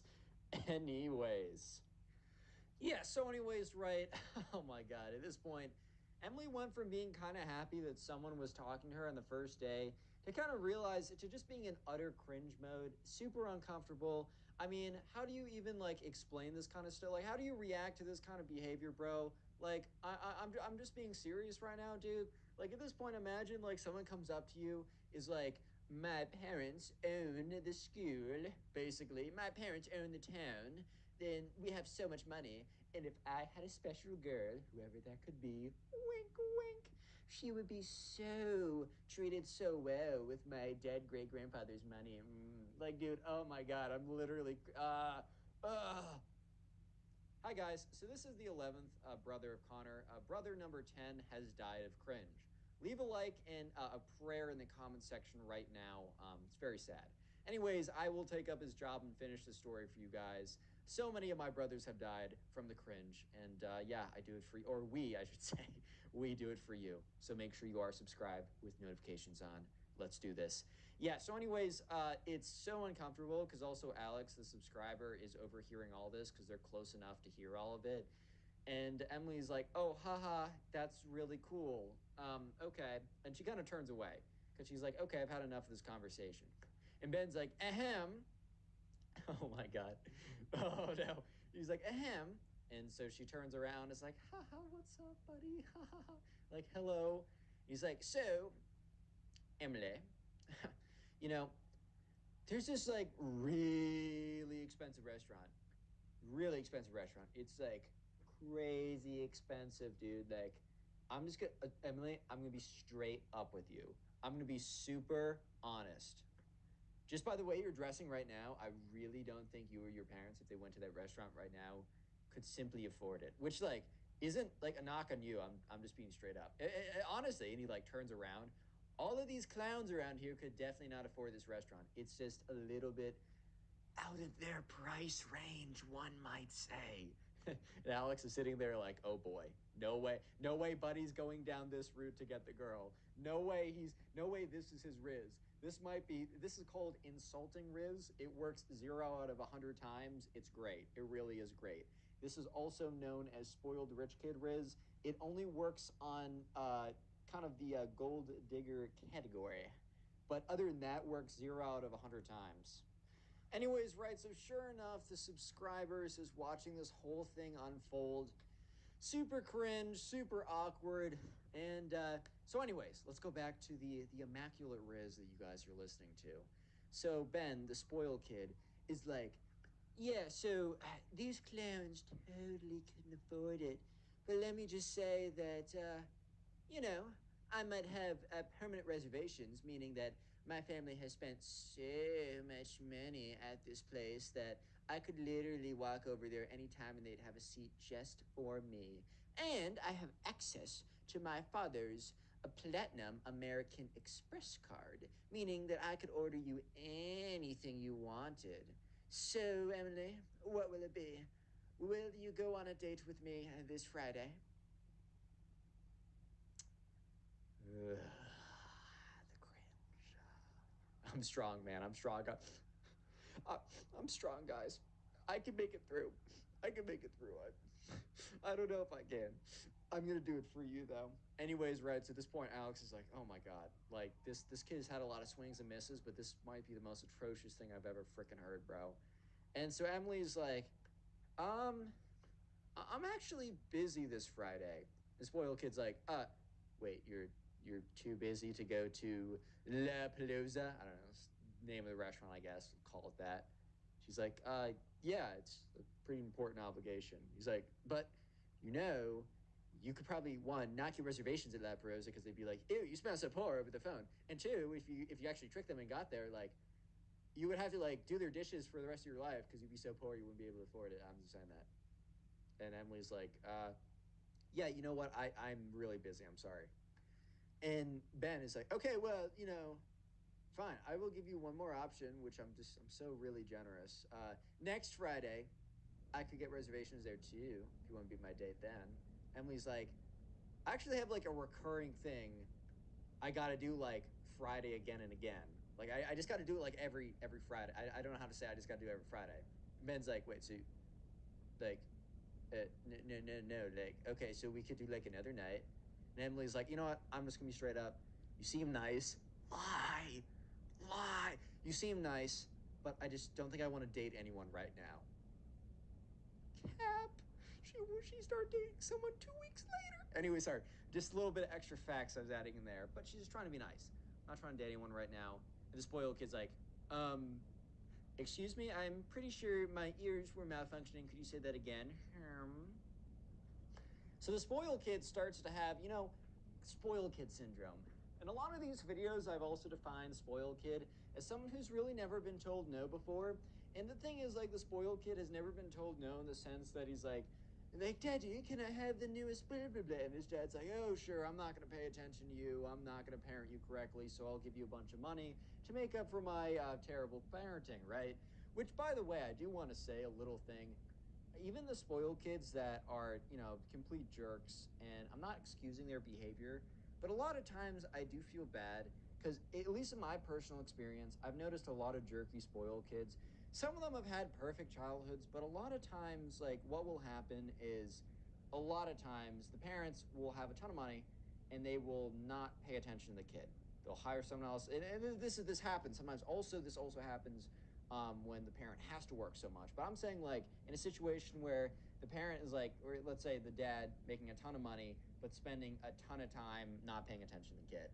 So instead of actually spending time, instead of spending quality time with like the parents or whatever, or with the kid, basically they will just like throw money at the kid, like, oh, here's a credit card, instead of me paying attention. And that does actually, like, the parent-child relationship is extremely important. I'm not going to go into a whole lecture. I'm going back to the story in a second, I promise. But that is super, super important when it comes to dynamics and growing up and your personality and your emotional maturity and all that kind of stuff. That's why, like, the quote-unquote fatherless meme it's actually legit. Like, having a good father in your life can be very valuable. Anyways, I'm getting way off track. Anyways, though, the spoiled kid basically has a massive mental breakdown in front of everyone because this girl politely rejected him. Anyways, right, so yeah, basically Ben, like, is like, actually, you cannot reject me. Which, like, bro, what are you saying? What are you yapping about right now? What do you mean she cannot reject you? He's like, actually, you can't reject me because it's too good of a deal. Like, you literally can't. Like, I'm not gonna allow you to. Which, dude, probably the worst way to go about a girl, like, saying no to you is to be like, I'm not going to let you say no. Like, bro, that's when you get put on an FBI wanted list, bro. That's when you get put on, like, a list that the police are paying attention to you. That's when the principal has a whole file on you when you start saying stuff like that, bro. Like, do not start saying stuff like that. If a girl says no to you, especially, like, politely, but even if she doesn't say it politely, just politely respond and respect her opinion. Like, just, trust me. You gotta take one thing away from this video, that's what you gotta take away. Anyways, so she's, like, getting really uncomfortable. And Ben's like, well, you know what? Actually, offer rescinded. I didn't want to go out with a brokey anyways, because, like, my parents would be so mad if I was in the association of someone so poor like you. And all of you guys, because, like, at this point, the whole class was staring because it was a, dude, I mean, bro was actually having a mental breakdown in front of everyone. Like, yeah, I think I'd be staring too if I was in that class. He's like, you're all brokies, and none of you deserve me. And he gets up and he storms out of the class. So at this point, Emily's just like, oh, God, like, what a great way to start. So a group of girls go up to Emily and they sit down and they're like, we're so sorry that just happened. That kid is a menace. He doesn't represent us. And she's like, haha, okay. Yeah, that was a little weird. They were like, you know what? Like, hey, my name's Alice. My name's Lily. My name's Emily. My name's what? Emily. My name is Ava, right? It goes through and, like, they all name each other, introduce them. They all name each other. They all introduce themselves, and actually, that starts to be Emily's, like, group of friends. So, bad news, Emily had a scarring first 30 minutes at school because she had an interaction with Ben that went south. But good news is, because of that terrible interaction, a bunch of girls decided to go out of their way and talk to her and actually found out that they got along really well. So yeah, when Ben came back the next day, like, everyone was giving him a side eye or whatever, and he goes to sit down with, like, Alex and the other guys, and he's like, so, you know, isn't totally working out with Emily. I think I don't know. I feel like we're definitely more like friends. Like, we were talking a little bit, and bro, Ben the spoiled kid was literally acting like Alex and all of the guys didn't exactly see what happened. Because Ben goes on to say, like, yeah, I was chatting with Emily and she's like cool or whatever, but I really just see us better as friends. Like, I think she was kind of into me, but dude, I just wasn't feeling that, you know? And Alex and his boys are just looking at him with the blankest stare. The most, are you serious right now, my brother? Type stare, like, we heard you, bro. You got rejected. Bad. Come on now. Come on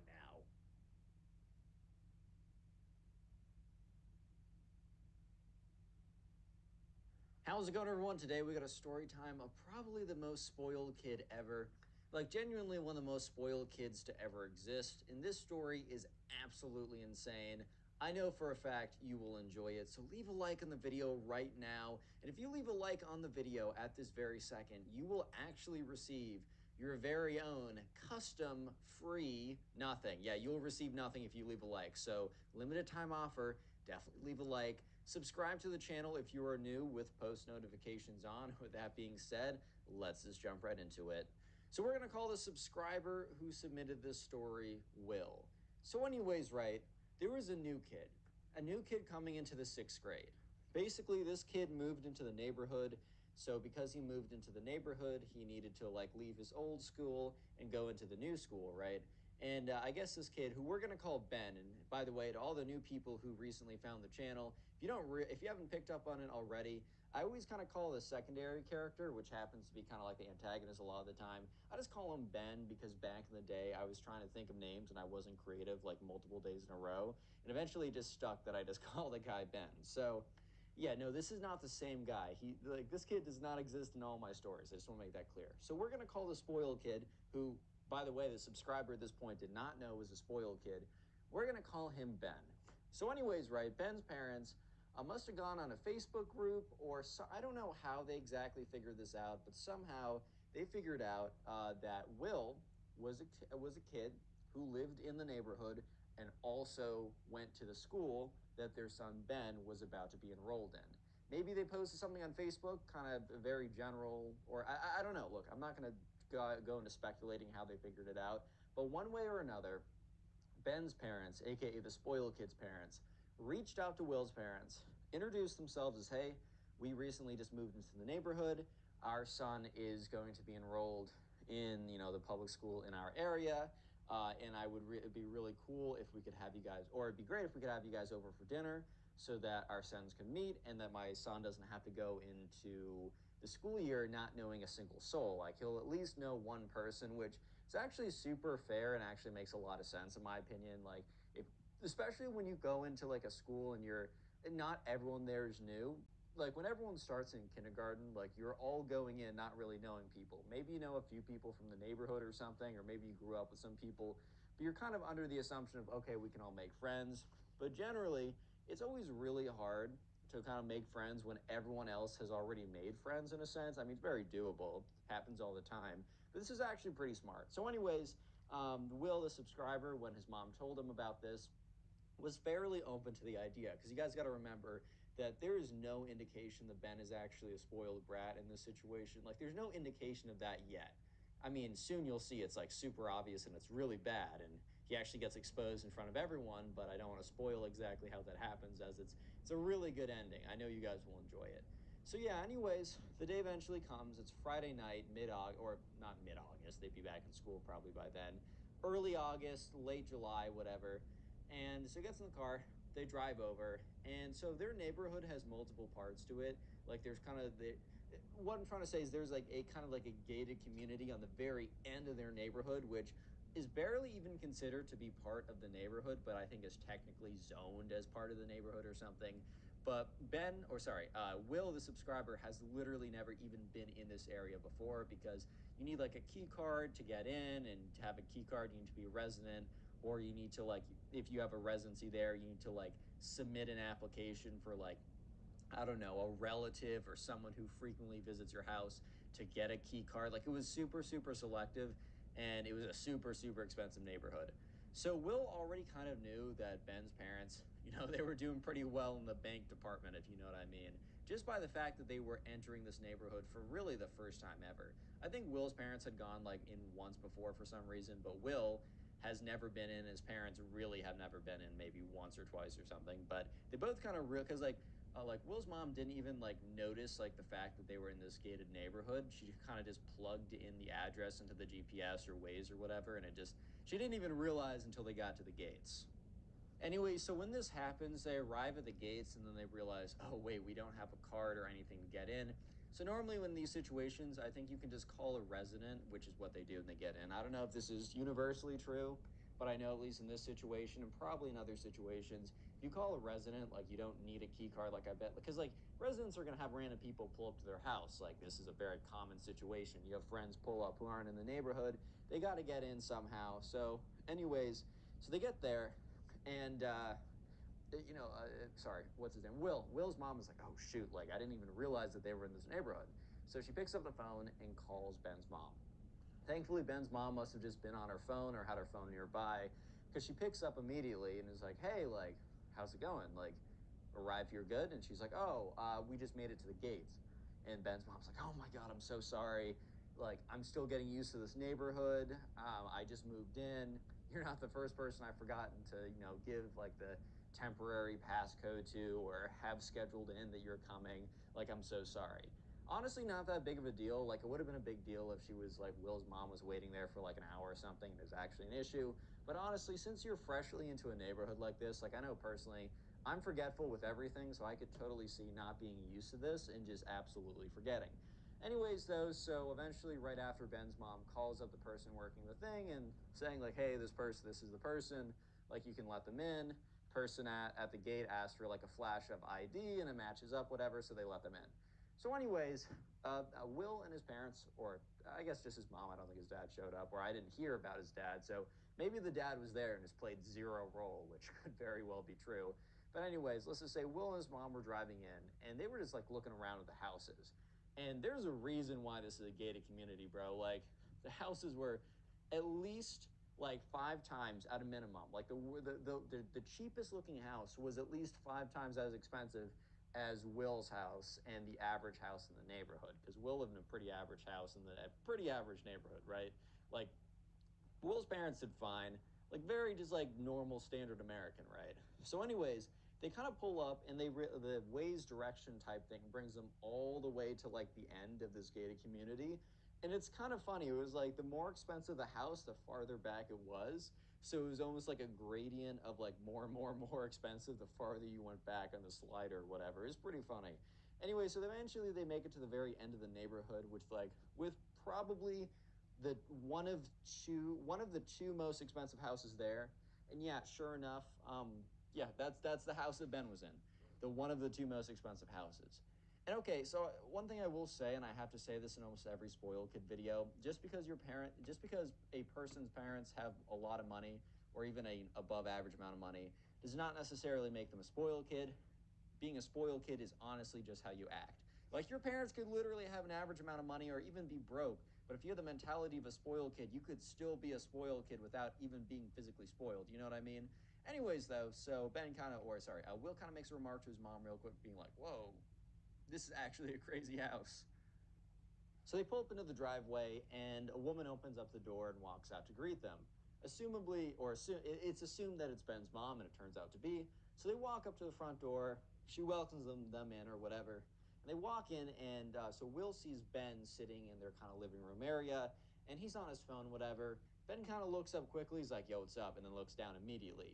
Which at first Will kind of like brushed off as him being shy or him being, I don't know, just like kind of like anxious and being on his phone instead. Which, by the way, guys, if you're in a social gathering situation, and especially if you're trying to make friends, probably one of the worst things you can do is just be on the phone. It's like when, you know that meme of like, oh, when the baddies pull up and you whip out your weather app and you figure out like exactly the temperature it's going to be in Hawaii 7 years from now or something. Yeah, it's kind of like the same situation here. However, what it actually was, which, Will kind of assumed after the fact, was Ben had just no intention of talking to one of the poors, right? Which sounds like, whoa, that kind of came out of left field. You guys will see in just a second that that is exactly what he was thinking low key. Anyways, though, so Ben's mom was like, hey, so dinner's actually gonna be ready sooner than we expected. I just, I didn't time it right. So, sorry, Ben and Will, you guys are not gonna have the most time together before dinner. Which in Will's mind was like, okay, whatever. Like I'm pretty hungry anyways, so this is not the worst deal ever. So he sits down on the couch. Actually, he sits down on a chair across from the couch, and Ben's mom and Will's mom both go into the kitchen. I don't know what they're talking about, but what's important now is what Will and Ben are talking about. So Will's like, what's up, man? Like, how's it going? Like, what's your name? He looks up and he says Ben, and then looks right back down at his phone. Will's like, in his head, he's like, okay. This is not the greatest start, but maybe he's just really nervous. But Will kind of deep down realized that, or just thought that that wasn't the case, because yeah, he was on his phone, which is kind of a sign of like not wanting to interact, which could be like if you're nervous or whatever. It's definitely a very easy cop out. But the rest of his body language indicated kind of a very calm, collected, not nervous. Like he wasn't like fidgeting his leg. He wasn't like kind of shrunk. Like he was very much like his body language showed that like he was felt like he was in control of the situation. Obviously, I can't read this kid's mind, but as you'll see in a second, it's pretty likely that this kid very much just didn't feel like talking to Will, and that this whole thing that was constructed just on Ben's mom's idea and definitely not Ben's idea. Anyway, so they have a little bit of a conversation, but it is such a brutally forced conversation. Like Will is like, "So, where did you live before?" And Ben would answer in like literally just like one word response, or I guess like one phrase. Like they wouldn't even be full sentences. Just be like, Louisiana or Nebraska. He'd just say like one location, whatever, and then Will would be like, okay, cool. Like, have you met anyone else in the neighborhood? No. Have you been to the mall? No. Well, there's these really cool places in the mall. You should go to these places. Dead silence. So, do you have any pets? No. And then you see like a dog walk by. Like, it's such an awful conversation, which Will is then very excited to hear Ben's mom say, hey guys, like dinner. I hate to rip you away, but it's dinner time. And in Will's mind, he's like, rip me away? Like, bro, you're not ripping me away from anything. Don't worry about it. Like, literally, don't worry about it, dude. You're good. I'm not being ripped away from anything. Yeah, so anyways, right, they eventually make it to the table and they sit down, and Ben's mom and Will's mom actually have pretty decent chemistry, or at least like, I don't know, I feel like moms might hate each other, but even if they hate, okay, let me rephrase that. Even moms that hate each other and have nothing in common can seem the most excited to see each other. Like I swear it's like, oh, like a mom might be like, oh, I really don't like this mom, and they see each other, they're like, oh my god, it's blah, blah, blah. Like I swear that actually happens so often. So I don't really know how much that I honestly don't know how much that has to say. But yeah, there's zero chemistry between Will and Ben. So anyways, they sit down and it's a pretty nice meal. I mean, it's kind of what you expect at this point. It's a fairly nice meal, and they kind of sit down, they're talking, whatever. And so Will's mom is kind of doing the very standard mom thing in the situation, asking Ben a lot of questions, which, as she should, like, it makes a lot of sense. The conversation should now be about Ben, right? It just makes a lot of sense for that to happen. Anyways, though, so Ben is just not really responding.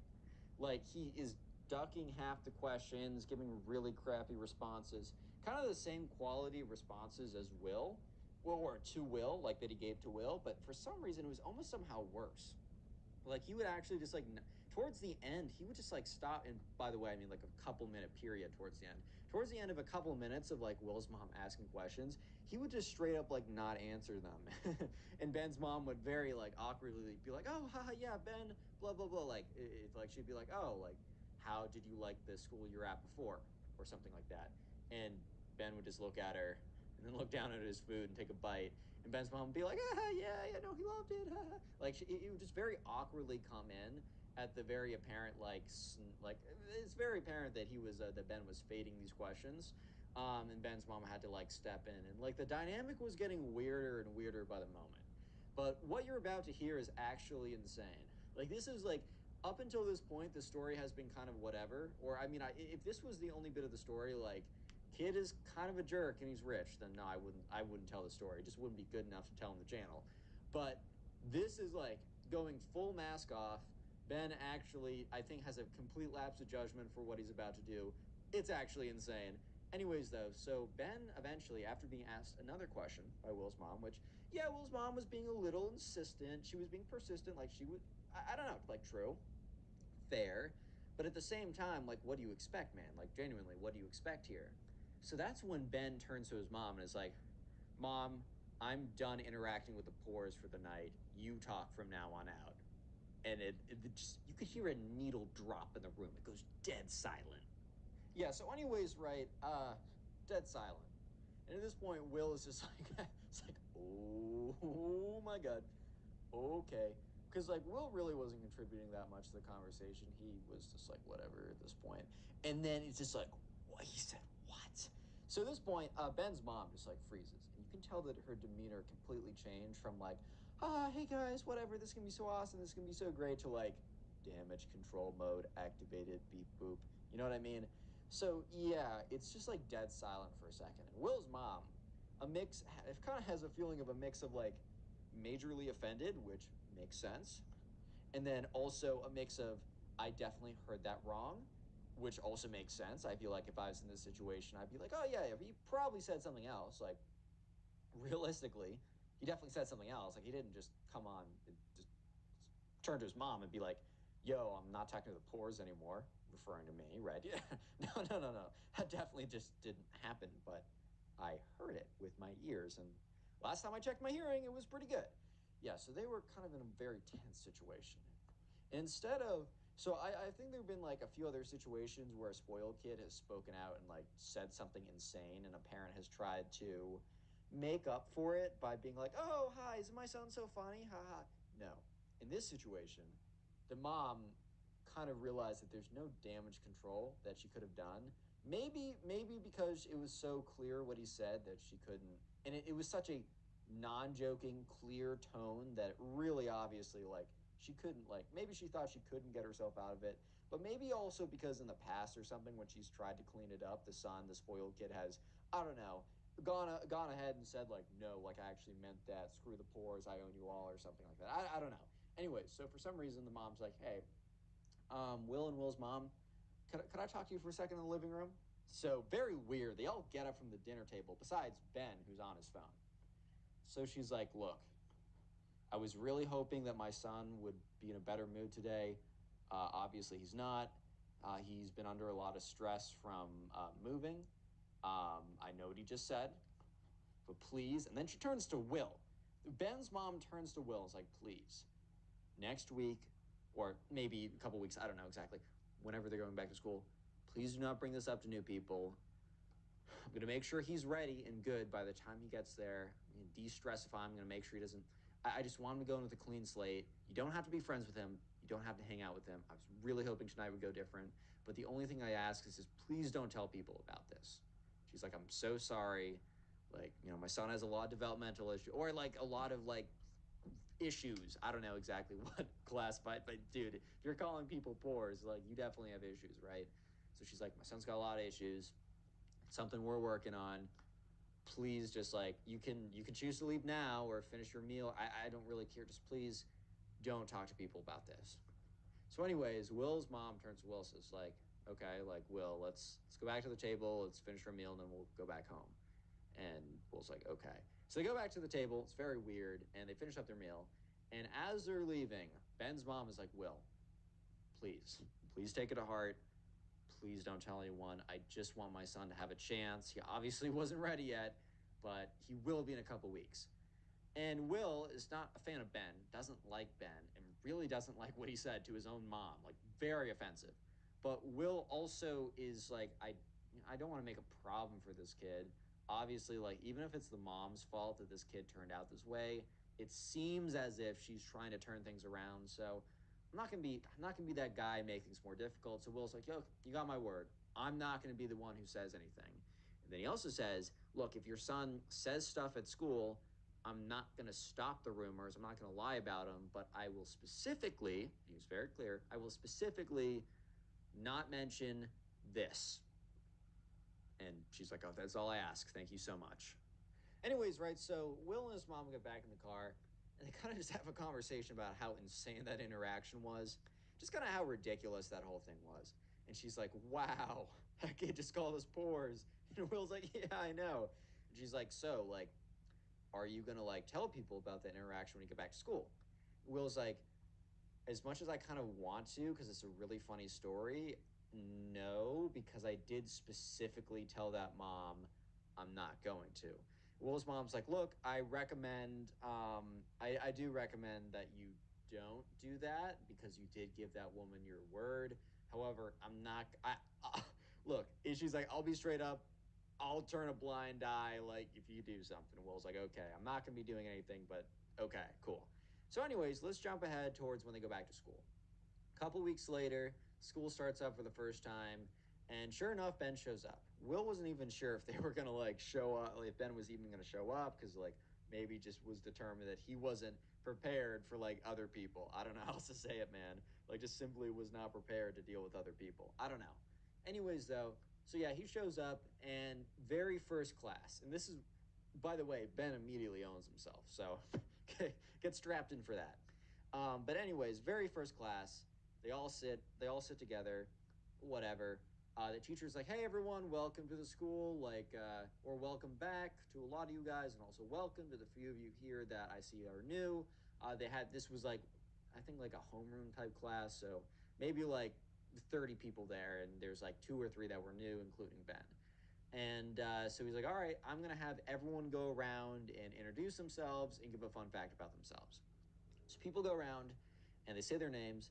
And I've personally always kind of disliked the fun fact type thing. Like I've always kind of disliked giving a fun fact because I feel like if my fact is too fun, I don't feel like talking about it. Like for example, really my fun fact would be I run a YouTube channel with almost 800K at this point. Like I don't want people to know that. Like I genuinely go out of my way to make sure that people don't find out, and if they question me, I'm gonna be like, yeah, sure, whatever, like this is me. But I just don't like presenting myself with that. So then all of a sudden it's like, okay, I don't want a fact that's too fun, but a fact that isn't too fun is normally super boring, and I usually go with that, like, oh, I have a dog, and everyone's like, oh, okay, whatever. Like I don't know, that's personally why I don't like the game. Anyways, though, so people are going around, they're saying a name, saying something kind of boring and stupid, up until Ben goes. He's like, "Hi," he's like, "Hey, my name's Ben." Not really paying attention, whatever. He's like, "My fun fact is my dad owns a yacht." What? Yeah, so just not the fun fact that you'd want to lead with. Like, even if your dad does own a yacht, which, by the way, if your dad owns a yacht, feel free to like drop me a super chat in the comment section. Like, if you want to give a super thanks, if your dad owns a yacht, then like that'd be kind of cool. Anyways, though, yeah, to prove you're not spoiled, give me money. Yeah. Anyways, though, so yeah, sure enough, people are kind of like, a couple people like gave a little bit of a laugh, like, but then people realized he was dead serious because he wasn't like, haha, yeah, whatever, I'm joking, guys, or he didn't say it in a joking manner. People slowly realized, oh, this kid's being legit. So in just a second, Ben is about to expose himself to everyone in the class, and it's actually really funny that he couldn't even laugh. It last a day. But real quick, if you made it this far into the video, I'd like you to comment "spoiled" down below. That will be the secret word of the day, and if you comment "spoiled," I will know that you made it this far into the video, which is a lot of watch time, and it really helps me out, so I appreciate it. By the way, if you're listening to this on Spotify, make sure you rated the podcast 5 stars and that you've answered the poll/Q&A, whatever question that pops up.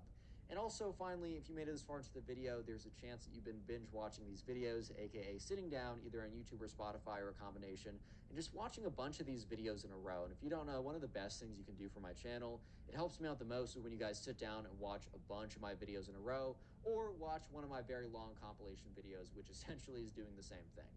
Please comment down below if you do that, and then also let me know in the comment section what you were doing while binge watching the videos. Like, are you playing video games? Are you trying to go to sleep? Are you just background noise? I'm super curious. Like, are you operating a forklift? It's a joke I made in the last one, but who knows, man. Anyways, though, so they're in class. And after going around and introducing with a name and a fun fact, the teacher then decides to kind of press the new students a little bit more on some information, saying like, hey, like you knew, I have you down as like new on the sheet, so let's have the rest of the people get to know you a little bit better.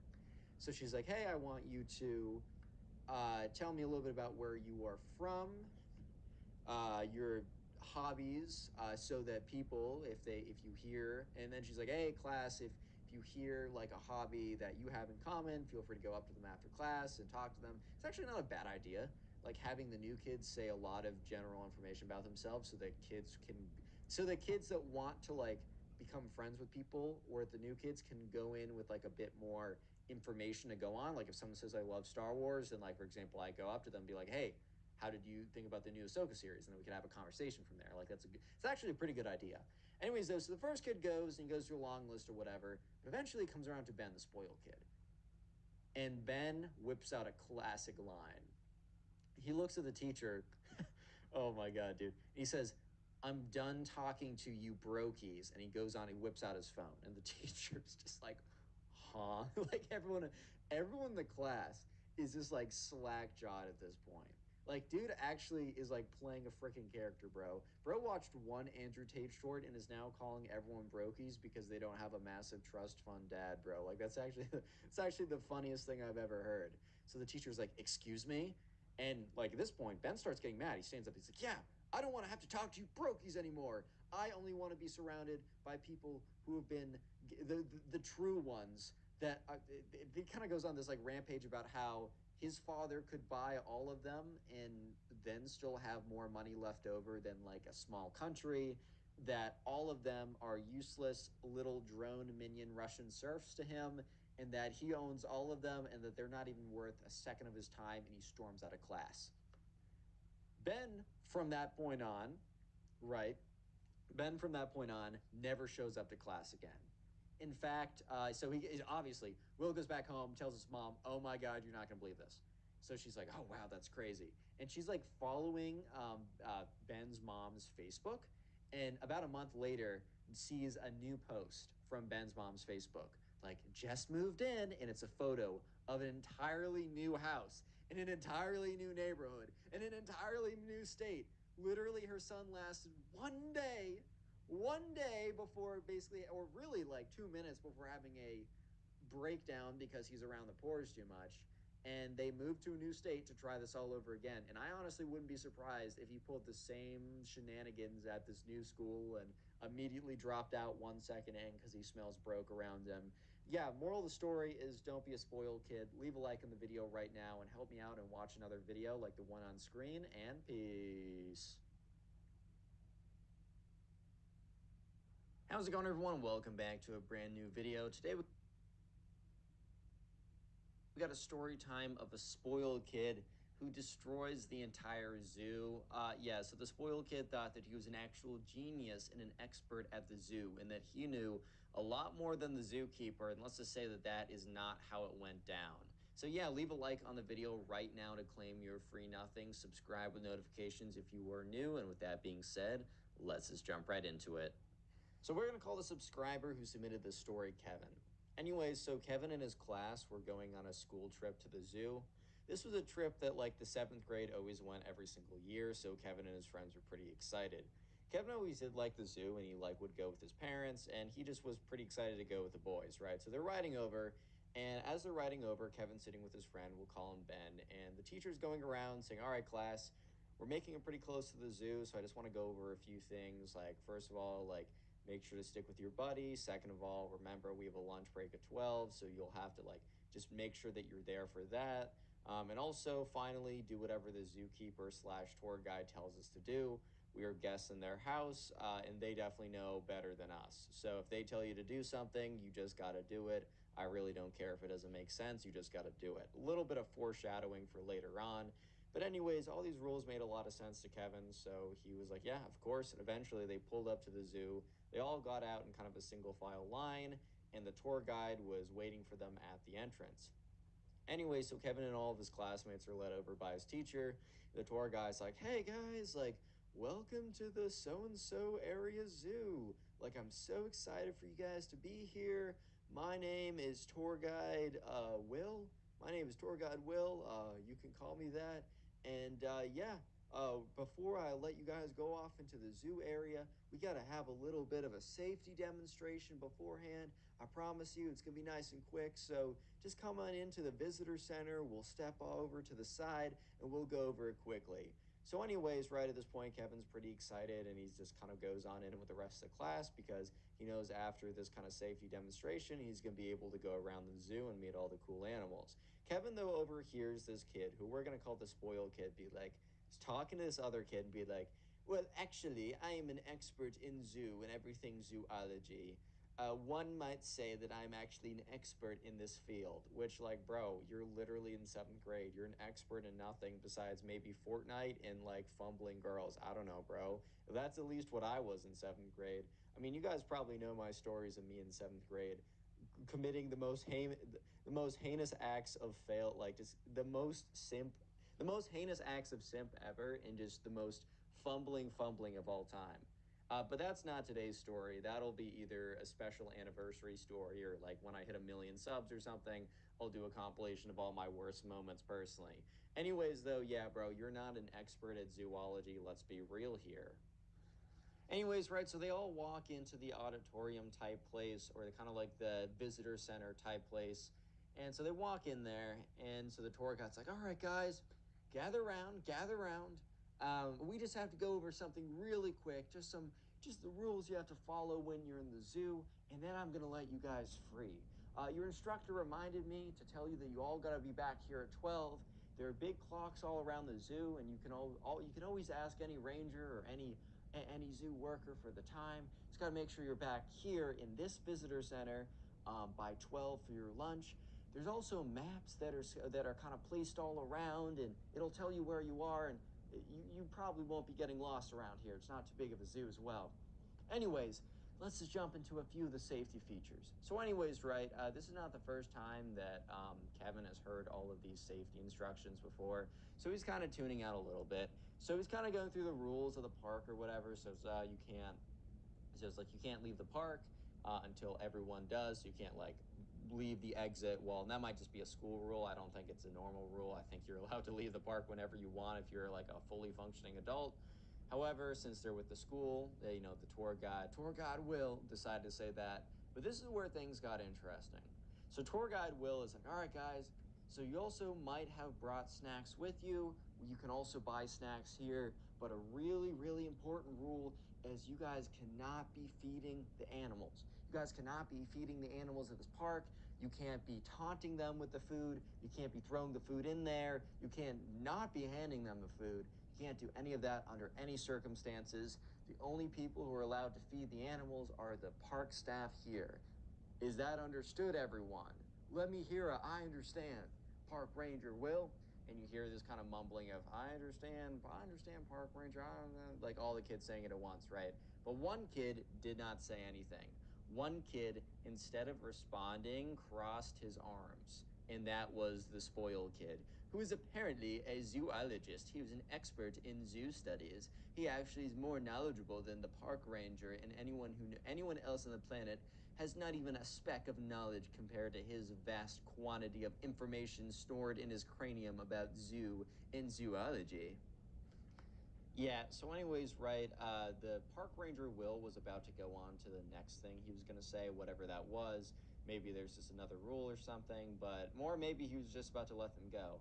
But that's when the spoiled kid raises his hand, and the park ranger, not really expecting any questions because it's been pretty straightforward so far, but is always open to questions, is like, yeah, a little guy in the back, what's up? And it was the spoiled kid, and the spoiled kid says, well, actually, what happens if I want to feed the animals? And the park ranger's he's not stunned, like he's too stunned to speak. No, he's just like didn't respond right away because um I don't know. It's just kind of like if your question is someone says you can't do something and then you say, "Well, but what if I want to?" Well, bro, you probably were going to like probably the reason you feed the animals in the first place is cuz you want to feed the animals. It's not like one of the lions has like like a gun to your head and that's why you're feeding the animals. Like, bro, you're clearly feeding the animals because you want to.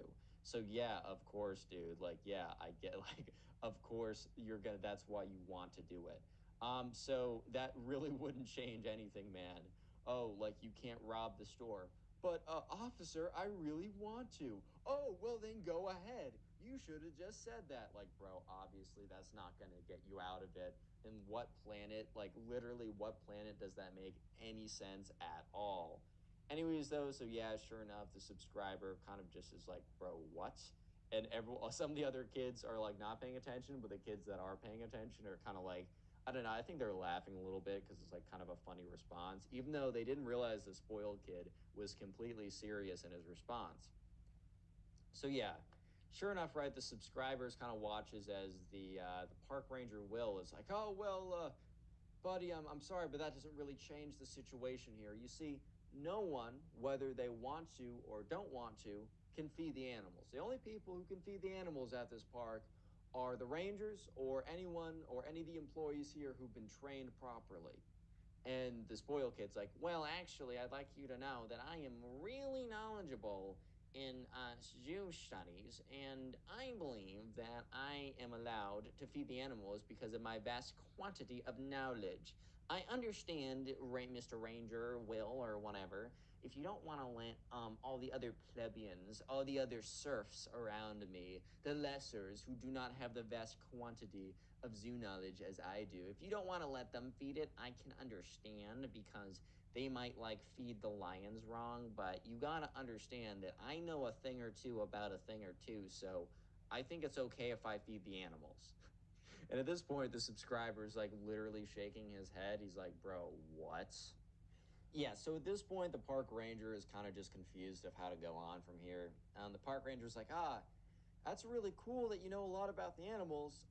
And you know, I'm sure me or any of the other staff, faculty here would be really happy to talk to you about the animals if you want to. And there's so many animals here, and some you can even interact with. Like there's a petting zoo type area, but it really doesn't matter how much you know about the animals, man. You really can't be feeding them. And the spoiled kid is like, well, no. What I'm trying to get across to you is that I actually know a lot about the animals, and that is why I should probably be allowed to pet them when I want to. And the zookeeper's like, sorry, man. This is kind of my final response. You're not allowed to pet. You're not allowed to feed the animals. The spoiled kid is like, oh, okay, Mr. Zookeeper, or whatever. So yeah, by that response, you can probably tell that the spoiled kid is not gonna be the best listener in this situation, if you know what I mean. Like he's definitely not gonna be like the number one most attentive rule follower on planet Earth. But anyways, right at this point, the subscriber Kevin is kind of just like, okay, can we get along with this? Can we get a move on? Like the spoiled kid is really wasting my zoo time right now because he thinks that he is some genius zoologist, and therefore he should be allowed to to feed the animals. Like, bro, that literally makes no sense, and you know it. Anyways, though, eventually the zookeeper goes over one or two more things, and it's like, all right, guys, well, with that all being said, make sure to follow the rules, and that's all I gotta say. So go on out. So everyone goes on out, and you were instructed to kind of stick with your buddy, because they had like the buddy system or whatever. Which, dude, the buddy system is low key flawed. If both people like you and your buddy don't show up, well, bro, like which buddy is going to say my buddy isn't here if you're both not there, man? Like, you know what I mean? Yeah. So, anyways, right. Sure enough, the subscriber Kevin, he was going around, and he was just kind of like going around with his buddy Ben, and they were just seeing all the animals. It was a pretty good time. I mean, Kevin really does enjoy the zoo. He goes there with his family on his own liking. So this was a pretty cool day for him. Unfortunately, yeah, the spoiled kid at some point in the story will end up ruining it, not just for Kevin, not just for Kevin's class, but for everyone at the zoo that day. But you guys will just have to stick around to see how that happens. Anyways, though, so Kevin and his friends are going around to all these different exhibits, and that's when eventually they bump into the spoiled kid, and the spoiled kid is all alone. So the spoiled kid did have a partner, but as you guys can probably already guess, the spoiled kid almost immediately abandoned his partner because, his partner couldn't keep up with his sophisticated zoo IQ. His zoo intelligence quotient, it's off the charts. Doctor, it's off the charts. I didn't think this could be possible. I didn't think this could be real. Yeah, so the spoiled kid kind of just wandering around by himself, which he's already gonna get in trouble for that, but he might be getting in trouble for a lot more. You'll just have to stick around and see for that. So, anyways, right, sure enough, the subscriber Will, not sorry, Will, Kevin. Will is the name of the guy. I forgot his name. Anyway, so yeah, so Will sees this and he kind of looks over at Ben. He's like, "Yo, dude, we got to go the other way." Because they're just not trying to get involved in the spoiled kid shenanigans. Like, he can do what he wants on his own accord. He can waste his own time. He can be like an idiot by himself. But bro, you would be that it would be a crazy statement to say like, oh, for us to get involved in your buffoonery too. Like, it would just be a ridiculous thing for Kevin to waste his precious zoo time because he loves the zoo and he never really gets to go. I mean, he gets to go sometimes, but like once or twice a year max. So he's not going to the zoo every weekend, you know. He's not wasting his precious zoo time entertaining the fantasies and buffoonery of freaking the spoiled kid, bro. Like it just is simply not happening. So, anyways, Kevin motions to Ben for them to go the other way, and unfortunately, they're too late. The spoiled kid is like, Kevin, I challenge you to a duel.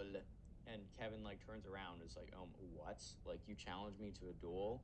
Like, bro, literally, what are you even saying right now? And the spoiled kid's like, I challenge you to a duel in zoo intelligence. And here's the thing: Kevin kind of does know a thing or two about like zoo animals, but he's not like he doesn't like study it. It's not like Kevin goes home every night, opens up his zoology textbook, and just absorbs all the information, literally putting the zoology textbook under his pillow so that he can absorb the information better. Like, dude just he casually knows a thing or two, and he just likes hanging out with the animals. Like, he really is just mostly an outdoor kid, and that's why he likes the zoo. Anyway, so Kevin kind of realizes he's not going to get out of this, so he's like, sure, we can do one question. The spoiled kid's like, okay, tell me, is it true that a tiger is a species of fish? So obviously Kevin's like, no. The spoiled kid starts laughing. He's like, you simpleton, you fool. A tiger actually is a species of fish. And the subscriber, Kevin's just like, bro, what? Like, what are you saying right now? Like, very clearly, a tiger is not a species of fish.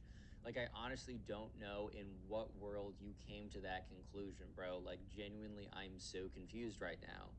So this spoiled kid goes on to say, yes, in my vast studies and research, it is actually a fact that only true zoologists, only 0.01% of zoo scientists really understand the truth.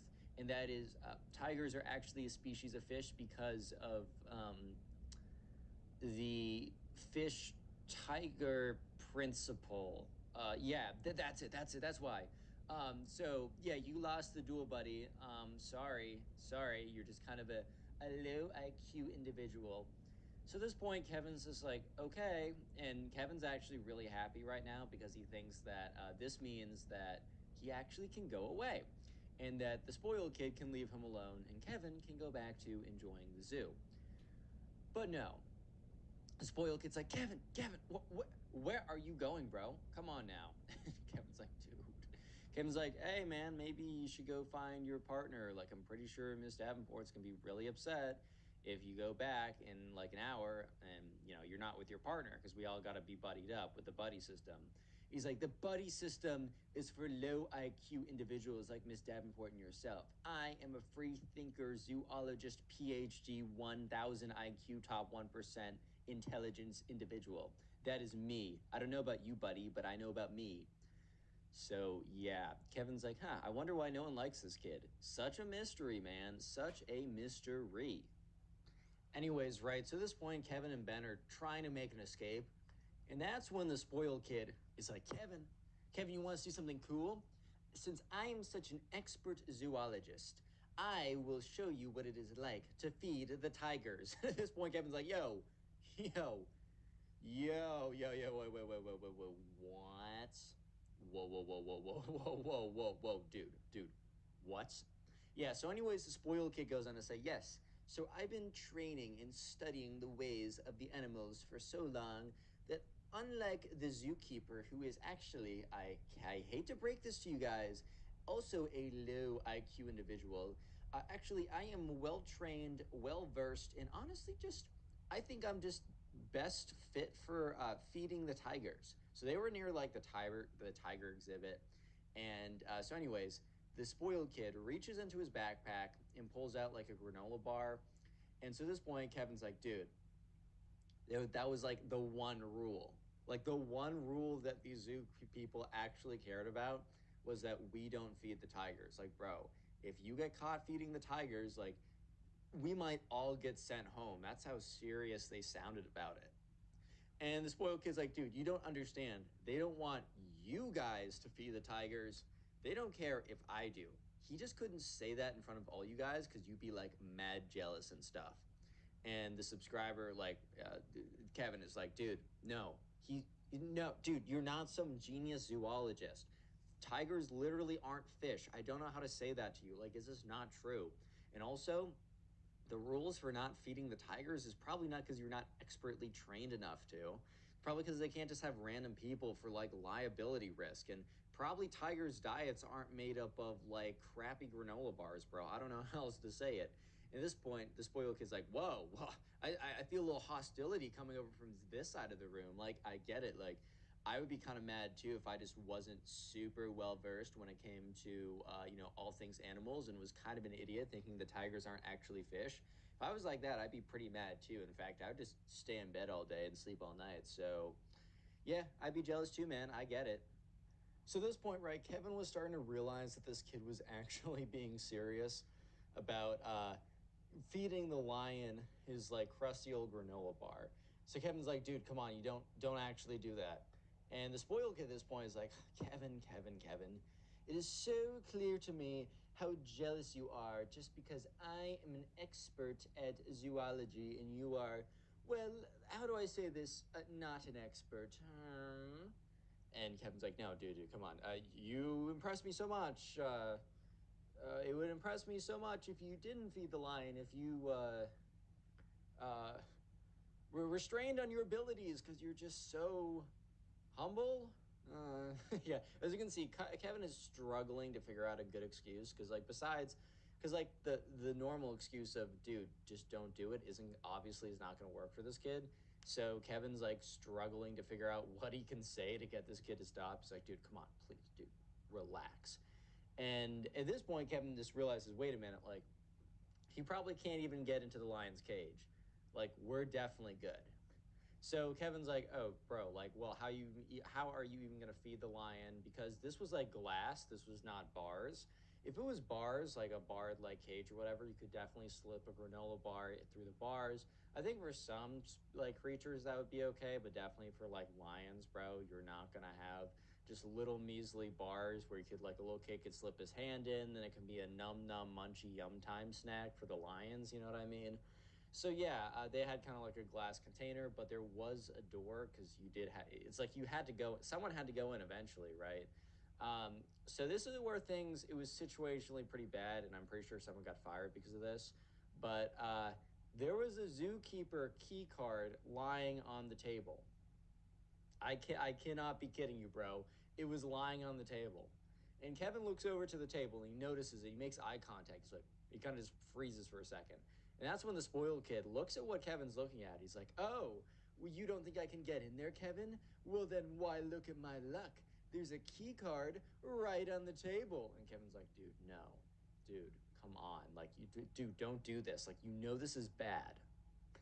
And he's like, Kevin, I don't think this is as bad as I think. I think you're just a little jealous boy. Now watch me as I perform my 10,000 IQ zoology feeding technique. It's actually really, really impressive. So at this point, Kevin turns to his friend Ben. He's like, yo, we got to get out of here. One, because, like, hey, bro, if you go into the cage, who even knows? But also just, like, guilt by association. He's like, I got to go. And the spoiled kid's like, wait, no. So the spoiled kid really quickly rushes over and hits the key card on the gate, and it, like, clicks green, meaning that the door unlocks and he can enter. So at this point, Kevin is just like, go. So he starts running. He starts sprinting. He's like, you know what? I hate to be a snitch, but I got to be a snitch. So Kevin and his friend Ben, they run over, and that's when they try and find a zookeeper or whatever. So they find a zookeeper, not the zookeeper Will, but just like a random one. And he's like, someone left like someone left a key card and the lion cage. And the zookeeper's like, yo, boys, relax, what's going on? And as he says, relax, what's going on, you hear me, me, me. Attention, everyone. We insist that you orderly, like calmly and orderly, go to the nearest exit. Me, me, me. So as that's going on, the zookeeper like gets like a not a notification, but like a noise that like someone's trying to talk in the walkie-talkie, right? So he picks it up, he's talking, and the subscriber watches as like the zookeeper's face just like goes pale, bro. The zookeeper's face just goes pale. Real quick, you made it this far into the video. I want you to comment zoo down below if you're on YouTube. And if you're on YouTube, make sure you subscribe, left a like with notifications on. And also, if you're listening to this on Spotify, I also post on YouTube. It's actually my main place. But if you're listening on Spotify, make sure you rated the podcast 5 stars, follow the podcast with notifications on. And also, there's probably a poll question somewhere. Please answer that. And if you're on YouTube, I'm on Spotify, and vice versa. Anyways, so yeah, sure enough, the guy picks up the walkie-talkie and his face is like drops. And he looks at the kids. He's like, "Kids, go to the exit right now." Like he was being so serious. So at this point, the subscriber Kevin is like kind of freaking out because all he knows is he left Kevin after he opened up the thing and the lion's nest or whatever, and then all of a sudden, after he found like ran away for like a minute and found a zookeeper, this like really ominous alarm, which is still going off. It's still meh meh meh, like it's still going off right now. It's like, attention please, may I have your attention please? We ask you calmly and orderly make your way to the nearest exit, whatever, right? That's been going on in the background this whole time.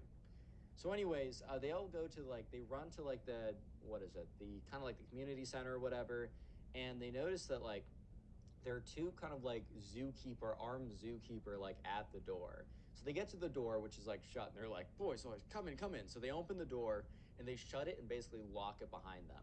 So the teacher is in the community center, like frantically like looking for people, and she's like, "Kevin, Ben, oh my God, okay, all right, you're all now accounted for."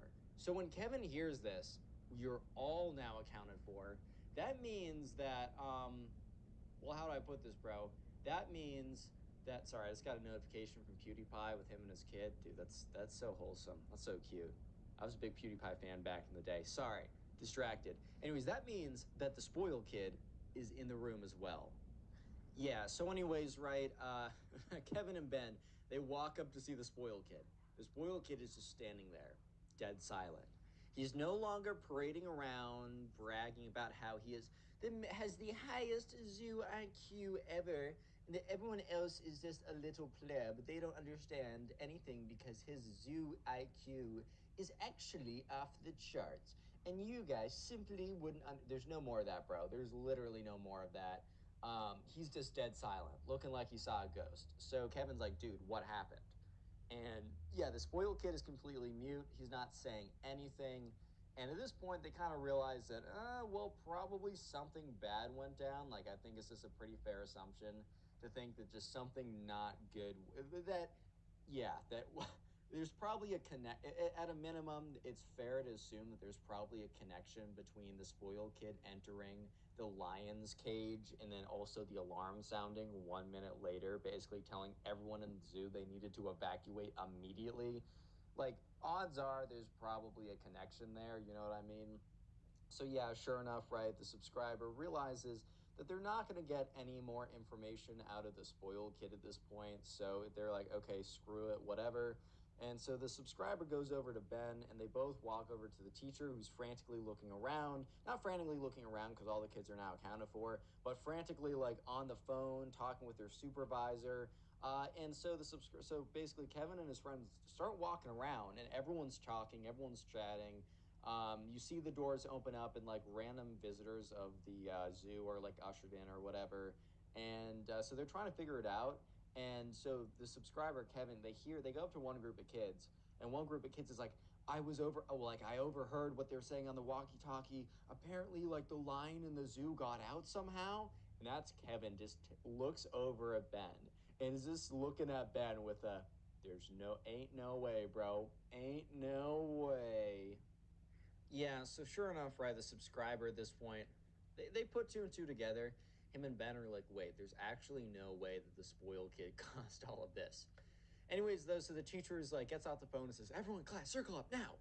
Very on edge, very kind of tweaking out, which I think if I was a teacher in this situation and I was being informed that the zoo that I went on and basically the class trip that I'm responsible for, there was like a roaming around lion, like not her fault, but it's her responsibility now. So I would be pretty on edge as well. Anyway, she's like, we need to like find your buddy right now and we're getting back on the bus.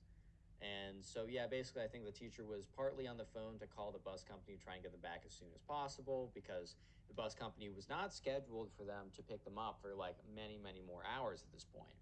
So, anyways, they all go outside and they're all waiting for a little bit because, the bus isn't just sitting there waiting for them to be their personal chauffeur service. Like, they have other stops they got to make. But thankfully, the bus service was able to pull something together last minute. However, they had to wait out there for a second. So, once again, Kevin and Ben, they go up to the spoiled kid who is still completely dead silent. It's like, bro, are you sure you had nothing to do with this? because they knew at this point that he did. But once again, he just doesn't say a word. He's dead silent. He's not cracking under any circumstances.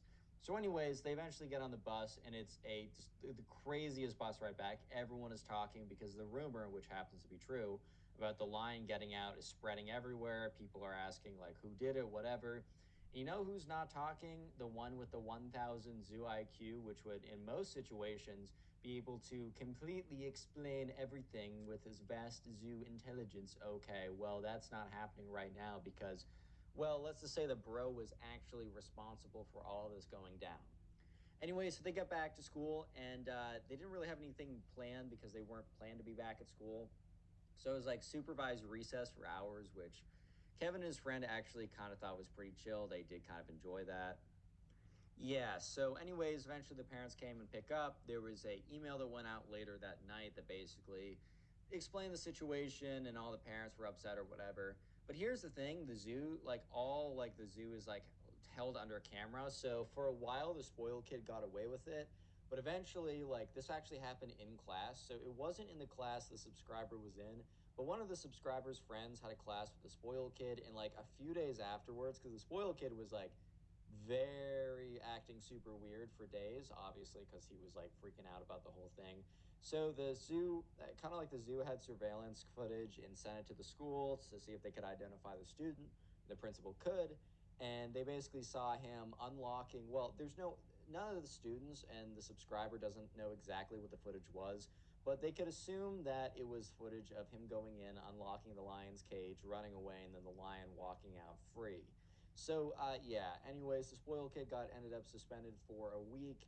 I think he had to do like community service with the zoo or something to help make up for all the problems he caused or something like that. But believe it or not, the spoiled kid in this situation didn't get suspended, so low key he got off free. Look, if you have a sibling, you may find them annoying sometimes. But hey, at least they won't try and sell your cherished pet behind your back like the siblings in today's story did. This is quite a crazy one, so strap in and let's just jump right into it. So we're going to call the subscriber who submitted today's story Sebastian. So anyways, Sebastian was the older of one of two siblings. So we had a younger brother. Sebastian was 18 and his younger brother was 16. Sebastian was a senior in high school. His younger brother was a sophomore in high school, and they both lived with their parents. This story all happened after over the course of like a couple weeks, but it all started one day when Sebastian was going out to see his friends and he was leaving for the weekend. At this time, Sebastian's brother, we're going to call Sebastian's brother Ben for the rest of this video. So Sebastian and Ben's parents were gone on a very long kind of vacation, whatever. Basically, Sebastian and Ben's parents their relationship was kind of rocky for a little bit. So, and they've just gotten it back together, and they wanted to kind of just have basically another honeymoon, like 20 years into their relationship, to kind of try and rekindle things. And yeah, so they were gone for many, many weeks. They trusted Sebastian to be the good older brother to take care of his younger brother Ben and to make sure that the house was in order. However, they were also okay with Sebastian going out for a little bit and seeing his friends, so Sebastian went over to his friend's house one night. More context. Sebastian and Ben and his family, they have a dog. However, it really is Sebastian's dog because Sebastian, many years ago, for his birthday, really wanted to have a dog, and his parents were not really looking for a dog in their life. They had a lot of responsibilities already. They were stretched pretty thin between their two kids. But they said to Sebastian, "We will get you this dog as long as you promise that it will be your responsibility." Sebastian, got the dog for his birthday. It was kind of the family dog, but it really was Sebastian's dog, which makes what the younger brother is going to do even worse. You guys kind of have a hint by the title, but let's jump into the story with all that important context given. So this all happened one weekend. Sebastian was heading out just for one night to go see his friend who lived in another town. So Sebastian was getting his stuff together, and he saw his brother was in his room on the computer, whatever. So Sebastian walks by, he's like, "Hey, bro, I'm going out tonight." And, Ben's like, "Yeah, dude, I know you're going out." And Sebastian's like, "All right, well, make sure to feed the dog, make sure to lock up. There's food in the fridge, just heat it up on, like, the oven or microwave or whatever. And if you need anything, you know, you got my number. And Ben's like, dude, don't worry. I'm only 2 years younger than you. Like, you don't need to worry about me. Thank you, but have a good night. And, you know, Sebastian's like, all right, word, cool, whatever. Sebastian gets in his car and he drives off to go see his friend. Sebastian has a good time seeing his friend, but that's kind of irrelevant to the situation as Sebastian comes back and, you know, drives back into the house and he opens up the door. He also sees that the second car that they left there was missing, and that basically means that, you know, probably Ben was out of the house. So Ben would go sometimes take like one of the cars that they had in their driveway, go to the mall, go see his friends. So it wasn't really surprising to see Ben leave randomly. But one thing that was really surprising that was a little bit strange right off the bat was when Sebastian walked back into his house, he didn't hear his dog bark. And I don't know if you guys have dogs. I have dogs, or I have a dog, and I've had dogs in the past. And I think I've always lived with dogs, except for very short periods in between when they've passed away. In every single case, when the door is open, the dog comes running down, barking, saying hello. It's always a very, very powerful greeting. One of the reasons why I love dogs so much is no one will give you, and I mean no one, will give you the same unconditional excitement to see you coming home. You know, you got a girlfriend, boyfriend, partner, mother, father. They might love you more because they have more emotional capacity to love you, but they are not going to have the same level of blind enthusiasm to see you every single day. So Sebastian was a little bit taken aback by the fact that when he opened the door, no one came running to him to say hello. So he thought, okay, well, my dog is probably sleeping. So Sebastian kind of walks in the house, he puts his stuff away, and after just being there for about 30 minutes, it just feels really weird. So he starts going around the house, yelling the dog's name. We're going to call the dog Teddy, because that was one of my old dog's names. So he's like, Teddy, my Teddy, Teddy. And after going throughout the entire house, Teddy's nowhere to be found. Looks in all the sleeping spaces. Teddy sometimes sleeps in specific little corners or whatever. Teddy is nowhere to be found. So Sebastian is starting to get a little bit nervous. And he's kind of looking all around. And that's when he hears the door open. It's Ben. Ben is coming back from doing whatever Ben is doing. Sebastian was pretty sure that Ben was going out to go see his friend. Little did he know that Ben was doing something a little bit more nefarious. So when Ben walks through the door, Sebastian immediately says, do you know where Teddy is? And Ben looks a little like taken aback. He's like, what do you mean? Is Teddy not here? And, you know, Sebastian's like, no, like when I came back, you know, he didn't greet me at the door. So I just thought he was asleep. And after a while, I decided to look around for him. I looked all over the house and he's not here. So Ben's like, oh, well, maybe he's in the house and you just didn't see him. And Sebastian's like, maybe I don't know. Like, do you want to help me look? And Ben's like, sure. So Ben I don't know. Sebastian was so worried about where his dog was that he wasn't picking up the slight signals that Ben was being a little weird, that Ben was just being a little strange and awkward and uncomfortable. He didn't put two and two together because why would you? Anyways, so, you know, they're walking around the house and Sebastian's like, Teddy, where are you? Right? I mean, this is his beloved dog, dude. Like, yeah, I would be really, really concerned and sad and frightened and all that stuff if I came home and my dog was gone and she was supposed to be here, right? So they're going around yelling, Teddy, like, where are you? Whatever. And by the end of it, like after about 20 minutes later, Sebastian kind of comes to the conclusion, Teddy's not in this house. So at this point, they think like Ben's like, well, maybe, I don't know, Teddy escaped somehow. Like, I don't know how, but maybe he did. And so Sebastian's like, I don't know how that's possible, but that's like the only thing that makes sense. So they start walking around the neighborhood, or they're driving around the neighborhood, and Sebastian's like, I'm going to keep driving. How about you get out and you start walking around? And Ben, who really does know the truth here, is like, oh, okay, sure. And obviously, Ben doesn't put the same effort into it because he knows exactly where Teddy is. Because he just sold Teddy to someone in not their neighborhood, but someone who lives near them because he wanted some money. Yup, I'm not even kidding you. But here's the thing, Sebastian doesn't know this yet, and all the truth will be revealed shortly. So anyways, after about 3 to 4 hours of driving around, Sebastian is completely distraught, but he also feels extremely defeated. So he goes back home, and at this point he realizes, okay, I gotta be efficient about this, I gotta be quick about this. If you guys have ever watched, I don't know, those like TV shows or dramas of like when someone goes missing, you know, the first 24 hours is the most important. Obviously, that's a different situation, but definitely like the longer you wait, the less likely it applies to dogs too. Like the longer you wait to go find them, the less likely you are to find the dog after like a week than you are on the first day. This is kind of how it goes for a bunch of reasons. So at this point, Sebastian goes back home and he already sees Ben is back, which is fine. Like it is a family dog, but it's definitely more Sebastian's dog. But it's just interesting that Ben didn't put in the same effort that Sebastian did. At least that's interesting in Sebastian's POV, who doesn't have all the details like we do right now. So what Sebastian does next is actually what reveals the truth to him, and he doesn't even realize that it's coming, right? So they have a family computer. So they both have like phones and they have access to cars, right? They actually have 3 cars between them. So the parents took one for their long trip or whatever. And then each Sebastian and Ben had a car. They were kind of not that great of cars, but bro, when I give my kids, if I give my kids cars, if it has a brake that works and it goes from A to B, then it's a car, my friend. I'm not getting you anything fancy, dude. You're probably gonna mess it up. But anyways, they didn't. Each of the individuals, like they didn't individually have computers, or they maybe had like I don't know, an iPad, or they played video games on like an Xbox, and they had phones. But basically, they had a family computer that they would all use, and they all had accounts on. So they didn't really feel the need to get a personal computer, since they weren't doing a lot of business work or something. So Sebastian goes to the family computer to start to go out and print something out, right? To print out posters.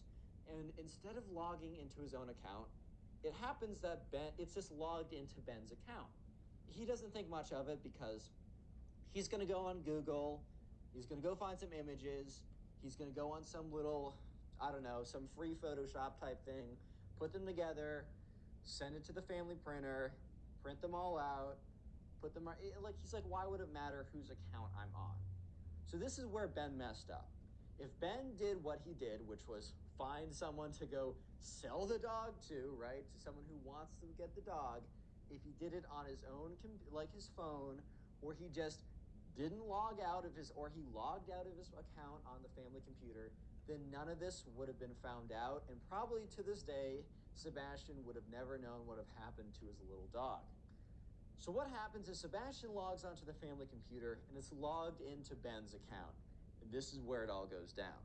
So Ben, just like the last thing he had open, he didn't close out of. He was in Facebook Marketplace.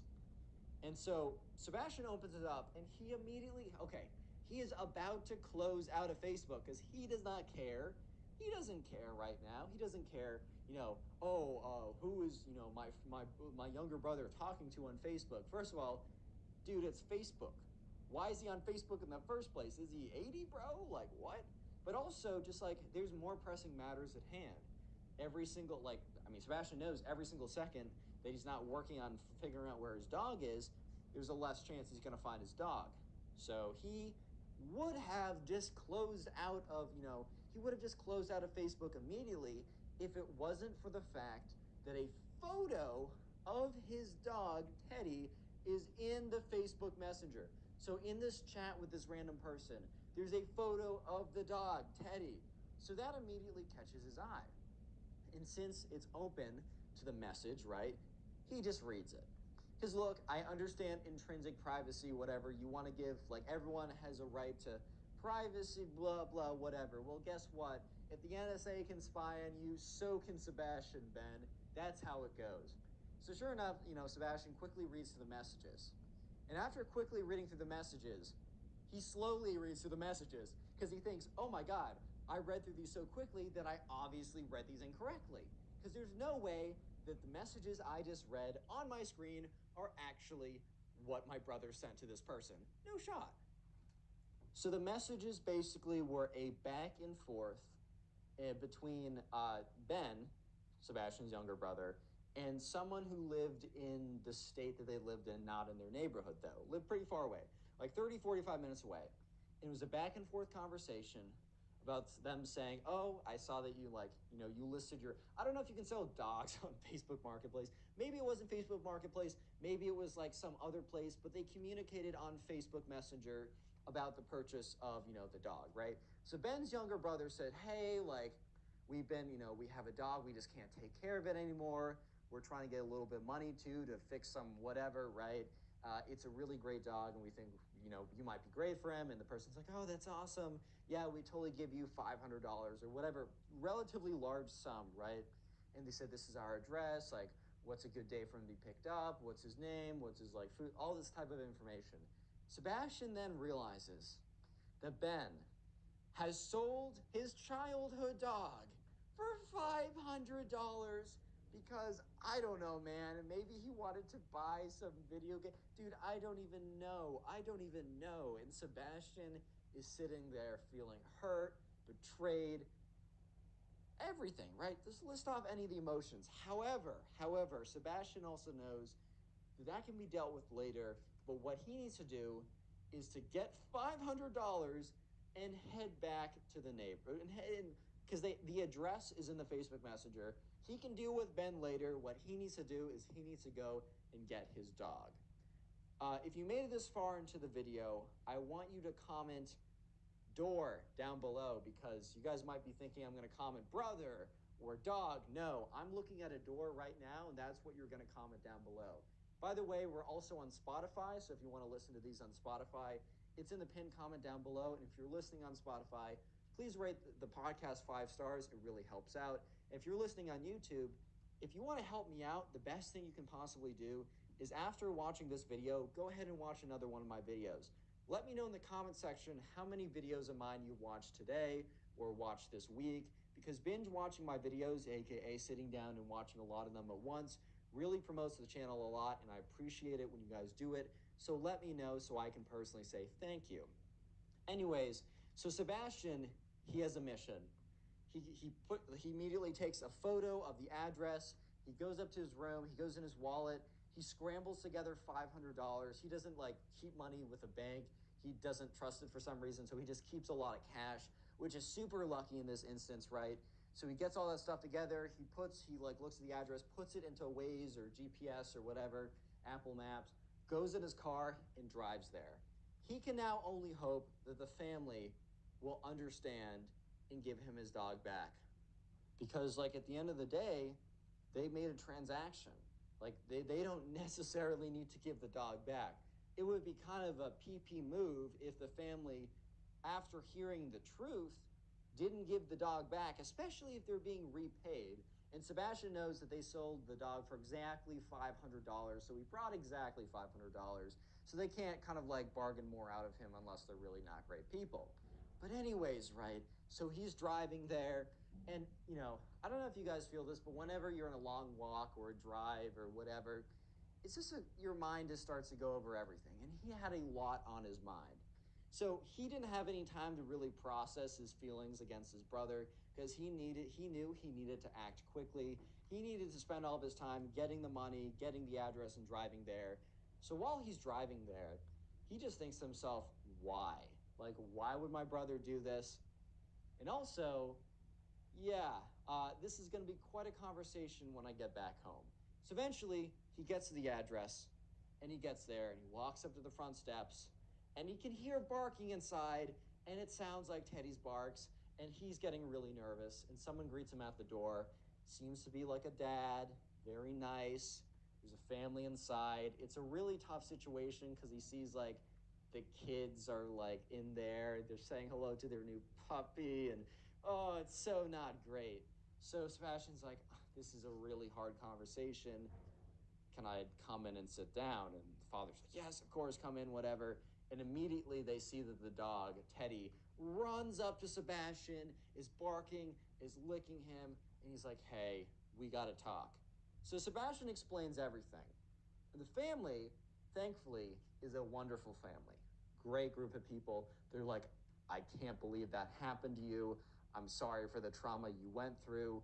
You can have your dog back. Like, you don't even need to give us the money, which is kind of ridiculous. Sebastian's like, no. Don't worry. I will be repaid by my brother. You don't need to worry about it. Here's the 500. And they're like, oh, thank you. Like, we're so sorry this happened. And Sebastian's like, no, I'm sorry this happened to you. You guys wanted to get invested, and you wanted a dog for your family. Your kids were already starting to get to know him. Now you have to explain it. Bad situation all around. So they said, don't worry, there's a lot of places for dogs. We're probably just going to go somewhere right now and find another dog. Like, thank you so much for understanding. And Sebastian's like, no, thank you for understanding. Like, it's really thank you in this situation. So Sebastian gets in the car, dog's in the back, and now he's driving back home. And now it's time, because he has his dog back, things are good. Now it's time to confront his brother. So on the entire car ride back, it's about 30, 40-minute drive, pretty far away. He's just thinking, okay, how do I even confront my brother? How am I going to react to the excuses he'll give? How do I, just trying to process this? And the thing is, 30 to 40 minutes is not long enough to process this, especially without hearing any input from your brother. So goes back, brings the dog, opens the door. Teddy's barking. And I could only imagine how Ben is feeling. How he's in his room. He's probably already feeling guilty. He's probably that was such a bad move of mine, $500 for the family dog. That's terrible. I'm not a good guy. But at least my brother will never know the truth. You're sitting there, you're thinking that, and then you hear the familiar barking of Teddy, and you just don't know what to think. So sure enough, Teddy goes back inside. Sebastian locks the door behind him because he wants to make sure, Teddy doesn't actually escape, even though he quote-unquote escaped earlier, right? And he goes up to Ben's room, and he just knocks on the door. And Ben's like, oh, come in. Trying to be as nonchalant as possible. And Sebastian walks in. He's just making eye contact with Ben. He's like, oh, is that Teddy I hear down there? Did you find Teddy? And Sebastian just says nothing. And Ben's like, oh, well, that's great. Where did you find him? Was he just walking around or something? And Sebastian just says nothing. He just looks at Ben, because they both know at this point. And Sebastian says, dude, we both know what actually happened here. And yeah, so they have a conversation afterwards. Ben is he's tearing up. He's like, I'm such an a-hole. I'm the worst. I'm so sorry.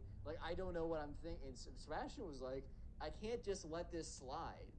You went to such an extent for 500. Are you in trouble with the mafia?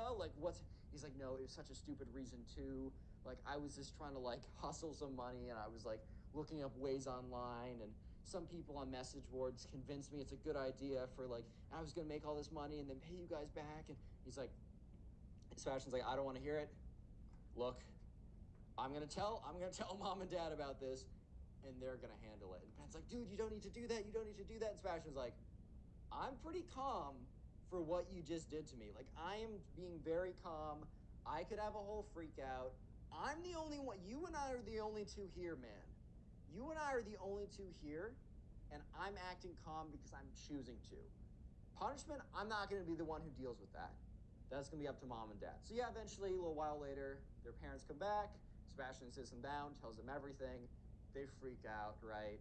And yeah, Ben is grounded for legitimately a month. His phone is taken away from him for legitimately a month. It's really tense in that household. Thankfully, though, pretty soon after, or not that much longer,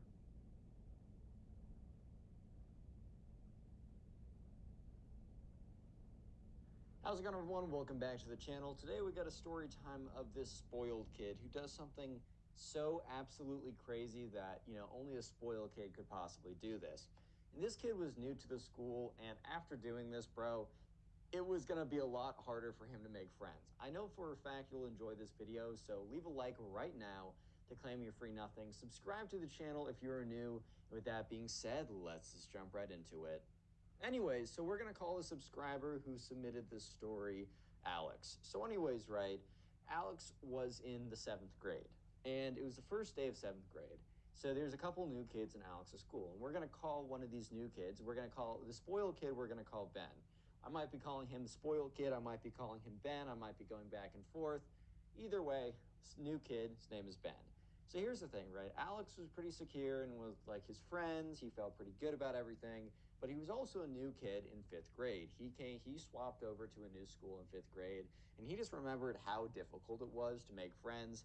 But he also remembered that, a couple people made an attempt and made an effort to make his transition easier and would say, hey, come join us to do this. Hey, come hang out with us. And Alex just remembered like how nice that was and how actually helpful that was when he was new to the school and everyone else was there. It's always a hard thing to go into a new environment where everyone else is comfortable, they know what's going on, and you're the new kid. Always hard. Anyways, so Alex decided that, with this new kid, Ben, that maybe he would return the favor. Maybe he would kind of, keep putting out, like, pass it along in a sense. Someone did something good to him, he's going to do something good to someone else. So, anyways, it gets to lunchtime, and Alex and Ben don't have any classes together. So, the first time that Alex actually has an opportunity to talk to Ben or to, kind of go out of his way to make sure that Ben was talking with or had friends or felt comfortable or anything like that, his first opportunity was lunch. Yeah, so anyways, right, lunchtime rolls around, and so Alex is kind of hanging out with his friends. They're walking into the lunchroom, and Alex says, hey, man, like, I'm going to go. Like, he looks around, he scans, and he sees Ben, the new kid, sitting by himself. Anyways, though, so Alex kind of turns to his friends, like, yo, like, we should go sit with that kid. I remember when I came in the fifth grade when I was new, and it was like, it was really difficult for me, and, I appreciate it. One of the kids in Alex's current friend group was actually one of the kids who reached out. He's like, hey, like, James, you remember when, like, you just, like, randomly started doing stuff with me? That was big. Like, that made it that made a pretty difficult transition, like, a lot easier. Let's pay it forward and let's just do the same thing to this kid. So they all kind of agreed, yeah, that's probably a good idea. It's probably a nice thing to do. We probably should do it, etc. So, anyways, they all walk over and they see this kid, Ben, sitting by himself with, like, the lunch tray or whatever. And they all sit down. And Ben's like, hey, like, hi guys, like, what's up? And they're like, hey, like, we know that you're new here. We just, wanted to say hello. If you had any questions, hang out with you a little bit. And there was a pretty, like, nice look on Ben's face. However, here's some extra details that they did not know about Ben. So, when I say Ben was a spoiled rich kid, I say this in almost every single episode, but I do really want to make a distinction. Just because, your parents have a lot of money or you have a lot of access to, you got privileges that other kids don't have, that doesn't necessarily mean at all that you're going to be a spoiled rich kid, or at least a spoiled rich kid within my definition. I think for someone to be a spoiled rich kid, you both need to. Sometimes there's spoiled rich kids that aren't even rich, bro. They just act like they are. Basically, if you have a certain level of entitlement, thinking that you're better than other people, that's mostly what I'm getting at. Like, honestly, what I'm getting at is if you just genuinely think that you're a better person because, or like a higher class person, or just, act in certain ways that just a normal person wouldn't act. So little did they know that Ben, while seeming a little nice at first, was actually a spoiled rich kid. And it's actually super funny how they found out. Like, this is actually insane, and I know you'll enjoy it. Yeah, so anyways, right, the subscriber was, he sat down, they're talking with Ben, and they decided just to chat with him a little bit to see what he's like, to, hear about, where he's, just very basic standard conversation. They kind of introduced themselves. Ben basically said that he moved into the neighborhood because, his dad was kind of like, he worked at a bunch of different places, and that his mom wanted to, basically find a place to settle down. And that Ben had basically hopped around for most of his life, but that he was really going to secure himself there. So immediately they felt kind of bad. And, I actually know some people, or at least one person, who basically, like, every, like, 2 years would get up and have to go somewhere else to a new school. That's a very difficult life. One thing, you get pretty good at making friends because you almost have to every 2 years, right? But yeah, so, they kind of felt bad, and they're like, oh, well, we're super excited that, you seem pretty chill. Like, we're super excited that you're staying here. Anyways, though, so they keep talking, and for some reason, like, Ben just makes, like, a reference, like, something like, they're just having a casual chat. So they've kind of moved beyond the name, date of birth, hobbies, whatever. Like, the super, okay, date of birth, that's kind of random. Just like the very standard stuff when you start talking to someone. They kind of moved to more casual, like, friendly conversation. And for some reason, Ben brought up, like, he thought this would be quote unquote funny and relatable. By the way, this is not the big hilarious thing that he does to expose himself. This is just a little extra thing on top I thought you guys would find pretty amusing. And basically, so Ben's like, oh, yeah, by the way, like, this is the craziest thing ever, but, my mom was so mad at my dad. And they were like, oh, like, what happened? Like, what did your mom, like, what did your dad do? Thinking, oh, well, he's, they're probably going to say some normal thing. They're like, oh, dad forgot the anniversary, which don't do, guys. If you're going to get a relationship, you need 15,000 reminders on your phone saying, by the way, your anniversary is in 7 days. Do not forget it or you shall die. No, but basically, Ben's like, yeah, it was so crazy. I mean, he got, like, my mom, like, the new Porsche, but it was the wrong color. Ridiculous, right? They all kind of look at each other like, new Porsche? Question mark, question mark? Yeah, so anyways, right, sure enough, they're kind of all looking at each other like, did you just say, like, new Porsche? Like, okay, that's not necessarily, like, okay. Well, as I said before, that was not the thing he did that was insane, which is coming up, and I know you guys will find it hilarious. But that was kind of just like a thing, like, I don't know, man. It's not like the average person, like, oh, man. It's such a funny and relatable moment when your dad buys your mom the wrong color Porsche. Like, hey, yo. And guys, if you don't know, that's a super expensive car. You can look it up.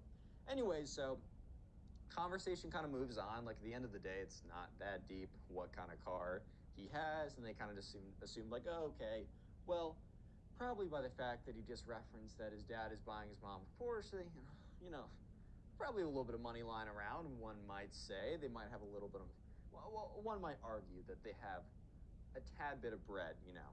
One might say. Anyways, though, so yeah, sure enough, right, the subscriber is kind of, you know, they're chilling at the table, and that's when the craziest thing ever happens. The most ridiculous thing that you will ever have seen. Absolutely ridiculous. So, they're all sitting at the table, and so the kid finishes his first meal, and he reaches into his backpack. And at this point, Alex is not really thinking anything of it, and all of Alex's friends kind of don't care. It's like, oh, okay, kid's reaching into his backpack. They literally don't even think twice about it. And that's when this kid takes out this, like, little bell thing. And they're all like, Alex takes, like, a look at it. He's just like, dude, what? And he sees as the kid, like, picks up the bell and rings it, which is, what? So anyways, they're all looking at him, and a lot of kids, like, kind of, like, stop what they're doing and looking over. And, Ben kind of has this very normal look on his face. It's not like he was obviously pranking or trolling. It looked like this. Alex was, it's like he looked as normal as he'd look if he was, I don't know, walking around, breathing air, just doing normal person things. And apparently, ringing a bell is the same thing. So obviously, Alex is like, dude, like, why are you ringing that bell? And the spoiled kid's like, wait, you, like, what do you mean? And Alex is like, dude, wait, no, like, what? Why you ring that bell? And the spoiled kid's like, well, how else are we gonna get the maid service over here to get me another meal? And everyone at the table just looks at Ben, just with the most confused look ever. Yeah, so they're all looking at him, just like, did this guy actually just ring a bell expecting the maid service to come? Real quick, if you made it this far into the video, comment lunch down below. That'll be the secret word of the day. If you're listening on YouTube, make sure you've left a like, subscribe with notifications on. And if you're listening to this on Spotify, make sure you follow the podcast and rate it 5 stars. And of course, if you're listening to this on YouTube and use Spotify, just look up Connor Pugs. It'll be the first result there. And yes, submit these stories to my Instagram by, one, going to Instagram, looking up Connor Pugs, following me, and then messaging me the story, and let's get right back to it. Try and do this as quickly as I can. Anyway, so yeah, at this point, everyone is staring at him because, bro, how out of touch do you need to be to think that you can just ring a bell and have your maid service come and get you another meal? Like, bro actually thought that if he just rang a bell that, like, a maid would spawn out of nowhere. Like, this kid actually has completely lost touch with reality if he thinks he can just, like, go into a place, ring a bell, and then all of a sudden a maid will just spawn in. Like, that's actually ridiculous right there. So yeah, sure enough, all the other kids are like, dude, like, there's no, like, maid service. Like, what do you mean? And the spoiled kid's like, whenever I ring a bell at home and I want something, I get it. And that's when they started to realize that, maybe Ben wasn't as cool as they thought. Because I don't know if you guys have ever experienced this, but, like, you're talking with someone for, like, 10 minutes, 20 minutes. They actually seem really cool, but then they just do something that just kind of, like, reveals more about themselves, and then you get a better sense of who they actually are, and you're like, oh, okay. Okay, I get it. I get it. So yeah, for the rest of that lunch, it was just so awkward because basically all of Alex's friends were trying to, like, get out of there because they're like, no, no, no, no, no, no, no, no. we are not associating with this kid. That's ridiculous. And Alex is trying to be cordial because he's like, we can't just like get up and leave. You know what I mean? We can't just get up and leave this kid. So all the other guys are like, oh, I got to go to the bathroom. I got class, which, dude, they all have the same lunch block. They don't have class. This isn't college, bro. This isn't like certain high schools. Like, that's ridiculous. So, anyways, literally just Alex and Ben. And Ben's kind of looking at Alex and is like, yo, did I say something? And Alex in his head is like, uh-huh, did you say so? It's like, yes. But Alex is like, no, no, no, dude, they just, they just have to go places or something. And at this point, Ben was like, looks at him, he's like, dude, I'm surprised you guys don't have a maid service. And Alex looks at him and says, I'm surprised you thought we had a maid service. Yeah, so Alex was nice enough to continue having lunch with that kid for that one day and not just get up like his other friends and leave. However, Alex did not pursue this relationship. You know, while it would have been nice to help out the new kid, he also realized, whoa, this kid, I don't know how I feel about him. The new kid actually overall ended up getting friends, but he was friends with, you probably guessed it, the other kind of like rich, snobby jerk kids. And it turned out that Ben was actually a total menace. Like, he was kind of like hiding how much of a complete jerk he was on the first day to kind of, not alienate himself from everyone immediately. But especially once he found that friend group of people that were equally super spoiled and also absolutely mean, Ben just kind of released his full inner jerk. And yeah, pretty quickly he was known as like one of the worst, most notorious bullies there. And actually, about 5 months in, so like halfway through the school year, he actually gets expelled because his bullying was so bad. So honestly, Alex and his friends, it was a nice thing that they did, but bro, definitely dodged a bullet on that one.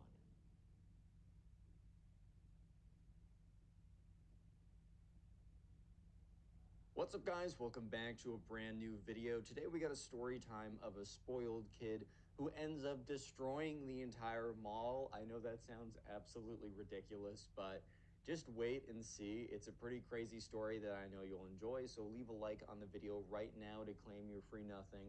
Subscribe if you're new and like story videos, and with that being said, let's just jump right into it. Also, guys, if you could leave a like on the video, because today is my 21st birthday and this video will be going up on that day. So leave a like on the video and just comment happy birthday to make me feel good. Maybe I should be like, the late Scrubby. He didn't die, by the way. He just quit his channel. The late Scrubby, and also drop a 21 freestyle. Who knows, man? Anyways, right, with that being said, let's just jump right into the story. And we're going to call the subscriber who submitted this one Will. So anyways, right, Will was in the 4th grade when this all happened, and there was a kid in his neighborhood who we're just going to call the spoiled kid. This kid was a spoiled kid for multiple reasons. Like many of the other spoiled kids, he had access to an absurd amount of money, which meant that, his perception of reality was definitely a little bit altered, to say the least. Also, with that being said, he was never told no. So in a lot of cases, like, you can have a lot of money as a kid, or not you. Your parents can have a lot of money as a kid, but they can teach you rules correctly. They can teach you values correctly. They can tell you no, basically. Yeah, you're probably going to have a little bit of a warped perception of how the real world works, but that's just kind of inherent with not living in the real world. But a lot of times, like, parents can still do a pretty good job of teaching you how to actually be a normal person, how to be a good person, etc. So anyways, this was not the case with the spoiled kid in the town. So the spoiled kid, who we're just going to call the spoiled kid, had always been a menace. The kid, here's the thing though, I don't know if you guys can relate to this, but do you guys like somehow know, especially if you're in a really big friend group or you know of a big friend group, how there's kind of like that one kid who's there that nobody likes, and it's not because, oh man, he's a nerd, we hate him. No, because it's like he's actually just genuinely not a good kid. Like, he's always like fighting people or just being a jerk to everyone, but for some reason he's just always in the friend group. Yeah, well, this was basically the spoiled kid with Will's group. So Will had a pretty big friend group. Within this friend group, I think if you guys have ever been in really big friend groups, there's kind of more, I don't know, individual groups. There's like clusters within the groups of people who are closer. For example, like right now, I'm in a group of people that are really, really big, and I'm friendly and could have a good conversation or chill with any of them, but there's definitely more that I hang out with more often, ones I'm closer with. And so Will was in a really big friend group. It was basically just like the kids in his neighborhood. So it was like 20 or so kids that would always hang out on the weekends. And within a group that large, there's always going to be like little subsects of people that are closer. So yeah, Will and the spoiled kid were definitely on opposite sides of this friend group. They didn't like outwardly hate each other. No one really liked the spoiled kid because he just had a long history of being a massive jerk to everyone. However, with that being said, the spoiled kid would always do stuff with them. So the sorry, burped, my fault. Sorry guys, I apologize. Anyways, this all happened on what seemed like a normal Saturday. All these stories, I feel like every single story I tell, it's always, oh, it all started on what seemed like a normal insert blank, right? Anyways, though, so yeah, it all started on what seemed like a normal Saturday, and there was a mall in their neighborhood, and it was a bit of a small, so there was two malls. There was a really big mall that was like a 20-minute walk away. And then there was more of a smaller mall. It wasn't a strip mall, but it was a normal mall, but it was definitely more it was a smaller one. I think it had like 4 or 5 like stores and it only had one floor. The other mall that was a lot farther away had a lot more cool stuff and there was multiple floors and it was like a legitimate big mall. But it also was super far away and this one was like an under 5 minute walk. So a lot of times if they didn't feel like making the hike up to the big mall, they would just stop at the smaller mall because there still was some pretty cool stuff there. So, anyways, on this normal day, they decided that they didn't want to make the trek to the mall 20 minutes away. So they walked to the one that was less than 5 minutes away. So the spoiled kid was being extra, extra annoying on this day. Like, extra, extra annoying. Like, for some reason, he was just kind of picking on everyone. He was picking fights with everyone. He was kind of just being a jerk. Like, he wasn't being so terrible that it was absurd. But when, like, someone's, like, being extra annoying, like, they're just throwing shots at everyone. They're taking shots at everyone. They're just kind of doing everything just to do it, and it's just kind of like, bro, why are you doing this? Like this kind of makes no like why basically why. Yeah, so that's exactly what the spoiled kid was doing on this day, and everyone was kind of looking at him. They were kind of upset with him. They were mad about it, whatever. But they were just kind of like they also kind of felt like, okay, this is normal spoiled kid. Anyways, one thing you should also know about the spoiled kid is he doesn't take receiving his own medicine well. What I mean by this is if you like, for example, he says, if the spoiled kid says to you, you look like short, fat, and ugly, and you respond, okay, Mr. Like, okay, you also look short, fat, and ugly. He's gonna pitch a fit. He's gonna be so upset that you dare say that back to him, even though you're literally just, eye for an eyeing right here. Like, it's not that deep. Like, you said it first, clearly. Anyways, though, with that being said, once they get to the mall, there's a few stores there. And an important detail that I should let you know is this is in a state, this subscriber lives in a state where fireworks are legal. So there's a lot of states where you can't legally sell fireworks, but there's other states where you can. So there was a store that had a bunch of different things. Like it was almost like a convenience store, but it was also known as like the fireworks store. It's like the only place in town that you could get fireworks, and they almost like specialized in them. Yeah, so little important detail that's very important later on in the story. But anyways, they get to the mall, and I think there's a few clothing stores with like shoes and sneakers. There was one food type place, and then there's the convenience store. So they were in a bunch of like they were in like one of the clothing stores, and so the spoiled kid. So there's another kid in the group who's a little bit, on the heavier side, and that's fine. Like everyone has their own weight struggles and weight issues, and it's not something I'm here to judge, right? But anyways, the spoiled kid. This guy was like a consistent target for the spoiled kid. The spoiled kid would never go so hard on this kid, but he would just say kind of like nasty stuff every once in a while. But today, the spoiled kid was like turned up onto like a whole new level of just being a jerk. So the spoiled kid is like they would pass by some like smalls and mediums, and the spoiled kid would look at this kid, who we're just gonna call Ben, and be like, "Oh my God, Ben! Imagine if you tried putting on that shirt, it would probably like explode into a billion pieces. Like I bet the fabric would just literally melt because you're a little too big for that shirt." It's like, well, yeah, no S, Sherlock. Like, congratulations, you really made such an astounding discovery right there. Wow, the kid who's too big for a small shirt probably couldn't fit into a small shirt. Guys, I think we have a genius here. I think we have a 10,000 IQ Einstein over here, guys. Come on. Yeah, so anyways, right, the spoiled kid was just being a massive jerk to Ben today. And another one of the kids, not Will, but one of Will's close friends, kind of was getting really well, okay, they were all getting okay. They've all been fed up with the spoiled kid for the longest time. Like they're kind of just like this dude literally is the only reason he's in our friend group is it would just be too awkward to kick him out. Like dude actually got grandfathered into the friend group because they all grew up together, right? But especially not just like in general were they fed up with him. today specifically, he was, as I was saying, he was being extra, extra, extra annoying, right? He was being the worst possible. And then this was the final straw.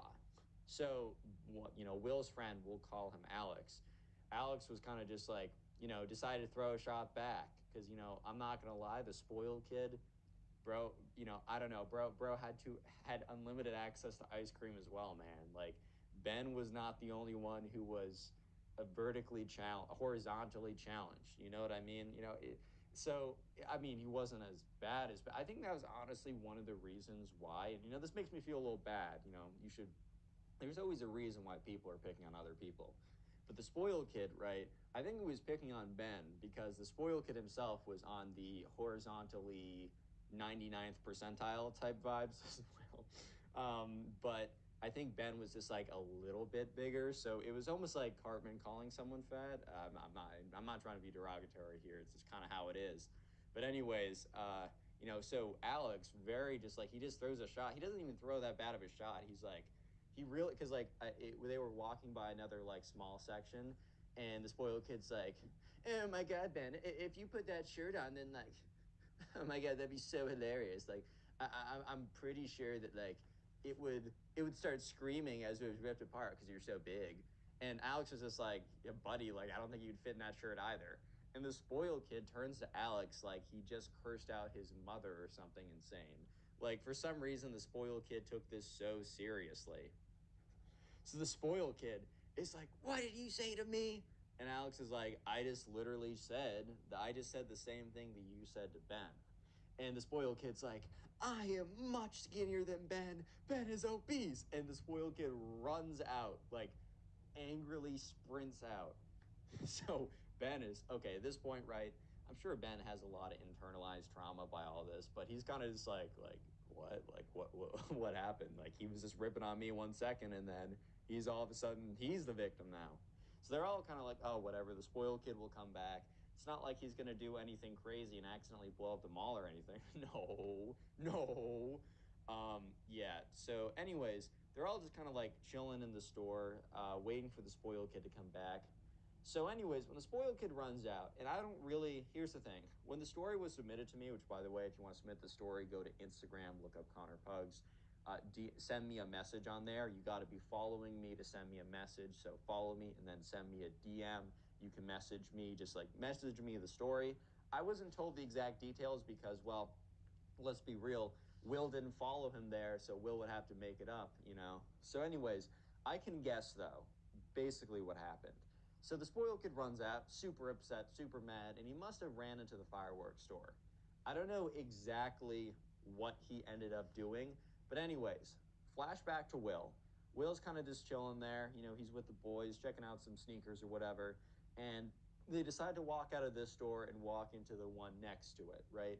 And as they're walking out, they see like people running out of the convenience store, and that's when they hear cracking noises like pop, pop, pop, pop, pop, and they're just like, "Oh my God, like what's going on right now?" And like some guys like running out, saying, "Boys, come with us, come with us." And then you hear this like alarm sound, like this meh, meh, meh. So they know that blank hit the fan, bro. Like something went down. Real quick, if you made it this far into the video, the secret word of the day is mall, so comment mall down below in the YouTube comment section if you're listening on YouTube. I'll try and heart a bunch of comments that do. It lets me know how many people made it this far into the video. And if you are watching on YouTube, make sure that you have left a like in the video and you've dropped a comment and you are subscribed with notifications on. And if you're listening to this on Spotify, make sure you've gone to the podcast, followed it, rate it 5 stars. I would appreciate that. And if there's like a Q&A prompt or something, please answer it, but they've been glitching for me. And if you're listening on YouTube and you don't know, I'm a one-man show.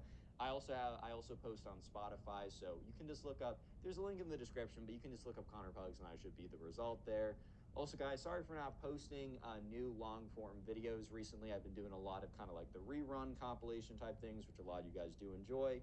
But I also understand that a lot of you guys also want a flow of new content as well. Totally understandable. I basically took a little bit of a break. I've been posting the shorts, I've been posting the compilations, so I've been making sure that content's been coming your way, but I definitely took a little bit of vacation. To find myself sounds so weird, but a little bit of that. I've also been enjoying myself, but I'm excited to come back to the long forms and to make these stories. And I think you'll hear it in my voice and whatever, right? Anyways, with that all being said, let's just simply just jump right back into it because story's getting juicy enough of my rambling. Yeah. So, anyways, right. Sure enough, the subscriber is, they're all of them. They're like, oh my god, we got to get out of here. Like this is crazy. And so they're all running out, and all like okay, so it's kind of definitely a smaller mall, so there wasn't like a billion people in there, but there's a handful of like random families and people just like running out of there. So, anyways, they're all standing on the front yard, and they're like, where's the spoiled kid? Because look, they don't like the kid, but they also that's at the end of the day, they want to make sure he's safe. Like you can be like, okay, this kid's annoying, this kid's a jerk, but he's also has been our friend for the longest time. We don't want him to die in an explosion, right? So, anyways, they're looking around frantically, and eventually, right? So Will is kind of like running around the front, kind of like the grassy area, because they're all told to evacuate, and Will and his friends were staying there. They hear the fire trucks coming or whatever, and they just hear popping noises, and they're starting to see smoke and everything. It's crazy, right? So Will's like kind of like running around trying to find where the spoiled kid is, because at the end of the day, he does actually really care for him. You can have complicated relationships with people, and he sees the spoiled kid like in the woods, hiding behind a tree. And Will's like, dude, are you good? The spoiled kid's like, yeah, I just came out here to take a pee. Like, what's going on? Which, first of all, very weird answer because there was a public bathroom there that definitely was not full. So why would you come outside to riff a pee? Like that just doesn't make a lot of sense. So this, the spoiled Will's like, okay, man. He's like, do you want to come with us? He's like, oh no, I'll stay here. Like, and Will's like, okay. So Will goes back to the group. He says, I found the spoiled kid. He's like hiding in the woods or something. And the kids are like, what? So, anyways, right? They keep hearing crackling, and then they start to see flames and all this smoke. The whole place is like engulfed in smoke, right? Anyways, so here's a little post mortem on what happened. So the fire trucks come. They all put it out. The place is pretty bad. Like it's in bad shape right now. Yeah. So, anyways, right. Eventually, they went home to their parents. Their parents were all like scared and upset and like, "Oh, I hope you guys are safe, whatever." And eventually, word got around that basically what happened was that the spoiled kid must have ran into the fireworks store, somehow set it off. To this day, they don't know. They don't know exactly how it happened. However, since it was such like a small like mall and it was such like a little towny place, there wasn't a ton of like strict regulation put in place to make sure that like basically to make sure that this didn't happen. What ended up happening was somehow one firework went off that set off a chain reaction for the other fireworks that set off a chain reaction that somehow got something flammable and the pipes and the heating and somehow the whole it was like a crazy chain reaction that I think if you were like held to like government standards, this couldn't happen. But I think because it was such kind of like an old timey place or whatever, they didn't care as much or they didn't enforce it as much. So somehow, like the whole place ended up just okay. It wasn't like a big explosion like a nuke hit it or something, but yeah, the mall was basically done. Like the structure was technically still there, but when you see a burnt house, like the house is completely on fire, and it's just like a charred remains. It's like, yeah, I guess it is technically still there, but let's be real. Like the homeowners are not moving back in to all sleep on the charred floor. Like, you know what I mean? So yeah, so the spoiled kid eventually, so he was underage, so it was very questionable what was the actual punishment. The subscriber wasn't even super clear with me what exactly the punishment was, but I had to make a guess. It was probably some juvenile detention type whatever. I don't know, but definitely worked with the parents to figure out some punishment, right? But yeah, moral of the story is don't explode your mall. Is that really the moral of this story, dude? How's it going, everyone? Hope you're having a good day because today we have a pretty crazy story of this Minecraft kid who believes that after playing Minecraft that he needs to go back to his caveman roots. And going back to his caveman roots literally just meant not showering, I guess. And he thinks that this will get him all the ladies. Let me just say that that may or may not be the case, but you'll have to wait and see. So anyways, sit back, relax, subscribe to the channel if you are new, and let's just jump right into this. So we're going to call the subscriber who submitted this story Alex. And by the way, my Instagram is in the description. It's also Connor Pugs. Go follow me there, and you can submit stories like this to me on there. I'll get to them when I get to them. And anyways, so Alex was in 8th grade. And he had this kid in his class who we're going to call Ben. Yes, we're bringing back the name Ben for random secondary characters. And anyways, right, Ben was like, he wasn't like super into Minecraft. Actually, he knew nothing of Minecraft until like a couple weeks before the story. And that's when he was introduced to the game by one of Alex's friends. We don't need a name, right? And anyways, right, Ben got super, super into it. Alex doesn't really know how Ben didn't know what Minecraft was. Like, it wasn't like Alex wasn't, or it wasn't like Ben wasn't on the internet. Like, I think Ben might have heard of it, but he'd never, like, he didn't know what it was. So when one of Alex's friends introduced Minecraft to him, Ben basically disappeared for like 2 weeks. Like, he went to school and everything, but he stopped being on social media, disappeared as soon as he could, like, didn't show up to anything. He was just in his room for as long as he could, playing Minecraft. And I don't mean like, I don't know, like parkour servers like this or player versus player servers. I mean, he was playing like vanilla, straight up, your traditional Minecraft. That's all he was doing, and he was in love with it. And 3 weeks later, he came into school one day, and he's like, Alex, buddy, I need to tell you something, a revelation I've come to. And Alex is like, yeah, what's good, dude? And Ben's like, brother, we need to return to the caveman days. I was playing Minecraft a couple days ago, and I came to a realization that we need to return to our caveman roots. And I have started that already. Alex is like, what do you mean by that? And at this time, Alex was noticing quite a pungent aroma coming from Ben, right? He didn't want to say anything. He didn't want to be mean. He didn't want to be, cruel or anything. But let's just say that, Benny old boy was not smelling the greatest. He was kind of, he had this essence, this odor, this aroma, some might call it, that wasn't the greatest, to put it lightly, right? So, anyways, Alex or Ben goes on to say, yeah. So I've been playing Minecraft, and it just feels so good. It feels so natural. I mean, yeah, playing a block game feels natural, but whatever. I like Minecraft. I'm not saying it's not, but he goes on to say, and I realized that, my failures in the lady department, the reason why women don't love me is because I'm too much like, I'm not like the natural man. And when they see me as the natural caveman, they will instinctively fall in love with me. And Alex just looks at Ben. It's like, Ben, I don't know where you're going with this, but I really I don't have a good feeling about this. And Ben's like, Alex, I'm here to convert you to my ways. And Alex is like, what? And he's like, are you trying to like sell me an MLM or something? Like, where are we going with this? And Ben is like, no, no, no, Alex, return to the caveman. Return to the caveman, Alex. This is what Steve has taught me. And Alex is like, Ben, are you okay? Like, if you need help, like, I can help you get. He's like, no, you need help, man. You don't understand. He said, look, I've returned to my caveman roots by not doing any of the showering that is in our modern day societies. You really think putting chemicals in our hair and rinsing it with fake water? Alex is like, fake water? What do you? He's like, these are details. These are details, Alex. Don't question it. It's whatever. You don't understand. The natural aroma that comes from the human body has been programmed for trillions of years. And Alex is like, I don't think humans have been around for trillions of years. And Ben's like, that's not the point. The point is the aroma, the natural musk. Sure, you can buy cheap garbage from, like, I don't know, Armani or Gucci. Their fragrance is terrible. They'll destroy the brain cells. But the true caveman odor is what Steve has taught me.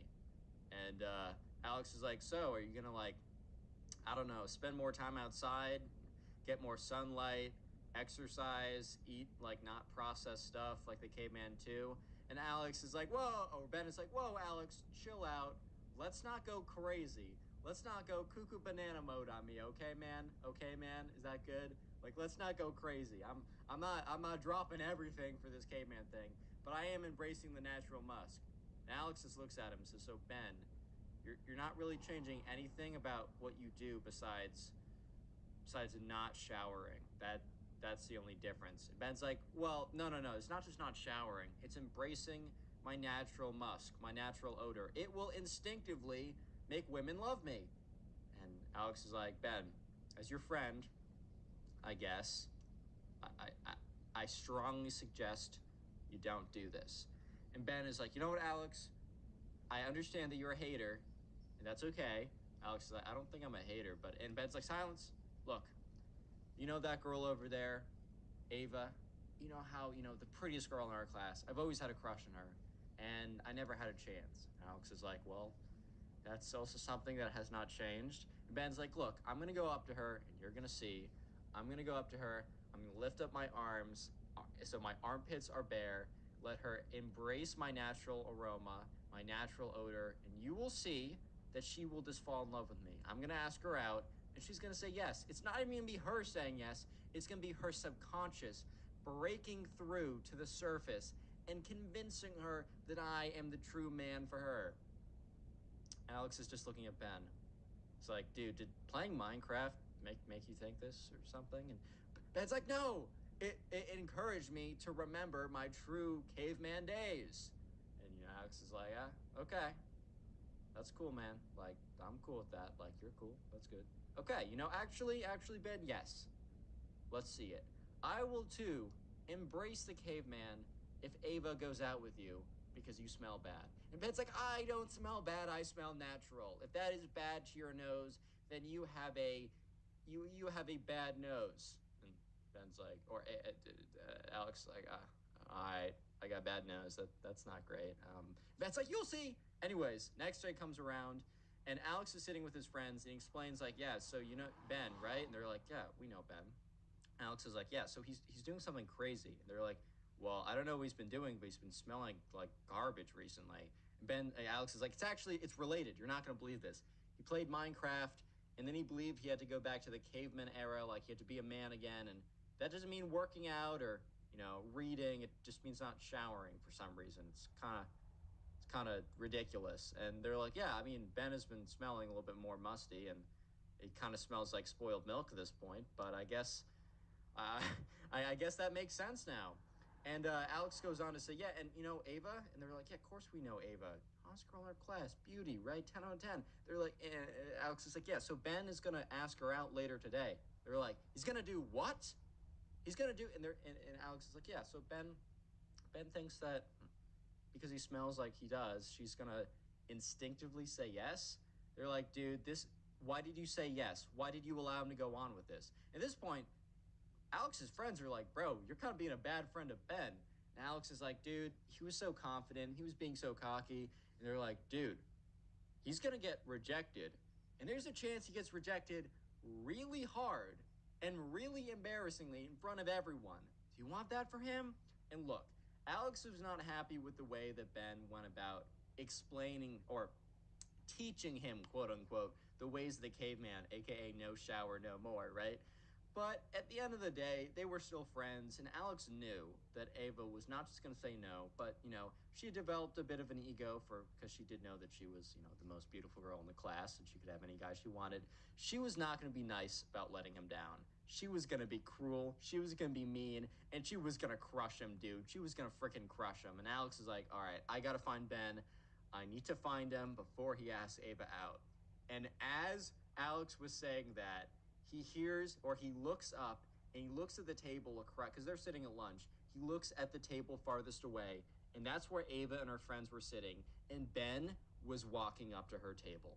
Real quick, if you made it this far into the video, comment Minecraft down below. And if you want to support the channel, one of the best things you can do is binge watch the videos. And please let me know in the comment section what you're doing while watching these videos.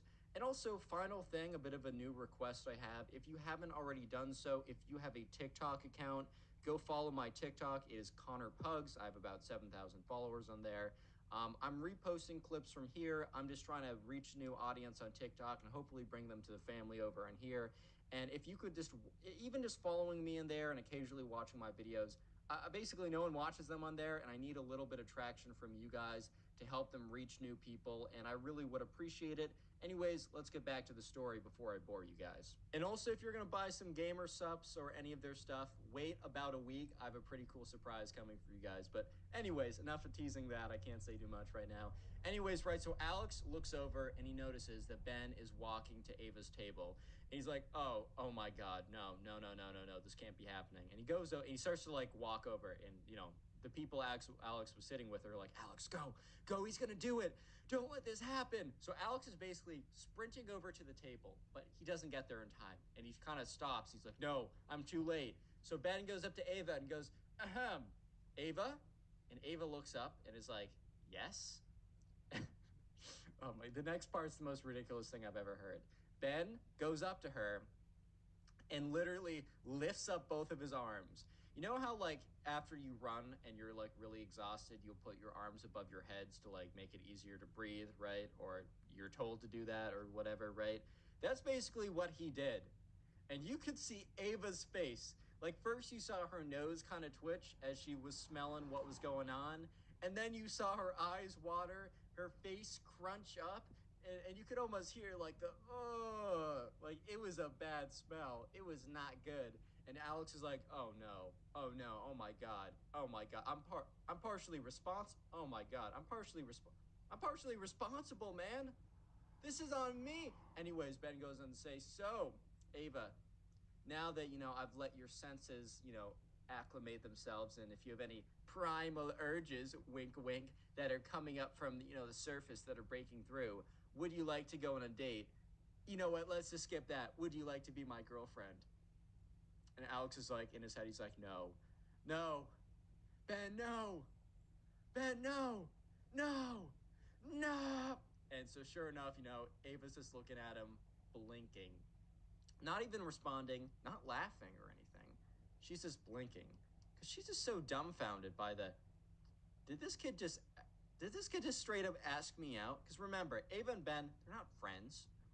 They're not dating each other. They're not close like that. What? And he also smells terrible. And Ben is like, if you don't know your answer yet, maybe you'll know it in a second. And Ben literally gets closer to her and like pushes his armpit in her face. And she's like, ew, get away from me. And kind of pushes him back. He's like, looks over at Alex. And Ben's like, yells over, don't worry, Alex. Don't worry. Give it a second. You'll see, man. You'll see. It's crazy. You're not going to believe it. She's going to fall in love with me. And Ava looks up. Fall in love with you? I don't know who you are. I don't know who you are. I just know that you're a guy who came over here and is smelling terrible and is pushing his stinky armpits in my face. No, I will not go out with you. And like at this point, everybody in the cafeteria has turned their heads. Everybody has turned their heads and is looking at this because it's a scene, it's a spectacle. I mean, Ben is standing up there with his greased out armpits, and Ava, known as the prettiest girl in the class, has just demolished him in front of everyone, spectators of the entire class. At this point, there's an awkward silence because people have stopped speaking. Like, they have stopped speaking because they want to hear what's going on. And Ben is like, I see. Let me know if you change your mind. And Ava's like, no, I will never change my mind. As I said, she's a little extra, right? And Ben just walks over to Alex. And Alex looks at him. He's like, dude, I was trying to come over to tell you not to do it. Like, I'm sorry. This is my fault. Ben's like, bro, this is not your fault. She just needs time to realize. Like, Ben goes on to say that, this is totally part of the plan. He knew that there's a chance that, her like primal senses would be stopped by her like brain, but it was only a matter of time till like they break through. And now that he's like broken through to the senses through like essencing out the stink or whatever, that like eventually within like the next 24 hours, she will come to her senses, maybe privately, maybe not publicly, but they will be dating. And Alex is like, dude, you can't seriously think that. And Ben is like, it's my theory. Like, I know it's to be true. You have your opinions, and I have my facts. I'm sorry, I stole that from Baskets. Greatest show ever. Rip Christine Baskets, bro. Brings a tear to my eye. Anyways, and so sure enough, next day rolls around. It has been 24 hours. And Alex just goes up to Ben. He's like, yo. Ben's like, yeah, what's up? He's like, hey, did she ask you out yet? And he's like, no, it hasn't been 24 hours. Ben looks at his phone, looks at the time. He's like, dude, it's been like 22 hours. And Ben goes on to say, see, you're proving my points. Once again, my facts destroy your opinions. And Alex is like, okay, but I mean, she hasn't asked you out yet. And 2 hours go by. Alex goes up to him, and Ben's like, dude, I don't want to talk about it. Alex is like, that's fine, man. Like, you don't have to prove anything to me. Like, I get it.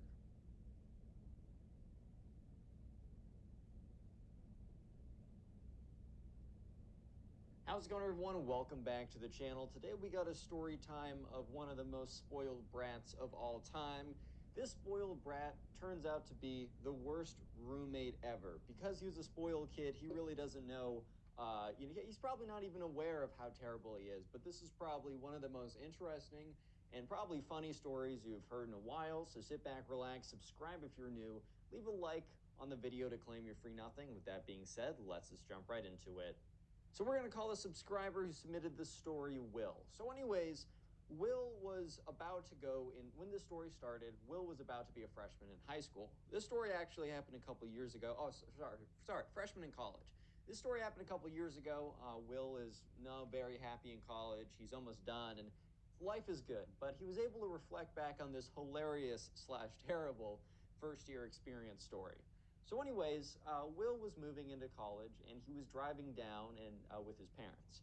So it was one of those colleges where you move into the dorms and you've got a random roommate selection. Later on in your college experience, at least in mine, you're able to more or less choose who you live with. But in the very beginning, in a lot of cases, including my own and Will's, you were just paired up with someone random. There's nothing you can really do about it. So it's a lot of anxiety around that kind of who's going to be your random roommate situation, because trust me, it is very complicated when it comes to that, right?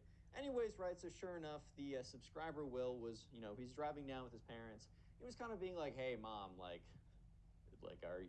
are we sure about this? And his mom's like, Will, your dad and I went to college too. We know the moving in process is extremely stressful. Look, maybe and she's kind of like, is there anything specifically that's getting you like the most anxious, the most upset?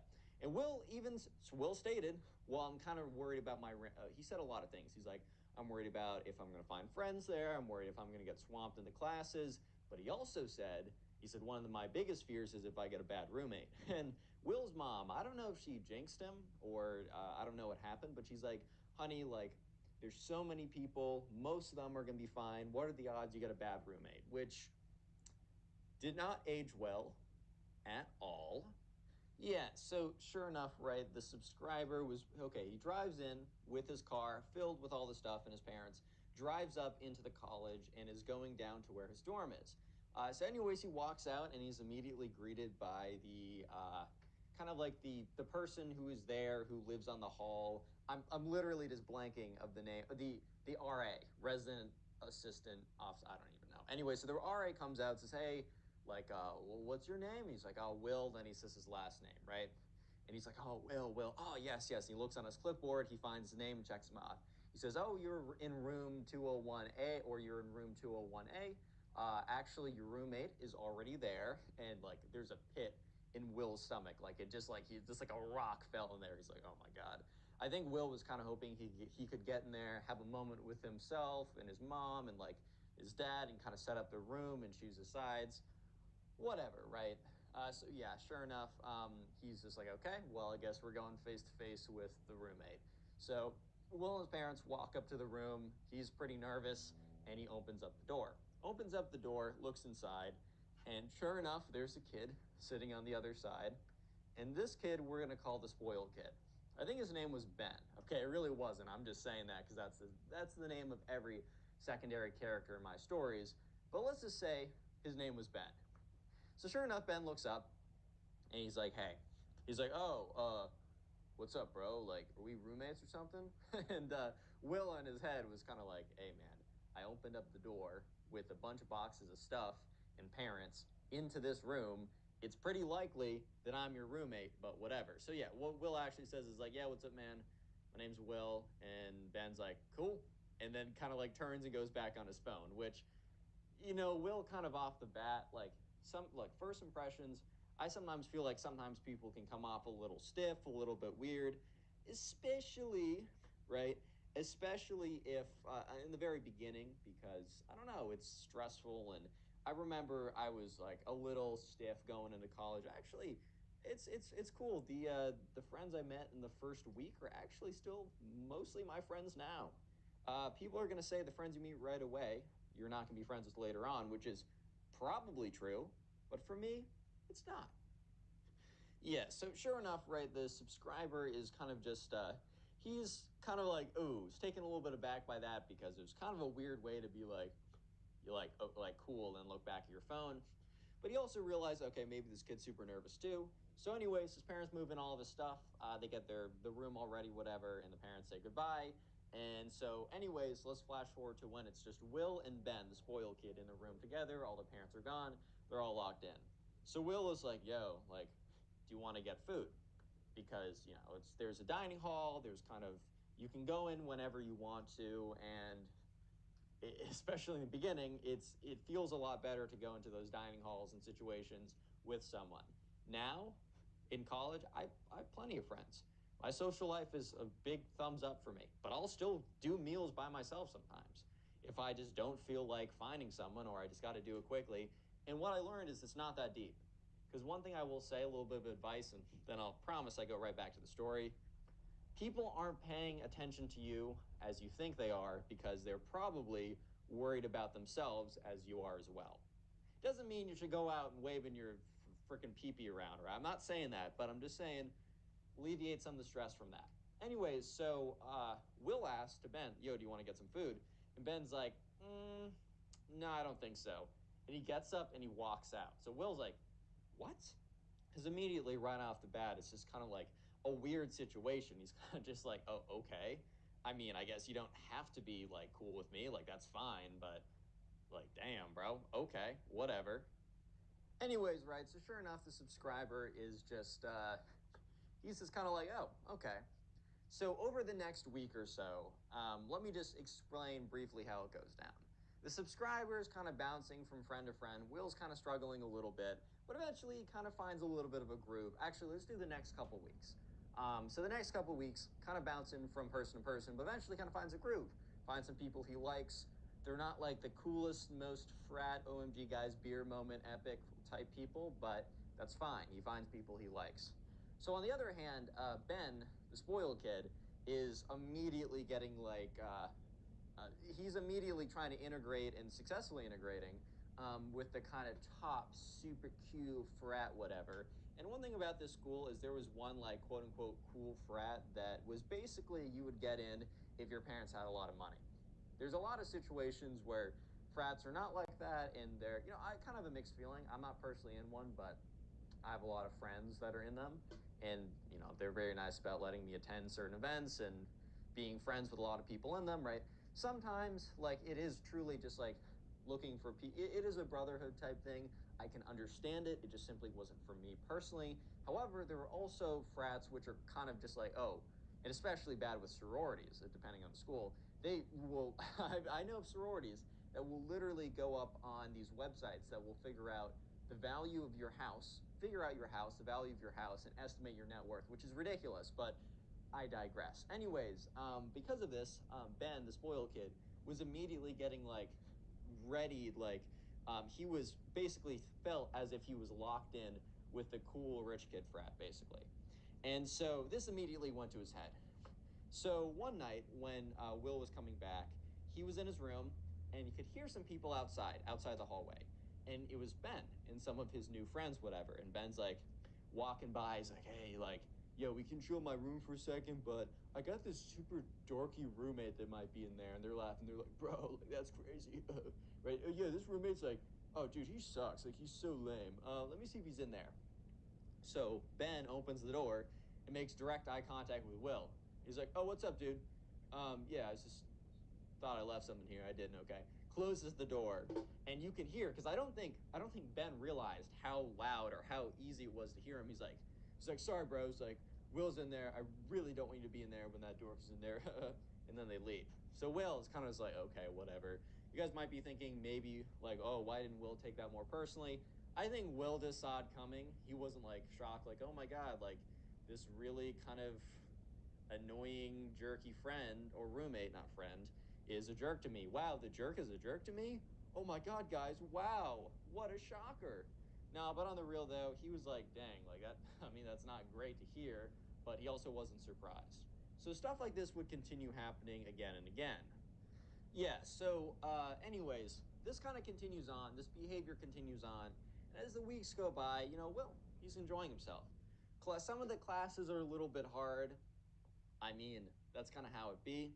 Will was trying to be in a very popular major, and the thing is that I've noticed, and just a little advice for if you guys choose to go to college, popular majors sometimes will have these classes called weed out classes, where they're base level classes that are just made to be very, very difficult so that only the really dedicated people will do the major. The rationale behind it, I get it. There's some things I would push back on, but it's just kind of a reality of the situation. So besides one kind of really difficult weed out class, Will was doing fine in class. He was doing fine socially. But there are just so many times with like the spoiled kid roommate, it was just kind of annoying. And one of the nights was pretty bad. So the spoiled kid roommate, he comes back pretty late. And Will, it's like a Tuesday. Look, this wasn't a Friday. This wasn't a Saturday.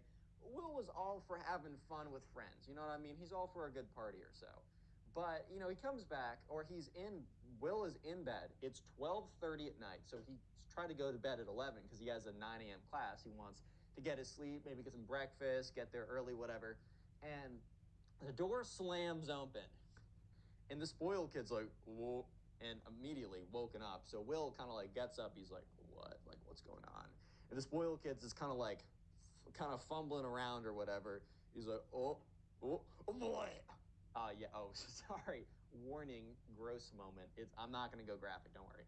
But basically, the spoiled kid was partying with his rich kid fraternity friends, which he wasn't in the fraternity yet. But basically, what happens is there's like a rush process for male fraternities in a lot of cases where for a while they'll kind of like have you hang out with them so they get a sense of if they like you.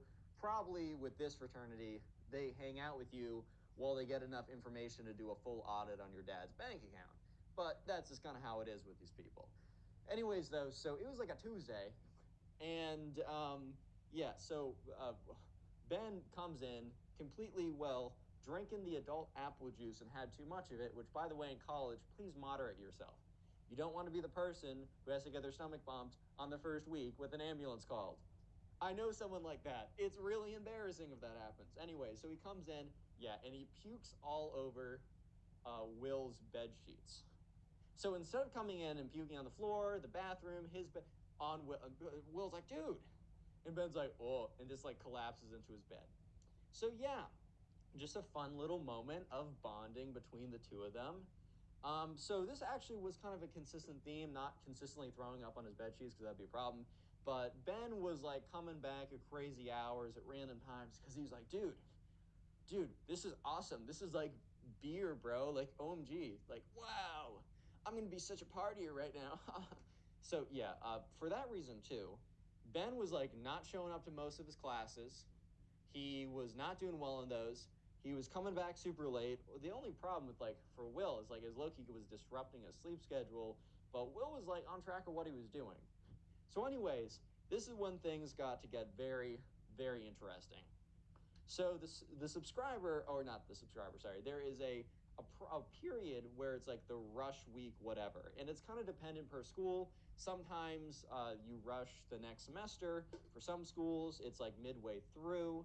So this is basically the period where these fraternities will really choose who joins their fraternity or not. So the one that Ben was trying to get into was like super selective, but he thought for the longest time that he was in lock. Like he said, yes, like I'm basically in with these guys. Yeah, so anyways, during this week, it really does depend, but let me just prep you and say that these fraternity brothers are going to basically try and make Ben do something terrible to Will.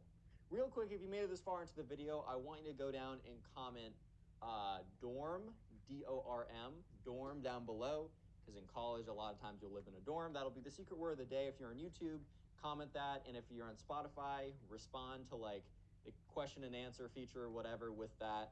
And anyways, if you're on YouTube, make sure you have left a like on the video, subscribe to the channel with notifications on to make sure you're always receiving the stories. And also, if you're listening to this on Spotify, which YouTube users were on Spotify, just look up Connor Pugs, also linked in the description of YouTube videos.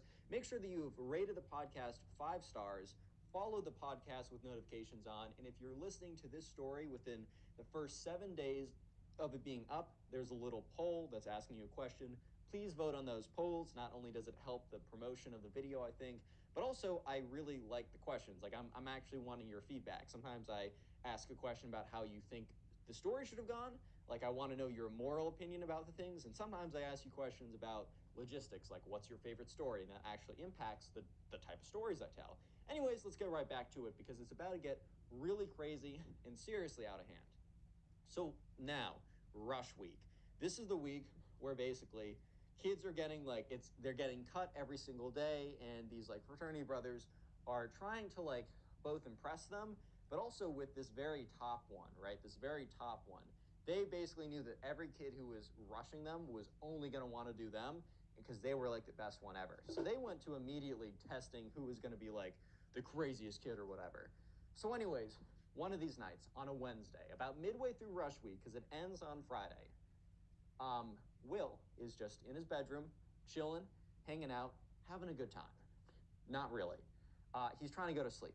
It's like 1 in the morning, so he's not chilling, he's sleeping, because he's a class tomorrow. And the door creaks open. We don't, look, I have to make a guess on this, because Will was asleep for most of this. So I'm assuming the spoiled kid didn't just slam the door open, but he could have, right? But assuming so the door creaks open, and the spoiled kid walks in very slowly, and there's a bunch of like fraternity brothers from the fraternity he's trying to join standing outside. Yeah, so sure enough, Will's sleeping, and the door creaks open. Ben, the spoiled kid, kind of walks in, and there's a bunch of fraternity brothers outside watching to see if he's going to do what he's going to do.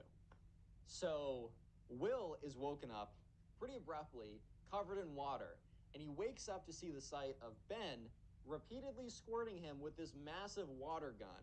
And then he runs out, and he like runs out. He's like, ah, and you can hear a bunch of guys be like, oh my god, dude, you actually do whatever, and they all run away. So Will wakes up, and he's just like, what? He's drenched in water, super upset right now, and just is like, okay, like this is actually ridiculous. So he gets up, he changes his clothes, he changes his bed sheets because they're all soaking wet, right? He goes down, puts them in the dryer, closes the door, and then actually locks the door because he's like, I'm done. So at 5 in the morning, he wakes up again to the sound of banging on the door. And he eventually gets up and opens it. And the spoiled kid's like, bro, like, why'd you lock me out? And Will just looks at him and just like gives him this long stare. And Ben kind of just like doesn't say anything because I think he's like, oh yeah. So, anyways, Ben comes on in. He looks like completely messed up, destroyed, still probably pretty intoxicated with the adult apple juice. Like, it is just a whole situation going on. So, eventually, Ben just comes in, just collapses on his bed, probably hasn't attended a class in the last month. So, yeah. Anyways, though, you guys might be thinking, like, Ben, like, this is terrible. Well, here's the thing. Situation's about to evolve. So next Friday happens, or the Friday happens, the final day of rush week. And the subscriber, Will, is kind of just chilling with his friends. He's not joining a fraternity or anything. They're just doing whatever they're doing. And he's just like, well, my friend Ben's probably going to become a member of the worst frat ever, and they're probably going to continue to harass me. So anyways, Will comes back kind of late, and he's sitting there, and he sees Ben just sitting on his bed with this look of just like complete like destruction. It looks like this, like he just received the worst news of his life. So immediately, Will's like, what? Like, what's going on here? And he doesn't say anything. He just kind of comes in and is pretty dead silent. And for about 20 minutes, they kind of just sit there in complete silence. And that's when Ben says, I got cut. And Will's like, huh? He's like they cut me. Like they led me on for the entire like the last couple months. I did everything with them. I was one of the last people there, and then they cut me. So basically, when you get cut from joining a frat, it means that, or cut from the list or whatever, it basically means that they're selecting down more and more, and you just didn't make it to their final cut.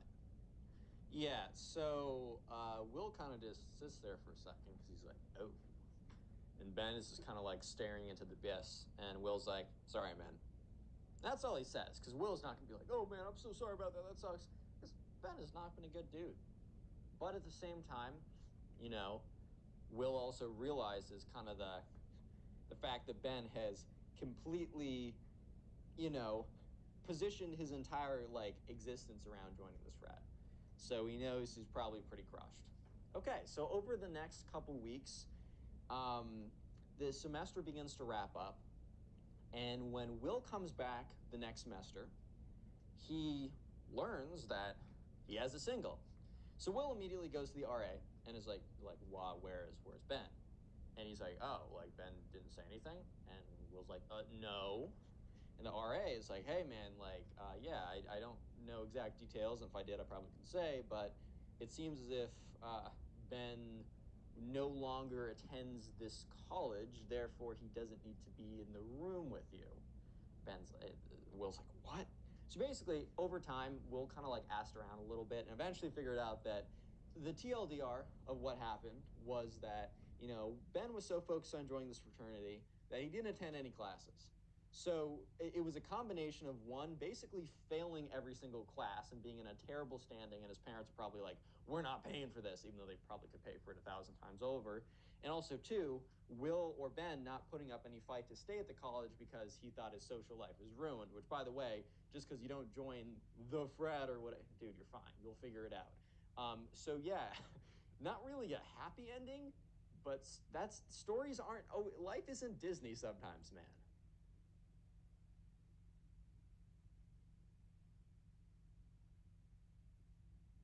How's it going, everybody? Today we got a story time of a spoiled cousin who destroys his iPad, and it just goes literally insane. This story is pretty hilarious. I know you will enjoy it, so sit back, relax, subscribe to the channel if you're new. Leave a like on the video to claim your free nothing. With that all being said, let's just jump right into it. So we're going to call the subscriber who submitted this story Charlie. So anyways, right, Charlie had a cousin, and his cousin was extremely spoiled. So basically how it worked was, his mom's brother was a super rich dude. He just made a lot of money in business or whatever. I didn't really get any details beyond that. But basically what ended up happening was, the brother of the subscriber Charlie's mom, aka the father of his cousin, right? He was pretty good at making money, but the problem was he wasn't very good at parenting, which at the end of the day, parenting is pretty difficult. But the thing is, it gets a little bit more complex when, you have a lot of money in the equation, because a lot of times, like, kids will just be like, oh, like, I can do anything I want. I must basically be a god then, right? And so, unfortunately, that's kind of how it was going. And the spoiled kid cousin had become worse and worse every single year. And so another thing is that the subscriber Charlie basically never sees his spoiled kid little cousin except for one time, well, maybe a couple times per year, but the one time that is guaranteed, because they might have like one or two like random appearances or whatever, one or two kind of like they might see each other on the whim. Like the parents might come up with something in the summer, but there's this one time every single year at Christmas time, the whole family comes together. And so he knows that he's going to at least see his spoiled cousin every single year at that time. So, anyways, it was late December, and the subscriber Charlie just got out of school for winter break. Yeah, so anyways, right, sure enough, the subscriber, he's kind of talking to his mom about what they're going to do for Christmas, because he's trying to, in his own kind of way, trying to do his best to perhaps tilt her like allegiances, or make her potentially be like, oh, well, maybe we should have it at home this year. Maybe we shouldn't go to grandma's for Christmas, because why don't we mix it up? Why don't we ... right? So the mom didn't budge. And the only reason that the subscriber Charlie was even saying that kind of stuff was because he did not want to have to deal with his little cousin. Because the thing was, it was really just him, another kid, and the little cousin. So the amount of little cousin he had to deal with was just so freaking annoying. This kid was so spoiled and entitled, and really just a massive jerk. So the subscriber is kind of just like, dude, I don't want to deal with this kid. You know what I mean? Like, I just don't want to deal with it.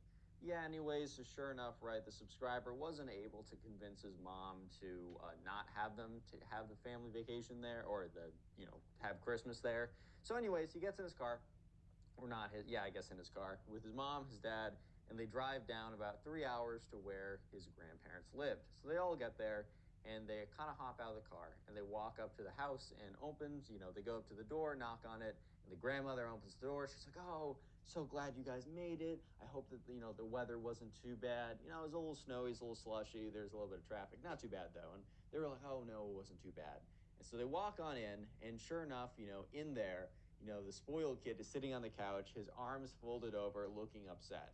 Basically, what happened was previously the spoiled kid was too busy going on his iPad, so his parents were like, "Come down and hang with the family, like, you need to do that, you need to be with us." And there's a little bit of a tussle, apparently, and then eventually the spoiled kid, he didn't give up, but he was kind of forced to give up, if that makes sense. Yeah, so anyways, right, sure enough, the subscriber is kind of just seeing all this, and he's like, "Okay, I already know that this is going to be a tough, he already knows he needs to deal with all this kind of stuff." Anyways, right, so he walks on in, and the atmosphere is a little bit weird, but basically when he walks on in, some family members like, "Oh, why don't you and your little cousin go upstairs?" The worst thing too is earlier I said that there was normally 3 kids there, the subscriber, the little cousin, and another kid. So that other kid didn't show up. I think maybe he was like sick or something, or his parents wanted to do something else.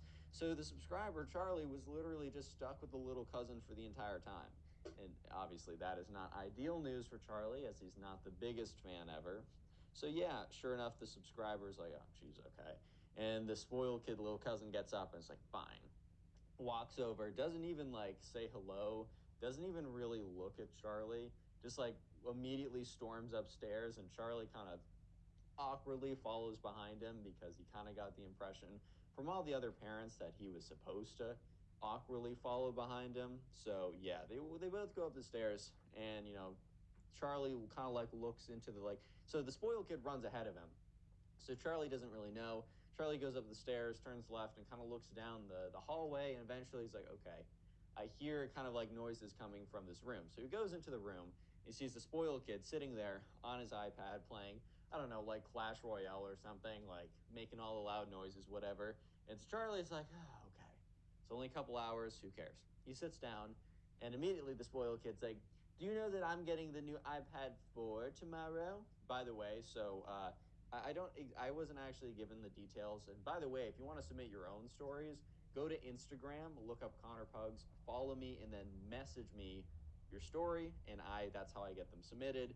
There might be an email in the works. I'm considering it. Anyways, though, yeah. So I wasn't told what exact iPad version, but I was told that it was the old iPad. It was the newest iPad. So let's just say the newest iPad was the iPad 4, and the second newest was the iPad 3. So the spoiled kid was currently on an iPad 3. Yeah, so the spoiled kid's like, "You know who's getting the iPad 4 tomorrow? Me. I'm getting the new iPad tomorrow." And the subscriber's like, "Oh, sweet, dude, that's cool." He's like, "Oh, what kind of iPad do you have?"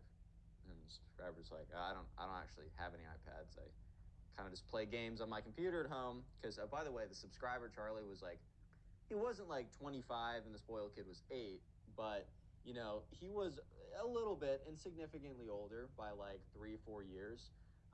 So there's not a lot that they had in common in the first place.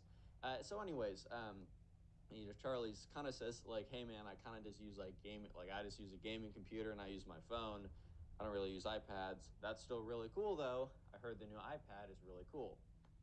The spoiled kid's like, "Dude, I can," and this is while the spoiled kid is not even making eye contact with Charlie. He's literally just sitting there on his iPad playing whatever games. He's like, "Dude, I literally, wait till we hear all the jealousy in your voice right now. It's kind of embarrassing for you, but whatever." And the subscriber's like, "Wait, what?" He's like, "Yeah, I can. Wait till we hear how jealous you are that I'm getting the new iPad and you are not." So yeah, I shed it. I shed it. Maybe I shouldn't have shed it like that, but it's the truth. So yeah, I shed it. And the subscriber's like, "Dude, I don't care. I'm happy for you. I don't really use I don't really use the iPad. So I don't know why I'd be jealous that you're getting the new iPad. I think that's cool. And obviously you use iPads. So, I mean, that's cool for you, man. I really don't care." The subscriber, by the way, unless he was lying to me as well, was not jealous. Why would he care? It's like, "Oh, you're getting the new thing that you use and I don't use? Cool. I use other things." I mean, arguably things that are better for games that I want to play, but okay, if you want to make this into an "I'm jealous of you" situation, then Okay, dude, sure, go ahead. So, anyways, the rest of the next 3 hours before dinner, because they got there around 2, was the spoiled kid being like, "Oh, I'm just thinking about my iPad tomorrow. Dude, where do we stop being jealous right now?" And the subscriber's like, "Dude, I'm not jealous. I don't know what to say." So, anyways, eventually the subscriber goes downstairs early, and his mom looks at him like, "Why aren't you up there with your little cousin? Like, you're supposed to be spending family time." And the subscriber's like, "The only thing he's been telling me is how he's getting the new iPad tomorrow and how I'm so jealous or something." So the mom looks at him and looks at Charlie. He's like, "Okay, you can stay down here." Because the mom was trying to like save face and be like, "Oh, you should go back up there. You should make sure that your little cousin is good." But she also kind of knew who this little cousin was and did totally understand that. Yeah, sometimes he wasn't the greatest guy ever. Sometimes this kid was pretty annoying. So I think after like giving it a shot, she was like, "Okay, yeah, dude, fine. You can stay down here with us. Like, I get it." Yeah. So, anyways, right. Sure enough, the subscriber is pretty happy that his mom kind of, in a sense, saw the light, if that makes sense, and allowed him to stay down here. So yeah, the subscriber's like, "Okay, whatever, this is cool." And eventually it's dinner time, so they're all at the dinner table and they're sitting around. Grandmother made some pretty cool food, so that's always great. And that's when the subscriber looks over and the spoiled kid, the spoiled cousin, is sitting like directly across from him and mouths to him, "I know you're jealous."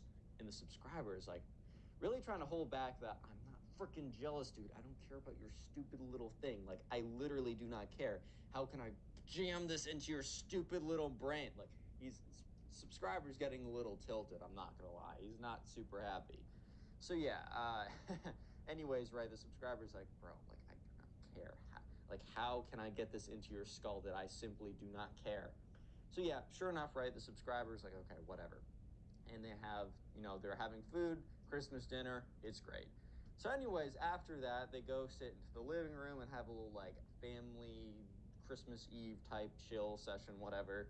And so this at some point, the little cousin is like, "Oh, and my iPad right now that I'm playing with is like it's pretty cool and all, but I'm really excited for if somehow a new iPad came that was nicer." And like, so the subscriber kind of just assumed, the subscriber, by the way that the spoiled kid was saying it, kind of just assumed that for a fact the spoiled kid was getting the new iPad. So the subscriber kind of like looks up and looks to the parents, and the parents of the spoiled kid kind of look at each other with this look of like, "Uh-oh." And that's when the subscriber realized, wait a minute, I don't think the spoiled kid's getting the new iPad tomorrow. Anyways, they all go upstairs and they go to sleep. And the subscriber is still thinking about this because he doesn't know for a fact whether the spoiled kid is or is not getting an iPad tomorrow.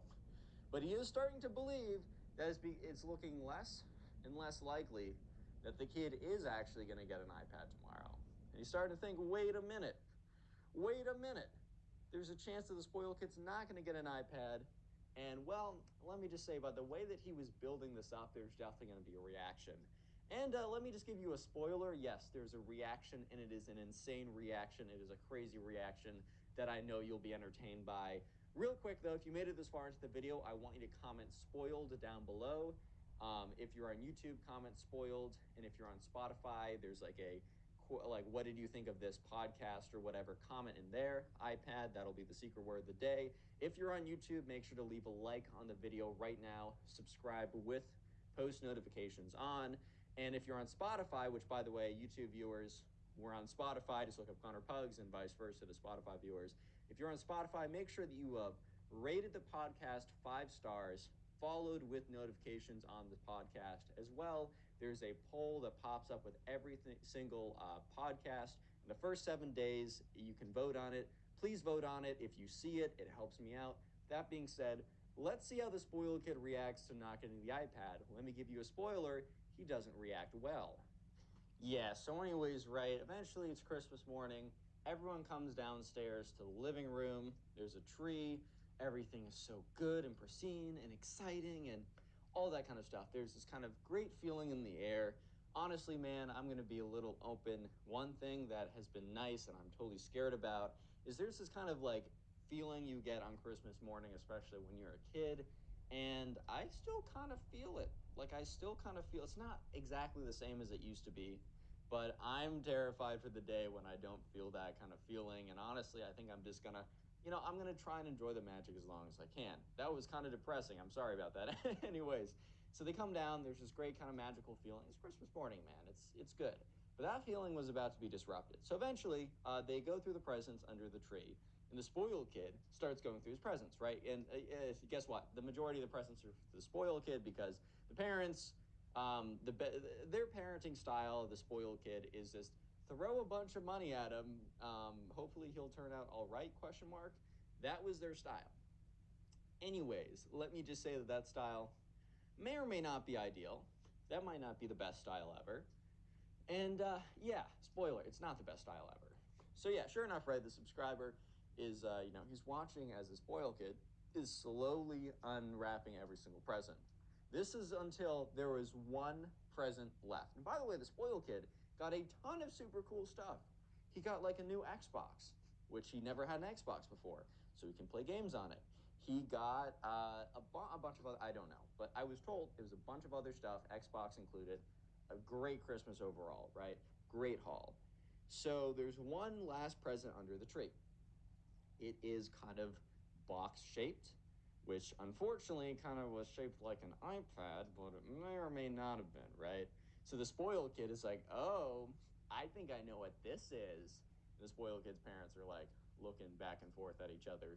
And also, the spoiled kid had his old iPad out there because when they came down, they didn't open the presents immediately because they wanted to make sure that everyone was awake. Makes sense. They made some like coffee for the grown-ups or whatever. So they didn't do that immediately. So the spoiled kid had to bring down his iPad because he wasn't going to be alone with his thoughts for 2 milliseconds, right? So that's an important detail for later on. Like, you guys just need to remember that. Yeah, so the spoiled kid's like, I think I know what this is. And at this point, the subscriber in his head is like, Charlie's like, oh, maybe it is an iPad.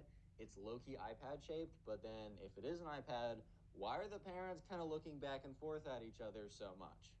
So anyways, the spoiled kid opens it up. And the way it's opened up, Charlie can't see what it is initially, or at least at first, because it's facing like towards the spoiled kid. Like, the spoiled kid is opening it up, opens up the box, and Charlie can't see what's in the box. So Charlie's looking like, well, what's inside? What's inside? Like, I'm trying to figure this out. And the spoiled kid's just looking at it. You see this look of freaking horror on his face. And he literally drops the box. And the contents of the box spill out. It's like a book on Pokemon or something, which the spoiled kid was into. It was a good present. Like, actually was like a pretty good present that he probably wanted. But it wasn't the iPad. And the spoiled kid is literally just sitting there on his knees.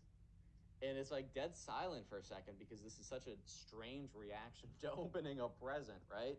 And that's when, the parents are like, oh, honey, well, pretty good Christmas, right? And the spoiled kid's like, no, no. Mom, Dad, did I miss a present under the tree? And they're like, no, that's all of them. Spoiled kid's like, no, where's my iPad?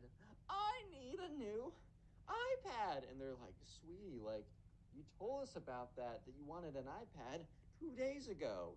Dad went to the store and they were straight sold out. Like, we can get you one later. He's like, no, I need a Christmas iPad for now. And the spoiled kid starts going around the room, huffing and puffing or whatever. And so everyone's like, oh boy, buddy cracked. Oh no. And at this point, look, Charlie was older than this kid. So he had some maturity on this kid. In addition to having some maturity on this kid, he also knows that, I don't know, like, how do I put this, right? This kid is, was raised improperly. That's not really his fault. And he was younger. But at the same time, Charlie was like, come on, bro.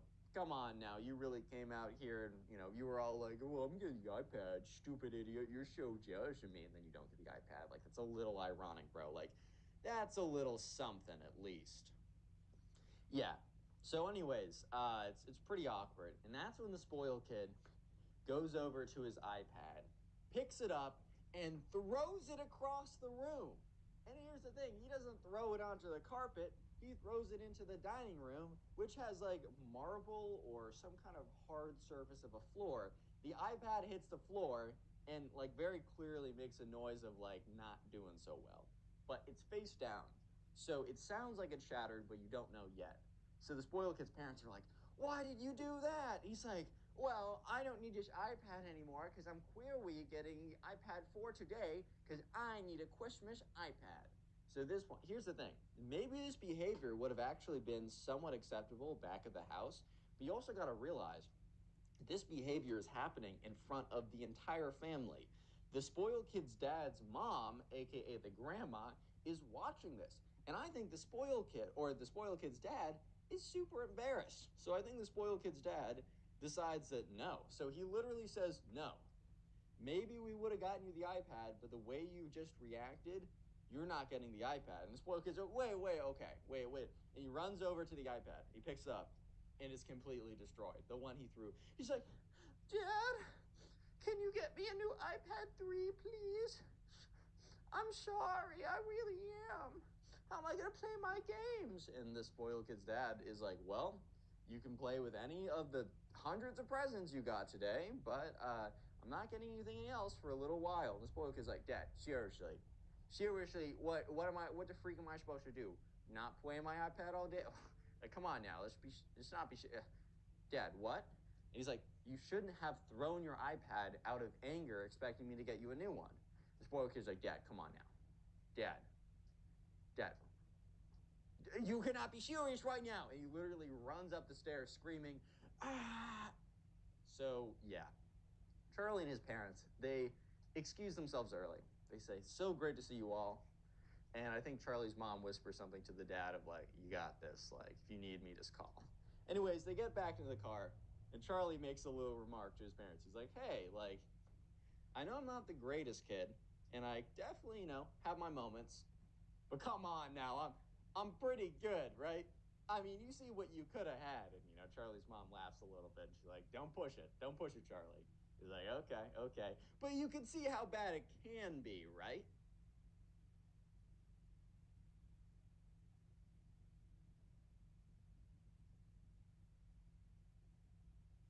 What's up, guys? Welcome back to a brand new story. And just imagine for a second that there's a bully, right? And he's been a notorious bully. He's been mean to basically everyone at this point, right? And there's a kid who's pretty quiet and doesn't say that much. And the bully thinks that he can just simply pick on this kid because he's the quiet kid. But little does the bully know that he just made the worst mistake of his life. And that the quiet kid is actually some super crazy evil genius that destroys his life afterwards. Well, that is today's story. It's a great one. It's probably a long one too, so sit back, relax, subscribe if you're new, get comfortable, and let's jump right into it. Well, anyways, we're gonna call the subscriber who submitted this story Liam. And anyways, right, so I'm gonna introduce two more characters. The first character I wanna introduce is we're gonna call the bully, right? So this kid was kind of known as like the class bully. He was the kid who was always just like a jerk to everyone. He was the kid who always picked on everyone. I don't know if your class had one, but I think most kids just know that one kid in their class who's just like, I don't know, he's like a guy who's always picking on everyone, who's always just like such a jerk for no good reason. But for some reason, this kid has a lot of friends. I don't know if it's out of fear. I don't know if like middle school or high school like friendship dynamics are just messed up. I mean, they low-key are, but it's like, oh, if you can run like the fastest mile, then like, oh, you're now super popular. If you bully everyone, then you're popular. But hey, man, don't worry. Later in life, it gets a little less worse. But there's also another kid who we're just going to call the quiet kid. I'm not going to give the bully and quiet kid names just because you guys know when I have a bunch of names, I always mix them up and I'm not trying to confuse you guys. But anyways, the quiet kid wasn't really known for anything because he kind of just kept to himself. He wasn't like that weird. He didn't seem like that strange of a guy. That wasn't really the reason why he was always kind of keeping to himself, that he like didn't have friends or anything. He would hang out with some people occasionally, but for a lot of time, he would just kind of like chill by himself. And like, I can kind of respect that. I definitely like enjoy time by myself, but I also enjoy time with other people. But this kid really just enjoyed chilling by himself. So this story all starts one day in class. Liam, the bully, and the quiet kid all have the same class together. So Liam is able to witness what happens. I think the bully was just bored one day because he all of a sudden decides to go up to the quiet kid, and it just goes up to him. It's just like, dude. And the quiet kid looks up. He's like, yeah, what's up? And the bully's just uh, like, your outfit looks like trash today. Like, are you blind or something? Or are you just like stupid? It was like the dumbest thing that anyone has ever heard. Like, imagine going up to someone and saying, like, you look like trash today. Are you blind or stupid? It just kind of seems, it just kind of seems like dude isn't even trying at this point. The quiet kid's like, what? Like, okay, I guess. Like, he wasn't trying to, like, I don't know. The quiet kid wasn't trying to like entertain this. He wasn't trying to like make it into something that it didn't need to be. So he kind of like ignored it low key and was like, "All right, bro. Like I don't really care. Like you can say what you want, I guess." And the bully's just like, "Uh, did you cut your own hair? Because it looks super trash today as well." Remember, these kids were like freshmen in high school or something. So it's like you default dance on them in real life, and that's somehow like an actual victory or something, apparently. I don't know, man. But anyways, the bully's just like, he looks down at his shoes, like, bro, what are those shoes? Did you get those in the old man section? And they were like Nike shoes. Like they were like very normal shoes. Honestly, I think the bully just at this point, he already started picking on this kid, so he like couldn't stop picking on the kid or something. So he's like, yeah, do you get those shoes in the old man's department? Because what are those, bro? And like everyone's kind of just looking at the bully right now because like dude, no one disliked the quiet kid, no one was like best friends with him, but they kind of like they were witnessing how just like out of pocket this was, how like unnecessary this was, and just like how kind of goofy this whole thing was, right? And the bully's like, um, you also, are you allergic to deodorant or something in showers? Because you smell super bad. And like, maybe the quiet kid didn't smell like super great, but like, he wasn't notoriously a stinky kid, right? So everybody's just kind of looking at the bully, and the bully's like, yeah, that's what you get, bro. And he goes back to sit down, and like, the bully's two little henchmen, like, high five him, and they're like, you totally showed him, dude. And everyone else is kind of just like, bro, well, you showed what? Like, dude, I don't really know. I always feel like, if there's a bully in school, I would at least have an ounce of respect for them if they fought people their own size. Like, obviously, I don't have respect for anyone who's a bully, clearly, but I at least feel like it would be better if they didn't just pick on people who didn't deserve it. Like, if they were picking on people that were genuinely bad people, I wouldn't support them, but I wouldn't hate on them as much as I do. But, dude, like, they were really, like, this bully specifically, he's just picking on kids who just don't deserve it. And the quiet kid didn't really seem like he was phased at all. He almost was like laughing a little bit, which everyone took as a good sign because they're like, okay, whatever, he doesn't really care that much. Little did they know that, that the quiet kid was like some kind of anime protagonist. This guy was like, he was about to play some games like from Death Note, right? He was about to be both L and also the main character. I forgot his name. I haven't watched that show in like a year.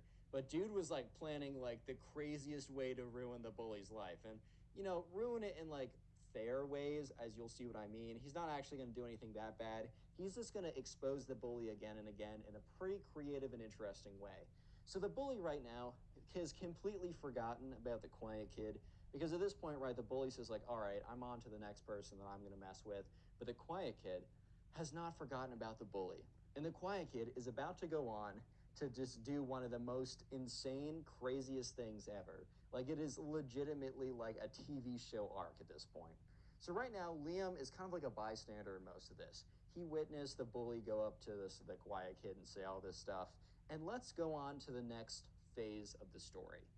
So all of a sudden, Liam gets word that the bully and his long-term girlfriend of like 2 years, which in middle school is like you've been 2 years in like high school terms or like middle school to high school terms is like you guys have been married for 30 years, you have 5 kids, you have 2 grandkids, you got a house, you got a vacation house, you got 2 golden retrievers together. Like in middle school terms, 2 years is crazy because this is their freshman year of high school, so from 8th grade to ninth grade. But apparently, they broke up. And it wasn't just because they wanted to see other people. Apparently, the bully was exposed for cheating. So Liam was sitting at the lunch table and he's like, how was he exposed? Like, did the bully's girlfriend walk in on him? Did the girl that he was cheating with confess to the bully's girlfriend? Did the bully feel bad and confess to his girlfriend? Which the bully would have never confessed this thing. And they were like, no, like, it's actually a really interesting story.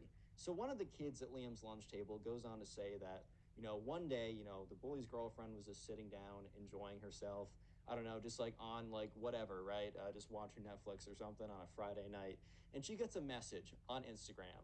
She gets a DM request from an account called Anonymous, like 2748 320 100 420 69, right? It was like one of those like burner accounts. And the message said, I have proof that your boyfriend Liam has cheated on you.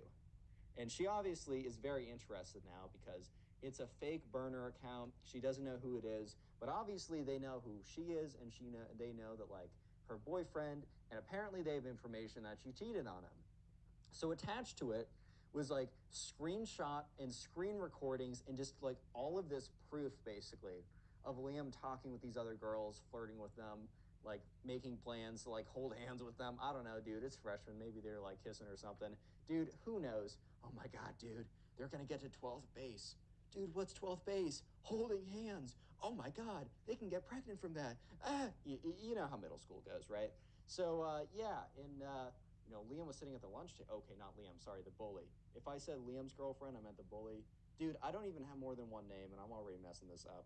But anyways, right, so Liam's sitting at the lunch table, and he's just like, oh my God, like, that's crazy, dude. Like, an anonymous account, I wonder who it could be. Like, who would want, like, to expose this kid like that? Yeah, so Liam, like, just lost, like, a 2-year-long relationship, which was pretty crazy, but it doesn't end there. Because a couple days later, word gets around that Liam is, like, in big trouble with the academic deans. And, or not Liam, sorry, the bully is in big trouble with the academic deans. So Liam is, like, once again, like, talking to his friends, like, dude, like, do you know what the story is? And they're like, yeah. So his friends start telling them that there was an anonymous report to like the academic deans or whatever of just tons and tons of proof of Liam cheating. However, all cheating on his tests or whatever. However, all of the proof came from the same class that Liam, the bully, and the quiet kid had. At this point, Liam had not figured out that it was like the quiet kid because I think I made it a little clear that it is actually secretly the quiet kid doing this. But you guys have to remember at this point, nobody's the wiser. Basically, nobody's the wiser at this point, which makes it pretty interesting in my opinion, right? So Liam and his friends, they're all sitting at the table and they're just like, and Liam's like the first to say, do you think there's a connection? And they're like, what do you mean? And Liam's like, well, think about it. An anonymous account reported Liam to his girlfriend that he was cheating. An anonymous person slash student reported Liam to the academic dean that he was cheating. And he kind of looks around. Not Liam, sorry, the bully. I'm so sorry. I knew this guy at camp whose name was Liam, who was kind of a jerk. I'm getting them mixed up in my head. So if you hear me say Liam got exposed, I'm not talking about Liam, the subscriber. I'm talking about the bully. I'm sorry. I'm gonna do that subconsciously. Just realize that, please. So Liam was like, yeah, so the other people at the lunch table kind of like are like, no, there's no way. But then the kid that like Liam, that was telling Liam about what he heard, he's like, no, no, no, let's hear Liam out. I think there's actually a chance that that's how it's going, right? So they think about it for a second, and they're just like, it's too much of a coincidence that within days of each other, right, an anonymous person makes an account to like expose Liam to his girlfriend and exposes him to the deans. The thing is though, like not Liam's account. You know what I mean, guys. I'm sorry. You guys are gonna have to figure it out. Exposes the bully, right? And Liam's just like he doesn't. The thing is though, Liam doesn't realize that the kid that like is exposing the bully is the quiet kid yet. It seems like it's pretty obvious, but you guys have to realize that they didn't really think of the quiet kid because like no one really did, and that's just kind of how the quiet kid liked it, right? And so you might be thinking, well, that's probably like the end of it. There was another instance. So basically, I'll tell the story from the bully's perspective because Liam heard this story later on, but I'm just going to tell it from the bully's perspective to keep things interesting. On a Saturday night, the bully was preparing to go, and the bully was he didn't just bully kids in school. He also liked doing graffiti stuff. So he was planning to like mark up or whatever this one like abandoned building, right? And he was telling all of his friends, like he didn't tell one friend, he like told a ton of people, which turns out was actually a bad idea. So the bully like starts to walk 20 minutes over. He has his backpack with all the spray cans or whatever. He makes it to the abandoned building, and then all of a sudden, he gets there and these two men, older men, walk out. and the two older men are in blue uniforms with blue hats, with the sunglasses, with the police badge. He has just been caught before he did anything. And the two officers say, "Hey there, son. What are you doing around here?" The bully's just like, I was just going for a night stroll, officers, like nothing to worry about.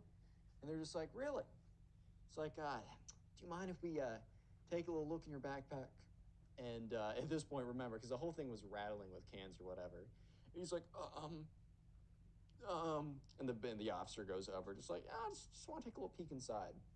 And the bully doesn't say no or anything, so he unzips it. And sure enough, there was spray paint, cans, and all that stuff. And the officer said, "Yeah, we little birdie told us that you were probably going to come over here and spray paint the place, mark it all up. And if you don't know, that is very much against the law."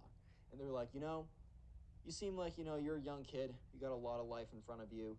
We're not going to do anything right now. We might write it up or something, but we're going to let you go. But just so you know, on your second offense, we are not going to be very nice at all.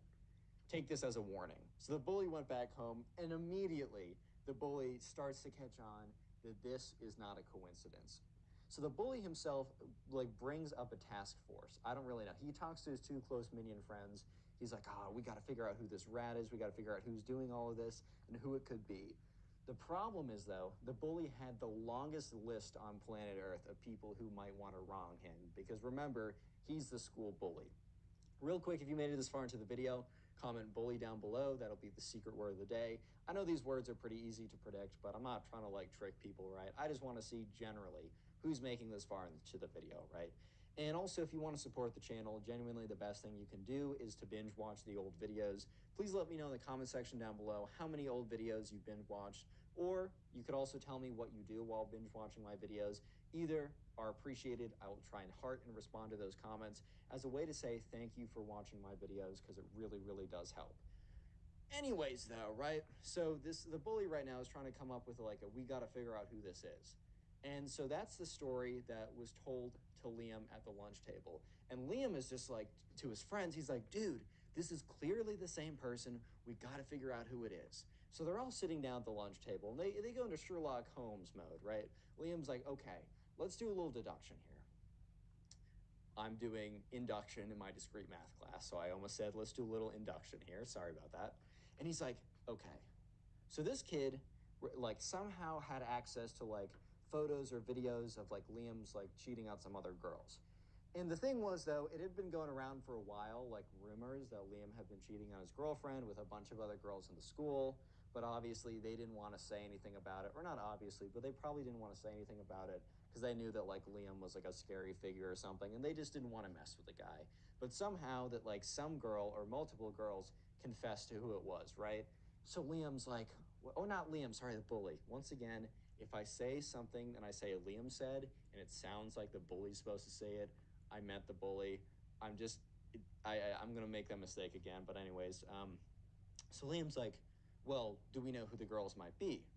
And so the friend who was telling Liam about all this stuff about the bully getting exposed was like, "So I didn't get any names about the girls cheating. However, I do have my suspicions."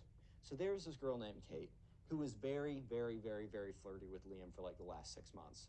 She was a prime suspect. It also happened to be that, not flirty with Liam, flirty with the bully. I just can't not get this right. I might want to change the main guy's name, but it's too late at this point. So this girl, Kate, was very flirty with the bully. However, she was also friends with Liam's friend, who was telling him all about this. So Liam's friend decides to find Kate, the girl who was flirting with the bully. And one of these, just later that day, just "Hey, can I talk to you?" And she kind of looks at him nervously, "What's it about?" And he's kind of just like, "Hey, so I got a feeling." So, this girl, Kate, who is kind of suspected to be cheating with the bully, or the bully was cheating with, let's call the subscriber Alex. Liam's friend is kind of just like, "Hey, so I'm pretty sure that you and Liam had a thing. He was being exposed recently. We think the person exposing him for his academic, his cheating and his spray painting, we think that they're all the same person. Did you happen to did anyone happen to ask you for proof?" Because the bully's girlfriend was sent proof. like screenshots or whatever. And at this point, Kate kind of looks at Liam's friend nervously and is like, "Okay, yes, I was one of the people that Liam cheated on with. Like, we're not talking anymore. I don't even like that kid. Like, it just happened." And Liam's friend is just like, "Oh, like that's fine. Like, everyone has flings and stuff, but like, can you tell me who? Like, who's been like bratting him out, basically?" And the girl's like, "Look, like that guy, like Liam's had it coming, or this, sorry, the bully's had it coming for a while. Like, I, this kid, like, I don't want to expose him because he's doing a good thing. I can't tell you, but I mean, you can ask me more questions, but I just can't reveal his identity." And Liam's friend was like understanding. He's like, "Yeah, that's fine." And this girl that the bully cheated on with was like, "Yeah, this kid, he's just been having it coming for a while. Like, the bully's been messing with so many people." And here's the thing: this girl was in class with Liam, the bully, and the quiet kid. She mentioned, she was like, "Yeah, remember like a week ago how he just started berating that kid, like that quiet kid that nobody ever that doesn't talk with anyone? That guy seems nice enough. He was just sitting there. He was just minding his own business. And all of a sudden, Liam comes over with his big lumbering self and just calls him ugly and stupid and all this kind of stuff. He's such a bad guy, man. You know what happened to him deserves to happen to him." And Liam's friend was kind of looking at her like, stuff was starting to click in Liam's friend's head. Because he was like, "That's oddly specific that she happened to mention like the quiet kid, right?" So all of this, so okay, Liam's friend goes back to the lunch table. Liam and all the other guys are sitting there, and Liam's friend's like, "All right, I talked to the girl that the bully cheated with, right? And she said that because this guy who's exposing him is doing good things, that she doesn't want to like expose him, right? Because she wants like him to keep doing like quote unquote like the good work, right? However," and Liam's friend goes on to say, like, turns to Liam like, "In class, like a week ago." And Liam's like, "Uh-huh." Like, when the bully like picked on the kid who doesn't really talk that much? And Liam's like, "Uh-huh," because now stuff is starting to click in Liam's head. And he's like, "Well, after saying that like she couldn't tell me who, she went on a whole rampage about how Liam just picked on that quiet kid for no good reason, and she seemed really passionate about it." And everyone at the table was like, "Uh-huh." He's like, "Did I say Liam picked on? I meant the bully. Sorry." And Liam's like, do you think it was him?" And like at this point, they all start to think, and Liam's like, "Wait a minute, the bully, like the kid did have a good reason to think that like the bully was like, he did have a good reason to do this, right? The bully really did lash out at him." And Liam's like, "Well, it didn't seem like he took it that hard." And then again, like he's like, "Well, he is pretty quiet, so I don't know if he would have told anyone if he was taking it that hard." But word got out the next day that Liam was going to beat up this kid at the end of the school year, at the end of the school day. That word was going to get out that this kid didn't give him the answers in history class. So that Liam was going to beat up this kid. We're going to call this kid Ben. I'm introduced, not Liam. God, I'm such an idiot. The bully was going to beat up this kid. I'm sorry. There's this kid that I went to camp with who was like the quintessential bully. So for some reason in my head right now, whenever I say bully, I think of Liam. And then I just say the word Liam. So please add in context clues for the rest of the story, and I apologize for all the times I've already messed up. Leave a like to save my brain from falling apart. So there's word going around that the bully was going to beat up this kid at the end of the day because he didn't give him the answers in history class. And at this point, Liam and everyone else at the lunch table, when they're sitting down talking about this, they were like, "What are the odds that the teachers show up to stop this?" And Liam's friend was like, "I'm going to say pretty good." And Liam's like, "Wait a minute. Let's go up to the quiet kid today in class and just like have a conversation with him and happen to drop the fact that Liam's going to like beat up this kid, right?" So that's what they do. In class, they like they sit near the quiet kid. There's like kind of a talk to your neighbors type discussion type thing. So they're talking to the quiet kid about whatever they're supposed to. And then when they finish up talking, right, there's still a little bit more time. So they bring up, "Oh, you hear that like Liam, the bully is going to like beat up this kid at the end of class." And they give the quiet kid very specific information. And the quiet kid's like, "Oh, okay." He doesn't say that much because he's the quiet kid. He doesn't speak that much. It's kind of just how he rolls, right? And sure enough, at the end of the day, the bully is going over to where this kid who didn't give him the answers in history class, so he's going to his locker where this kid is probably going to pick up his backpack. So the kid is standing there in his locker about to pick up his backpack when the bully comes up and says, "Oh, hello there, Ben. You know, I don't think it was a great idea for you to not, just give me the answers in history class today, Ben. It just would have been so easy for you just to let me see your answers, Ben. Come on." And Ben kind of backs up a little bit. And the bully's like, and it also would have prevented so much of what is about to go down. Like, Ben, this is so unnecessary. What is about to happen? It's just so unnecessary, man. And you're a good kid, so I hate that this is going to happen to you. I really do. From the bottom of my heart, I hate this is going to happen to you. So in the future, next time when I ask for something, all of this can be avoided. And, Ben kind of backs up. He's like, "What are you going to do?" And the bully's kind of just like, "Well, I need to make sure that I need to convince you that later on it'll be a good idea to give me the answers." The bully gets all big and menacing, goes up to this kid, was basically going to give him like a punch or two or something. And that's when two teachers burst out of the nearby classroom and say, "Bully, stop it right there. You're coming to the front office with us." And in the blink of an eye, boom, just like that, the bully's brought away. And so there wasn't a ton of evidence on him, but since he kind of had a rep already, they got him in a decent amount of trouble. The kid was suspended for 2 days, in school suspension, so he had to stay in school. He couldn't just go home and tell his mom, "Oh, the system's corrupt and just let me play video games all day." He had to stay in school. It was super boring. It was pretty bad punishment, right? So at that point, the next day, or the next day after Liam gets the day that Liam has his first day, the day that the bully, has his first day of in-school suspension, Liam and everyone else at the lunch table, we're sitting down and they're just like, "Dude, it's definitely the quiet kid. We told him all the details, and then all of a sudden, they show up exactly when the bully's gonna do something."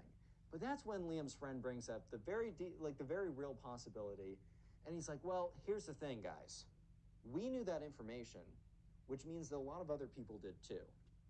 And yeah, that's actually a pretty solid point, because if Liam and all of his friends were told that the bully was going to be there at that time, just telling the quiet kid that information doesn't necessarily mean that the quiet kid was the one who was been behind all of this, because if they knew the information, that means a lot of other people knew the information. They could have told it too.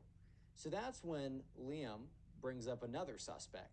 So they thought it was the quiet kid for a second, but then they thought of another suspect, and it was this kid who was fairly well liked. He was a kind of popular-ish kid, or he was more popular before. And this was before the bully pulled down his pants in front of the entire school. Yeah, so a little backstory is needed, I guess. So there's this kid. We're also going to call him Ben. I know I called another guy Ben, but he won't be featured later on in the story. So we're going to call this new kid Ben. Ben used to be more popular, and he also cared a lot about his popularity. This all kind of went down a little bit, or his presumed middle school popularity, or high school at this point, I guess, which who really cares, dude? But this all went down one day in the lunchroom. So the bully and this kid were kind of getting in an argument, a playful one though. The bully was like, "Oh, I'll do your mom, lol," or whatever, or "Your mom didn't say that to me last night." Just kind of annoying stuff like that. And the bully got so upset about this that the bully was he was gonna take it from a playful conversation to super serious. The bully's like, "What's that?" He points behind him, and Ben's like, "What?" Ben turns around, the bully gets up and pulls down his pants. Doesn't yank down his underwear too, that would have been much worse, but yanks down his pants and then screams, "Everyone, Ben's in his underwear!" Everyone turns around. They all look at Ben. Some people are laughing or whatever. Some people are pointing and talking to each other. Ben gets super embarrassed, pulls up his pants, and runs out of there. So yeah, it's kind of a stupid thing to lose quote unquote popularity over, but then again, high school / middle school popularity is a stupid thing in the first place. So play stupid games, you have to play by the stupid rules as well, or earn stupid prizes. However the saying goes, right? So, when Liam brought this up, all the other kids were like, "Yeah, and Ben is friends with with the girls as well, and Ben happens to he just knows a lot of people. We have good reason to believe that Ben is the one who turned in the bully, right? Little did they know that they were right about the quiet kid being the one. However, they are now wrong, thinking that it's Ben. So now they're going around in a wild goose chase, trying to like prove that it's Ben or whatever. And they're like talking to people. They confront Ben, and Ben's like, no, like whoever the kid's who's exposing him is like the goat, right? Because Ben obviously hated that kid. But he's like, yeah, it's not me, but whoever's doing it's a pretty cool guy. So honestly, Liam and his friends kind of thought that that was a low-key confession, because Ben was like, oh, I'm not doing it, but whoever's doing it is super awesome. Like, I don't know, that I can kind of agree that that kind of sounds like something of like trying to confess it without actually confessing it. It's like, oh, like I don't know who that is, but whoever they are, it's the best person ever. It's like Loki trying to like inflate your own ego there, right? But in fact, Ben just was a fan of the guy exposing this kid that everyone hated. So at this point, Liam and all of his friends kind of started telling people that they were convinced that it was Ben. Like Ben was the one who was like in charge, like behind all of that or whatever. And all of a sudden, word started getting out that Ben was behind it. And Ben was telling everyone, no, I'm not behind this, guys. Like, come on, like, I'm not behind it.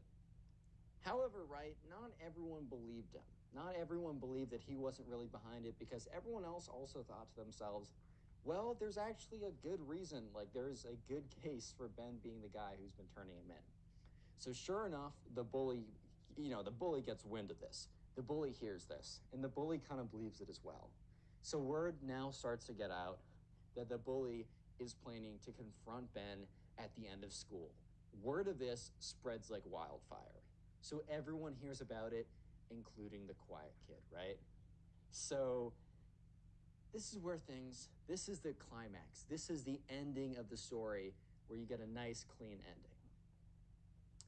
Fast forward to class, where Ben, the quiet kid, and the bully all have together. Back to the beginning, back to the basics, back to a week ago when this story started. So word is getting out, and the quiet kid now knows.